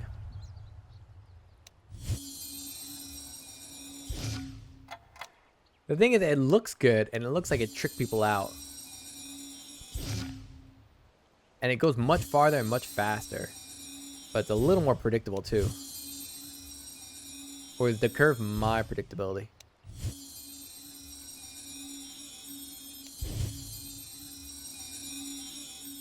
A little bit my predictability.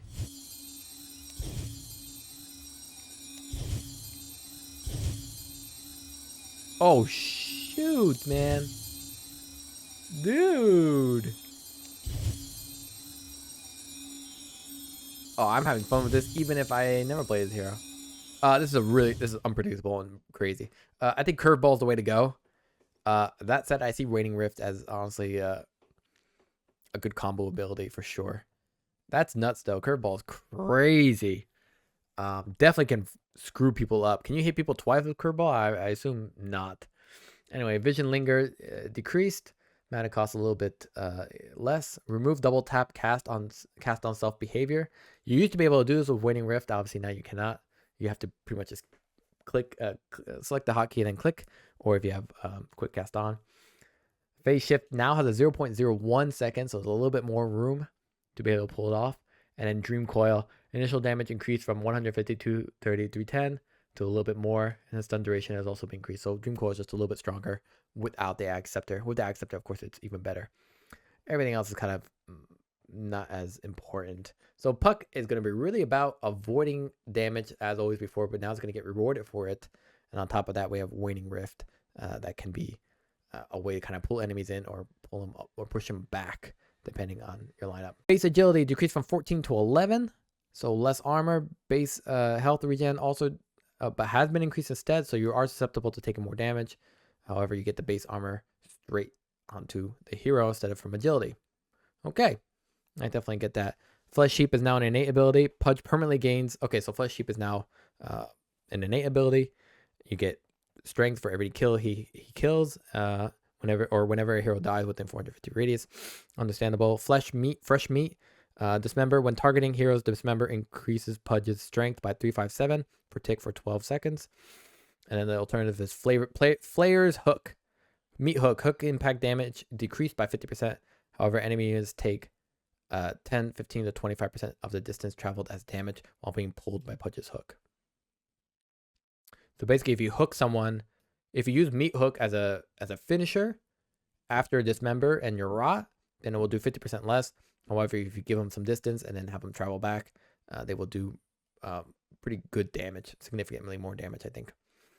Now, on the flip side, it looks like we lost Meat Hook, which is a little surprising. No, we didn't.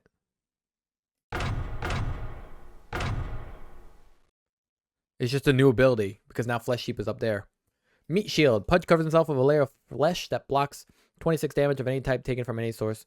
Oh, it's basically just, Flesh Sheep from the get-go, and then Meat Shield is now Flesh Sheep active. Okay, and Dismember no longer has increased duration on creeps. Basically, you were using Dismember to help jungle when you're using Rot, and you would gain a lot more health. Looks like that's been removed, so not a problem at all. Next up here is the level 10 talent, just slightly changed, and level 25 Flesh Sheep stack damage block bonuses replaced with 1.5x Flesh Sheep and Meat Shield bonuses. So not really much change for the hero, except for the idea that Pudge mostly is either going to be a pos 4 meat hooker that can hook people from afar and do a lot of damage, or Dismember now is going to be significantly more valuable as an ultimate. Honestly, both of these abilities could be used for both Pudge versions. I think Flayer's Hook is just more stylistic, I guess, for pos 4. Pugna, Oblivion Savant. Pugna can use any spells and items while channeling, with the exception of ones that also require channeling. Pugna can use any spells and items while channeling, with the exception of ones that also require channeling. So you only channel one ability, but you can use abilities while channeling. Cool. Siphoning Ward. Nether Ward. Pugna restores health and mana equal to 20% of the damage Nether Ward deals. I like that. Pugna restores health and mana equal to 25% of the damage Nether Ward deals. So this is to help to keep Pugna a little more sustained. That's good, and then you're pretty much sucking someone off with your ultimate ability. Okay, I could definitely see that. And then Rewards of Ruin. Whenever an enemy tower is destroyed, Pugna permanently gains 1.5 spell amplification. And you don't even have to be there. You just gain it. That's wild. 1.5, that means the first 3 is 1.5, 3, 4.5. Next is the next 6. Yeah, 1.5, 3, 4.5. You're going to double that to 9. That's 6. And then you're going to do another. Yeah, I don't know. Reward to Ruin looks like it feels early game, right? Because once you destroy all the enemy towers, that's it. Whereas Nether Ward, also not really that great if you're Pugna and you're just in the back. Obviously, I prefer Reward to Ruin. It just feels like 1.5% spell amp. Now you can suck your allies off without running out yourself. True. Nether Blast. Damage decreased. So the damage is a little bit weaker early game. Not that significant at the late game or at level 4. Decripify can no longer be cast while channeling on its own.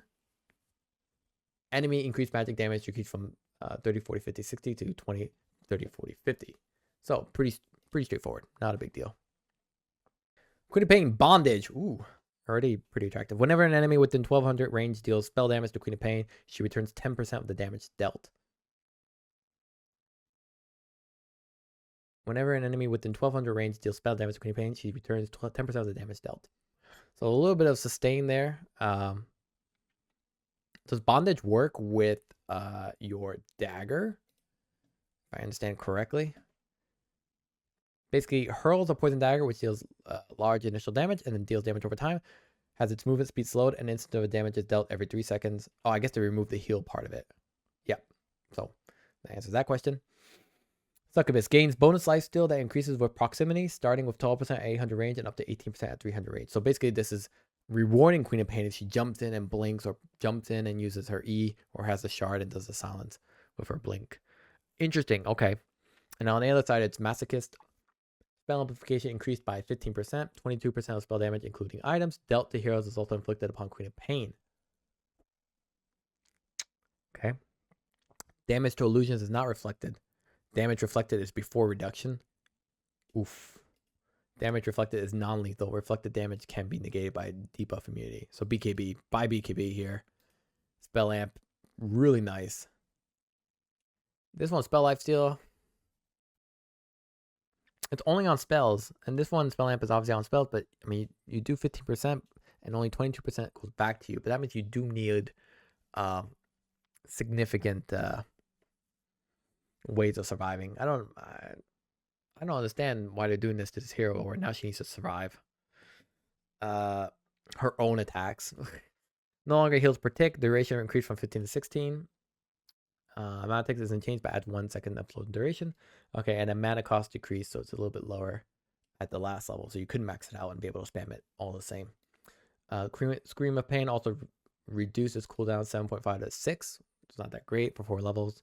So honestly, leveling that up is a little bit of a bummer, but you obviously is your main fighting ability. Level 10 talent says plus 10 Shadow Strike heal per tick replaced with plus 8 strength. Yep. Level 15, 30 attack speed is now 40 attack speed against Shadow Strike units. Very specific. This is clearly an Aghanim Scepter talent change. And then this one, Shadow Strike damage interval increased from 0.7 to 1. So not a lot of right click for Queen of Pain. It looks like it's really more about the spell that you're doing with Queen of Pain, which is just like, and then if you pick Masochist or the other one, then you kind of have to survive. That's brutal. Let's talk about Razor. Unstable Current. Ability returns as an innate. Increases movement speed by 1% per level. It's nice to have.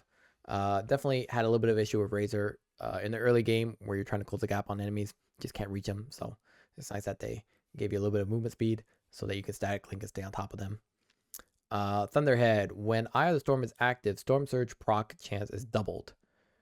And procs will additionally strike all enemies within the Eye of the Storm radius. Can't strike the same enemy twice per proc. So when they talk about proc, they're talking about the physical version of Static Storm. So here you see here, Storm Surge. You have either when you take a spell, you're 100% guaranteed to strike someone. At least that's how it was before. And then when you're physically attacked, you have a chance of striking back, which made this ability quite good to max out when farming ancients. Now Eye of the Storm pretty much doubles that chance, and on top of that, it means that you would now strike all enemies within the Eye of the Storm, which makes it really good for farming. Here as Dynamo, Razor gains 1% spell amplification for every 20 points of attack damage. So what's really great about Razor is he does great magic damage and does eventually great physical damage. Here it says 20 points of attack damage. That means you have to get as much static link as you can. And even if you don't attack with it, you're going to be doing a lot of damage from your Static Storm, excuse me, Eye of the Storm, as well as your Plasma Field. So yeah, there's definitely viability in picking this. However, Eye of the Storm, active Storm Surge procs chances doubled. Obviously, lets you farm way better. Now Static Link, Ag Shard, pull speed decreased. Okay, Storm Surge no longer increases movement speed. Understandable. Here level 15 talent, Link drains 1 armor per second, replaced with -1 second Storm Surge strike cooldown. That's really nice. It's not really, I thought basically if someone, there's a chance when attacked and always when target of a spell to release a fork lightning that strikes the target. So basically, yeah, this Thunderhead works.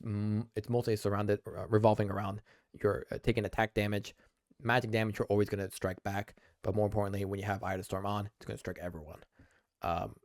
Can't strike the same enemy twice per proc. So if someone casts a spell on me during Eye of the Storm, I'm going to deal Storm Surge damage to everyone. And then if someone attacks me, then I'm going to deal Storm Surge damage to everyone again. It just can't hit the same person twice, apparently. Is there a cooldown? There is a cooldown for 3 seconds. So minimum 3.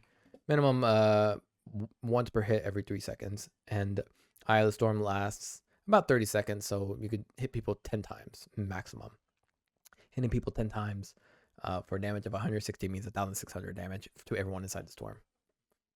Pretty respectable. Ricky, Backstab. Ability returns as an innate. Ooh, they brought back Backstab. So Backstab was on the Cloak and Dagger, or on the, it was on the Cloak and Dagger, which is your ultimate ability. When Ricky strikes an enemy from behind, it deals bonus damage based on agility. Hero damage per agility, 0.4, 0.8, 1.2, 1.6. Base attack damage decreased by 5. Pretty brutal for Ricky. His early game is quite awful. Now, let's see here. Contract Killer. This is probably the XP bonus experience for kills. So this is kind of the snowball version of Ricky that we've been seeing. Not that much, but it's a version we've been seeing for a while. Allows you to essentially keep getting kills when you get your Diffusal Blade. You can keep getting kills, and getting more experience, and you can use that extra levels to either keep getting kills or, more importantly, to get more, to start farming up much more easily with the hero that typically cannot farm all that well. So Ricky gets 350 bonus experience for kills and 100 bonus experience for assistance based on the current level of Backstab. I like it, but I usually don't play Ricky that much because I'd never liked that Contract Killer when it was part of your ultimate ability. Trick of the Trade. Agility bonus is multiplied by 3 against non-hero units. So Trick of the Trade here is for farming Ricky. The problem with Trick of the Trade as a farming ability is that it's very high cooldown, all things considered. Right, it's a 12-second cooldown. So yes, agility bonus multiplied by 3 means you're going to be hitting units with it. But remember, you can only hit 1 unit 4 times. So it's going to kill that unit, it's going to kill the next unit. So you better hope to God that the units that you're killing are weak. Anyway, also helps push the lane a little bit. You can actually maybe play mid with this one. Smoke Screen now also applies its mischance to enemies when they try to attack allies that are inside the smoke screen. Now also applies its mischance to enemies when they try to attack allies that are inside the smoke screen. So not just Ricky, it applies to everyone that there's a mischance when they try to attack allies. I thought Smoke Screen made the character. I thought Smoke Screen made the heroes miss, the enemy heroes miss in general, but it turns out it only misses on Ricky. Agility bonus. Agility bonus change from 70, 80, 90, 100% to a flat 30, 50, 70, 90 agility. So this makes Tricks of the Trade better early game because you have flat increase of a lot of agility. However, late game Tricks of the Trade, again, is just not as scalable, right? So Tricks of the Trade with 100% means it's relying on your innate growth in damage, innate growth in agility. And then now this flat plus 30 to plus 90 is obviously not going to be as scalable. Cloak and Dagger, bonus damage on attack in the back, move to innate ability. Yep, no longer grants bonus XP on kills and assists. So Cloak and Dagger is just much less emphasized, even though it's pretty important for the hero. And now this one does plus 50 Tricks of the Trade agility increase. That's pretty good, 140. Pretty good. That's actually very, very high and pretty insane. So, yeah, in terms of Ricky, I like Contract Killer, especially if you're playing like a more mobile one, like a Pause 2, I guess. However, I think this one also is really strong if you're playing support or even Pause 1, just because it helps you farm insanely faster, even though you yourself have to rely on a 12-second Tricks of the Trade. Rubik, new innate ability, passive, can't be leveled up. Spell amplification also increases Rubik's base attack damage by 100% of its value and magic resistance by 50% of its value. I might be underestimating Rubik's attack damage. I always felt it was kind of lackluster, but I'm curious to see how that works out. Base attack damage means anything with intelligence attribute is 100% increased. So I'm interested to see how much this works out. I don't really see Rubik as a right clicker, but we have seen some Rubik mids. Doesn't scale very well. So we'll see if that holds up. As for its facets, Frugal Filch is spell steal, decreases the mana cost of stolen spells by 15, 30, 45, 60%. Okay. That's really nice, especially for Rubik, who has to go Aether Lens and Arcane Boots. And then Arcane Accumulation is spell steal. Every time Rubik casts a spell, he gains plus 25 AoE spell radius amplification for 20 seconds. Multiple instances of this buff stack independently. Okay. We like that. We like that a lot.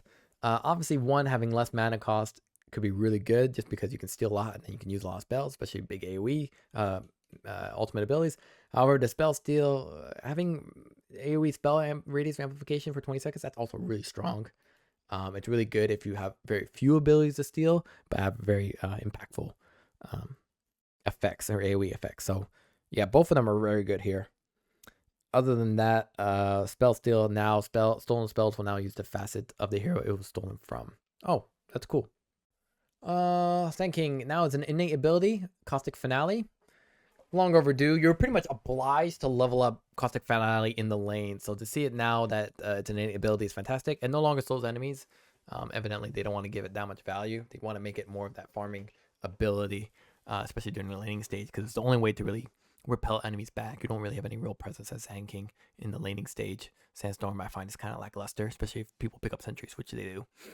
The base damage decreased from 50, 70, 90 to 100, 110 to just 80.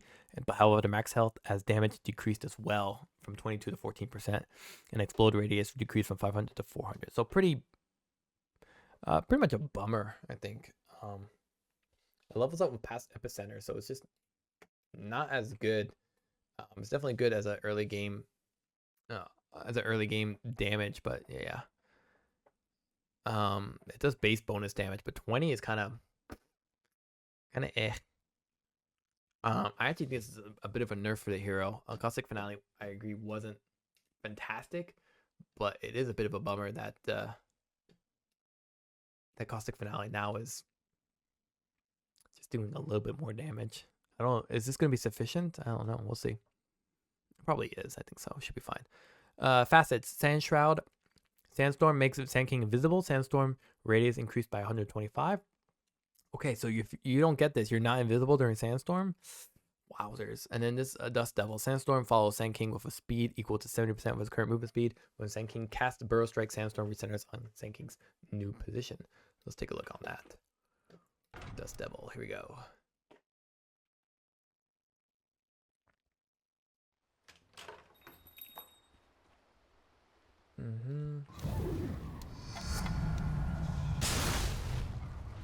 What happens if you blink?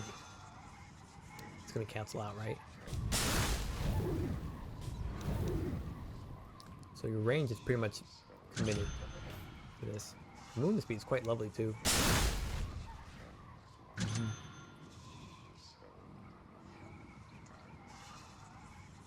Yeah, that's okay. I prefer Dust Devil, but of course the invisibility is something that I think a lot of people rely on, especially for if they choose to farm the Ancients. Not having that invisibility with Sandstorm on Sand King can make farming a little bit harder for the hero. The Sandstorm being able to follow Sand King is great, especially if you get your Ag Scepter. All that said, it's kind of a big trade-off. I think the hero somehow got even worse than before, so I'm a little surprised that they made these changes. But let's see here. Burrow Strike can now be put on alt cast to immediately cast in the desired direction without walking until the required cast range is reached. That's a nice little technical change to make it a little less awkward to use Burrow Strike. Sandstorm no longer makes Sand King visible by default. Storm no longer follows Sand King by default. All big bummer abilities, in my opinion.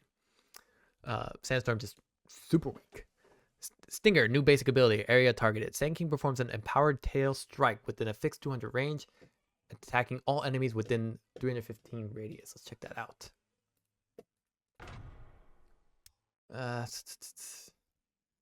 This attack deals 160 bonus damage and slows enemies by 16% for 7 seconds. Total damage is increased by 40%. Total damage increased by 40% for enemies within the innermost 125 area. Cast point 0.4, mana cost 30. Let's see what that's about, shall we? Let's get some dummy targets here. Let's get some enemies here.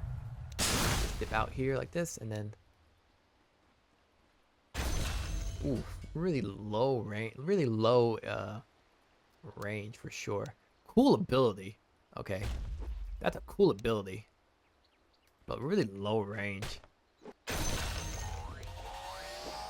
I mean, it's understandable. Basically, you're gonna open with your R. You're gonna blink this, and then as they're stunned, you can finish off with Stinger. So he's a lot more active when he fights. However, a little more awkward. The mana cost is very low, so maybe this is the new way to kind of guarantee last hits, or to push waves and farm. That's maybe why Sandstorm has been defaulted as a shitty ability. Sand King performs an overpowered tail strike, attacking all enemies within a 350 radius. Deals bonus 160 bonus damage and slows enemies by 60% for 7 seconds. And also applies, I think you saw already, it applies your Caustic Finale. The total damage is increased by 40% for enemies within the innermost 125 area. Cast point 0.4 mana cost. And the cooldown is 5 seconds. I think this is a new way to max out the hero. Stinger just really allows you to farm pretty hard, large camps that are stacked up. So I think that's the way to go.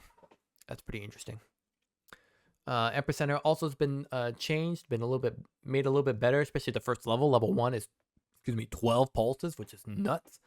Literally double. However, I'm sure the damage is lower. Yes, 110 to 60. Pretty massive as well. So basically, you're not doing more. Let's see here. I should just do the math here real quick. It's 6 pulses times 110, which is 660. And then this one's 12 pulses times 60. 12 pulses times 60 is 720. So it is a buff. It's just stretched out longer in terms of its duration.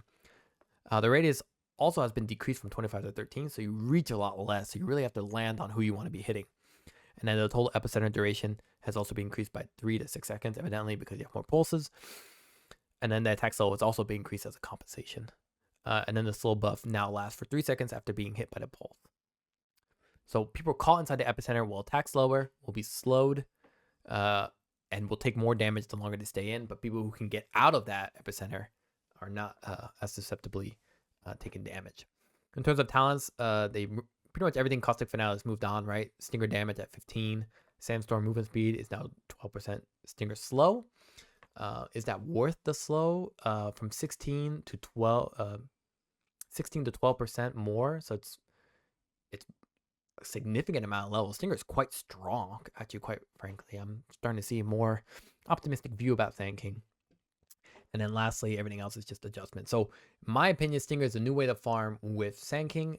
I think Sandstorm is just your follow through from from Epicenter into Barrel Strike. Stinger with Caustic Finale lets you farm incredibly fast. So the hero now has a more comfortable way of farming. That said, he lost a bit on the way with his Sandstorm. Shadow Demon, new innate ability, Menace. Shadow Demon's attacks apply a stacking debuff that amplifies damage taken by the target by 2%. Okay.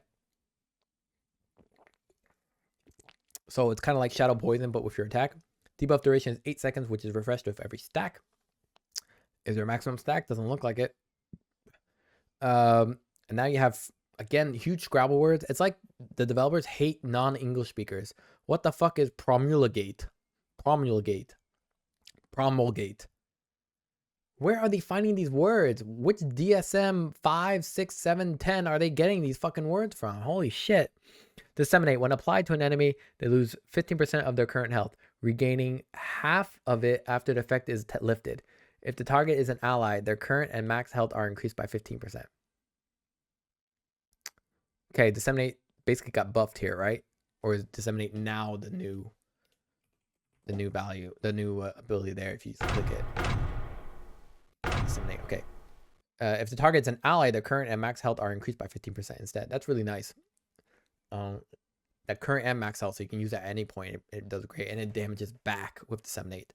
Now, Shadow Servant is if an enemy hero is killed by Shadow Demon or dies within 1500 range of him, an illusion of that hero is created. The illusions deal 40% damage depending on the current level of disruption. The illusion disappears when the hero it was created from respawns or when Shadow Demon dies. No illusions are created if killed by Shadow Demon after his death.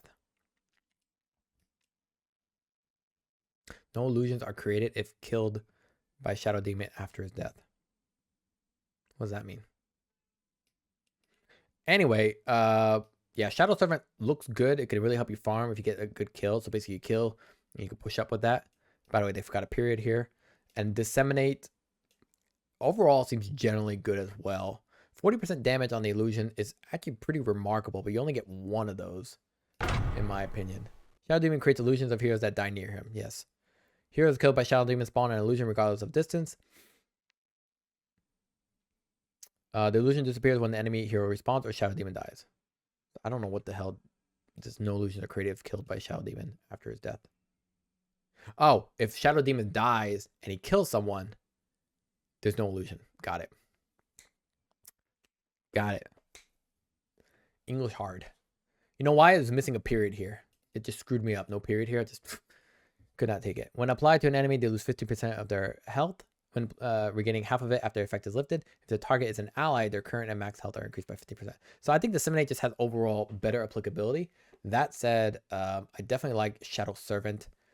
The range in which it dies is pretty good. The illusion, though, I don't know, 40% damage, fine. It's a little bit less than your disruption, but you only get one of those. So it really depends on who dies. So again, it's applicable on who you want. Usually Promulgate sounds like it's more applicable in general.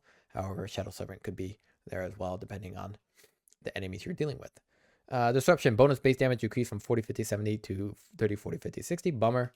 Everything else is just adjustment. So Shadow Demon, pretty straightforward. Shadow Fiend. Shadow Fiend now has an innate ability. It's basically Necromastery, which you were leveling up after level 1 of Shadow Rays. So it's good to see that you get now Necromastery right from the get-go. So now you can just lob up the Shadow Raises for some sweet damage to get some early Necromastery souls. Max souls increased from 11, 14, 17, 20. So already at level 1, you get 11. Max souls now increased by 1 with each hero kill. The bonus is reset on death. So this hero is really like a snowballing hero, right? You can increase the max soul damage you deal with each hero kill, but if you die, then the bonus is reset. But you can keep getting kills on that setup. You can keep getting kills as long as you don't die, and you keep getting damage, which is going to be pretty nuts. I actually like this hero. This hero is like pretty much big gains, big risk, big gains, basically. I really like this. This hero is a lot of fun. The damage per soul also increased from 1, 2, 3, 4 to 1, 3, 4, 5. So level 1 Necromastery, kind of forgettable, but level 2, 3, 4, level 2, 3, 4, actually pretty significant. So 5 damage per soul, pretty wild. I'm actually really excited to play this hero. This hero looks like it's gonna be pure gambling. As for Necromastery, Aghanim Scepters increased max souls by 5. Okay, I'm not really picking that up though. Aghanim Scepter not really justified unless they changed it. And then no longer upgraded by Ag Shard. So the Ag Shard for Necromastery, originally you were able to basically send the soul, and it did a mini crit, and it would also cause the enemy to fear. I guess they didn't. I guess they thought that was too strong. So let's see what it says here. Presence of the Dark Lord. For every enemy hero killed, Presence of the Dark Lord further reduces armor by 2 for 60 seconds. Is that really that significant? 2 armor? Whoa, what's this ability? Presence of the Dark Soul. 4, 5, 6, 7. Hero reduction duration 60 seconds. Hero reduction per hero 2. Presence of the Dark Lord reduces more armor after nearby enemy heroes are killed. So the more heroes you kill, the more the armor is reduced. But 2 is actually quite significant. Now that you look at it, it's only 7 of Presence of the Dark Lord. However, you'd have to kill 2 to really make it count. I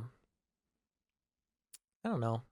I'm not really that convinced about it. Let's see the other one. The other one is Shadow Rays. Consecutive hits apply a stacking 10% movement speed slow and a 10 attack speed slow. So this is basically the magic version of Shadow Rays.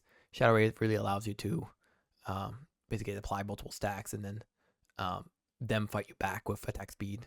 And movement speed is significantly reduced. Generally, you would probably choose Presence of the Dark Lord, though, if you right click. You could go to Blink Yules with Shadow Ray stacks. So Shadow Rays no longer reduces movement speed by default. For me or for the enemy? Because when you're casting it, you don't move at all, right? Now upgrade of Ag Shard reduces cooldown by 2 seconds per enemy hero hit. Ooh. So the Ag Shard's really nice for Shadow Rays. I could really see that being valuable. And it's even good actually for a Shadow Fiend level 25 where your damage is dealt on Shadow Rays. So basically you apply massive attack damage with Shadow Rays. Then the Ag Shard could be really applicable too. Feast of Souls, new basic ability. Shadow Fiend gains 40, 50, 60, 70 attack speed for 8 seconds. Ooh, okay. So one of the biggest issues with one of the biggest issues with Shadow Fiend is that he had inherent damage, but it took way too long to to get some decent attack speed. You had to go Shadow, you had to go Dragonlance, you had to go Shadow Blade, and you're basically hoping you would hit someone with sufficient amount of damage that you can just lob 2 or 3 or 4. Now you have this Feast of Souls that gives you 70 attack speed for 8 seconds, which is just nuts. And after the effect is done, 5 souls are consumed. Shadow Fiend should have 5 souls to cast Feast of Souls. Mana cost 75, cooldown 16 seconds. So you have 2 requisites. 1, you need 5 souls, and 2, you need to have mana for it. So I'm starting to wonder if you really want Presence of the Dark Lord, or you really want Feast of Souls, or you really want Shadow Raids at all, honestly. Shadow Raids basically going to help you guarantee, 1, it helps you get Bottle, and 2, it helps you get closer to their first level of Necromastery. Now Necromastery is already starting right from the get-go. So with Shadow Rays, maybe 1 level or 2 levels, maybe during the lane stage, you pick up 1, 2, or even 3 Shadow Rays. Just grab as many souls as you can, and then you shift over into Feast of Souls and Presence of the Dark Lord. That could be a thing. I think that could really be an interesting move. At least 1 level in Feast of Souls, because you can see Feast of Souls, you get 40 attack speed right from the get-go. So at least 1 level is pretty valuable. It doesn't have any other scaling. It's 16 seconds, so 8 seconds you have Feast of Souls, and then another 8 seconds you have nothing. So yeah, maybe 1 level of Feast of Souls could be really applicable, really valuable. It really helps against jungling too. So I'm really curious to see this new Shadow Fiend. As well as Presence of the Dark Lord no longer gets stronger if enemy kills by default. No worries. Now let's see the talent changes here. Level 10, attack speed's gone because now we have Feast of Souls. Gives you plus 30 Feast of Souls attack speed. Oh, okay. Shadow Ray's stack damage increased from 25 to 30. Shadow Ray's base damage increased from 115 to 120. Necromastery damage per soul decreased from 3 to 2 because now it's a little bit better. And then as an innate talent. And then 25 talent Shadow Ray, -5 Shadow Ray's cooldown replaced with Feast of Souls grants 40% cast speed. And that's for the magic version of Shadow Fiend. So my honest answer is obviously this is the magic build. This is the physical build. Feast of Souls really rounds out what makes Shadow Fiend very strong. However, does Shadow Fiend return as a viable hero?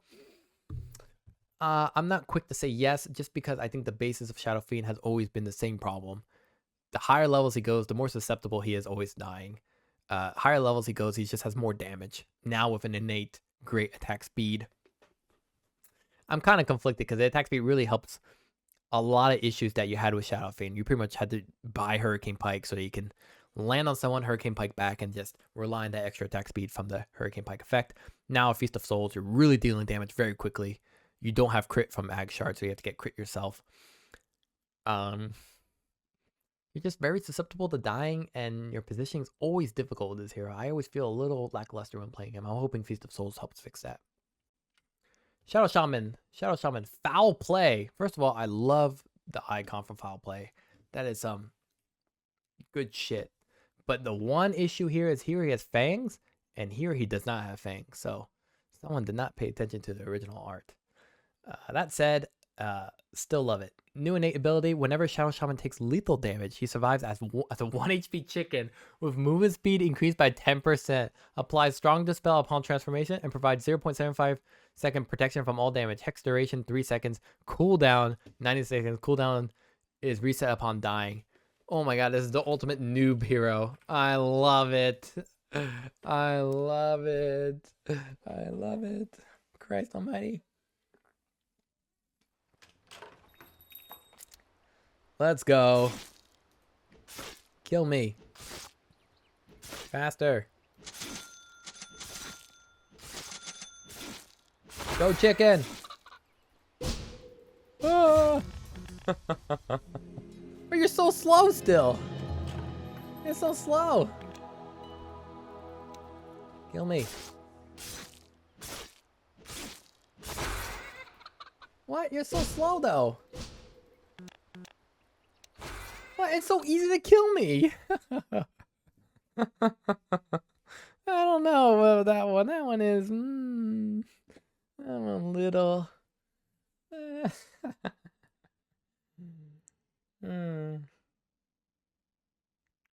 don't know.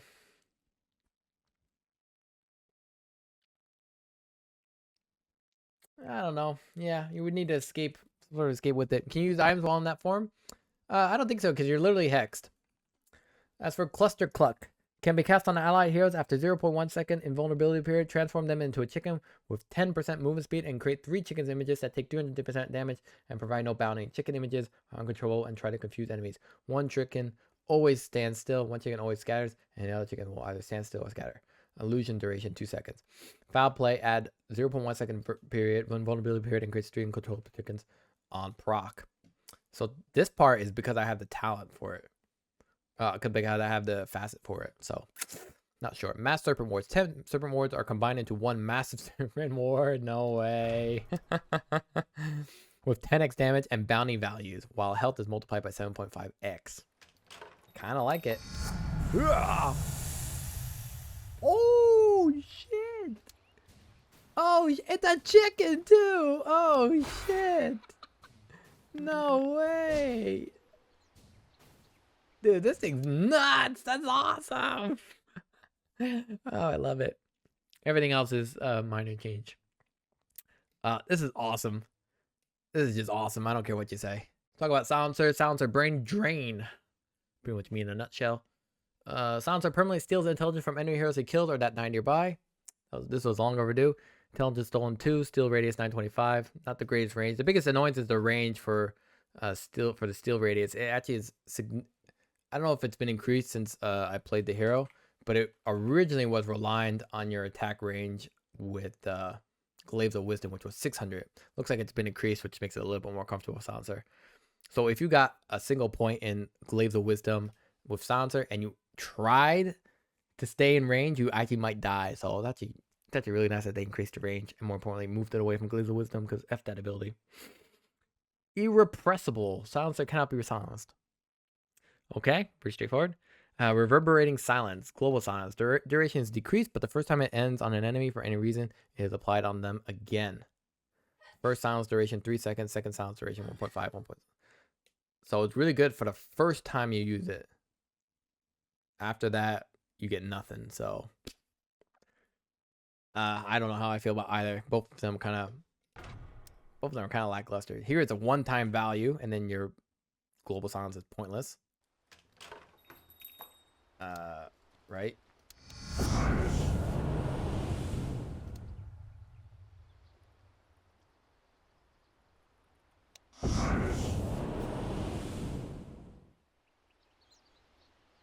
Oh, no. Oh, what they're probably saying is that if you use Refresher.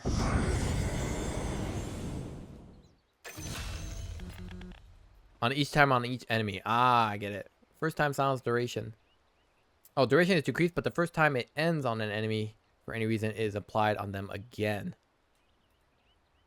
Oh, and then the second time they're saying silence duration. Okay. So yeah, this is actually probably the better ability. I cannot see Silencer cannot be silenced as really all that viable. If you want, you could just pick up a Yules, pick up a BKB if you're playing core. Silencer's not really a core hero though. Albeit the change to brain drain could be really is appealing. Still play that I think as a support. I think global silence is way better in terms of reverberating a silence facet. Let's move onward here. Arcane Curse has been reworked. Kind of a bummer. Arcane Curse used to be really shitty to really good. The curse is the target area causes enemy heroes to take 40 damage per second. First instance applies immediately and slowing their movement speed by 25%. If the target cast ability are silenced for 2 seconds, the duration is paused as long as the target is silenced for any reason, but the damage and the effect are still in effect. So basically, if they cast the ability, they get silenced, and they still take the damage. However, it's paused, so they'll keep taking ticks until their silence runs out, and then yeah, pretty crazy. Area radius is 350, duration 6, mana cost 145, cooldown is 16. So it's just a better version of Arcane Curse, I would say, where it actually has a silence effect rather than punishing opponents. So you could do Arcane Curse into global silence, into Arcane Curse after they cast ability. Really cool. Glaive of Wisdom ability reworked. Activate to throw an enchanted glaive that will steal up to 4 intelligence from the target for 35 seconds and deal 80% of silence's intelligence as additional damage. Landing 4 glaives on the same target will silence them for 2.5 seconds. I think this 4 glaives thing was the Ag Shard effect. I guess that's gone, if I understand correctly. Now Aghanim Shard increases temporary intelligence steal by 1 and steal duration by 50 seconds. So the Aghanim Shard no longer has any permanent steal bonuses. It's now just temporary by 1. and steal duration lasts much longer. Attack counter resets after 6 seconds without replying. Stacks cannot be applied to an enemy who's currently suffering from Glaives of Wisdom sounds. This is the only downside here. Stacks cannot be applied to an enemy who's currently suffering from Glaives of Wisdom sounds. Kind of a bummer. Last word, ability reworked. Passive aura. Enemies within 1200 range of silencer are slowed by 15% and take 50 damage per second for each silence debuff they currently suffer from. So it's an aura. Really? Okay. So basically they combine last word with Arcane Curse. The passive aura means that anyone within 1200 range are slowed by silencer for 15% and take 50 damage per second for each silence debuff they currently suffer from. So Glaive of Wisdom, Arcane Curse with global silence. Okay, that's interesting. And then any other silences. So silencer really plays with lineups that have also their own silence, like an Orchid. More importantly, this hero could actually be pretty good as a core if he gets Orchid. However, again, he suffers from the lack of positioning and he gets very easily caught out. So yes and no. For global silence, now upgraded with Axe Scepter, causes global silence to apply Arcane Curse to enemy heroes. That's very nice. Okay. As for the changes for the talents, they're not really that significant. You get 2 Arcane Curse charges here. I don't think they stack. And then 0.8 last word int multipliers now is 20 plus 20 to 5% last word damage slow, which is also really nice. 20%, this makes it 35%, which is respectable at a 1200 range, which is very strong. And here, the damage is from 50 to 70, which is 1-2 extra levels of last word, so to speak. Cool changes, like it a lot. Base mana regen increased from 0 to 0.25. Finally, a little bit of mana regen for a hero that's all built around intelligence. Innate ability, Ruin and Restoration. New innate ability, passive, levels up with Mystic Flare. Passively provides Skywrath Mage with 20, 30, 40, 50% spell lifesteal. Crazy. Spell lifesteal? Was Skywrath Mage ever about spell lifesteal? I think you just never wanted to be touched. I know they made it more and more powerful, more and more comfortable for Skywrath Mage to be kind of, I wouldn't say frontline, but me be able to actually take damage, especially with Shield of the Scion. Looks like they moved it as a facet. I'm actually a little surprised that spell lifesteal is just such a focus for a hero that I always thought was just kind of squishy. Grants a second innate ability called Shield of the Scion. Whenever Skywrath Mage damages an enemy hero with any of his abilities, each instance of magical damage grants him a stack of magical damage barrier. Each stack protects from 10 magical damage, plus 1 per Skywrath Mage level. Each stack has its own duration, barrier stack duration of 60 seconds. They're really pushing Skywrath Mage to be this tanky hero, and I just don't know where it comes from at all. Definitely viable as a mid lane hero. It's all momentum with Skywrath Mage. Now, with the spell lifesteal, and more importantly with this extra barrier, they also made it pretty tanky there to deal with harassment in the mid lane. This one is grants a second innate ability, Staff of the Scion. Whenever Skywrath Mage damages an enemy hero with any of his abilities, each instance of magical damage reduces all of his ability cooldowns by 0.1 second. This is great. I like this one a lot. Your Q has almost no cooldown whatsoever, so there is a value in doing that. And then evidently with Arcane Bolt, and let's say getting the talent, if they still have it, where it does an extra Arcane Bolt, and then on top of that getting the Axe Scepter, which hopefully is still there. Yes, it is. You can reduce your cooldown pretty significantly and quickly, especially around your ultimate. Arcane Bolt no longer applies a spell lifesteal debuff. Upgrade moves from Aghanim Scepter to Aghanim Shard and decrease from 2 to 1. So now it's a little more reachable to get the Arcane Bolt, which usually sends 2 bolts or 3 bolts. Now only sends 1 extra. That said, it's now Axe Shard, so it can come earlier, both in terms of cost as well as obviously the time it unlocks, which is really nice. When Skywrath Mage casts Arcane Bolt, 2 bolts are created, one aimed at the original target, another at a random enemy within 700 range of the original target. Heroes will take priority. Got it. When Skywrath Mage casts Mystic Flare, another Mystic Flare. This is basically all of them are the same here, except Arcane Bolt's now Arcane Shard. Axe Shard. Mystic Flare now instantly kills illusions. So originally, the Mystic Flare original version was basically, it allowed you to use it on a group of Phantom Lancers, and basically you would be able to see which one was the real one. It was the only one that took damage. Now Mystic Flare still allows you to see which one's the real one, only because all the illusions get wiped out instantly, which I think is technically a buff. It's not technically, it's very obviously a buff. So that's a really cool effect. Really good against heroes like Naga Siren, Terrorblade, who don't I mean, Nagasari has much more mobility, but Terribly has no mobility with his units. So if you can target 2 or 3 of them, that's lights out for seeing which ones you're going to want. And you silence them and then finish them off, hopefully. Level 10 talent, plus 8 intelligence, which I think nobody really understood. I mean, you picked this up just because it's more intelligence, but you weren't really like, I'm excited about it. Now it's plus 0.5x Arcane Bolt into multiplier, which is nice. Level 10 talent, plus 200 health replaced with 1.5 mana regen. That's a lot more applicable. Level 15 talent, plus 25 Arcane Bolt lifesteal replaced with 15% ruin and restoration lifesteal. Right, instead of what as 15? minus 7 second ancient seal cooldown. So obviously you're gonna choose. Talk about Slardar. Seaborn Sentinel. Levels up with Corrosive Haze. Slardar gains bonus movement speed, health regen, and attack damage and armor while in a puddle or river. So pretty much what he had before from Guardian Sprint. Scalable armor, scalable health regen, bonus movement speed 18, bonus damage 32. Makes it much easier to play him as a mid laner, though I don't recommend it personally. Unless they make massive changes. Aghanim Scepter, increase health regen by 22, bonus armor by 11, and provides 40% status resistance. So the Ag Scepter is still very good. It's just now set to the Seaborn Sentinel. Leg Day Facets, nice. Grants a 2-second speed burst on cast, during which Slardar gains additional 8% speed bonus and 100% slow resistance. Both of which then gradually fade out for another 3 seconds, reaching normal ability value. So this makes Guardian Sprint pretty good also as an escape ability, but also as an initiation ability when you don't have Blink or when you skip Blink. And, you know, you can either go phase boots and then you can get the additional 8% speed bonus with it. And then the slow resistance is obviously very nice.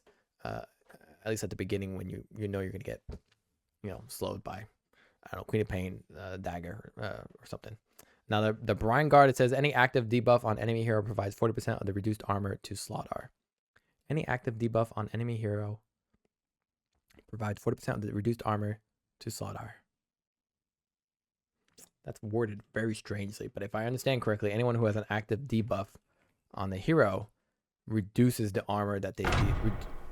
Corrosive Haze increases Slardar's armor by 40% of the total armor reduced. Oh, excuse me. Any active debuff on enemy heroes provides 40% of the reduced armor to... So any active Corrosive Haze debuff on enemy hero provides 40% of the reduced armor to Slardar. Got it. So Slardar just becomes a lot more tankier. Guardian Sprint River based bonuses have been moved, of course. Slither and Crush. Ag Shard no longer increases AoE by 75. However, Ag Scepter Puddle bonus duration decreased from 25 to 15 seconds. It was a little long, the Ag Scepter bonus for Slither and Crush. You basically had time to cast it. You had time to cast it like 2 or 3 more times without the original going out. It seemed a little long. And then Bash of the Deep, bonus damage and water moved to innate ability. So I think overall, Slardar still stays pretty much the same. I think Leg Day is to kind of help play without the blink or with a delayed blink. I also think it works pretty well with phase boots, but I think you could do okay with treads as well. Okay, moving on here. Slark, base health regen decreased from 1.75 to 0.25, so you're really susceptible to getting harassed out of the lane. However, they changed it now. Barracuda, when not visible to the enemy team, Slark gains 48% movement speed and 120 health of regen. From the get-go? Really? I mean, basically 4 and 8 is... I mean, even 4-8 is a lot. Oh my god, this hero is so sustainable in the lane. It's such a crazy madness. How could they do this? I mean, it was weird to have it on Shadow Dance, but at least it meant the first 5 levels, Slark, if he had a bad lane, you could at least maybe beat him. Now it looks like, you know, even if he has the bad lane, he just gains insane regen. It looks like it's leveled up with Shadow Dance, which I don't know. I'm not a super fan. This is quite strong. Basically, your first level, you already have 60 regen and 24 movement speed, which is pretty much what Shadow Dance was, I think. A little bit surprised. 4, I mean, this is a lot of bonus and regen. They should have more break, I think. Can innate abilities be broken? I think so. Leeching Leash. Pounce applies 4 Essence Shift stacks to enemy heroes caught by Pounce. So basically, the reason why you picked up Ag Scepter was for the Pounce Essence Shift stacks. Now they just moved it as a facet, which is nice. It lets go of the obligation of Ag Scepter being so relatively important for the hero. Barracuda, when revealed by enemies, Barracuda effect lingers for 2 seconds when Slark is not within 1,200 units of any allied heroes. This is good for like initiating heroes from afar. Overall, I think you're going to choose Pounce 99% of the time. Pounce no longer applies Essence Shift stacks by default. Aghanim Scepter range decreased from 1,000 to 900. Now Shadow Dance, they've been moved to an innate ability. They reduced the mana cost and cooldown decreased to 40 seconds. Depth Shroud no longer stacks with Shadow Dance. I didn't even know that. That sucks. That was so annoying. I also think Depth Shroud should not be able to cancel Legion Commander's duel. I think that's quite annoying. And then they changed the regen from Shadow Dance to Barracuda regen. So I think Slark has not really changed except the reliance on needing Ag Scepter. I think you now can move away from that. The pounce having two, basically being able to pounce twice is nice for sure. I don't think it's as desirable as when it gave additional essence shift strikes. Right now it's a little more flexible if you choose not to do it. Snapfire base damage increased by 4, so they're trying to bring Snapfire to be a little more valid, I guess. Base attack range decreased from 500 to 400. Okay, so you can attack you can't attack as far, but you have much better early start damage. And base attack time increased from 1.6 to 1.8. Your Buckshot is now your innate talent. It's a passive ability. Snapfire's attacks deal 25% more damage, so they have a 25% chance of making a glancing shot that will do 50% less damage. So what does that look like for someone like Snapfire? That's interesting. In terms of facets, whenever Snapfire's attack misses or glances, 2 ricochet attack that can't miss and deal 75% of that damage will bounce towards the enemy. What's that about? What's that about? Let's get some moon shards in here. I need to know in there. Get some dummy targets. Boom.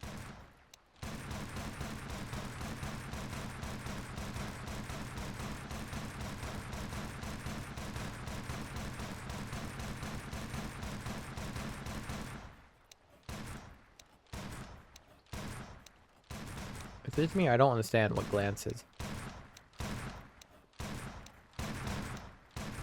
Oh, it's a chance to, is it basically just a chance or the second shot?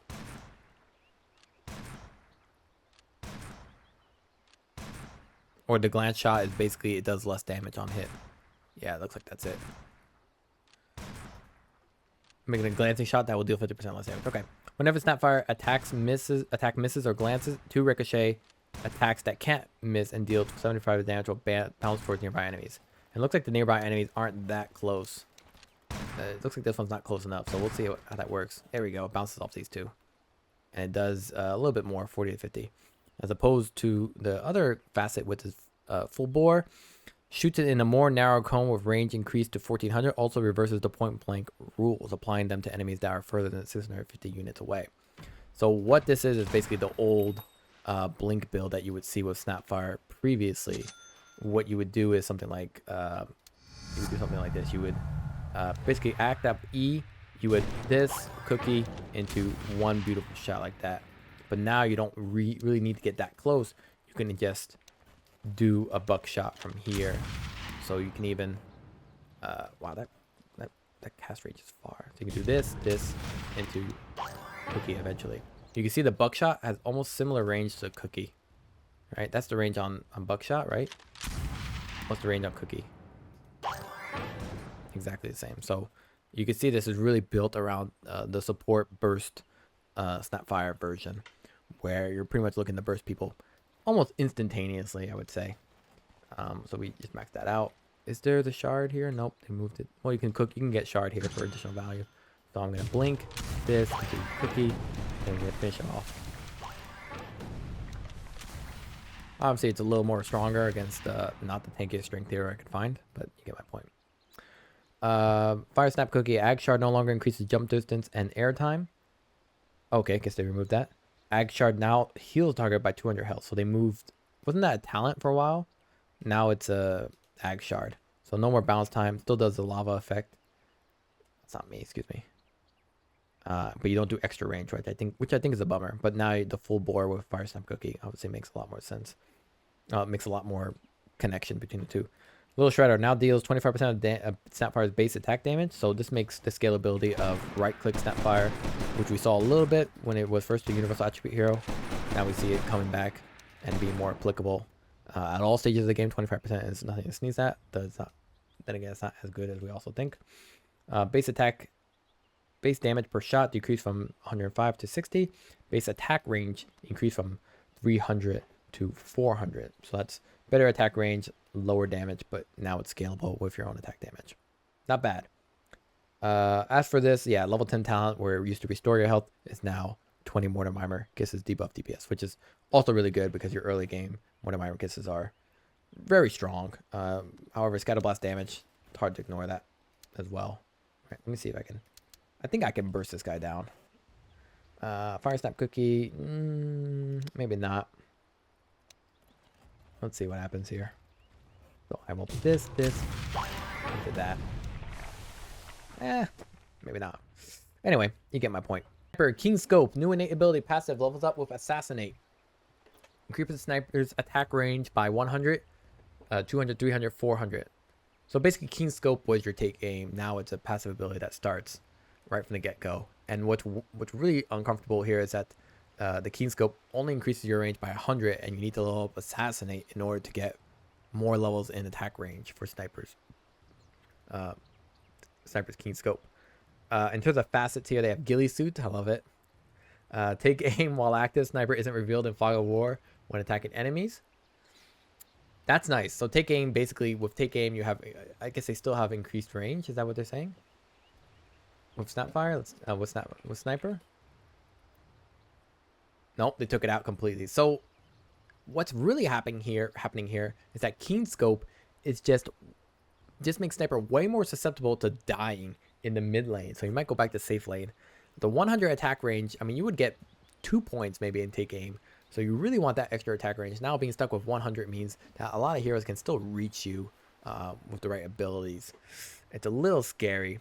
I like the idea of take aim while active. Sniper isn't revealed in Fog of War when attacking enemies. This makes your range much stronger and much cooler. However, I see they moved take aim back to over a passive attack range bonus move to innate ability. Now only provides a bonus armor for the duration, and the self slow increased from 30% to now 65% at max level at all levels. So take aim just feels really bad. Is it really just increased armor and then you get slower, or oh, and you have more guaranteed headshot damage? Oh, you do have bonus attack range, but that's through Ghillie Suit. Is that correct? Oh no, it's not. But nonetheless. So take aim, yeah, 14 seconds. You get 300. You get basically 300 with the innate talent, innate ability of King Scope. It means you get 300 attack range extra when activating take aim. As for Sniper and Scattershot, duration decreased to 1 second, but the damage is multiplied by 4, and movement slow is multiplied by 2. I kind of get that. So Shrapnel is more about the damage. The slow, yes, it's significant and it has the same AoE, but in reality of the whole thing, basically Shrapnel. Yeah, I definitely get the Shrapnel. You'll just do a lot of damage and then you can finish them off with an Assassinate while they're still in vision.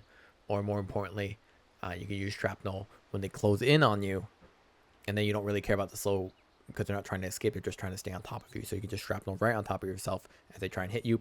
Activate take aim so you have extra armor, and then just blow them down with extra headshots. I definitely see the value of that. That's very interesting. Headshot now for Sniper. It says now knockback distance. Also really good for farming jungle camps, by the way. Now knockback distance increases with the proximity of the target. The Sniper max knockback distance increased to 50. So what does that mean? Sniper increases accuracy. We know this. Knockback distance increases based on how close the enemy is. So again, it's not really written very well here, but it's written more clearly here. It's based on how close the enemy is. The closer they are, I guess the more pushback they receive. Is that it? Headshots briefly slow enemy movement and attack speed. So let's try that out. Grab me some of this headshot. Please go away, courier. Let's see here. So I'm gonna grab some attack speed.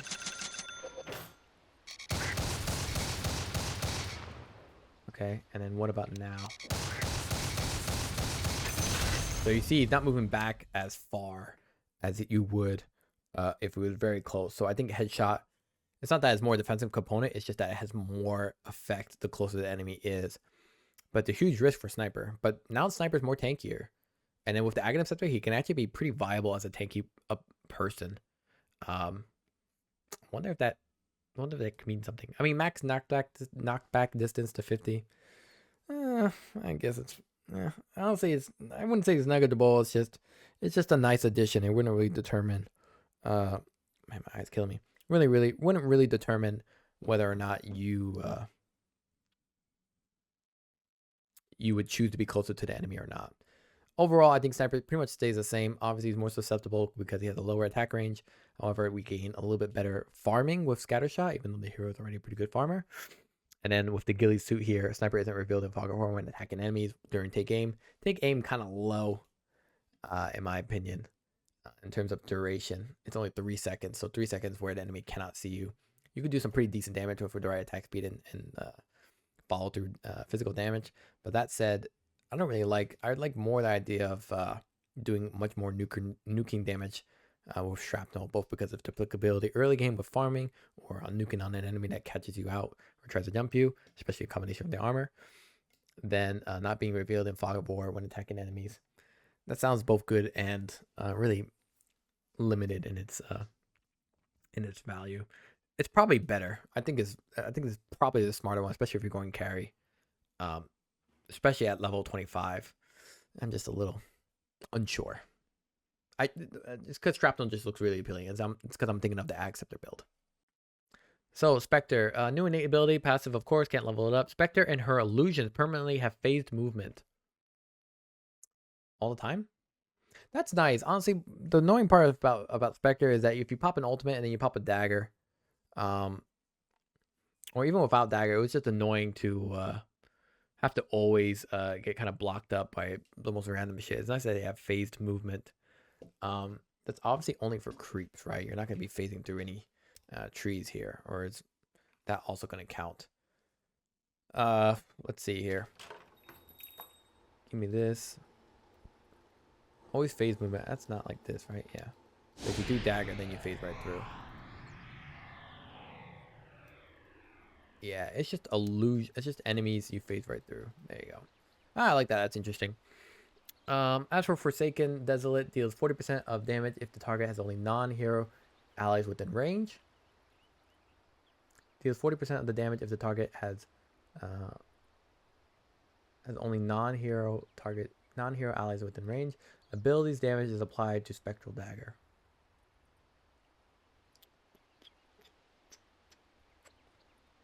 So if it has no one, you do full damage, right? If an enemy has only non-hero allies nearby, it will take 40% of Desolate's damage. So this is to help against maybe illusions or help against, I don't know if illusions count, but it also helps against like creeps. Either it's farming creeps farming creeps in the lane, or will also either have its own creeps like a Chen or something. That could be another reason. And then the abilities damage is applied to Spectral Dagger as well. That's just to give it a little bit more value. You can now apply it, the Spectral Dagger onto an enemy. Maybe I should get some levels in that before I say anything here. Boom. And you can see the damage is respectably good. I mean, Desolate damage is bonus 65 damage into Spectral Dagger. And I assume the talents are also lower cooldown, right? Minus 4 second Spectral Dagger means it's at a 12-second cooldown. And then you do 80 damage at 15. It means you can really burst the enemy down relatively fast. I see this is actually pretty decent, especially if you hit 6. Right? If you hit 6, then you're going to max this out. We'll even get to 10 just to show you. Max that out. Sound like a salesman trying to sell you more. Oh, why don't we just get this? Why don't we get that? Jump in like that. Then dive into that. There's no dagger there? Guess they changed it.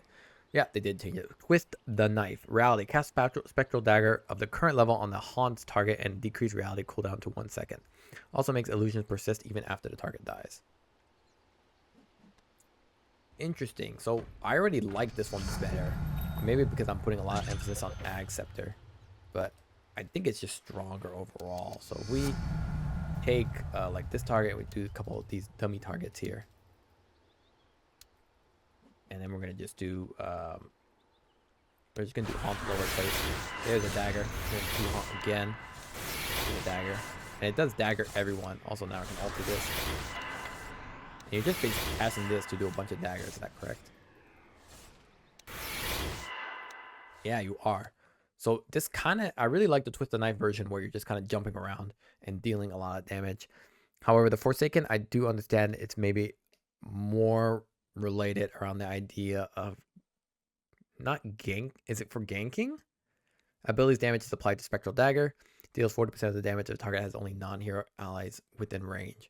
It feels like it's for ganking for mid-game. However, I also understand that you can apply Desolate through the Spectral Dagger, which has great value mid-game.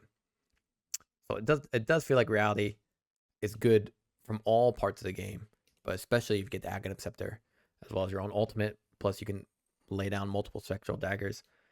Whereas Desolate, it's really good at targeting one hero and pretty much keeping them down at all periods at the early and mid game when you hit level 6. Very interesting build. Abilities: Spectral Dagger no longer applies Desolate damage by default. Damage rescaled. Pretty much higher in late game, but weaker in the early game. Aghanim Shard changed from increasing reflective damage by 100% to increasing absorbed and reflected by 50%. Interesting. So it's technically a buff because it also reflects back and absorbs, which is a lot better. And then now no longer casts Spectral Dagger by default. We know that.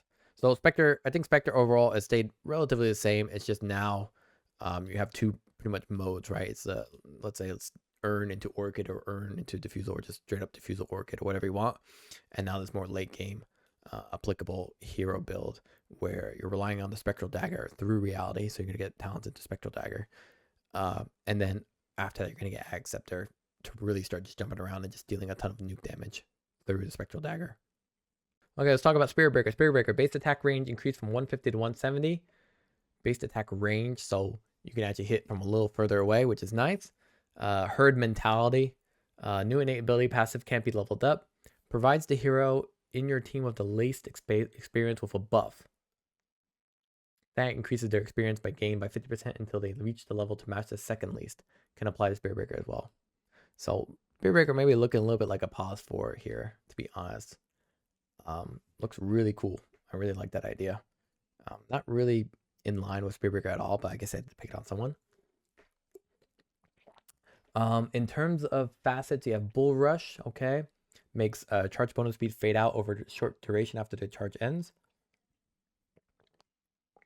So after the charge ends, you have a little bit more of bonus charge speed, which you can then use on your ultimate. I assume with Nether Strike, I think Nether Strike doesn't take that long to cast. Excuse me. Yeah. That's nice. So you charge the Darkness into your ultimate. Pretty standard ganking combo for Spirit Breaker. Can now do a bit more damage at all periods of the game. And then Nether Strike here. Enemy receives a debuff that increases the distance of force movement applied to them by Spirit Breaker and his allies by 100% for 6 seconds. And this one is for if you choose to right click, which I typically don't recommend, or if you do any damage effects with Spirit Breaker, or this one as well. You could do this with Bat Rider, and it increases the distance of force movement applied to them by Spirit Breaker. That sounds pretty crazy to me. Let's see here.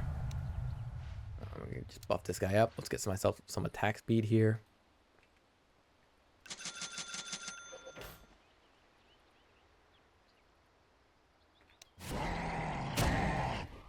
Hubba. And it doesn't have to be active, it just does it. Let's see here with Bat Rider. Ally. It doesn't seem that good to me. Enemy targets hit by another strike will be moved further by ally forces effects. Oh, okay. So I have to hit him first and then it will go through. Wow, that is crazy.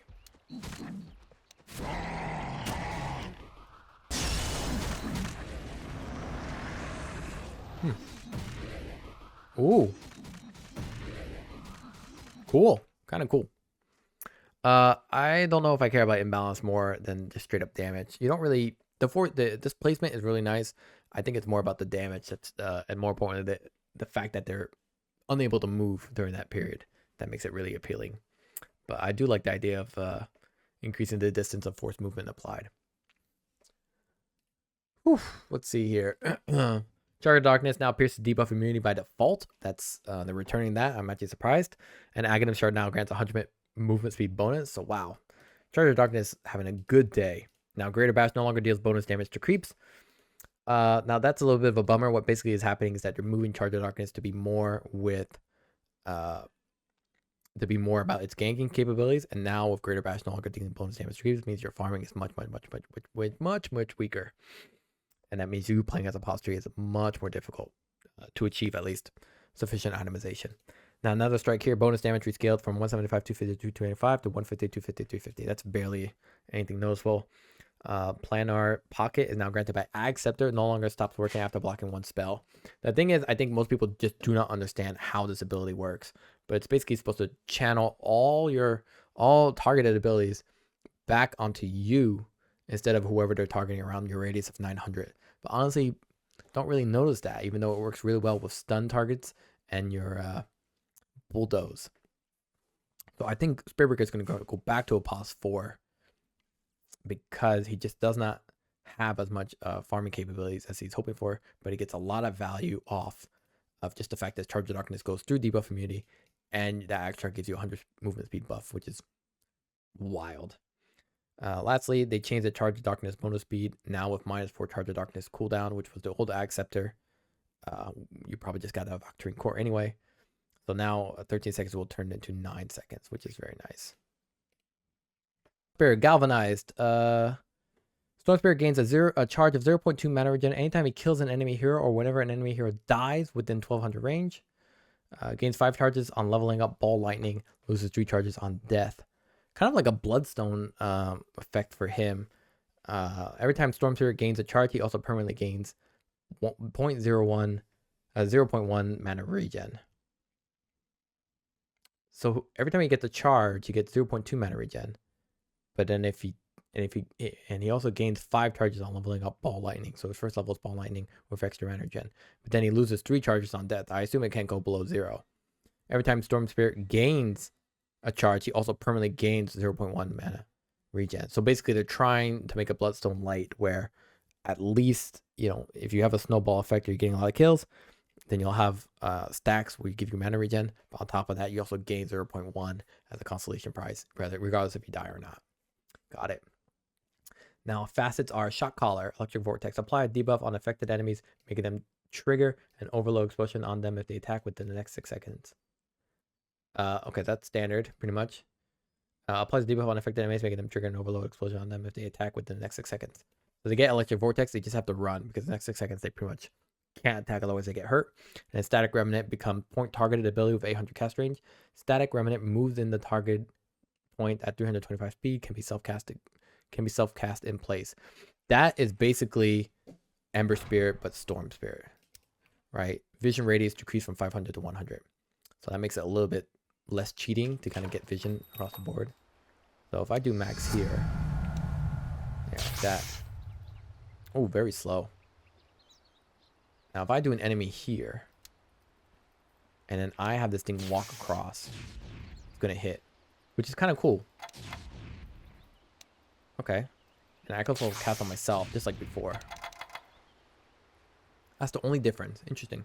Static Slide, it's called. I like that. Electric Vortex has been rescaled, so much longer earlier on, but a little bit shorter later on. I don't know. I think people will notice, but in general, 0.2 seconds increase at level 1 is strong, but a 0.1 reduction at last level. Will people actually notice that? I wonder. Level 15 static remnant damage increased from 50 to 60, and then 2x overload attack bonus at 25 now deals 65%. Vanquisher, new innate ability. Sven's attacks deals 15% more damage to stunned enemies. Wonder what that's about, because your only stun is a Stormhammer, but if you now play with an Initiator, like a Tidehunter or even a Magnus, you're going to deal 50% more damage to stunned enemies. So there's an inherent cooperation expected when you play Sven. So I think Aghanim Scepter might come back with this hero if they didn't change anything. They did not. Now you have 2 facets. Heavy Plate. Warcry creates a 50, 100, 150, 200 physical damage barrier on all affected heroes. Definitely get that. And then Wrath of God. Base damage decreased by 25. Really, Sven passively receives an additional 0.4, 0.5, 0.6, 0.7 damage per point of strength, depending on the current level of God strength. So Warcry, physical damage barrier is nice against, it's just nice. You can play maybe a pause 4, pause 3 Sven, and just rely on Warcry, especially if it can't be dispelled with the Axe Shard, if I remember. Now, Wrath of God, you lose your base damage by 25, but you gain more depending on God's strength. So early game, you're really suffering, I think. If I understand correctly. Yeah, 35. 60. I mean, how the hell are you last hitting with this?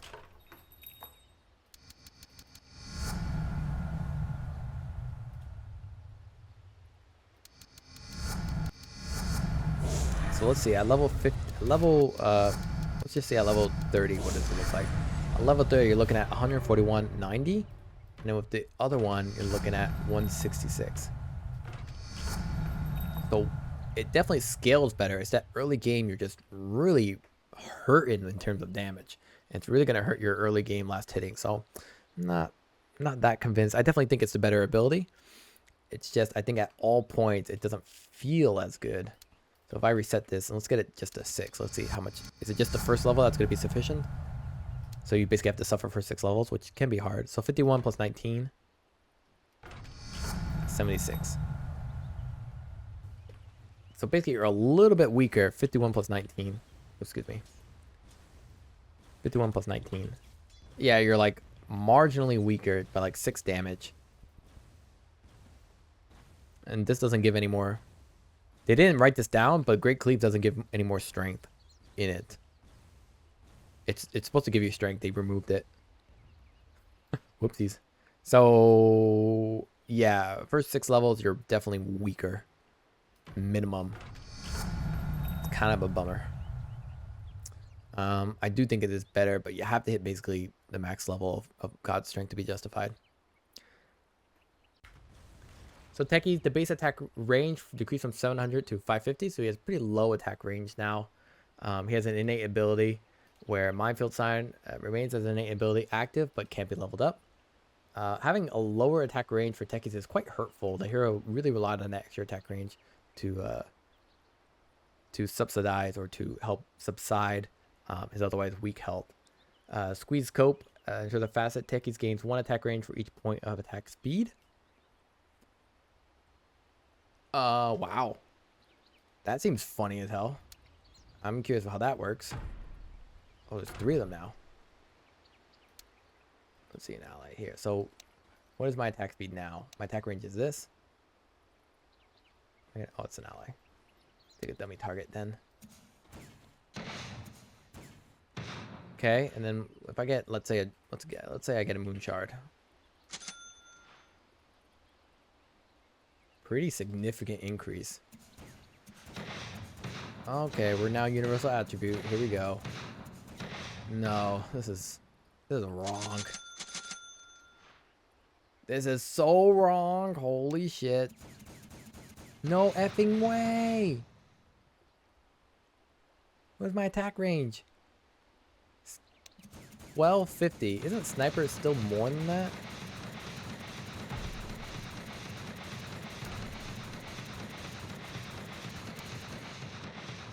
Where's my ally? There he is. Level the max here. We'll give him a Dragon Lance.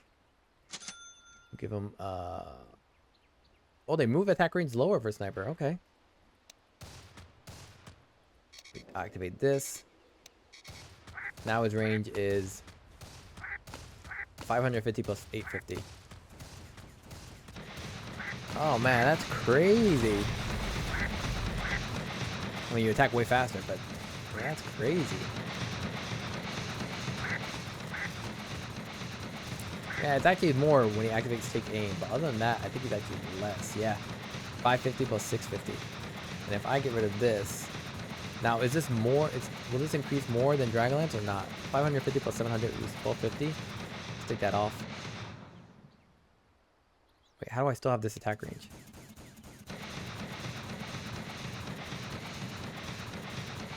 What? Oh, it looks like there's a maximum, basically. So, Maximum equivalent to this. This is your maximum. So now we're going to do Dragonlance. This FU. And we're going to do the neutral token of Growth Bow. 925, 550. That's got to be more than Sniper.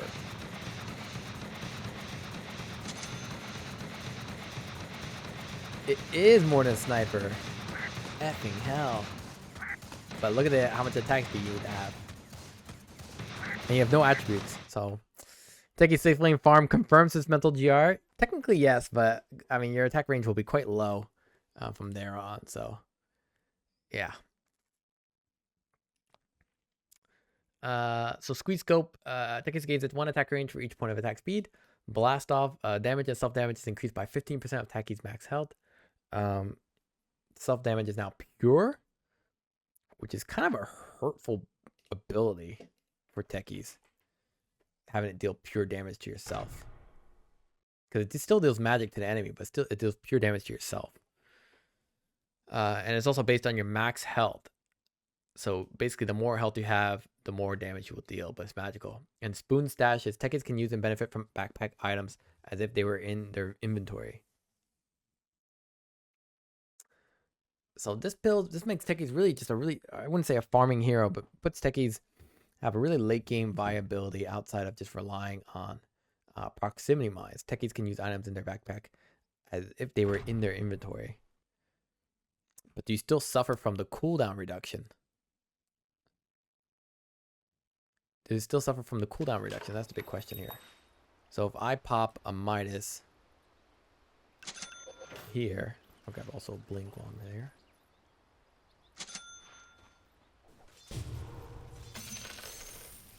$102 seconds. Let's see how slow it is here. Yeah. Yeah. So you still suffer from the cooldown reduction when you have items in your backpack. However, you still can actually use it. So it's pretty good for techies. However, you have to be aware that any items that you do have used in your backpack should probably be like attribute items or items that don't have active abilities, because the cooldown is very long. So I think this one's very great, especially it takes advantage of techies who's good at farming, whereas the Spleen Secret Sauce, this has scalability and blast off over time in terms of fights, especially if it's based on your max health. Or you're going to build items that give you more max health, like Bloodstone, I guess. I don't know. I'm thinking out loud here. Items probably more relatable are just like anything that increases your health. Octarine Core, Aghanim Scepter. These are also much better. And then this techies gains attack range for each point of attack speed. We'll see about that. I don't know. They didn't change any talents or anything, so techies just pretty much is still reliant on being especially squishy, and more importantly, just having a lot of issues. So Templar Assassin was a mid hero. Was an interesting hero overall. Just didn't really do as well as some other heroes that had just much better damage that wasn't just physical. We saw a little bit of Maelstrom on her. I think she got better over time, but I think there was just better heroes to play than her. However, let's see, in terms of laning stage, base health regen from 0.25 to 1. Base attack time improved from 1.7 to 1.6, so a little bit easier to survive the lane when you don't have refraction. Attack range also increased from 200 to 250, so they're loosening her up a little bit, which is really nice. Yeah, overall, attack projectile speed increased from 900 to 1,000, so hits faster, hits from a little bit further away, a little bit better at base attack time, and the health regen is a little more survivable. So they're really trying to make her a little more capable from the mid game onward. Side Blades is now an innate ability, very nice, very comfortable. Bonus attack range is scaled from 80, 130, 180, 230 to 200, but you get 50 plus from the attack range here. Side Blade range also has been rescaled from 600, 650, 700, 750 to now 550, 600. So it still scales the same. It's just now the first level is obviously 0 or obviously a little bit weaker. Spill damage is no longer reduced for each unit it connects with. That's very strong, especially when taking jungle camps. But spill damage is decreased from 100 to 80, 85, 90, 95, 100. So there's a justification for you to level up more and more of this so you can get that at 100% spill damage. Now, in terms of facets, side blade, spill enemies have their movement slowed by 5, 10, 20, 25% for 3 seconds. That's actually really good. It's kind of like Kunkka's Tidebringer. It's not about the hero that you're hitting, but more importantly, the heroes that you're hitting from your target initially.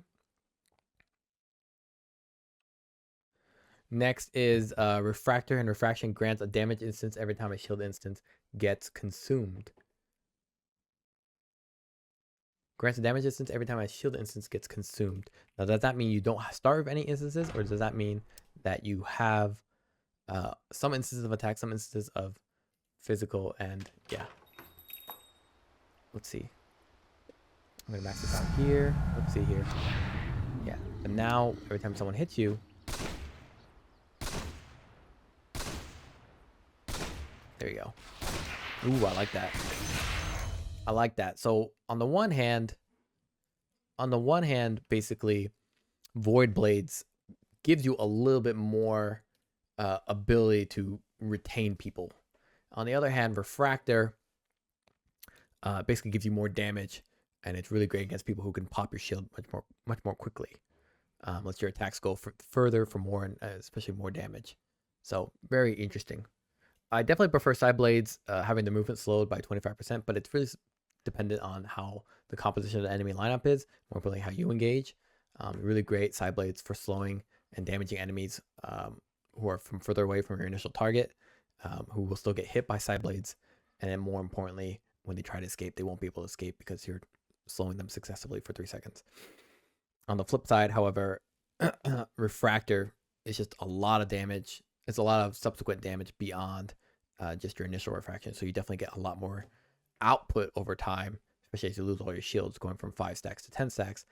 With that said, if you end up dying, or more importantly, if there's just too many units rather than needing more damage, then maybe side blades is better. Refraction no longer grants damage block instances. Now grants multiple instances of health barrier. Whenever a barrier is fully consumed, the amount of shield instances will decrease by 1, and a new full barrier will appear as long as there are instances left. Any damage that would reduce a barrier to less than 0 is fully absorbed. Instances decrease from 3, 4, 5, 6 to 2, 3, 4, 5. So you got less instances here. It doesn't block the damage anymore. It just does a health barrier. I wish I knew what the hell that meant in difference here. Damage as HP removal bypasses refraction. It won't reduce the charges. Only instances of one, missing word here, of 1 or more damage will trigger refraction. So the barrier definitely goes down over time, and it's based on health rather than just a full-blown shield instance, which would one hit at a certain amount of damage would completely remove it. That's basically it. So it's makes you a little bit more survivable, theoretically. Psionic Trap Academ Scepter now increases the total trap by 100. Total trap damage by 100. That's very nice. So bonus damage 375 to now 100, making it 475. Decent scaling. It's basically another level, right? 275, 225, 375. No, excuse me. It's 50. It's basically 2 levels increase. Psionic Projection bonus damage increased from 200 to 300. Channel time increased from 1.5 to 2 seconds. We don't really see this a lot, so we'll have to see what the ramifications are, but I'm definitely curious about it. Level 10 talent, they changed the 110 Psionic Trap damage, replaced with a 5% Psionic Trap slow. So both minimum and maximum. So at minimum, you're slowing for a lot more, even if you instantly pop it. And then Sideblade's attack spill range decreased from 120 to 100. I'm surprised they still keep that when they have this now as an innate talent, as well as talent meld dispels replaced with refraction dispels. So the discomfort about meld is that to use it as a dispel, you're also relying on it as a physical output. So the dispel is nice as meld, but it was kind of disjointed. Whereas with the refraction dispels, it kind of puts you in the position where you want to, if you jump in and use meld and attack someone, and then they apply a debuff, then you want to pop refraction. However, maybe there's a change here where you want to pop refraction for the extra damage, but then you don't have to dispel from it. So I like that change a lot. And everything else, yeah, pretty straightforward. So Templar Assassin, a lot more innate in terms of survivability and output. With that said, we'll have to see really the ramifications of both refraction as well as the side blades becoming an innate talent. So Terrorblade, new innate ability passive, can't be leveled up. Dark Unity, illusions on the Terrorblade's control that are within range receive a damage bonus. Illusions outside of the range receive a damage penalty. So basically this reduces Terrorblade's efficiency in farm when you split up your units to farm different camps, but there is a value in Terrorblade when he starts to push together with all his illusions, especially with metamorphosis. Metamorphosis, remember, you lose metamorphosis on your images if they separate from each other from a certain distance from Terrorblade. So definitely more about late game value for Terrorblade. However, reaching that late game in terms of farming is significantly weaker. Damage penalty is 50%, so much more severe than the bonus damage. I wonder what's that going to do. Condemned Sunder removes minimum health threshold for enemies. What's that about? So severs the life from both Terrorblade and the target here, extending your percentage of both units' current health. Some health must remain. And basically, you need 35.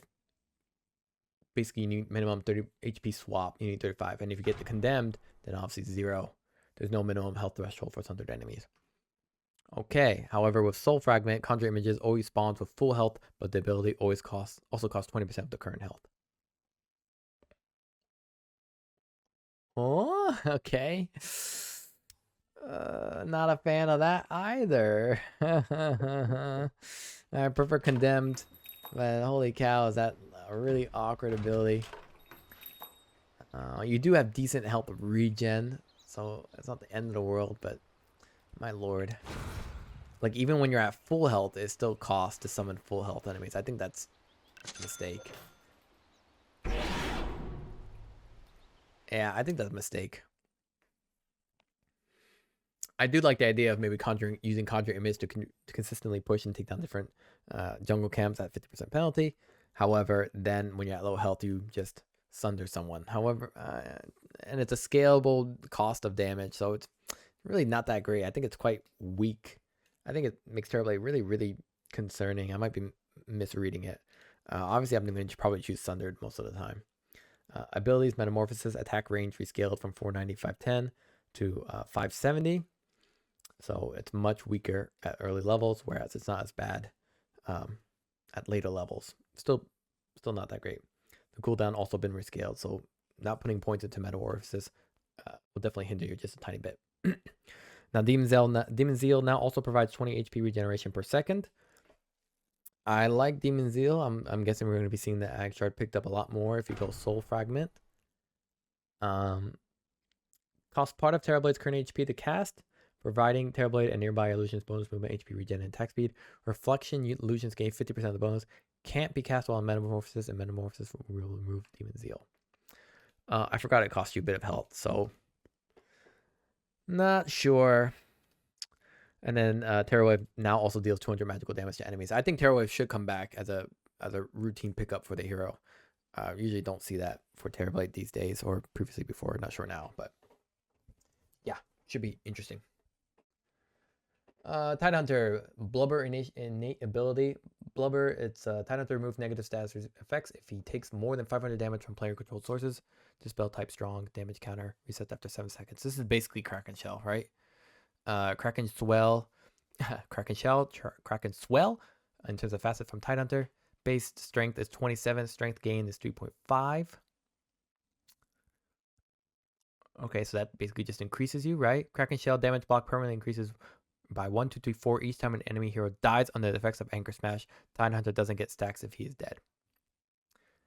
And Anchor Smashes occur in all the freaking times, so that's pretty wild. Kind of interesting. Your base strength automatically goes up and your strength gain is 3.5. Is that what they're saying? Let me see here. Tidehunter. Kraken Shell gains permanent damage block, and when an enemy hero dies under the effects of Anchor Smash. So what is the little thing here? Base strength 27, strength gain 3.5. So they're saying if I start like this, I won't have it.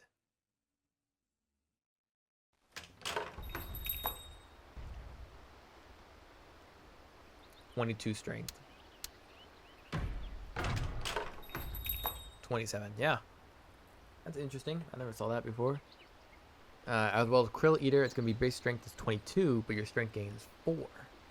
So you gain more over time. Base attack range decreased by 50. So it's even harder to get near people to hit. And attack range is increased by 5 every hero level. But that means you need at least level 10 to get back to your original attack range. What is that about? Is this yeah, what is that about? I have no clue. That's so funky. Anchor Smash radius decreased by 50. Radius is increased by 5 every hero level. So this is, I mean, this obviously pays for itself as you get later into the game. However, this Kraken Shell really relies on early to mid game plays to basically get more damage block to eventually be relatively difficult to take down. It's more defensive, whereas this one could be technically more offensive. I don't really think that, but you get what I'm saying. Oh, that's kind of weird. And in terms of Kraken Shell, dispel and damage move to innate ability. Level 20 talent, plus 4 Kraken Shell damage block per Anchor Smash kill, replaced with plus 4 Gush armor reduction. Level 20 talent, Kraken Shell damage block per Anchor Smash kill. Now it's an innate talent. Now it's a Facet. Replaced with plus 4 Gush armor reduction. Ooh, armor reduction's back. Plus 4 Gush armor reduction plus this one at 6 means you're doing 10 armor reduction. Not bad. Not bad at all. Okay, definitely can see it. So I definitely prefer Kraken Swell over Krill Eater, but that's just because I can't really fathom playing Tidehunter late game being significantly weaker, but with a significantly harder to land all his abilities. Having said that, though, you have to be honest that with a Blink Dagger, it kind of, I wouldn't say it negates itself, but it does hurt itself here. Here's a Krill Eater difference, so that's the AoE with that. And then let's choose another Tidehunter and we can see the AoE of that one. Kraken Swill. Ally.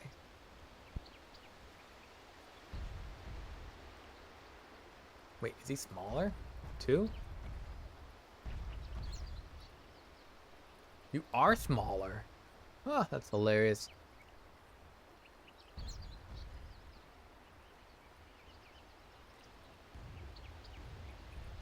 You are smaller. What the fudge?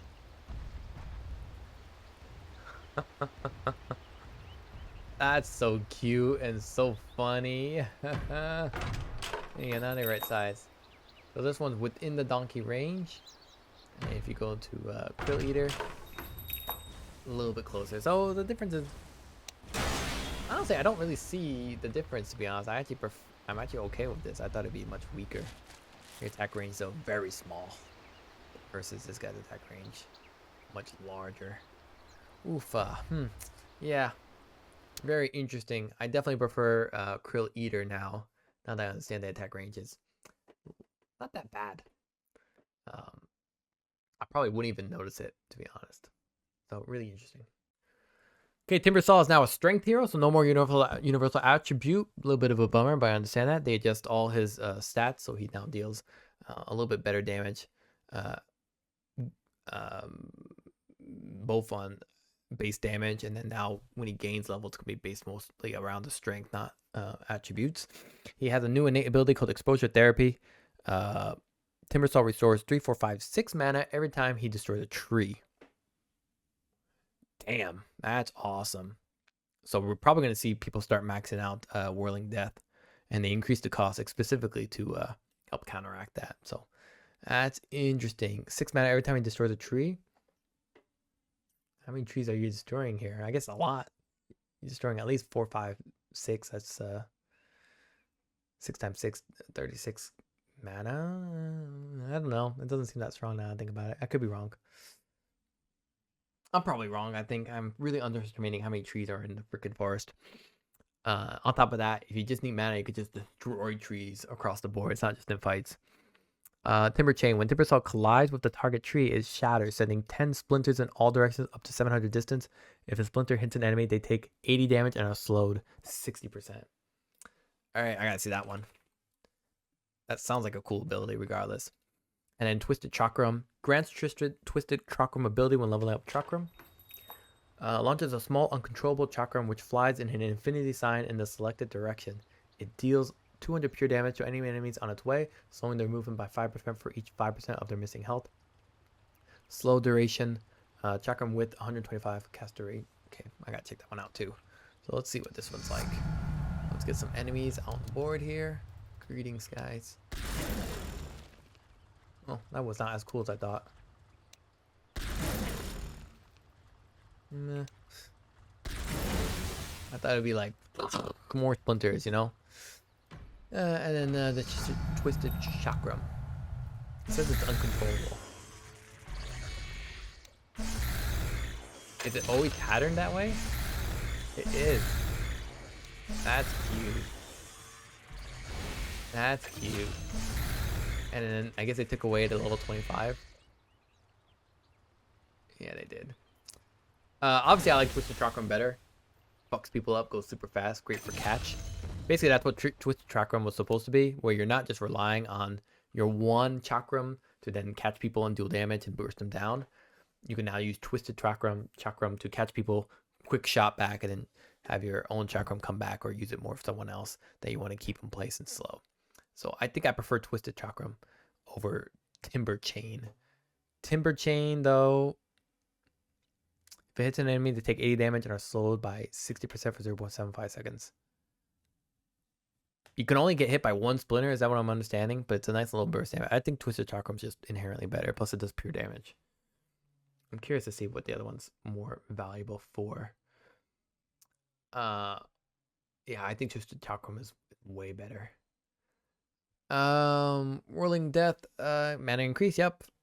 Everything else, they changed the second Chakram, which is now Twisted Chakram, into 75 Whirling Death tree bonus damage.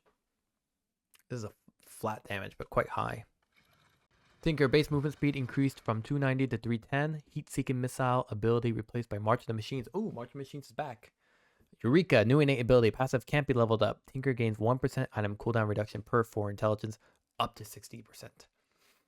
Tinker gains 1% item cooldown reduction per 4 intelligence, up to 60%. How much intelligence are you building? Set device, Ethereal Blade.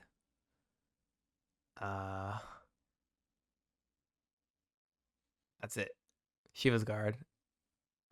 It's universal, but whatever. Tinker gains 1% item cooldown reduction per 4 intelligence, up to 60%. And what's your intelligence gain? So let's get a little bit of theory going.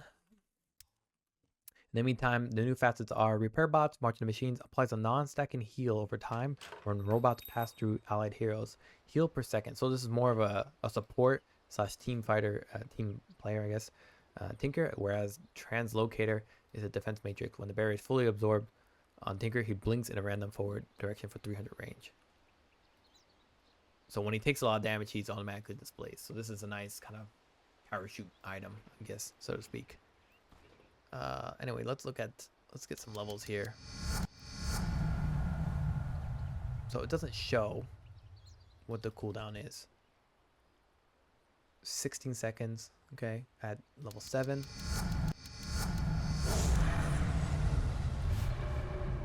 Am I insane, or this should be lower?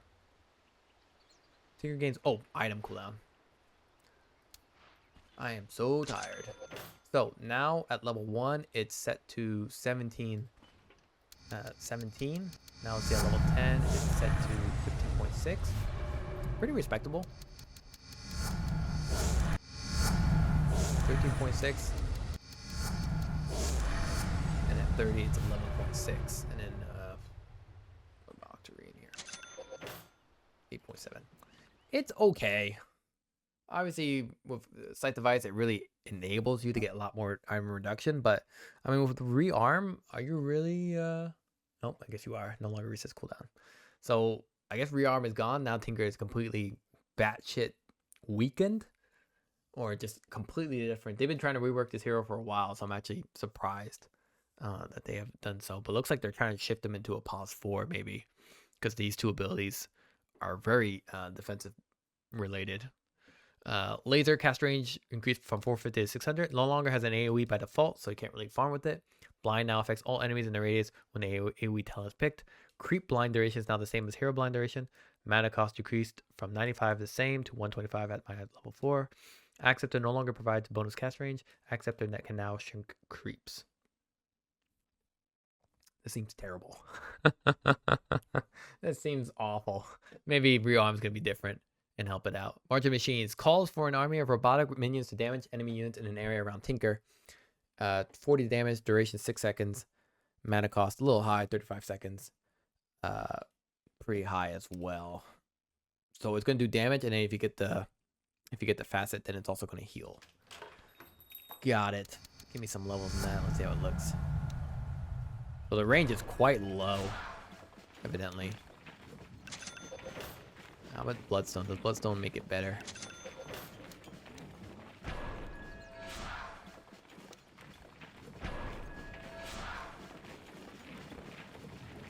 Doesn't look like it too much, does it? At least not noticeably enough. Does damage, and now you can heal it with the facet.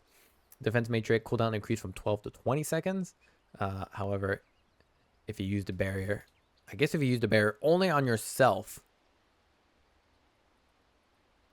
then you move. But if it's used on an enemy, if it's used on an ally, then nothing.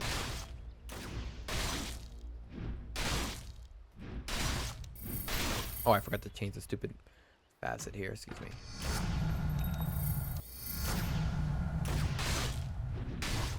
Okay. Now let's choose an ally. See how he works out like that. Boom. Yeah, only works on Tinker. Interesting. Okay. Rearm no longer resets cooldowns of items. No longer grants magic resistance on its own.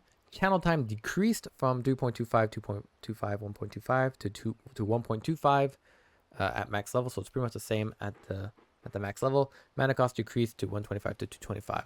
So what is rearm? Resets the cooldown of Tinker's abilities. Oh, no longer resets cooldown of items. Ah, so rearm does work, just not on items anymore. Which is which makes this hero a little bit more, I don't know. Basically, he's relying on Marching Machines, which is one of the most annoying aggressive abilities in terms of defense. Marching Machines is an old school ability that it pretty much makes it impossible to siege high ground without taking an insane amount of damage. And now you can also make it so repair bots also heal your allies. I can see Translocator being justified, especially if you're getting easily jumped. Otherwise, your default is probably Marching Machines heal. Yes, no longer resets items. However, it's pretty much like Dazzle. You think Tinker's out, but I wouldn't yet. I think Marching Machines really fixes that for him. Not to mention he still has pretty great abilities overall. I do think not having AoE on this is sucky, but it's not the end of the world. Definitely doable. Still a doable hero. King Convenience channel time decreased from 3.5 to 3 seconds. Outpost channel time now matches those from Town Portal Scroll. This is a nice little buff as well. So instead of trying to TP on a tower that everybody's already at, you can actually TP to a nearby outpost. Nearby being either the triangle or the one by Roshan. Warp Flare damage increased from 50 to 150. Duration decreased from 3 seconds to 2 seconds. So we don't really see much Warp Flare, even though it is a pretty decent ability. We'll show you what it does now. Displaces someone, and you can actually keep that going forever. So think of it kind of like the Cyclone for the Storm Spirit, or the Storm Panda for Storm Brawler for Brewmaster, where Brewmaster cyclones him up. This guy pushes your asshole to your next colonoscopy, pretty much. Really annoying. Does it do any damage? Does 150 damage, reducing their rooting, and also roots them. Dealing damage, teleporting them away, and roots them, reducing their cast and attack range for 2 seconds. Quite brutal. So it feels like it's going to be fight is going to be like here, and Tinker's just going to be around the fight, just doing a whole bunch of shenanigans and annoying shit. Very curious to see how he plays out. In terms of talents, we get Marching Machines, increased duration. That's going to be annoying. For sure, people are going to pick that. Mana cost, mana loss reduction, definitely nice. However, since you're not using your items as much, I think probably Marching Machines is better. Talent, 1+1 heat-seeking missile count replaced with 250 AoE laser. So the AoE laser, it's not... Okay, looks like they didn't fix that. Or did they? Well, this will help you farm, so I guess it's basically two farming abilities with Marching Machines and lasers. And then Defense Matrix grants 25% cooldown reduction. Obviously, they don't allow that. Eureka is here. Replaced with 10% Defense Matrix status resistance. So if you do get caught out by Tinker, you have a little bit more status resistance to survive.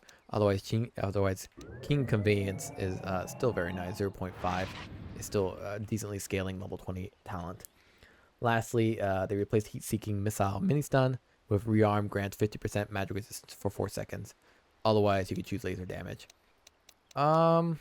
You know, that late in the game, I wonder if the 50% magic resistance could be justified as a viable choice. The duration is actually pretty okay. It's not amazing, right? It's about 4 seconds. Maybe 3.5. Oh, 4 seconds. Written right there. Excuse me. Yeah, it looks like this hero is going to be pretty obnoxious.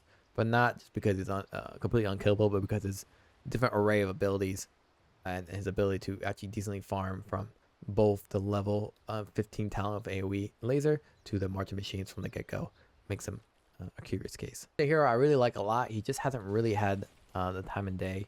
As a mid laner, he's been played a lot as a pause 4. So let's actually see how he's changed here. Crag Exterior is back. Very old ability. That's great to see him return. It says Crag Exterior ability returns as an innate. Level up with grow. Enemies that attack Tiny gets a stacking debuff that decreases their attack damage by 5% per stack. Max stacks 10. Debuff duration. Each stack refreshes duration. Debuff immunity. Immune enemies aren't effective and don't receive stacks. So the old Craggy Exterior for Tiny was pretty hot and pretty hilarious.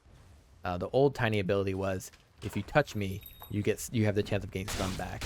Now you get this Craggy Exterior effect, which is fine, I guess. No, I'm not complaining at all. Just makes it so if you attack Tiny, prepare to get affected by it. 5% is pretty significant per stack. So 10 stacks means 50% reduction. That's great.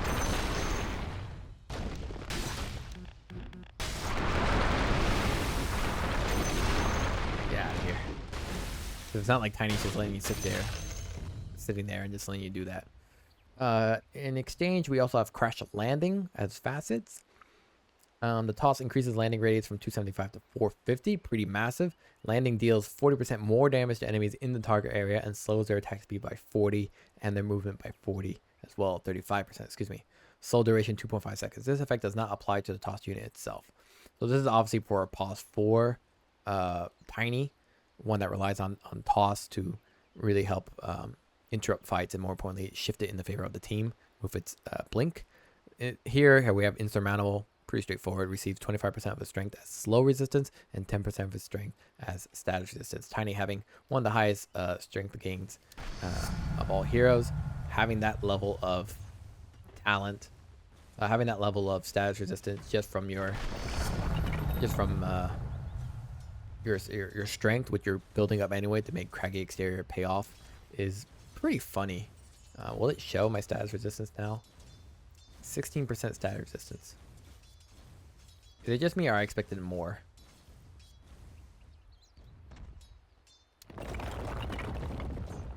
Status resistance 10. 16. 20. Oh, that's 26. Excuse me. 10% status resistance. 16%, but slow resistance is 40%. Now, what if I just build strength? 40% with heart. Obviously, you're not going to get a heart anytime soon. So I thought this would be a little bit better. It is overall good, especially if they kept the talents. Let me see. Plus 10% status resistance replaced with minus 10% grow attack speed reduction. Never mind. Bummer. So this is the only attack speed. This is the only status resistance you will be getting with insurmountable. So I wonder if you actually prefer toss, especially at level 25 when you get 2 extra tosses. I could definitely see that. True Grab bonus damage rescaled from 1421, 2835 to 10, and then max 40. So late game True Grab is better. However, early game it's now significantly weaker. This is actually a nerf to pause 4 Tiny as well as pause 2 if you want, because you were relying on True Grab both the last hit, and for the Tiny pause 4 you were relying on True Grab level 1 to harass, especially at the 0-0 minute mark. So it's definitely a nerf early game. As for Tiny Hero Grow, no longer provides slow resistance, right? Because now it's shifted over here. Now provides 30 movement speed. It's actually quite nice, 30 movement speed. Definitely great for pause 4. For pause 2, I mean, you're relying mostly on blink, and then the 30 movement speed is instead of getting the phase boost, which some people get, they'll get treads, which most people get anyway. And then bonus damage increased from 5110 170 to 6120 180. So it's scaling better overall. However, I don't know. The hero is a lot more capable of basically being able to survive fights and basically being able to man fight. However, honestly, I'm not that convinced, to be honest, about his capabilities as a late gamer. Protector, probably the simplest one. Nature's Guides is now an innate ability, so you start right off with it, just the same as before. There's Primeval Power, where Trent gains +5 base attack damage per hero level. Still basically paper thin, so pretty much instantly dies. Leech Seed can be ground targeted, planting a tree and damaging and healing all enemies in the effector radius for the duration of the ability. Damage and healing is halved for creeps when the ability is cut. When the ability is ground targeted, if the tree is cut down, it regrows again with the next pulse. That's annoying as hell. And awesome. That's hilarious. Happy little trees, bitches.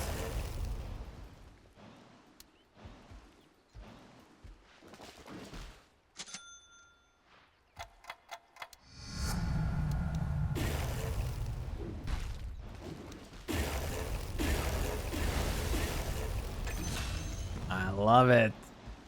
I love it already. That's definitely my go-to. Holy shit. Yeah, nothing more to say. Troll Warlord.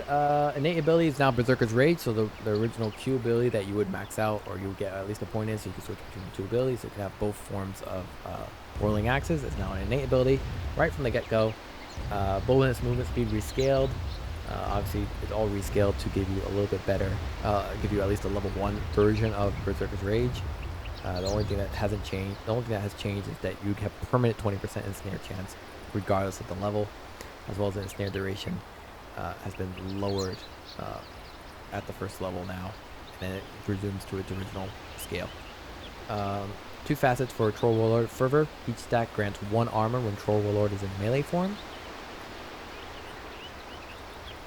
So not only do you get extra attack speed, you also get armor when Troll is in melee form. And then Bad Influence. This grants 30% of its attack speed bonus to all allied heroes globally. Got it.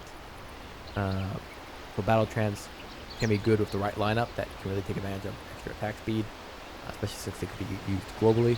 However, Fervor, each stack grants 1 armor when Troll Warlord is in melee form. It's usually when you're using Fervor, especially when you're fighting enemies. So I can definitely see the appeal of having extra armor, especially when you have to use your Battle Trance after.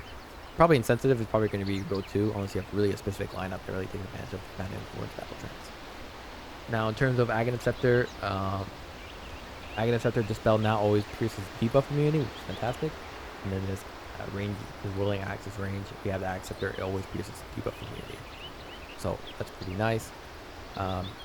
Here, Fervor, Aghanim Shard, base proc chance decreased from 20 to 18%. This is because the Mjolnir, and more specifically the Maelstrom build for Troll Warlord was pretty nuts, to be honest. It was pretty doing massive damage. I think the decrease to 18%, not really going to be that applicable, quite frankly. I think it's still going to feel pretty nuts in general. Level 15 talent, Whirling Axes, damage increased from 90 to 100. Everything else is just small adjustments, so I'm not really going to talk about it. Tusk, Bitter Chill, new innate ability, passive levels up with ability of selected facet.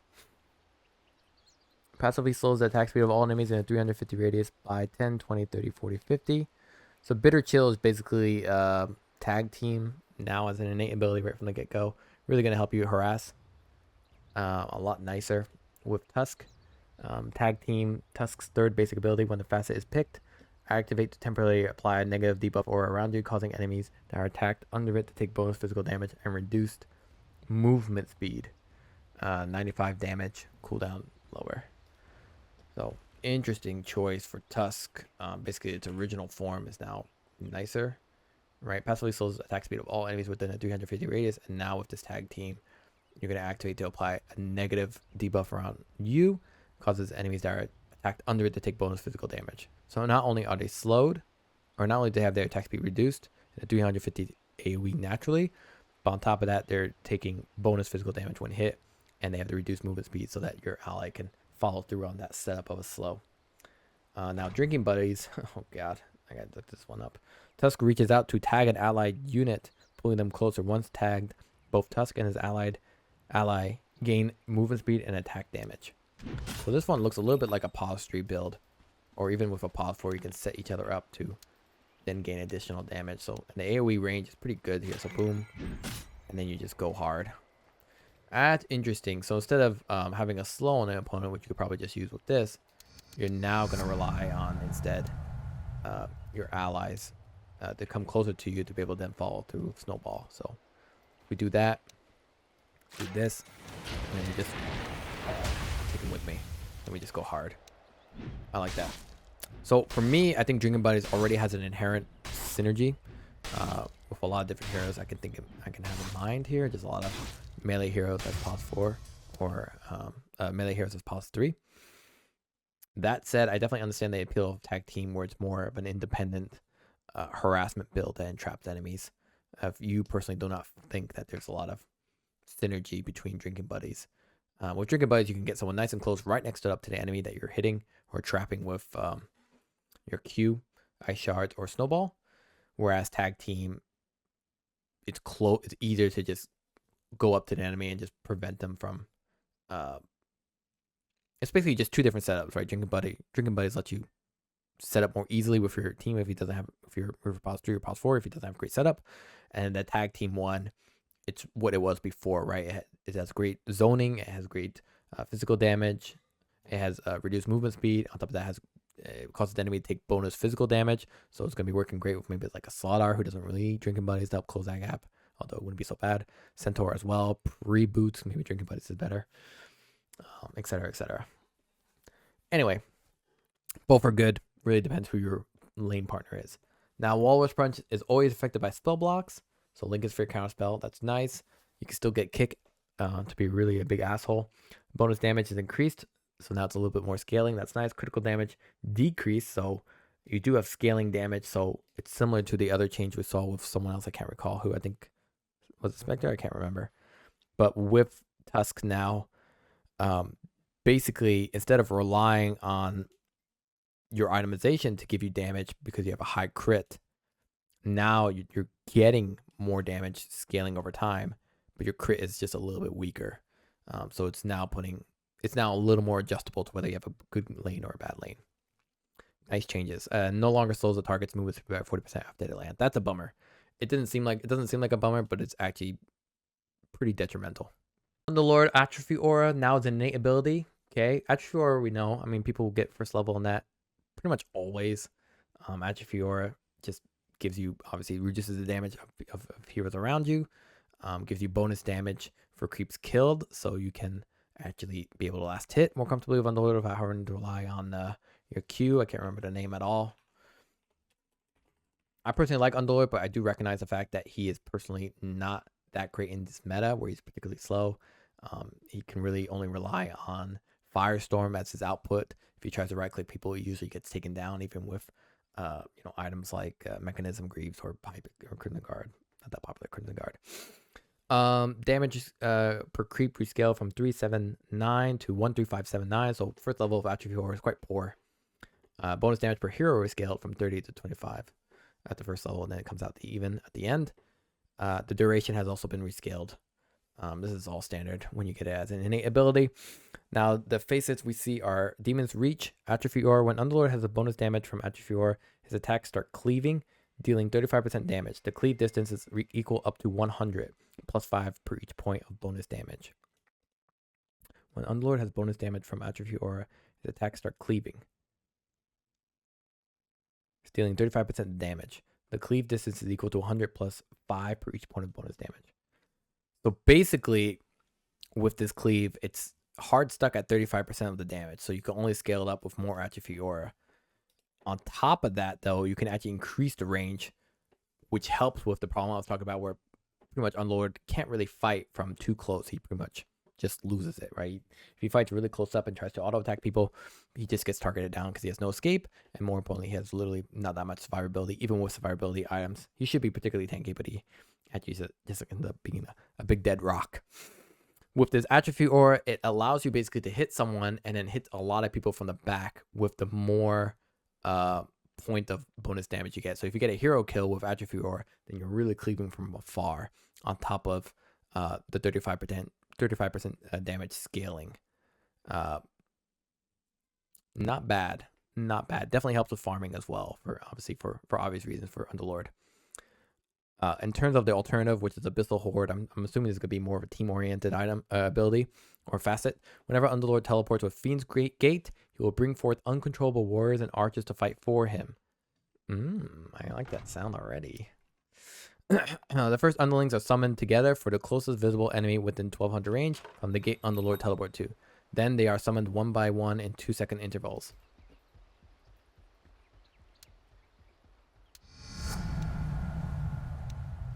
It has to be pretty much out of my range here. What? Do I have to go through for it to summon? I think so. Yeah. Sorry, Melissa. Let's see what's happening.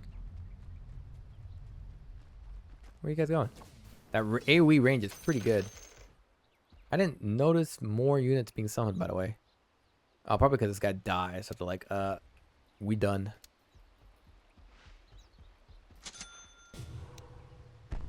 Summon. I'm gonna go right through. Go. Let's see if it summons more. You can't control these units. You have no abilities either. Where the hell is the more? Do I have to summon more, or what's going on here? What?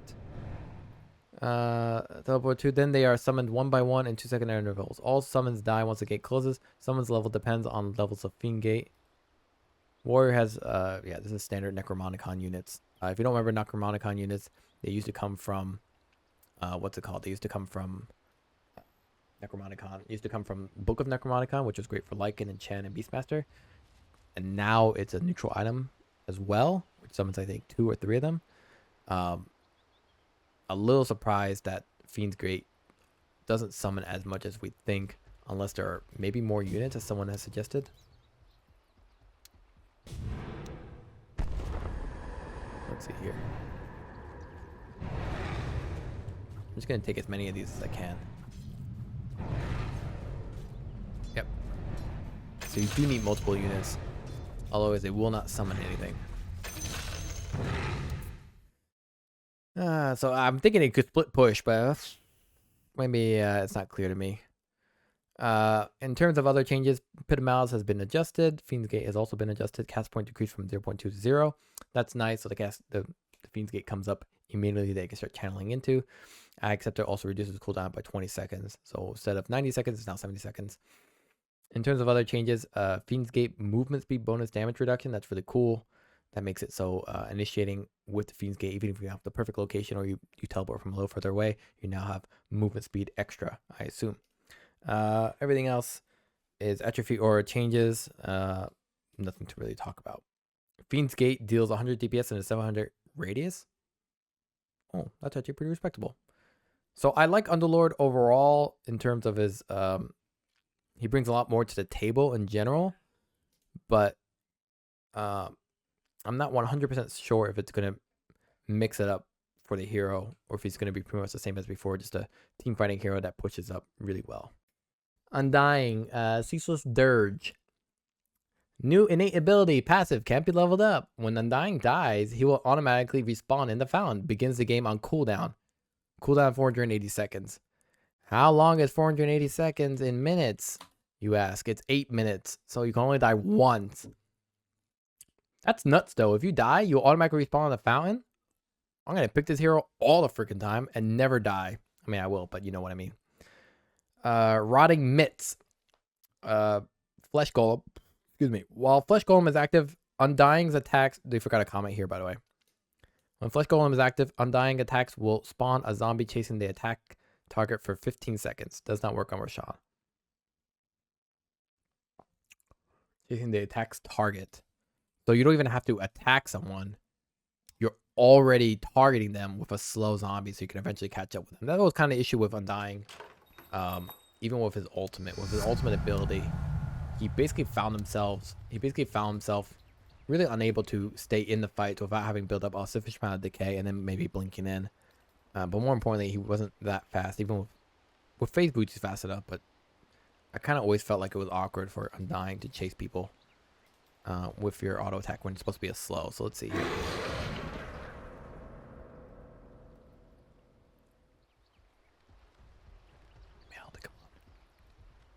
Why is it not summoning a unit? You have to attack it. The wording is incomplete. It says, while Flesh Golem is active, Undying's attacks will spawn a zombie chasing the attack target. Oh, excuse me. The wording is not complete. My eyes are incomplete. So I have to attack it to get a zombie chasing the target, and that will basically amplify more damage through those zombies. Alternatively, you have Ripped. With Soul Ripped, when Soul Rip is cast on an ally here, they gain 10% of Undying's current strength for 10 seconds. So this is very situational. It depends on the hero you're playing with. With a Centaur, it could be really nice. With other heroes that improve with more strength are also very nice. So I think Soul Rip could be great, especially as a support hero. Just increasing the strength of someone means that they gain massive... they just gain massive health. And if they're a strength hero, they also do massive damage. So like Timbersaw could be another one, but Timbersaw doesn't really attack. But you get my point, right? Soul Rip, really good here as a general pick. However, I do like Flesh Golem if you find yourself with an enemy lineup, or you yourself are playing more of a core Undying to be able to close in on people. Basically like Treads, Blink, Treads, Echo Saber, Blink, maybe a BKB after, and then Flesh Golem and just start slapping some ass. And then you get some zombies landing on them. And then you can see here with the Flesh Golem, with maybe an Aghanim Scepter and then maybe some attack speed, you can actually do some pretty decent stacking of zombies. So that should be interesting. This one's quite interesting. As for abilities here, Tombstone, Zombie Vision range decreased from 1400 to 900. Mana cost has been increased. Not that significant. Aghanim Shard time restraint to leave or re-enter decreased from 3 seconds to 2 seconds. So now you can go in and out a little bit more earlier. As for Flesh Golem, the soul duration decreased from 4 to 3 seconds. Yeah, he's okay. He's pretty much same. They just solidified both roles of either support or core. Ursa, strength gain decreased from 2.6 to 2.4. A little bit of a bummer there. Maul, Ursa gains 1.5% of his current health as damage. Ursa gains, so I understand why to reduce his strength. Ursa gains 1% of his current health as damage. So there is definitely a viability when playing Ursa. I understand the appeal for Battle Fury, but I also see there's a lot of value in building, let's say, a Morbid Mass to keep your health high. It also helps prioritize getting Satanic, which has a great dispel. Really interesting current health as damage. So right off the bat here, you can see your damage is 10. If I go to max here, damage is 37, which is pretty respectable, right? A Daedalus is 88 damage. We see Demon Edge about 40 damage. So max level, you're looking at a minor, a little bit weaker Demon Edge. And if you get some more strength, these are all strength items. You can see it significantly increases. So I think Satanic's definitely going to come on the board more and more in terms of viability, right? Other changes we see here: Grudge Bearer, Enrage. 5% of damage absorbed during Enrage is converted to damage. Buff lingers for 5 seconds after Enrage expires. I think with that one, not only can you see Enrage just do more and more value in terms of just having really well timed, but I think also does work with Ag Shard. So basically, you're gonna start seeing these guys just like go ham on Tidehunter and on Ursa, and then Ursa's just gonna pretty much throw that back in their face, right? So let's get some attack speed going here.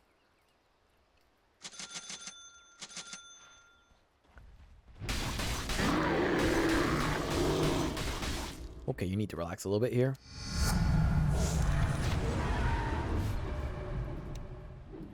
Okay, maybe I should get a mechanism, MKB. Get a little bit of damage here, a little bit of this, a little bit of that, throw this away. Blink here. Free spells, let's go. Go Enrage.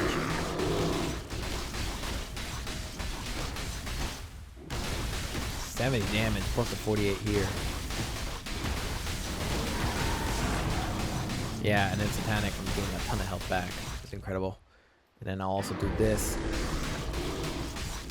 Look at that enrage. Again. And then on top of that, you can also go, you can get the Ag Scepter, which reduces the cooldown. And then if you really want to go ham here, you can also go Octarine Core.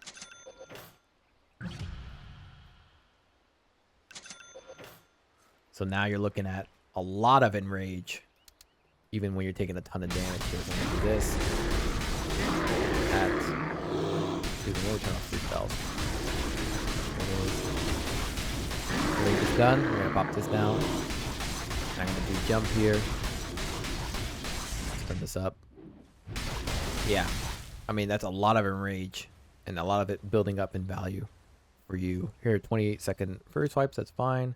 Earthshock applies 2 Fury swipes, so that's even greater, as well as this 20% status resistance can be justified. Everything else, Earthshock has 2 charges, is obviously going to be great if you grab the shard. However, usually overpower attacks is much nicer here. Boom. Boom.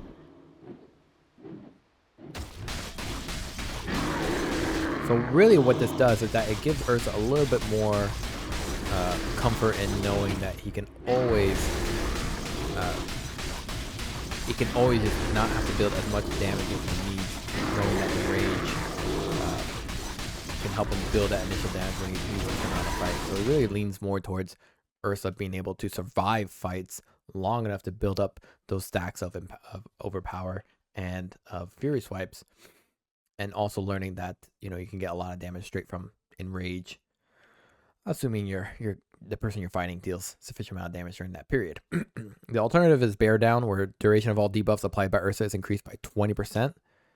That's the slow from Earthshock. I assume that's Basher, a little bit longer.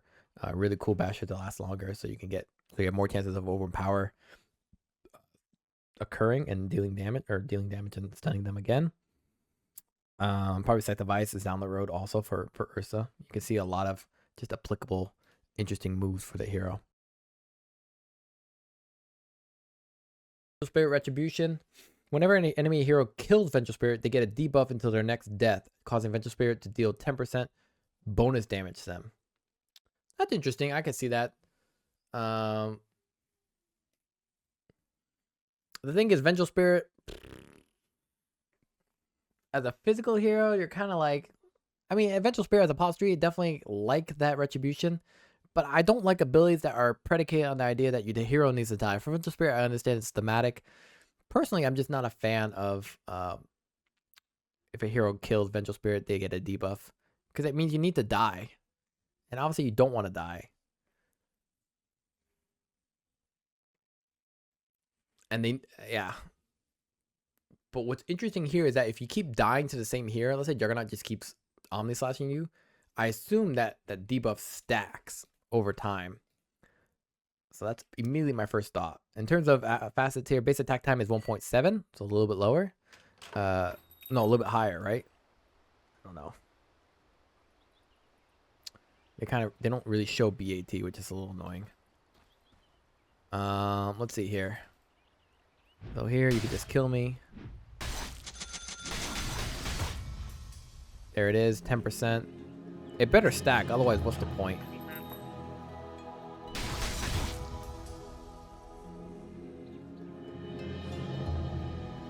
It does not stack. That's horseshit. That's horseshit. It should not stack. It should stack, because basically if you're continuously dying to a PA or a Juggernaut Omni Slash, it should make it so eventually they take 100% of your damage.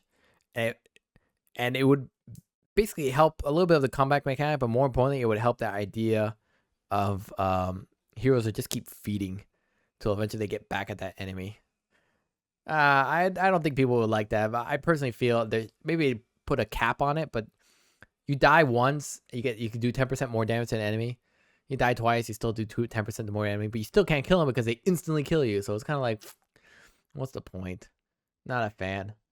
I like it more if you died and it continuously stacked until you're able to defeat them. Maybe I'm insane for that. Avenging Missile. Damage is increased by 0.75 for every last hit or deny a target enemy has. Damn. Okay. That's pretty cool. I'm going to love playing mid lane with this one. Damage 0.75 for every last hit. So if we look at Vengeful Spirit from the get-go, it's a 360 damage, 0.75. Most people have about, I would say 100 last hits. Let's just say that. So 100 last hits times 0.75 is 75 damage. That's already almost better scaling than levels in damage. Let's take a look at one of my last games that I played that I won because I could easily find a lot of losses. Here I played Enigma. How many last hits did I have?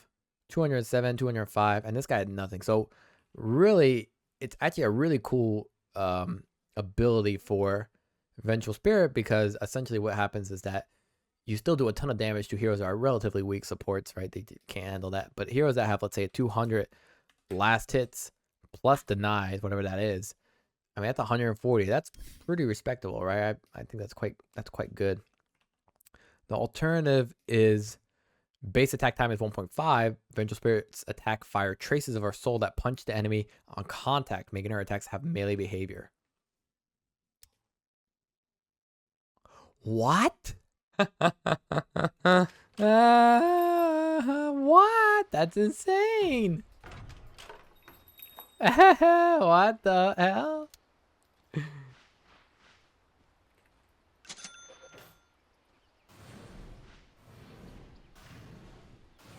That's awesome. I love it. Oh, I don't know if I'm ever gonna use this, but I love it. Get bashed, bitch. Oh no, that's wild.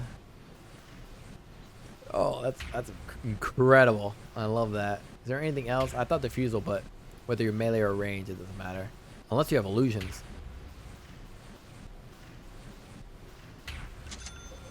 Also, Quelling Blade, by the way. Hey.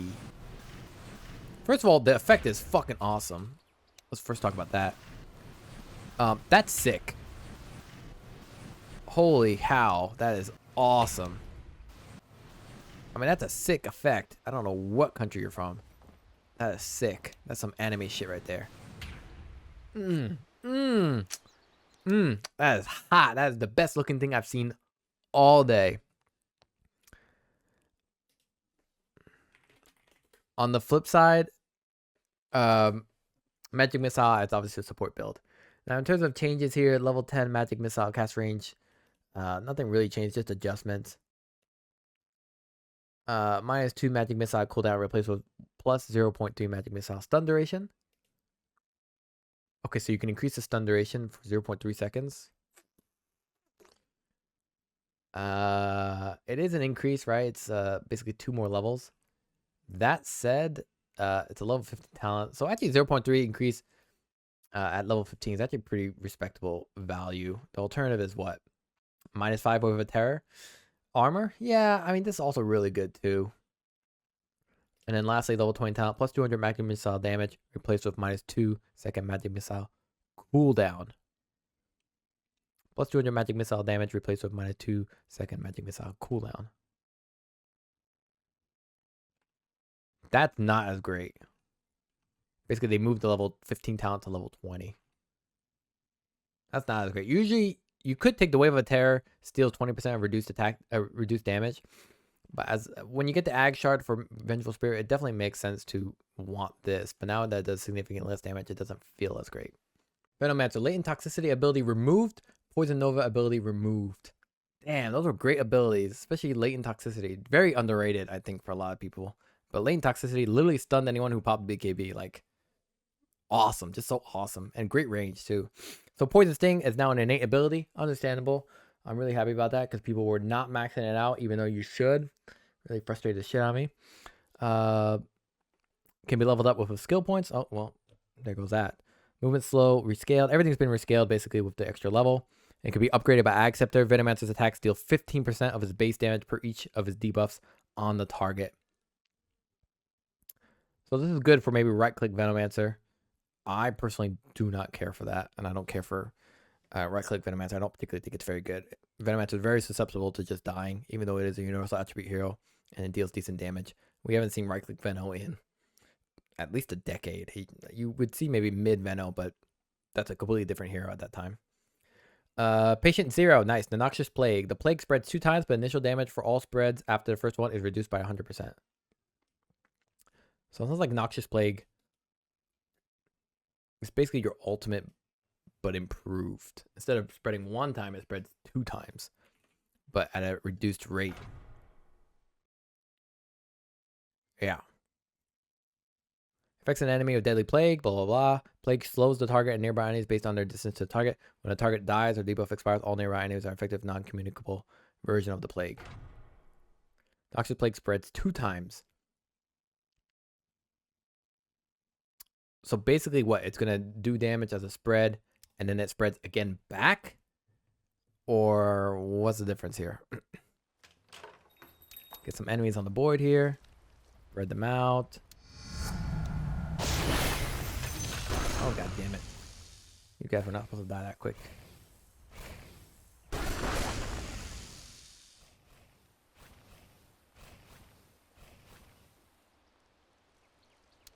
It looks like that's what it is. So there's a single target. Spreads over, and it's going to spread again, right?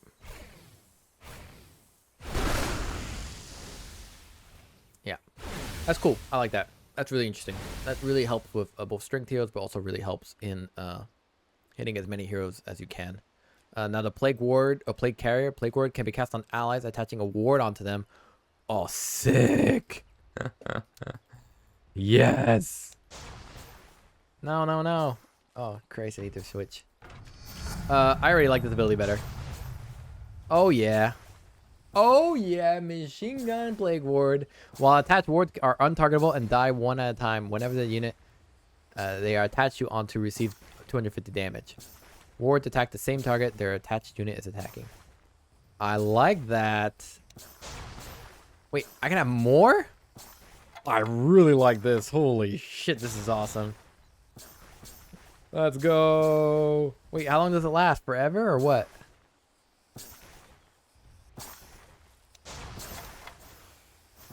Free spell, please. I think 8 is the max. Nope, there's no max. Yes! Oh my god, this is freaking sick! Oh, I'm picking this every time. I don't give a shit. Auto turret Veno. Yeah, we're basically engineer in Dota 2. I love it. Venomous Gale. Impact decreased 50, 75, 125 to it basically scales less from the get-go. The damage per ticking decreased from 45, 105 to 100. Basically Venomous Gale. You only gonna really get 1 point in Venomous Gale for essentially. Basically, we get the Venomous Gale essentially for the slow at 50%, which it did not change. You can see that with Veno. Yeah, Venomous Gale still 50% slow. Now, there's a little more justified reason to get 2 points in it, which some people do with Venomancer and Venomous Gale. However, I would say 1 point is more than sufficient. Here, Venomous Gale can be upgraded with Ag Shard. If Venomous Gale is dispelled from an enemy, they take 200 damage and are stunned for 1.6 seconds. But BKB prevents that. But take 300 damage. So basically, they just removed latent toxicity and Poison Nova and just made it a nuke ability after Venomous Gale is dispelled. Fine. But if it's dispelled with BKB, then it doesn't count. So it's basically a nerf for the hero. Noxious Plague. If an enemy is already affected with the plague, gets hit again, no impact damage is done, and the debuff duration is refreshed. I wouldn't say it's a nerf. I would just say this is just avoiding an over damage situation. Everything else is just adjustments. But so overall, I think the hero has a really cool new move of Plague Carrier and Plague Ward. I think he did lose a lot of his viability. They removed, in my opinion, one of his great abilities, Poison Nova. They gave Noxious Plague a little more strength with Facet, but not that great. And then latent toxicity, it's kind of a bummer to lose that one as well. I think that's horrible. Okay, Viper is now an innate ability. Passive can be leveled up with skill points. Corrosive Skin was something that you leveled up anyway It really punished harassment, but more importantly, made you super annoying to deal with. Usually you would max out poison attack, get 2 points in corrosive skin, wouldn't even bother with the nether toxin. In terms of changes here, attack speed slow rescaled from 8:16, 24:32 to 3:6, 14, 22:30. Yeah, basically it's just rescaled to add another level of corrosive skin. Aghanim Scepter no longer multiplies damage. Aghanim Scepter attack slow multiplier increased from 2 to 4. Got it.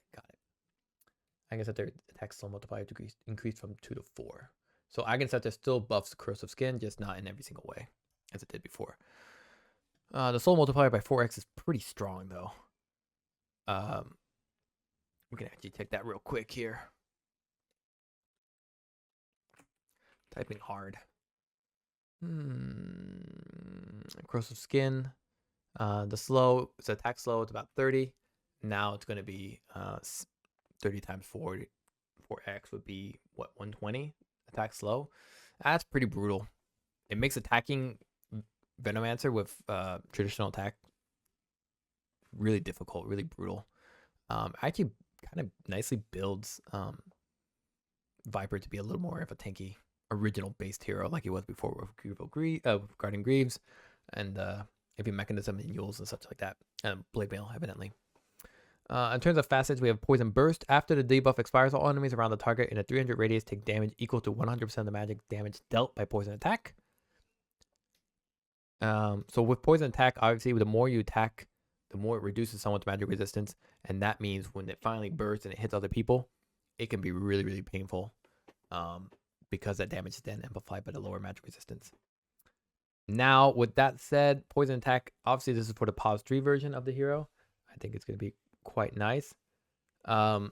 Caustic Bath says corrosive skin, damage per second, and magic resist are increased while Viper is in Nether Toxin's area of effect up to 100% after 4 seconds. This corrosive skin is more for the tanky version that we talked about with Guardian Greaves, and you just play around the massive AoE of your corrosive, of your Nether Toxin. The damage per second and magic resistance are increased while Viper is in Nether Toxin's area of effect. So really, because Viper has such bad positioning and is very slow, and really relies on him being kind of the initiator or the way to kind of set the tempo and start fights, this alternative version is more reliant on around either team fighting or more importantly around if you're getting regularly ganked, or you're just playing with a very push-like lineup where you as Viper can sit in your own puddle of basically toxic pee and have significant form of resistance against most magic damage, on top of, let's say, Guardian Greaves to help you give the armor with Blade Mail and everything else in between. That's my interpretation, at least. Poison attack cast range has been decreased to 600 instead of 720.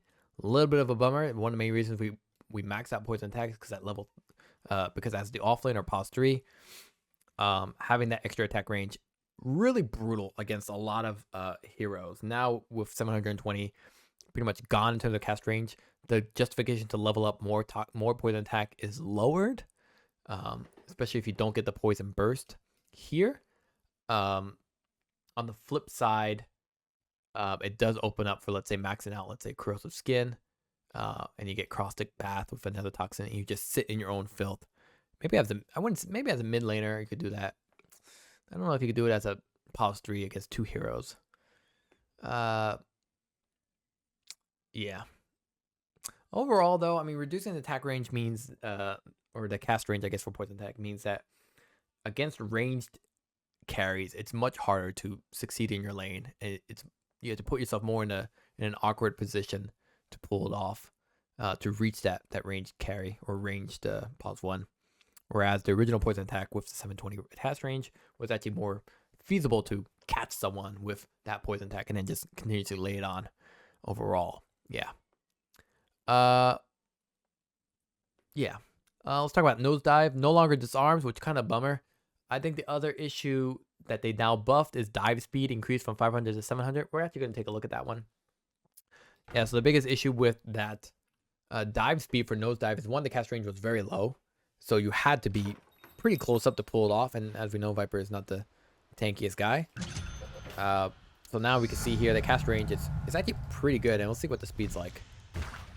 A lot faster, not fast enough, pretty fast in general. The range is what really makes it good, because the range is almost double its original range, which is quite fantastic. You can also do Kaya Yasha for extra projectile speed. Is that correct? Is it really that noticeable? 25%. Yeah, somewhat. Corrosive skin splatter radius decreased from 1200 to 500. That was actually one of the good parts of Nosedive, is that you can reach a lot of heroes with it. But now with extra cast range, you can actually target specifically who you're looking for.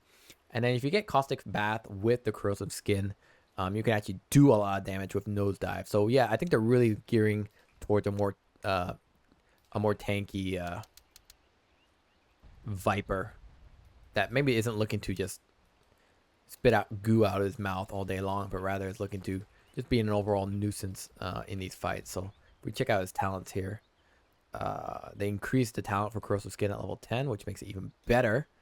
And then here, corrosive magic skin resistance is now 20, corrosive attack speed slow. Yes, we could do that. And then let's do this, and then let's do that. Let's see here. So let's see how these guys survive against this. Do this real quick. Boom. Pretty doable. Right, this is a level 30.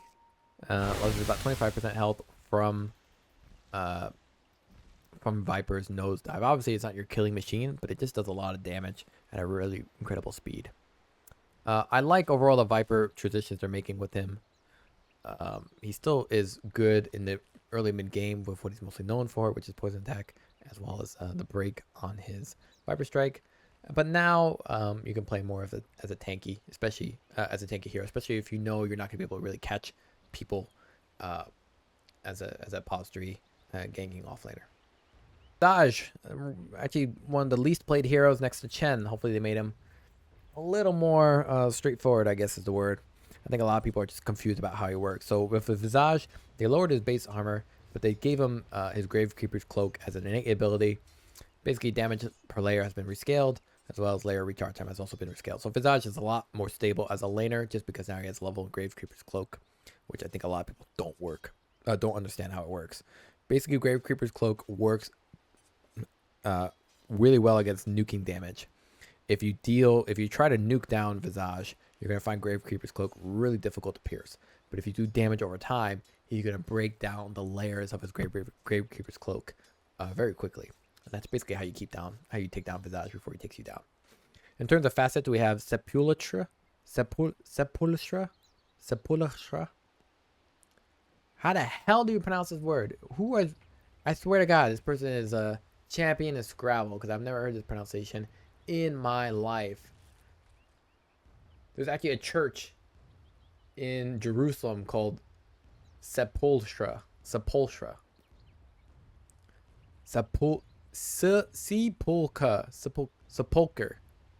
Jeez. What a word. Okay. Grave Chill affects all enemies within 300 units from target. Gains only 25% of its bonuses from each secondary target. Affects all enemies within 300 units from target. Gains only 25% of its bonus of each secondary target. This is actually quite strong. I think against illusion heroes especially, but even clumped up heroes, it's quite strong. So if we look at this, people don't understand that Gravekeeper's Cloak steals both attack and movement speed and drains it. So if I do it at an AoE like this, we'll group these guys up like that. It's gonna attack pretty fast. Now I think it should work with illusions as well, right? So if I do Naga Siren, Riptide, whatever, summon me an enemy. Where'd you go?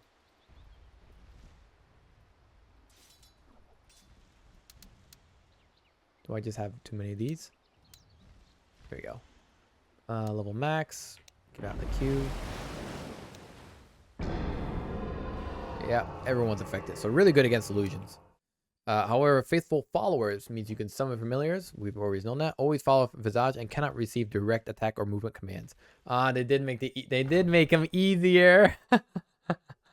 They made this here way easier for other people. Hard, normal mode, hard, easy mode. Always follow from Visage and cannot receive direct attack or movement commands. They will attack the target Visage tried to attack last and will return if that target is out of Visage's attack range. For Visage or Visage issues the stop or hold command.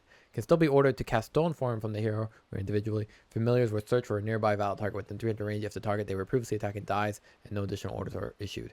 If Familiars got way too far, 3500 range, they will teleport to Visage within 4 seconds. Look for that. Oh.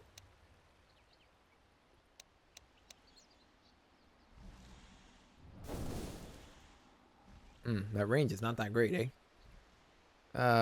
If Familiar's got way too far, 3500 range, it will teleport to Visage within 4 seconds. So somehow if you get out of range, like they can a TP scroll or anything, they will instantly teleport to you.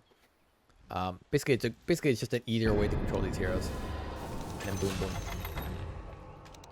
And there's no downside, is there? Movement speed increased by 40, can be put on autocast to make Familiar immediately return Visage. They can't attack while autocast is on. Oh, okay. As well as Stone Form has a cast range of 1200. So basically there's no downside. You basically choose Faithful Followers.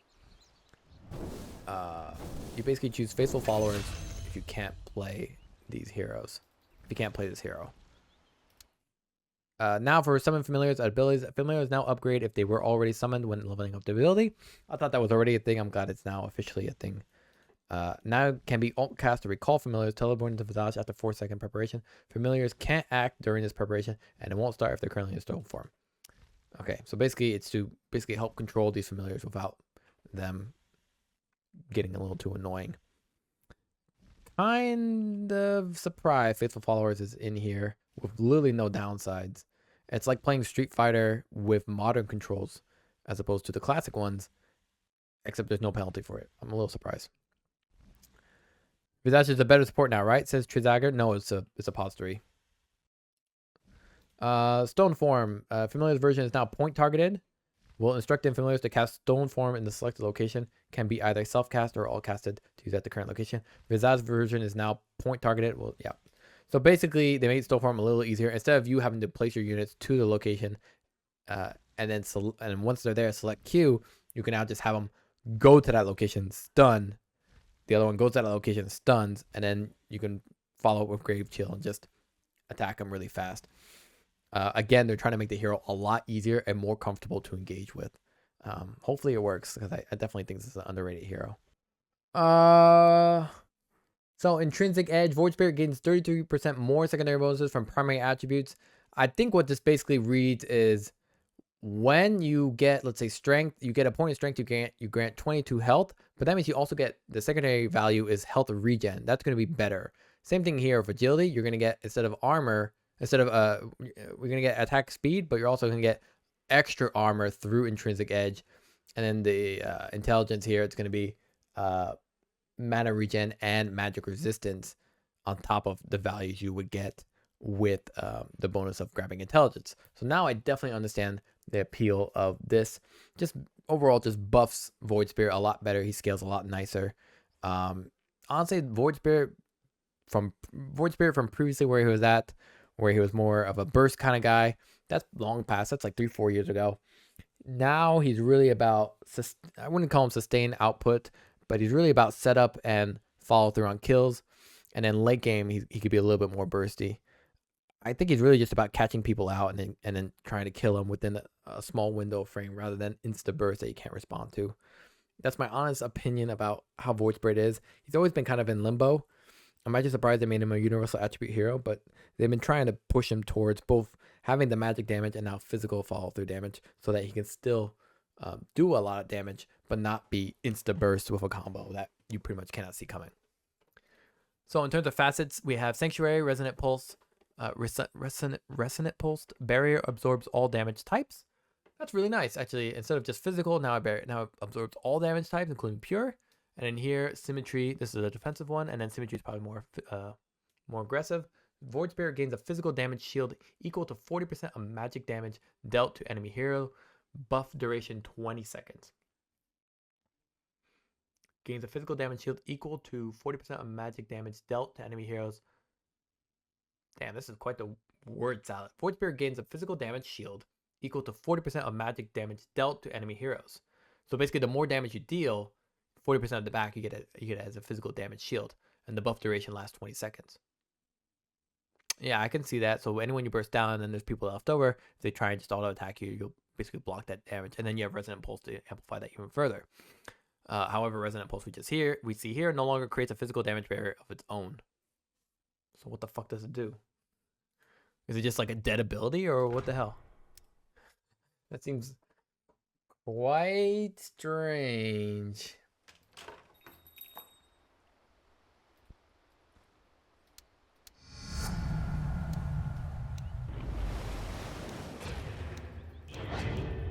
So it does the damage still, but now you don't.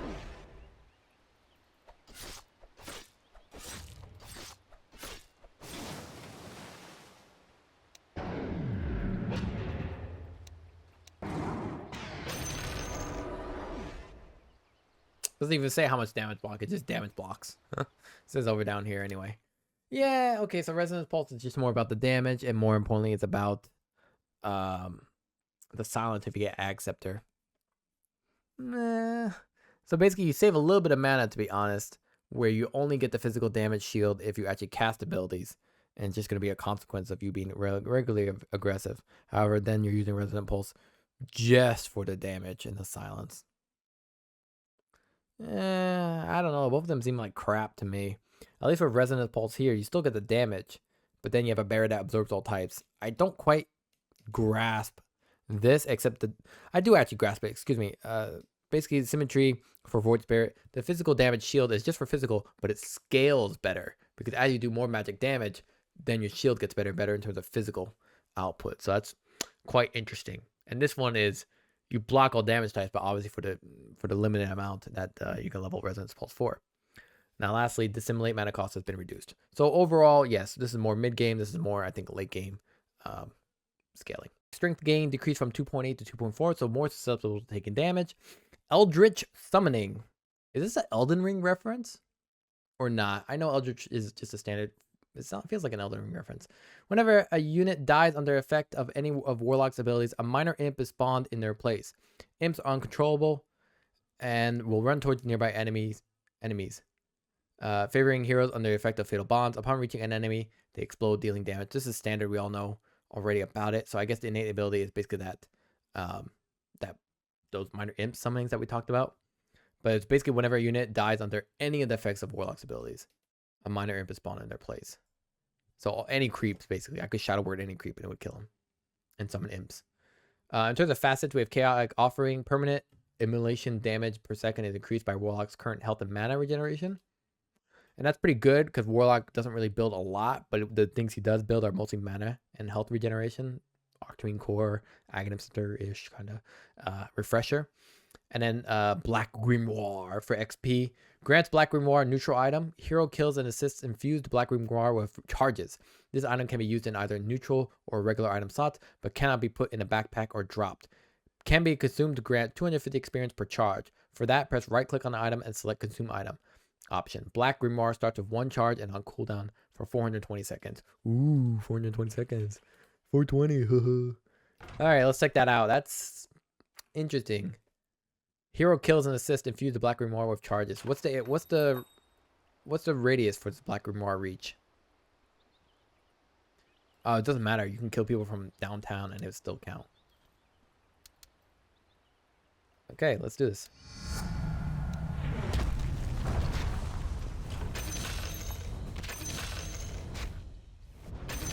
$250 experience per charge. Holy hell. But why does it take so long for this to start? It starts on cooldown. You won't be able to use it for 420 seconds. 420 divided by 60 means 7 minutes. So the first 7 minutes you can't use it. 7 minutes, what is your level at 7 minutes? Your level at 7 minutes, you're not even 6. You're probably level 3 or 4. So if you get some charges off, you can actually get some pretty significant levels out of that, right? 250 experience. Pretty respectable. So I do like that change for the hero Black Grimoire. That's pretty nice. Eldritch is a mob in Diablo 2. Oh yes, you're correct.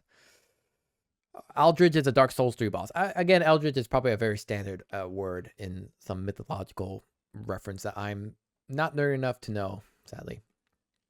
So let's talk about the ability changes. They basically made Shadow Word a little bit more comfortable to cast.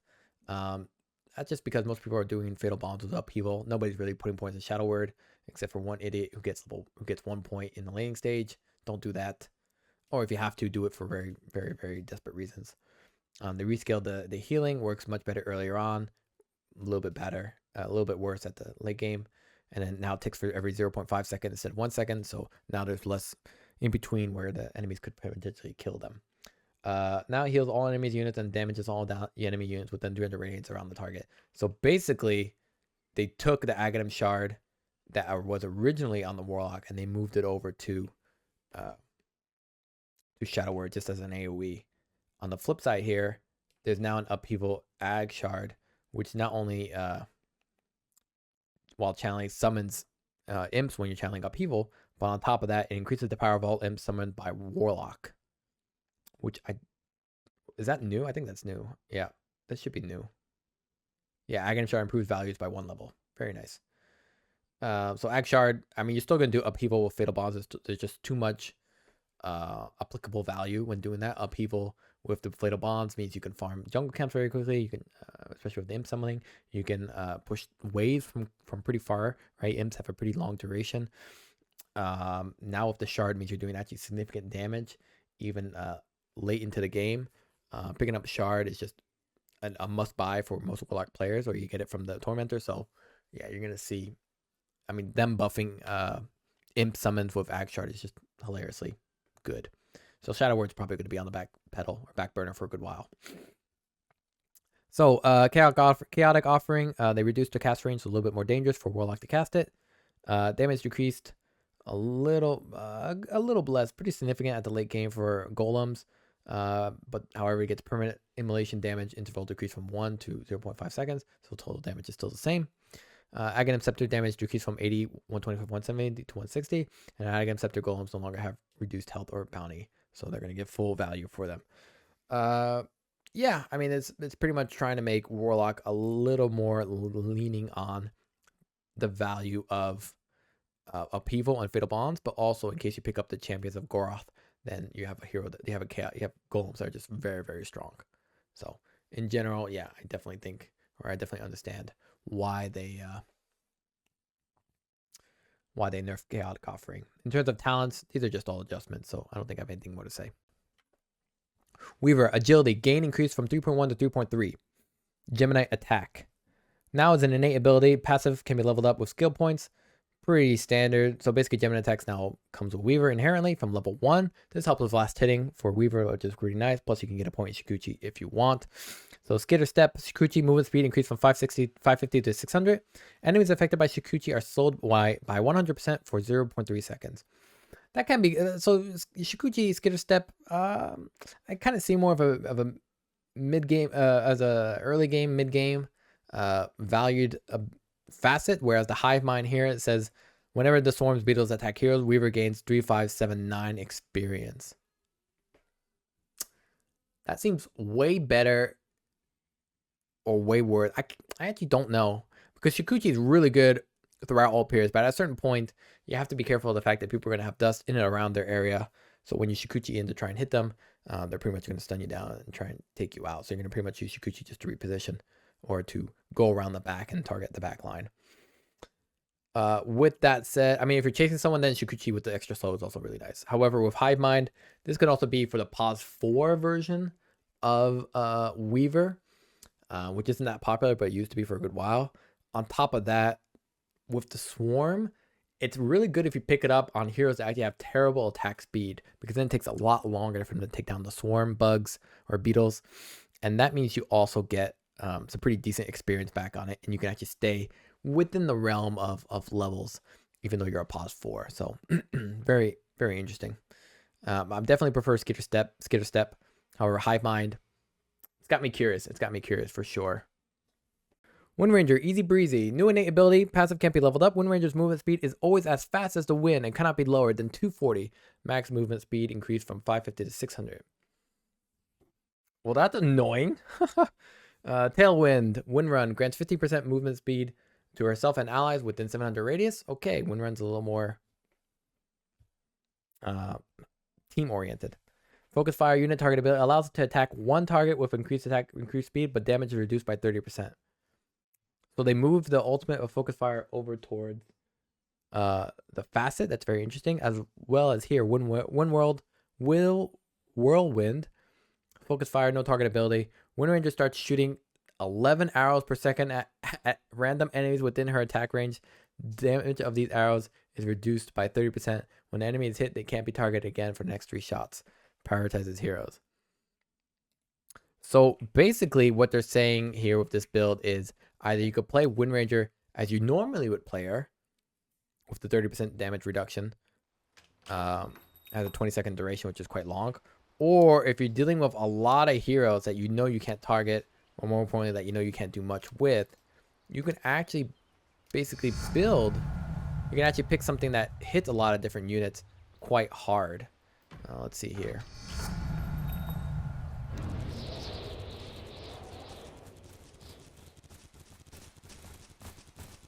Only lasts 8 seconds. So what if we put, I wouldn't really put Chain Lightning here, but what if we just put some Daedalus?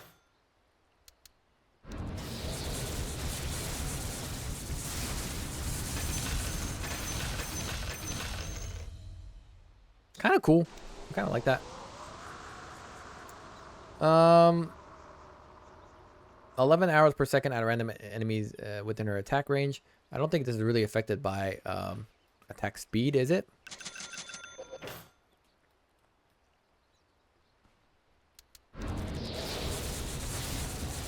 No, because you're only shooting a limited amount.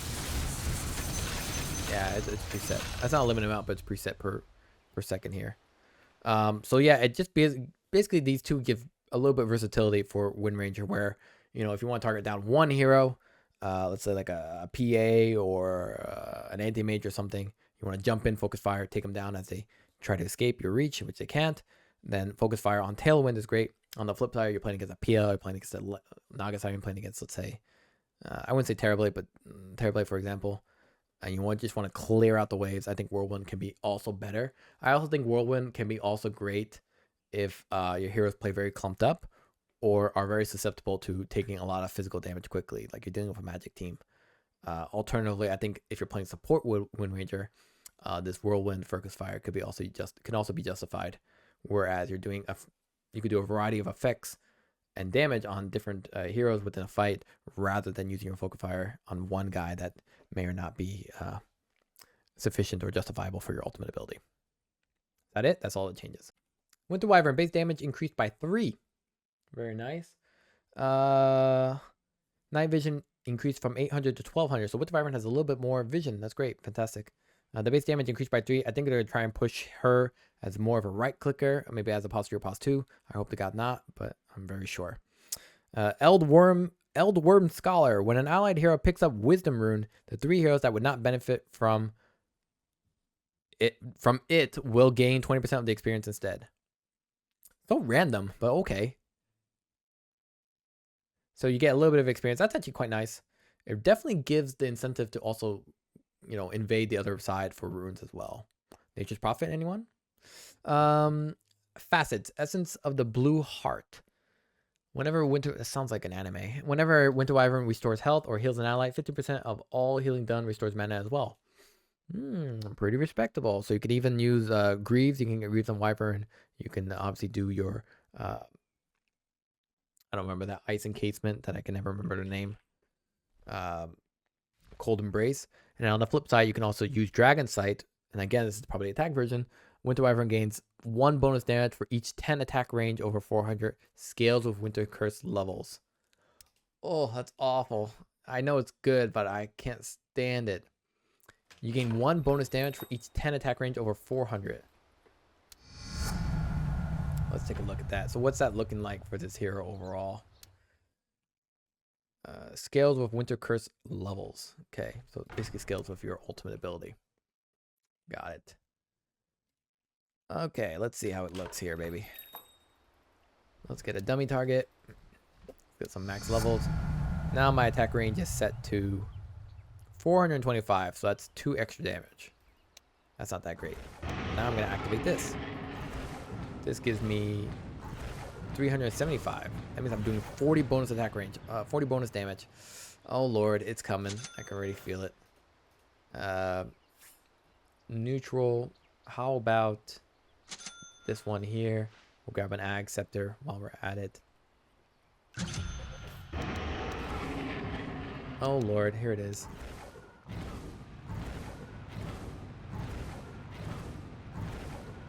$62 bonus damage. 62 bonus damage. That's almost a freaking Daedalus. My god. No. Lord almighty, no. Is there anything else I can increase attack range with? No, thank god. Nonetheless, Jesus Christ. That's going to be annoying. I definitely can see this hero being much stronger as an attack hero over time. They also changed some of her abilities. Arctic Burn no longer increases night vision, right? You just come with it inherently. Attack range bonus decreased from 350 to 500 to 375. So definitely they have nerfed it. I definitely thought it was larger than before. Definitely thought it was larger. Looks like they nerfed it, which is a blessing in disguise. Burn damage interval decreased from 1 to 0.5 seconds. Still probably the same amount of damage. Yep, per second. Just occurs more frequently. Splinter Blast can now target allies, but not Winter Wyvern herself. So the Splinter Blast being able to target allies, it's basically outside of your ultimate of Winter's Curse. If you can target, if you could do Splinter Blast on an ally who jumps in like an axe, then it's going to hit a lot of units. It's just a lot of value there. Cast range decreased from 1150, nothing to be scared about. Movement slow rescaled to 40% when you put more levels in it. You're pretty much maxing Splinter Blast first, as far as I remember. And then projectile speed no longer has a variable projectile speed based on distance to target, and it's always 1200. So I think that is also just a way to make landing Splinter Blast faster and better. So when you see a potential target to make with Splinter Blast, now you can actually do it quite quick. And they've done that with all the projectiles. Made it a little bit easier. As for Winter's Curse, mana cost decreased from 200, 225, 250 to 150, 200, 250. So a little bit cheaper at the beginning, same price at the end. Now it's a base duration of 2 seconds. Duration now increases with each taunted enemy at the moment of the cast by 2 seconds for every taunted enemy hero, and by 0.5 seconds for every taunted creep. So it's a little bit more variable of a Winter's Curse. If you can get multiple units taunted at the beginning of the cast, so anyone who walks in doesn't look like it contributes to that duration. And you have a max duration of 7 seconds, which is very long. 7 seconds Winter Curse is insane, especially if you do right click Dragon Sight Winter Wyvern. No longer ends prematurely if no enemies are around the target. Really? Okay, so it has a base duration of 2 seconds, but can go up to maximum 4 at level 3. So overall, I think they made the hero a little more, not only flexible, but more importantly, made it a little bit easier to play, right? Your night vision comes inherently. You don't really have to rely on Arctic Burn to give you that night vision to be able to follow through on your long range spells. Winter's Curse at least gives you a little bit of a bed in terms of duration. And more importantly, you have a max duration for doing skillful moves. So you're not being punished for bad Winter's Curses. You're just being rewarded for really good Winter Curses. So that's nice.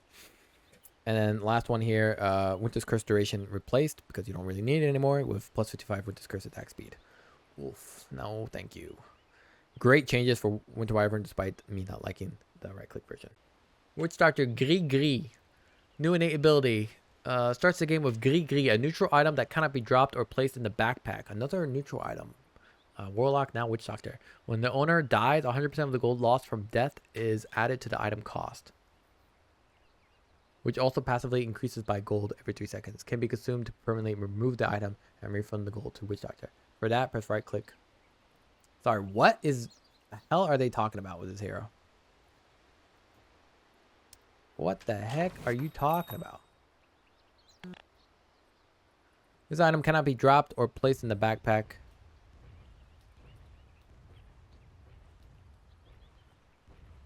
When the owner dies, that's me, 100% of the gold lost from the death is added to the item, and it will be refunded when the item is consumed. Right click, consume enemy, consume. Basically, it's a one-time catch-all where, if I understand correctly, where you die, and you also get gold passively by holding it. But once you consume it, you can get the gold back. It's not a one-time catch-all. Basically, you can accumulate a lot of gold in it and then get it back and refund the gold. Is that basically it? It cannot be dropped or placed in the backpack. When the owner dies, 100% of the gold lost from death is added to the item cost, which also passively increases by 1 gold every 3 seconds.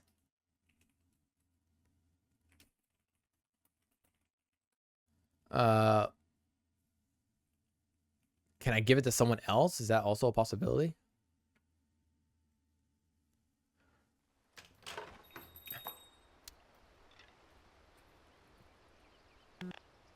Not droppable, so I can't give it at all.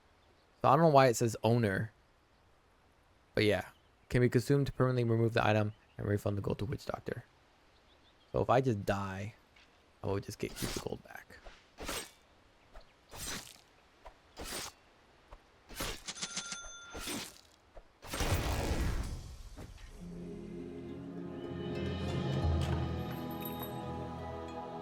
What?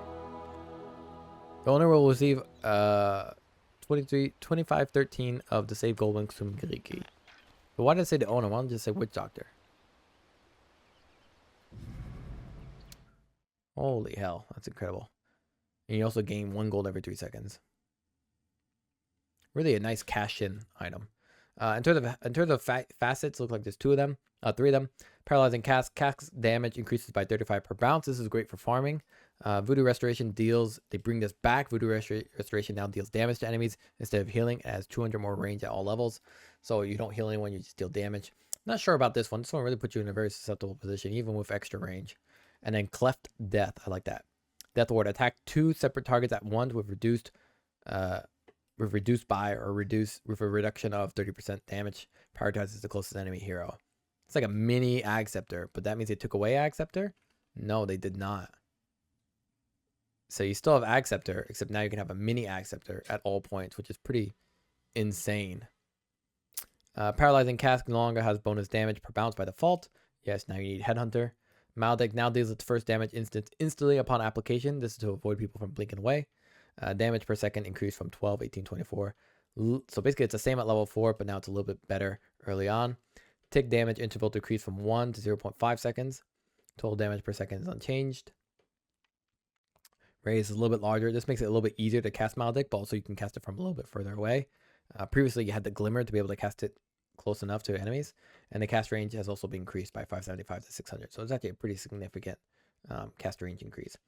Lastly, the Death Ward has its damage decreased, especially early game. Actually decreased across the board by 5. And the cast range has also been decreased. The previous cast range for Death Ward was literally double its range. So Death Ward actually has a 600 attack range, if I remember. That's right. And the cast range was 600. So you were actually able to cast this ability at 1,200 range, which is pretty nuts to me. Most people were not doing that. You just place it right in front of them like it's a totem pole. So to see it nerfed, I think most people won't even notice, to be honest. Most public players, excuse me. As for Voodoo Switcheroo, attack speed reduction increased from 40 to 45. And that's for the ability itself. And then cooldown decreased from 40 seconds to 50 seconds. So it can't be as actively used. In terms of talents, I think most of it's not really much to talk about. Instead of the AoE Maledict, which you'd probably pick up at level 10. Yes, you would now going to switch it over to 100 Maledict AoE. Level 20 Maledict burst damage increased from 25 to 30%. Yeah. Wraith King Vampiric Spirit now is an innate ability. Passively provides 50% lifesteal. Lifesteal against creeps is reduced by 40%. When slain, Wraith King is transformed into an untargetable wraith with free pathing and increased attack speed and movement speed. Only transforms before the actual deaths, not before reincarnation. Sorry, let me read that again. Now you have 50% lifesteal. Lifesteal against creeps is reduced by 40%. Levels up with reincarnation. When Wraith King dies, he's transformed into an untargetable wraith with free pathing and increased attack speed and movement speed. Only transformed before the actual death, not before reincarnation. Can still reincarnate while in wraith form if reincarnation went off cooldown during it. So basically it's like an Ag Scepter, but for yourself. Right? If Ag Scepter lets you summon a lot of units, which they seem to have removed here, now it looks like when you die, you become a wraith version of yourself. Only if you don't have reincarnation anymore. And what's going to happen is effectively you're going to do this. Now, if I have a refresher, right? So here, now, if I die to, what's her name? It's going to reincarnate me. Yes. No problem. Again. How am I attacking? There. And if I cast refresher, I'm actually going to reincarnate like this. Literally like the Aghanim Scepter, the old Aghanim Scepter. There it is. And then I come back again to have my revenge. Revenge. There we go. Interesting build. Wraith duration 3, 4, 5, 6, 7. 6 seconds. Bonus attack speed 75. Oh, you get bonus attack speed just like the Aghanim Scepter basically. Aghanim Scepter turns Vampiric Spirit into a 1200 range aura affecting allied heroes, increases Wraith duration by 1 second, and reduces respawn time by 10% for both Wraith King and allies that died as Wraiths. That's strong. That's strong. I definitely see the Wraith King Pulse 3 doing this, but even late game Wraith King, this could be game changing. This could be game changing. That's very strong. The range is pretty massive too, so even heroes that try to escape and end up dying, as long as Wraith King does not die first, which is pretty hard since he has 2 lives, I think what we're seeing is pretty huge. That's huge. On top of that, you have already inherently the Wraith bonus from it. Bone Guard. Wraith King's abilities either summon skeletons to fight alongside the leech or help him in fight. New Wraith King's second basic ability when the facet is picked. For every 2 kills made, gains a charge. Can be activated to summon 1 skeleton per charge to fight alongside Wraith King. Skeletons benefit from Vampiric Spirit's lifesteal and can resurrect once. So just like the old skeletons, they deal 25% damage to buildings, but gain 25% damage against enemy heroes. Max charges. Basically, this is the old skeletons, right? And now with reincarnation, this is basically the Ag Shard, right? Ag Shard no longer increases summoned skeleton count. I think Ag Shard now only... Mortal Strike deals 150% bonus damage when in Wraith form. And then causes reincarnation to have no mana cost, which is great against certain heroes with Diffusal, for example, or Mana Burn like Anti-Mage. But basically, when you die, you automatically summon skeletons, which is great as well. I think you did that before, if I remember. If not, it was with the Shard. Basically, this is just the old version. Now with Spectral Blade, Wraith King's attacks make curses enemies, and other abilities make this curse even stronger. New Wraith King's second basic ability. So instead of skeletons and vampiric, or instead of, basically it's not vampiric aura now because that's an innate ability, you now have something called Bone Guard, which basically gains charge for every 2 kills, pretty standard. Spectral is now the new one, and basically it's a physical ability that attacks passively. Wraith King's attacks passively place a curse that after 3 seconds will deal 80 pure damage and a physical damage equal to 7% of the cursing attack. Curse damage benefits from Vampiric Spirit's lifesteal. Curse cooldown for heroes 12 seconds. Curse cooldown for creeps 6 seconds. Illusions of Wraith King don't benefit from Spectral Blade. Let's take a look at that. And then lastly, curse cooldown is reset on all units and 900 radius when resurrecting.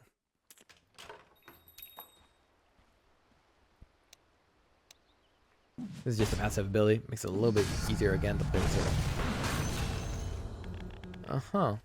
Interesting. Get this leveled up.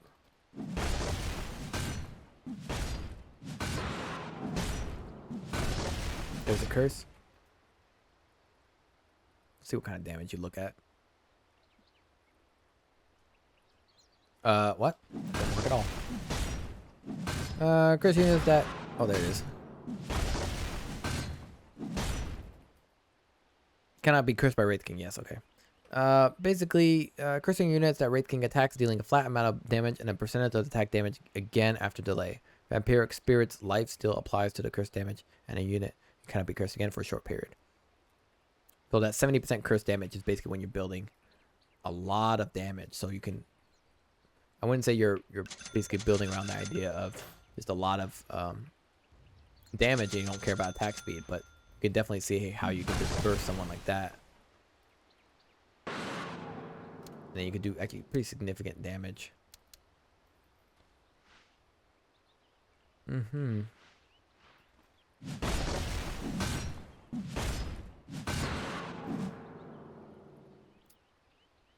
And only based on that one attack, not the attacks between the interval of curse damage actually occurring. Is that it? Cursor units that Wraith King attacks, dealing a flat amount of damage, and a percentage of the attack is dealing a damage again after delay. Yeah. So, yeah, looks okay. This one looks okay. Obviously, for the skeleton and bone guard, it helps you farm very quickly. It has great pushing power, but sometimes the skeletons just end up being complete fodder for the enemy team. Spectral Blade can be someone that can be great against very tanky enemies that you yourself have trouble taking down, or more importantly, can be great for maybe enemy rivaling carriers that you want to kind of burst down immediately, where they have chain lightning or something that where the skeletons just don't do much here. I definitely can see the appeal of Spectral Blade. I just think it's a little, I wouldn't say generic, it's a little straightforward. The Vampiric Spirit's lifesteal benefit from the curse damage, basically. So do I get that life back? That's also a question I have in mind. So I like Spectral Blade. I just think Bone Guard is just generally good because of its farming and pushing lanes appeal. So Wraith Fire Blast no longer makes skeletons focus the spell's target, no provides increased attack speed. Mortal Strike Aghanim Shard now also grants 150% critical damage when in Wraith form. This is very interesting. Pretty much with Mortal Strike, you're not really built around attack speed for Wraith King. You're built around Mortal Strike cooldown. So to have this do additional damage in Wraith form means that as long as you have basically attack speed that matches the attack, basically the cooldown of Mortal Strike, which is pretty easy. It's 4 seconds or 2 seconds at level 25.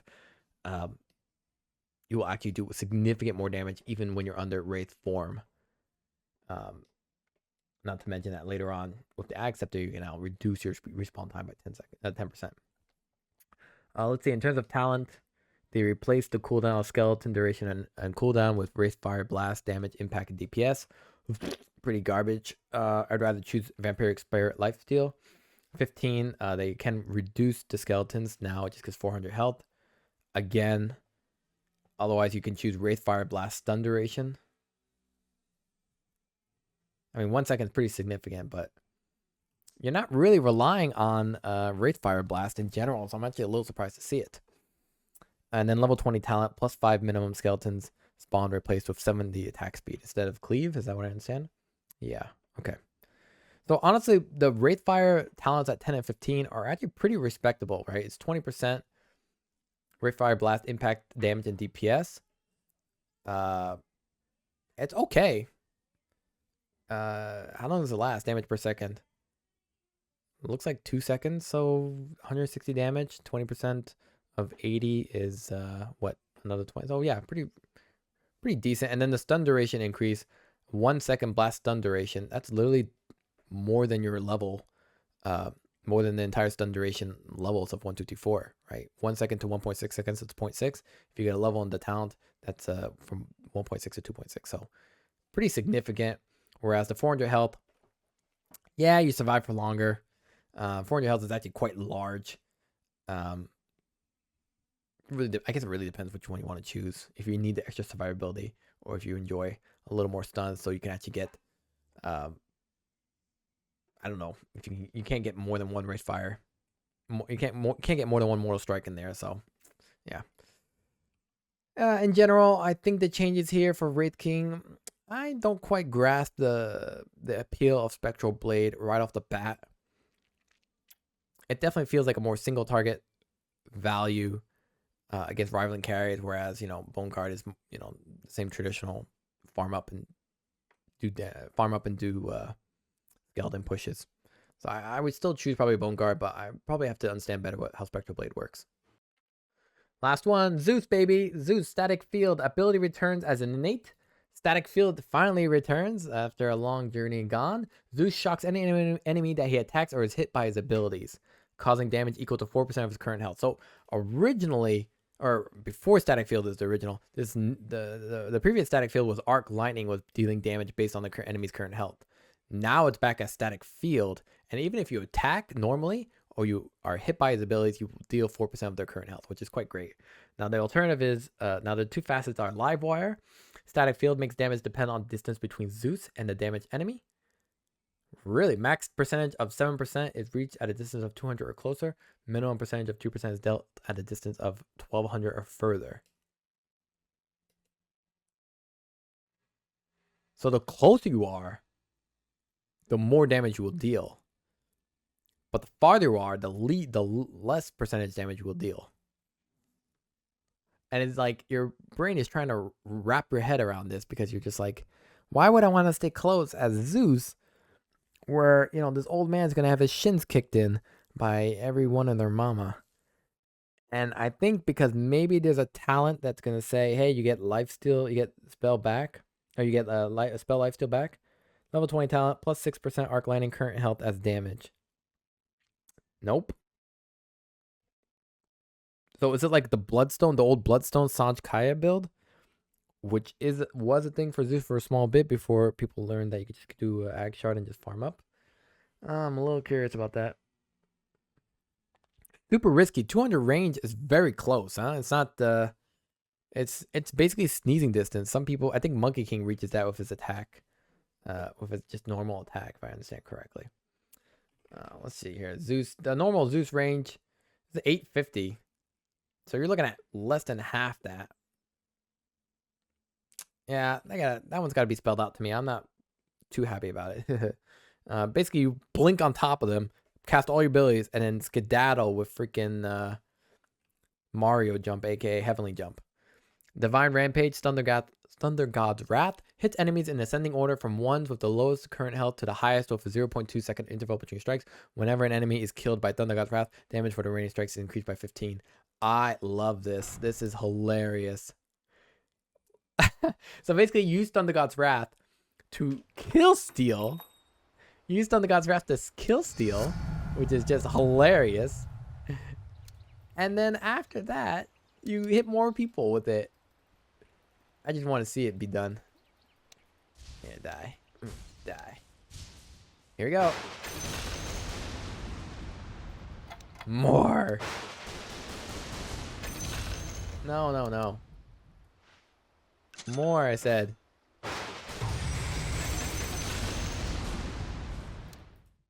Jesus, that's so good. Why would I choose the static? I mean, static field makes sense. You can choose to fight, and you would do a lot more damage, especially if you have lightning hands. Grants 30 attack speed. Ooh, ooh, ooh, ooh. Wait, illusion damage reduction now also applies to damage from static field. Oh. Anyway, this is fun. This is fun. This one's ballsy. This is Zeus from another mother. I could not see myself doing that one. I'm curious though, especially with Bloodstone. Arc Lightning no longer deals damage based on enemy's current health. Damage increased from 85, 110, 160 to 90, 180. So it's just scaling adjustment because now you no longer do percentage health.